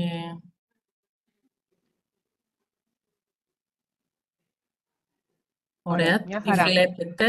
Ναι. Ξεκινήστε. Ωραία. Εναλλάσσω, βλέπετε τη δεύτερη διαφάνεια? Ναι, μια χαρά. Ωραία, τέλεια. Είμαι η Βασιλική Κουτσοκέρα. Καλησπέρα σε όλους. Συγχαρητήρια για το εξαιρετικό συνέδριο, όλους τους διοργανωτές και όλους τους υπέροχους συναδέλφους και εισηγητές και χθες και σήμερα. Εγώ είμαι εκπαιδευτικός πρωτοβάθμιας εκπαίδευσης, δασκάλα, και θα σας παρουσιάσω την έρευνα δράσης που υλοποίησα φέτος σε παιδιά τρίτης δημοτικού, στο πρώτο πειραματικό δημοτικό σχολείο Πορταριάς, στο πλαίσιο υλοποίησης καινοτόμου δράσεως. Στο μάθημα λοιπόν της μελέτης περιβάλλοντος, με 17 παιδιά, 10 αγόρια και 7 κορίτσια, με διάρκεια της έρευνας από τον Οκτώβριο του 2024 μέχρι το Μάιο τώρα του 2025, είχαμε ως στόχο να συνδέσουμε τα προσδοκόμενα μαθησιακά αποτελέσματα από το νέο πρόγραμμα σπουδών της μελέτης περιβάλλοντος με τη συμπεριληπτική εκπαίδευση STEAM και εφαρμογές υπολογιστικής σκέψης. Στόχοι μας αποτέλεσαν η ενίσχυση της εμπλοκής και των θετικών εμπειριών μάθησης για όλους ανεξαιρέτως τους μαθητές και τις μαθήτριες στο μάθημα της μελέτης περιβάλλοντος με την εκπαίδευση STEAM, να παραχθεί διδακτικό υλικό, συμπεριληπτικό, να σχεδιαστεί, να υλοποιηθεί σε εβδομαδιαία βάση, με εργαστηριακά μαθήματα STEAM με στόχους από το νέο πρόγραμμα σπουδών, όπως προείπαμε, να καλλιεργηθεί θετική στάση προς τις θετικές επιστήμες, ιδιαίτερα στα κορίτσια, και να αναπτυχθεί η υπολογιστική σκέψη, ο ψηφιακός γραμματισμός και οι δεξιότητες του πολίτη του 21ου αιώνα. Το θεωρητικό υπόβαθρο της έρευνάς μας, κινηθήκαμε στη μάθηση μέσω έργου, Project-Based Learning, τη διερευνητική μάθηση και τον κοινωνικό επικοδομισμό, Οι αρχές στις οποίες εδράζεται η συγκεκριμένη έρευνα είναι οι αρχές του καθολικού σχεδιασμού μάθησης, όπου εξασφαλίζεται η ισότιμη πρόσβαση στην πληροφορία για όλους τους μαθητές και τις μαθήτριες, με ταυτόχρονα την ενσωμάτωση στρατηγικών διαφοροποίησης και τον ρόλο της υπολογιστικής σκέψης ως στοιχείο κλειδί για την επίλυση προβλημάτων και σε άλλα πλαίσια. Οι δεξιότητες του πολίτη του 21ου αιώνα που προαναφέρθηκαν, οι γνωστές 4Cs, η συνεργασία, η δημιουργικότητα, η κριτική σκέψη και η επικοινωνία. Χαρακτηριστικά της έρευνας δράσης ήταν ότι υλοποιούσαμε αυτό το καινοτόμο πρόγραμμα με τα παιδιά κάθε εβδομάδα για 2 ώρες. Εργαλεία και μέσα που αξιοποιήσαμε ήταν η Scratch Junior, το περιβάλλον EdBlocks που σχετίζεται με το ρομπότ Edison, τάμπλετ που υπήρχαν, διαδραστικός πίνακας της τάξης, ένα τετράδιο STEAM που είχαμε, όπου εκεί συμπεριλαμβάναμε τα παραγόμενα φύλλα εργασίας, επιστημονικά και ρομποτικά kit και απλά ανακυκλώσιμα υλικά. Το μοτίβο που ακολουθούσαμε ήταν οι ομαδικές προκλήσεις με προβλήματα από την καθημερινή ζωή, δραστηριότητες που είχαν να κάνουν με το σχεδιαστικό κύκλο της μηχανικής, πειράματα, κατασκευές, προγράμματα κώδικα, μετρήσεις, τέχνη. Και στόχος μας ήταν ταυτόχρονα να γίνεται και μια ανθρωποκεντρική και περιβαλλοντική θεώρηση, σύμφωνα και με την ενεργό πολιτιότητα. Έτσι λοιπόν συνδυάζαμε την εκπαίδευση STEAM και με τους 17 βιώσιμους στόχους ανάπτυξης. Ταυτόχρονα υλοποιούσαμε και ευρωπαϊκό συνεργατικό πρόγραμμα e-twinning με αρκετά σχολεία από την Ευρώπη, τα οποία επίσης είχαν εμπειρίες πάνω στην εκπαίδευση STEAM.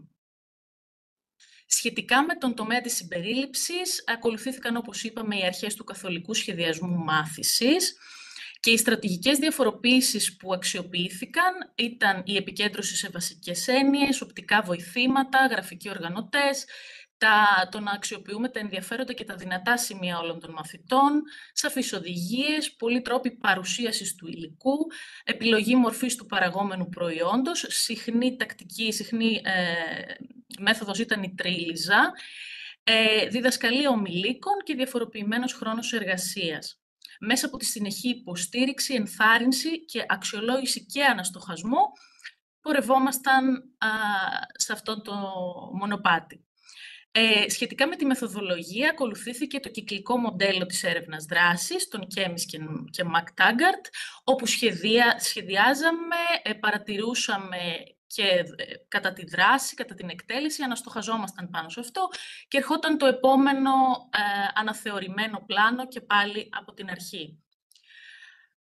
Εδώ λοιπόν, όπως ξέρετε, η έρευνα δράσης, όπου ο εκπαιδευτικός είναι ταυτόχρονα και ερευνητής, για τη συλλογή και την ανάλυση των δεδομένων ακολουθήθηκε μια μεικτά δεδομένα και ποσοτικά και ποιοτικά, από ερωτηματολόγια έτυπα και ηλεκτρονικά, ημιδομημένες συνεντεύξεις με μαθητές, εργασίες των μαθητών μέσα από τα πορτφόλιο, ημερολόγια αναστοχασμού τόσο δικά μου όσο και των παιδιών, άτυπες παρατηρήσεις, συζητήσεις με συναδέλφους που είναι πάντα σημαντικές και έχουν να κάνουν και βλέπουν παράλληλα με μένα τα παιδιά, ανατροφοδότηση επίσης από γονείς μέσω και ψηφιακού τοίχου που διατηρούσαμε όλο αυτό το διάστημα, αλλά και διαζώσεις συναντήσεων. Και έπειτα λοιπόν, μέσω της τριγωνοποίησης των ποσοτικών και των ποιοτικών δεδομένων, καταλήξαμε στα εξής αποτελέσματα της έρευνας. Σχετικά με τον στόχο που αφορούσε την ενίσχυση της εμπλοκής των μαθητών, πριν λοιπόν την καινοτόμο δράση, στο ερώτημα πόσο σου αρέσει να κάνεις τη μελέτη περιβάλλοντος με τον παραδοσιακό τρόπο, εδώ παρατηρούμε ότι το 82% ήταν αδιάφορο για την παραδοσιακή προσέγγιση. Μόνο ένα 18% απάντησε αρκετά. Και έπειτα, μετά την υλοποίηση, την ολοκλήρωση της καινοτόμου δράσεως, πόσο σου αρέσει η εκπαίδευση STEAM στη μελέτη περιβάλλοντος, εδώ βλέπουμε ένα πραγματικά πάρα πολύ μεγάλο ποσοστό, ένα 94% δήλωσε ότι απόλαυσε την καινοτομία αυτή πολύ είτε πάρα πολύ. Επίσης, το υλικό που συλλέχθηκε από συνεντεύξεις με τα παιδιά, από ημερολόγια, καταγραφών, έδειξε τα κυριότερα σημεία, ότι τα παιδιά ανέφεραν πολύ συχνά ότι το μάθημα είναι πιο ενδιαφέρον, ότι γίνεται παιχνίδι, το έλεγαν πολλές φορές παιχνιδομάθημα, δεν έχω να μαθαίνω πολλά, καταλαβαίνω πιο εύκολα, χαίρομαι που βοηθάω την ομάδα, δεν φοβάμαι τόσο να κάνω λάθος Χαίρομαι με τις κατασκευές, με τις δημιουργίες, έμαθα καινούργια προγράμματα, ανέφεραν και διάφορα έργα τα οποία υλοποίησαν και πολύ συχνά λέγανε ότι θέλουν και του χρόνου να ξαναγίνει κάτι αντίστοιχο. Εδώ βλέπουμε έτσι αποσπάσματα από τα έργα που υλοποιήσαμε με τα παιδιά, σχετικά με το τι σημαίνει για κάθε παιδί το STEAM, έτσι όπως το έζησε και όπως το βίωσε. Εδώ βλέπετε το συννεφόλεξο με τις έτσι πιο κεντρικές και συχνές αναφορές που εμφανίστηκαν από τα παιδιά. Πραγματικά έδειχναν να το χαίρονται κάθε φορά, περίμεναν πώς και πώς την Τετάρτη. Σχετικά με τη συμπερίληψη και τα αποτελέσματα πάνω σε αυτό το στόχο, παρατηρήθηκε ότι η αξιοποίηση εφαρμογών υπολογιστικής σκέψης ενίσχυσε σημαντικά την εμπλοκή και τις θετικές εμπειρίες μάθησης στους μαθητές, όσο και η αξιοποίηση της τέχνης. Επίσης, υψηλά επίπεδα ικανοποίησης και το αίσθημα του ανήκειν, ειδικά στους μαθητές με τις μαθησιακές δυσκολίες, ήταν πάρα πολύ έντονο με την αξιοποίηση αυτών των εφαρμογών. Σχετικά με τα κορίτσια και την επιθυμία ενασχόλησής τους με τις θετικές επιστήμες, στην αρχή λοιπόν τα κορίτσια στο συντριπτικό ποσοστό του 80% δεν φανταζόντουσαν τον εαυτό τους ως επιστήμονα στο μέλλον σε κάποιον από τους τομείς STEM, ενώ στο τέλος αυτό το ποσοστό από το ναι 20% στην αρχή πήγε στο 71% για τα κορίτσια. Σχετικά με την υπολογιστική σκέψη και τις δεξιότητες του πολίτη του 21ου αιώνα, καταφέραμε να κατανοήσουν τα παιδιά την έννοια της ακολουθίας, των αλγοριθμικών βημάτων για να αντιμετωπίζουν το οποιοδήποτε πρόβλημα, να λύνουν τα προβλήματα και τις προκλήσεις που είχαν σε επίπεδο ομάδας, να αναπτύσσουν την επικοινωνία και τη δημιουργική του σκέψη και υψηλά επίπεδα, όπως είπαμε και πριν, ικανοποίησης, ειδικά στους μαθητές με μαθησιακές δυσκολίες, κατά τη χρήση των εφαρμογών υπολογιστικής σκέψης, οι οποίες δεν ήταν μόνο με τεχνολογικά μέσα, ήταν και unplugged.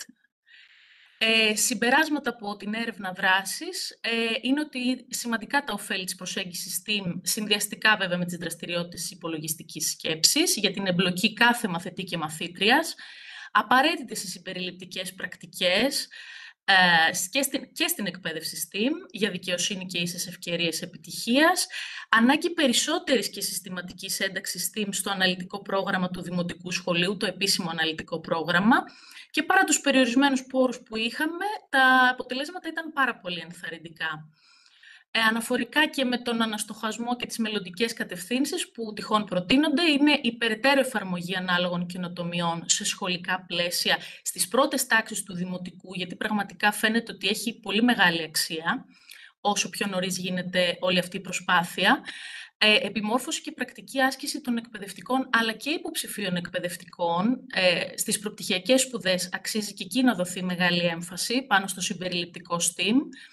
Υποστήριξη, μακάρι, σε επίπεδο εθνικής εκπαιδευτικής πολιτικής ακόμη περισσότερο και πιο έντονη παρουσία του STEAM στα προγράμματα σπουδών, όχι τόσο έτσι αποσπασματικά, αλλά ίσως να είναι κάτι πιο συνεχές και συστηματικό. Και εμείς οι εκπαιδευτικοί, μακάρι να έχουμε πρόσβαση σε πόρους και σχετικό υλικό για άμεση σχολική υλοποίηση, κάτι το οποίο είναι επίσης ζητούμενο. Αυτή είναι η βιβλιογραφία και οι αναφορές. Σας ευχαριστώ πολύ. Ευχαριστούμε πάρα πολύ την κυρία Κουτσοκέρα.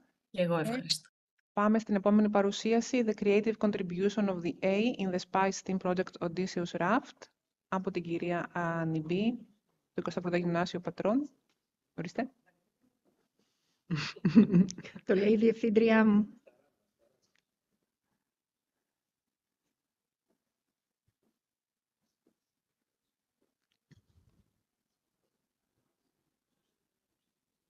Άμα τα λέει αυτά τώρα, τι να πει που με βλέπει κάθε μέρα σχολείο, έτσι. Λοιπόν.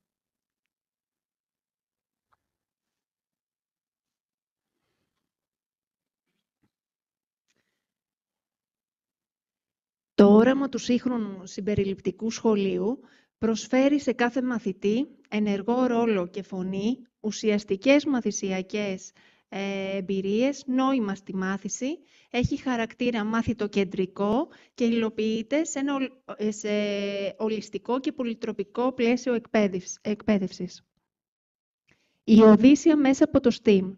Η επαφή με την επική ποίηση του Ομήρου και συγκεκριμένα η επεξεργασία αποσπάσματος της ραψοδίας που αναφέρεται στην κατασκευή της σχεδίας από τον Οδυσσέα για ένα project που μιλήσαμε και προηγουμένως, συνδέθηκε με τη δημιουργική γραφή και έκφραση, την αισθητική αγωγή και τα υπόλοιπα πεδία του SpicE με σκοπό να προσφέρει νέα και πληρέστερη νοηματοδότηση της διδακτικής πράξης.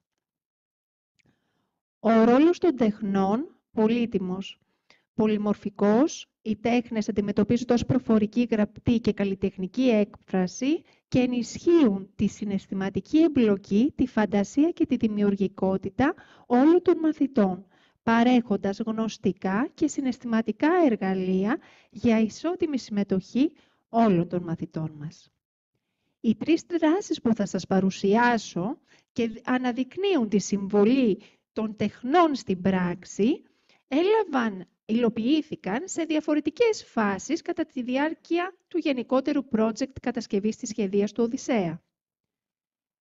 Μία από τις δράσεις ήταν το νήμα του Οδυσσέα, ένα βιωματικό παιχνίδι ρόλων και συμβολισμού, το πανί της σχεδίας, μια συλλογική καλλιτεχνική απεικόνηση με την αξιοποίηση της τεχνητής νοημοσύνης, δραστηριότητες δημιουργικής γραφής και θεατρικής έκφρασης, μονόλογοι, ποίηματα, δραματοποίηση.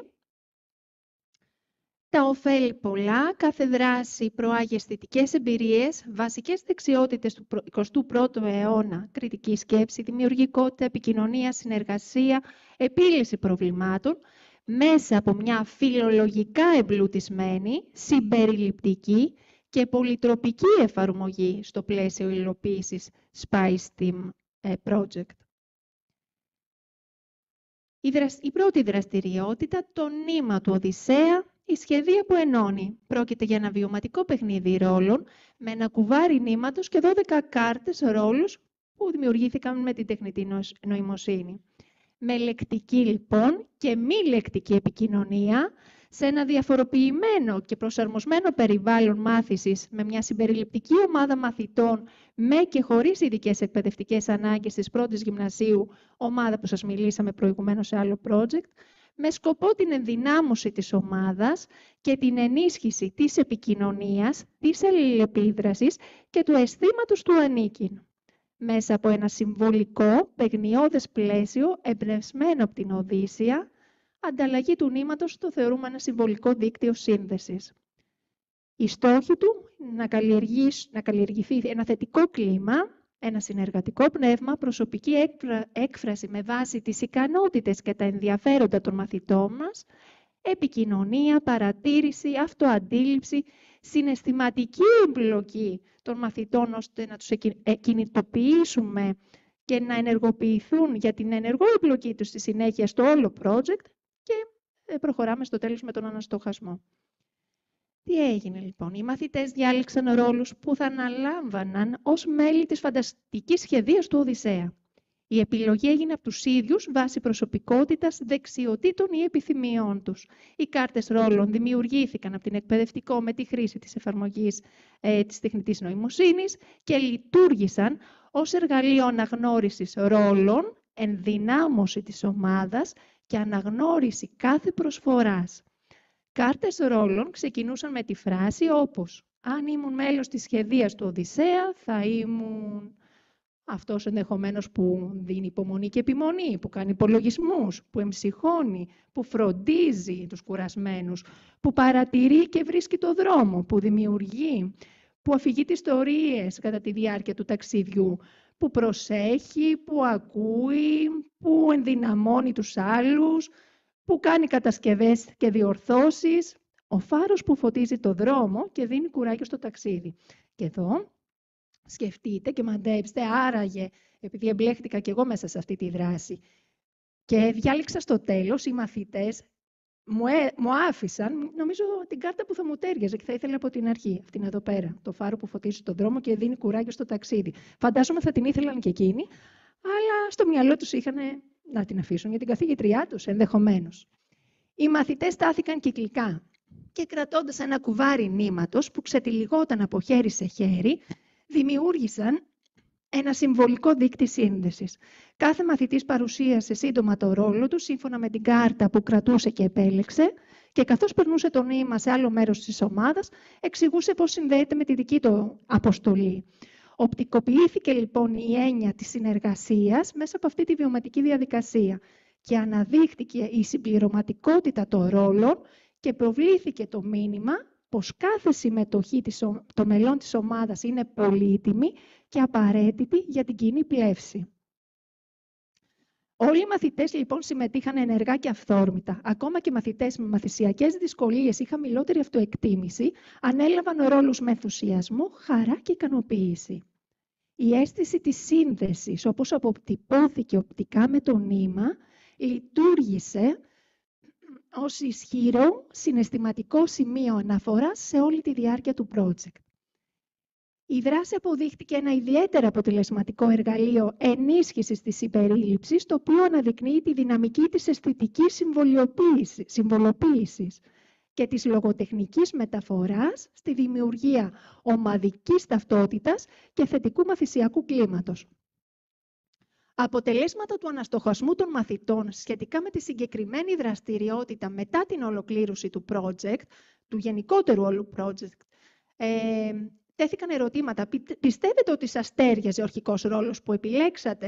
Ναι, απάντησαν το 80%, δηλαδή 8 στους 10 μαθητές, 2 απάντησαν όχι. Και από αυτούς τους 2, ένας ήταν μαθητής με ειδικές εκπαιδευτικές ανάγκες και ένας χωρίς, και από τους άλλους 8 που πίστευαν ότι τους τέριαζε ο ρόλος, ήταν εισάξε, δηλαδή ήταν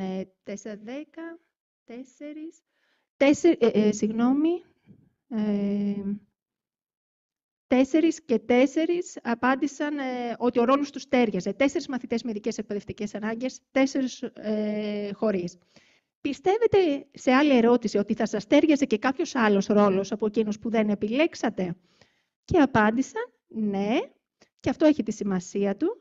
Επιβεβαίωσαν δηλαδή στην αρχή την καταλληλότητα του αρχικού ρόλου που είχαν επιλέξει, και όλοι τους, 10 στους 10, δήλωσαν ότι θα μπορούσαν να ταυτιστούν και με άλλο ρόλο, γεγονός που καταδεικνύει την ανάπτυξη της αυτογνωσίας και της ευελιξίας που αναπτύχθηκε. Έχετε άλλα 2 λεπτά. Η δραστηριότητα, περνάμε στο πανί της σχεδίας. Στόχοι ήταν οι μαθητές να εκφραστούν, να καλλιεργήσουν συνεργατικές και επιχειρηματολογικές δεξιότητες, να ενισχύσουν τον ψηφιακό και εικαστικό γραμματισμό και να δημιουργήσουν ένα κοινό καλλιτεχνικό σύμβολο. Συμμετείχαν σε διαδικασίες επιχειρηματολογίας, πλειοψηφικής απόφασης επιλογής συμβόλου, τεκμηριώνοντας μάλιστα τα διαφορετικά σύμβολα που έδιναν, κατόπιν επικοδομητικού διαλόγου. Επελέγει ο ήλιος ως αποδομημένο σε μορφή άστρου και στόχου, ως ένα ισχυρό σύμβολο ζωής, φωτός, ελπίδας.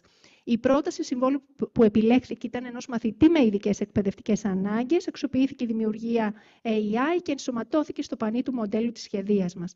Κάποιες από τις ιδέες των μαθητών μας είναι οι παρακάτω, άλλοι ανέφεραν για τον ήλιο σαν άστρο και στόχο και επιχειρηματολόγησαν τη θέση τους, άλλοι το λαβύρινθο, το γράμμα όμικρον του Οδυσσέα μέσα σε ένα κύκλο, το μάτι, επιχειρηματολογώντας τη θέση τους.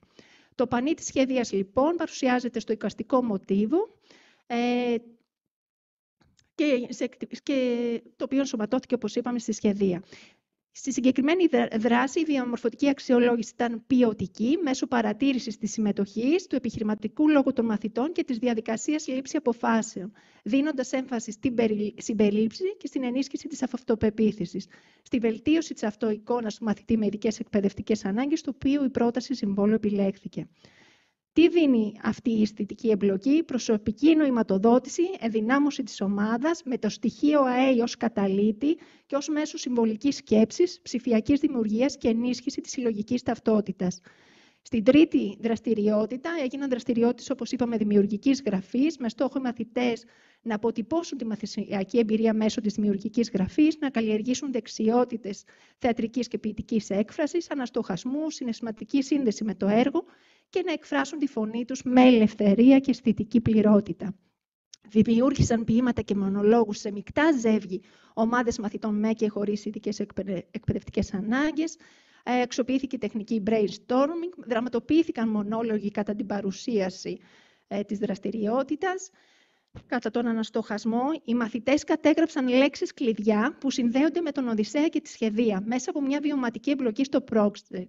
Οι λέξεις αυτές καταγράφηκαν και ταξινομήθηκαν σε 3 γλωσσικές κατηγορίες, λαμβάνοντας υπόψη τις ανάγκες και τις δυνατότητες των μαθητών, όπως αυτές προσδιορίζονται στα εξατομικευμένα προγράμματα εκπαιδευτικής παρέμβασης των μαθητών με ειδικές εκπαιδευτικές ανάγκες. Χρήσιμα, ωστόσο, για όλους τους μαθητές. Η προσωποποιημένη σχεδία συνομιλεί με τον Οδυσσέα. Οι μαθητές σε ζεύγη δημιούργησαν ποίηματα, μονολόγους, τους οποίους συνέχεια τους δραματοποίησαν. Η αξιολόγηση βασίστηκε στην αυθεντικότητα της συμμετοχής, την ποιότητα της δημιουργικής έκφρασης, τα ποίηματα ενσωματώθηκαν στην σχεδία, τα συμπεράσματα. Η δράση ανέδειξε τη δύναμη του στοιχείου των τεχνών ως καθρέφτη εσωτερικής νοηματοδότησης της γνώσης, συνδυάζοντας τέχνη, λόγο και συναίσθημα σε έναν βαθιά συμπεριληπτικό και πολυτροπικό μαθησιακό περιβάλλον, πολύ ελκυστικό για τους μαθητές. Το στοιχείο λοιπόν δεν υπήρξε απλώς ως ένα συνοδευτικό γράμμα του τι και του στο STEAM, ήταν η βάση της έκφρασης, της προσωπικής ταύτισης και του κινητήριου μοχλού ενεργοποίησης για ουσιαστική συμμετοχή όλης της ομάδας μαθητών με και χωρίς ειδικές εκπαιδευτικές ανάγκες στο όλο project. Οι τέχνες, λογοτεχνία, εικόνα με AI, δημιουργική γραφή, θεατρικό παιχνίδι, δραματοποίηση, έδωσαν ταυτότητα στη μάθηση, εμβάθυναν τη σύνδεση με το παρελθόν και την επική ποίηση και γέμισαν νόημα τη σύγχρονη εκπαιδευτική πράξη. Το έργο αυτό δείχνει πως η τέχνη μπορεί να γίνει γέφυρα προς τη συμπερίληψη και την παιδαγωγική καινοτομία με γνωστικά και ψυχοπαιδαγωγικά ωφέλη, ανταποκρινόμενη στο κάλεσμα της σύγχρονης παιδαγωγικής για ενίσχυση των δεξιοτήτων του 21ου αιώνα στη σχολική τάξη. Στη σχεδία λοιπόν του Οδυσσέα ταξίδεψαν τελικά μαζί του και οι μαθητές μας, με ρόλους που οι ίδιοι διάλεξαν, με εικόνες που δημιούργησαν, με λέξεις που είχαν σημασία για εκείνες. Το ace του STEAM έγινε άγκυρα, πανί και στοίχημα, άγκυρα για την ταυτότητα του ανήκει, πανί για να σηκώσουν τη φωνή τους, στοίχημα για να σηκώσουν ψηλότερα τον πύχη της ενεργού συμμετοχής, της δημιουργικότητας της επικοινωνίας, μέσα από ένα βιωματικά συχνά παιχνιώδη τρόπο σύνδεσης. Το έργο απέδειξε ότι η συμπερίληψη δεν είναι θεωρία, είναι πράξη και η τέχνη δεν είναι απλώς έκφραση, είναι γέφυρα που ανυψώνει, ψυχή που συνδέει και νοηματοδοτεί το STEAM με γνώσεις, καλλιτεχνικότητα, λυρικότητα και συναίσθημα. Όταν οι τέχνες και η συμπερίληψη συνυπάρχουν με τα υπόλοιπα πεδία του STEAM, η εκπαίδευση γίνεται κοινό ταξίδι με κάθε επιβάτη, με κάθε μαθητή επιβάτη και συνδημιουργό. Σας ευχαριστώ θερμά για την προσοχή, το ενδιαφέρον σας και εύχομαι καλά εκπαιδευτικά ταξίδια.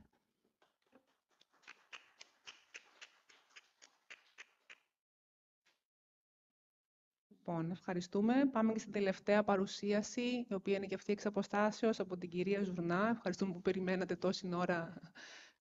Δεν πειράζει. Αν είναι τόσο ωραία πράγματα που παρακολουθούμε σήμερα, μπορώ να πω ότι θα μπορούσα να περιμένω και κάνα 2 ώρες ακόμα. Δεν ξέρω πόσοι είναι εκεί βέβαια μέσα ή πόσοι παρακολουθούν από το Zoom ή από το YouTube. Είναι τόσο ενδιαφέροντα όλα αυτά. Ελπίζω να με ακούτε, δεν ξέρω αν με βλέπετε. Σας ακούμε μια χαρά και σας βλέπουμε. Ωραία, να κάνω λίγο και δοκιμή την... Ναι. Η κυρία Ζουρνά είναι από το Πανεπιστήμιο Μακεδονίας και η παρουσίαση είναι Mathematics and Art in STEAM Education. Ωραία, οπότε την πλήρη οθόνη, το παράθυρο. Το παράθυρο. Είναι καλύτερα και όλη την οθόνη, αλλά... Για να δούμε. Κάντε και το παράθυρο να δούμε. Για να δούμε την πλήρη οθόνη και μετά να ανοίξω εγώ το δικό μου. Για να δούμε. Τώρα βλέπουμε. Το βλέπουμε, ναι. Ωραία, και να δούμε λίγο αν προχωράει. Το επόμενο. Ωραία, μια χαρά. Ωραία. Μπορείτε να ξεκινήσετε. Λοιπόν, καλησπέρα. Είμαι η Χριστίνα Ζουρνά, είμαι μαθηματικός. Εδώ και 36 χρόνια. Έχω περάσει από γυμνάσια και λύκεια της Θεσσαλονίκης και της Βόρειας Ελλάδας. Είμαι διδάκτορας του Πανεπιστημίου Μακεδονίας σε διαβίου μάθηση. Μπορώ να πω πολλά πράγματα, αλλά νομίζω ότι πρέπει να επικεντρωθώ σε αυτό ακριβώς που θέλω να παρουσιάσω. Ενθουσιάστηκα πάρα πολύ ειδικά από σήμερα το απόγευμα μόλις αυτές τις παρουσιάσεις των συναδέλφων, γιατί είχα λίγο έτσι την αίσθηση από όλο το πρόγραμμα SpicE ότι κάπου η τέχνη λίγο παραγωνίζεται ή λίγο τη χρησιμοποιούμε κάπως πλάγια. Και όμως τελικά συνειδητοποίησα ότι είναι πολύ μέσα στα πράγματα και χάρηκα πάρα πολύ γι' αυτό. Ενώ λοιπόν ήθελα να ξεκινήσω κάπως αλλιώς την παρουσίαση, μου ήρθε το θέμα των πανελλαδικών και λέω «ΟΚ, πώς προάγει το σχολείο τη δημιουργικότητα?» Και να λοιπόν η απάντηση. Με ένα τέτοιο διήμερο, αν κάποιος το παρακολουθήσει, καταλαβαίνει πώς το σχολείο προάγει τη δημιουργικότητα και συγχαρητήρια σε όλους αυτούς και όλες τις συναδέλφους που παρουσίασαν πριν. Είχα λοιπόν κάποιους προβληματισμούς που ήθελα να μοιραστώ, τι εννοούμε με το γράμμα Α, ποιες είναι οι μορφές και οι διαστάσεις της τέχνης, όλα έχουν απαντηθεί, δεν έχω καμία απορία τώρα. Αυτό λοιπόν που θα ήθελα εγώ να μοιραστώ είναι αν υπάρχει εκπαιδευτικό πλαίσιο που μπορεί να βοηθήσει πρακτικά στην ένταξη και ισότιμη συμμετοχή όλων των μαθητών και μαθητριών στη μαθησιακή διαδικασία. Πάρα πολύ η προηγούμενη ομιλήτρια με κάλυψε, θα μπορούσα μάλιστα τις μισές της διαφάνειες να τις αξιοποιήσω κι εγώ. Αυτό λοιπόν που έχω να πω είναι το εκπαιδευτικό δράμα, αυτό προτείνω, το Drama in Education, το οποίο είναι εξορισμού βιωματική μάθηση, έχει όλους αυτούς τους στόχους που λέγατε, ανακαλυπτική μάθηση, αναστοχασμός, Vygotsky, Brunner. Λοιπόν, η Dorothy Heathcote το 50-60 είχε ανακαλύψει αυτόν τον τρόπο για να διδάσκει τα αναλυτικά προγράμματα σπουδών στην πρωτοβάθμια εκπαίδευση. Σήμερα βέβαια το εκπαιδευτικό δράμα έχει περάσει από πολλά κύματα, αλλά γενικά στην γενική του μορφή είναι ίδιο κάπως, εγώ τουλάχιστον το χρησιμοποιώ σύμφωνα με τις αρχές της Heathcote, αλλά σήμερα όμως χρησιμοποιείται σε επιμορφώση, σε εκπαίδευση, σε ανάπτυξη δεξιοτήτων και σε πολλούς επαγγελματικούς τομείς, όχι μόνο στην εκπαίδευση. Το εκπαιδευτικό δράμα, λοιπόν, προσφέρει ένα πλαίσιο για αυθεντική ανθρώπινη επικοινωνία. Οι συμμετέχοντες, είτε είναι μικροί είτε είναι μεγάλοι, απευθύνεται σε όλα τα ηλικιακά πλάτη, στον ρόλο που παίζουν, δηλαδή στην οπτική του ρόλου. Όπως βλέπουμε στην εικόνα, ένας το βλέπει 6, ένας το βλέπει 9. Αυτό τώρα για έναν μαθηματικό, όταν το είδα εγώ πρώτη φορά το 2007, ήταν για μένα ένα σοκ. Πώς γίνεται να λένε 2 άνθρωποι, 3 άνθρωποι, 4 άνθρωποι διαφορετικό πράγμα και όμως να έχουν όλοι δίκιο. Γιατί εξαρτάται από την οπτική γωνία από την οποία ο καθένας βλέπει τα πράγματα. Και ένας λόγος παραπάνω όταν αυτά τα πράγματα είναι εκπαίδευση, όταν είναι κοινωνικά θέματα, όταν είναι θέματα συμπεριφοράς, σχέσεων κτλ. Ναι, ανάπτυξη δημιουργικότητας, φαντασίας, αυτοσχεδιασμό, όλα αυτά εδώ πέρα που είπαν όλα οι προηγούμενοι. Τα μαθηματικά που κολλάνε τώρα. Συνήθως τα μαθηματικά τα περιορίζουμε λιγάκι, δηλαδή απαρίθμηση, μέτρηση, άκουγα και πριν να μετρήσουμε αυτό, να κάνουμε εκείνο, να προσθέσουμε, να φτιάξουμε κάτι στατιστικούς πίνακες. Δεν είναι όμως τα μαθηματικά μόνο αυτό, κρύβονται και κάπου αλλού, δηλαδή στην κριτική σκέψη, στη λήψη απόφασης, στα επιχειρήματα, στο συλλογισμό. Απαγωγή, συμπεράσματα, αναλυτική σκέψη παράλληλα. Αλλά αυτό που κυρίως εδώ ενδιαφέρει τους μαθηματικούς είναι τα 2 τελευταία. Διασκέδαση, ικανοποίηση, χαρά και ομορφιά. Αν λοιπόν αυτά τα 4 τα συνδέσετε με τα μαθηματικά, είστε σε καλό δρόμο. Είμαστε όλοι σε καλό δρόμο. Λοιπόν, θα παρουσιάσω μερικά παραδείγματα που έχω κάνει εγώ, ας πούμε, σε αυτή την πολυετή πορεία μου, ας πούμε, στα σχολεία, είτε σε γυμνάσια, είτε σε δημοτικό, σε συνεργασία με συναδέλφους. Ας πούμε, πήραμε αφορμή το βιβλίο του Τεύκρου Μιχαηλίδη, «Τον Αχμές, το γιο του φεγγαριού» και μελετήσαμε μέσα σε εκπαιδευτικό δράμα, σε ένα εργαστήριο, τη ζωή των 2 πρωταγωνιστών. Έτσι έγινε σύγκριση της ελληνικής και της αιγυπτιακής αρχαίας σκέψης, τον τρόπο, την κοινωνική πυραμίδα, ας πούμε, είχαμε γεωγραφία. Όλα αυτά τα εργαστήρια εκπαιδευτικού δράματος μπορούν να είναι διεπιστημονικά και να συνδέσουμε όσες επιστήμες θέλουμε, όσες μας βολεύουν, όσες ταιριάζουν με τη συγκεκριμένη ιστορία ή τέλος πάντων με τους στόχους που έχουμε βάλει. Βέβαια, λύσαμε προβλήματα όπως οι αρχαίοι Αιγύπτιοι, είδαμε τη γλώσσα με τα αρχαία ιερογλυφικά, γράψαμε τα ονόματά μας σε αρχαία ιερογλυφικά, δοκιμάσαμε και κάτι φαγητά που υπήρχαν τότε, αλλά υπάρχουν και σήμερα. Ας πούμε, ασχοληθήκαμε με τη ζωή του Καρλ Φρίντριχ Γκάους, που είναι ο πρίγκιπας των μαθηματικών, έφτασε αυτό το εκπαιδευτικό δράμα μέχρι και σε θεατρική παράσταση. Ας πούμε, για ποιο λόγο να ασχοληθούμε με τη ζωή κάποιου μαθηματικού, όπως ο Ραμανουτζάν, τι μας λέει εμάς, γιατί να κάνουμε τις συνδέσεις της ζωής μας με αυτούς, τι σχέση έχουν αυτοί που ζήσαν τόσο καιρό πριν με τους μαθητές μας που ζουν στο σήμερα. Από άλλο βιβλίο, ας πούμε, είχαμε σχέσεις μεταξύ φίλων, θέματα bullying στο σχολείο, μελετήθηκαν διάφορα θέματα, κοινωνικά, εκτός από μαθησιακά. Για μικρότερες ηλικίες, ας πούμε, υπάρχει το βιβλίο «Το μηδέν μασκαρεμένο έχει μυστικό κρυμμένο». Έχει δηλαδή και κρυμμένα μαθηματικά, έχει και λίγα κοινωνικά θέματα. Για το μηδέν, το οποίο καμία άλλη οικογένεια στο χωριό τον αριθμό δεν το ήθελε, γιατί ήταν το μηδέn και δεν είχε άλλα μέλη στην οικογένειά του και αυτό τι να κάνει. Έβαλε μία ζωνίτσα και μεταμορφώθηκε σε 8, αλλά όταν το μυστικό του αποκαλύφθηκε, δεν σας λέω τι έγινε. Υπάρχουν τα γνωστά βιβλιαράκια Τριγωνοψαρούλης του Ηλιόπουλου, που είναι με διαφορετικότητα, με συμπερίληψη, με κοινωνική ένταξη. Υπάρχουν όμως και κάπως μαθηματικά, δηλαδή είμαι και ο πρώτος στη Τσεραζόλη, που έχει μέσα πραγματάκια που συνδέονται επίσης μέσω των μαθηματικών με διάφορα άλλα θέματα. Η 365 πιγκουίνι, πάρα πολύ καλό βιβλίο με ωραίες ασκησούλες, αλλά για περιβαλλοντική αφύπνιση και ενδιαφέρον για το περιβάλλον και όλα αυτά.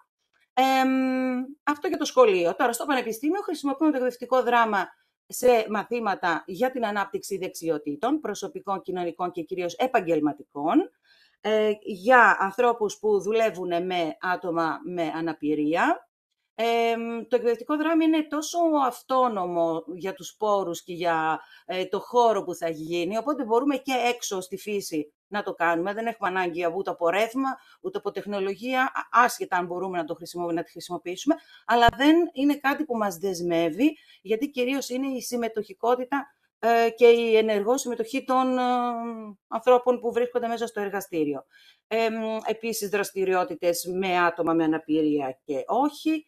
Και το τελευταίο που έχω να πω είναι ένα πρόγραμμα το οποίο γίνεται τώρα η διάχυση με επιμορφώσεις από το Πανελλήνιο Δίκτυο για το Θέατρο στην Εκπαίδευση. Έχουν γίνει ήδη 4 στην Αθήνα, Θεσσαλονίκη, Ηράκλειο και Χανιά και προγραμματίζονται καινούργιες από το φθινόπωρο. Είναι δωρεάν για τους συναδέλφους, ψάξτε το. Είναι το Theater in Mathematics, το οποίο αφορά τώρα σε πρώτη φάση δασκάλους από Τετάρτη Δημοτικού μέχρι και καθηγητές Τρίτη Γυμνασίου, όσους διδάσκουν μαθηματικά σε αυτές τις τάξεις, όχι ότι δεν μπορεί να εφαρμοστεί και στις άλλες βέβαια.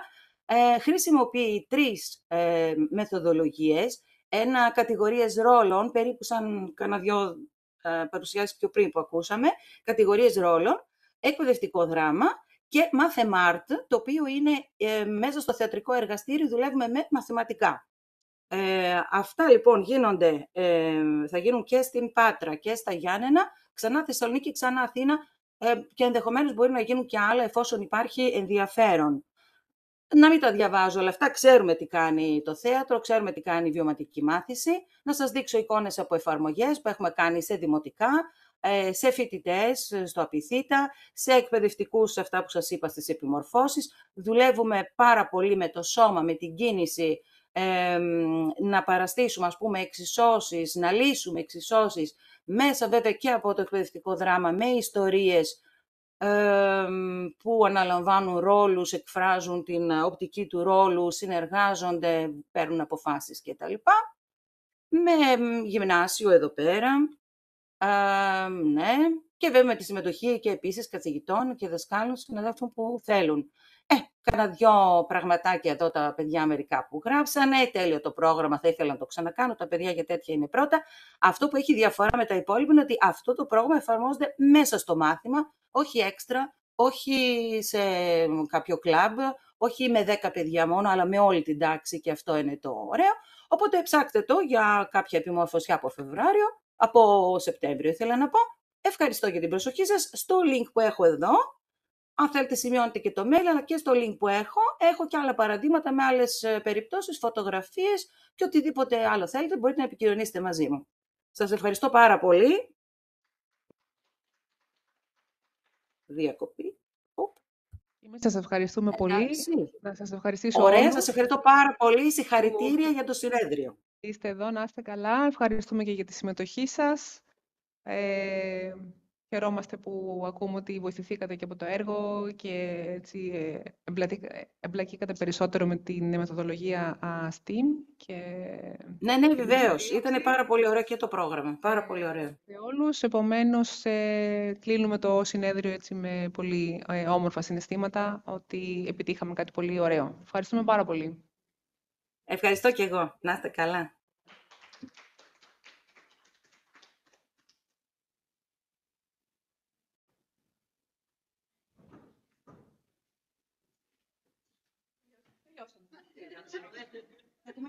Γεια σας. Καλιάσαμε σε όλους. Καλό βράδυ. Ευχαριστούμε και πάλι.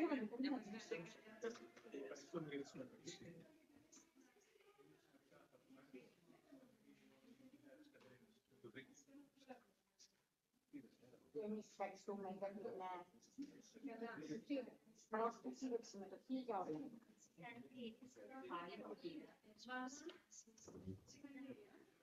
Σε ένα πρόγραμμα που έχει σταθεί εδώ για στιγμή.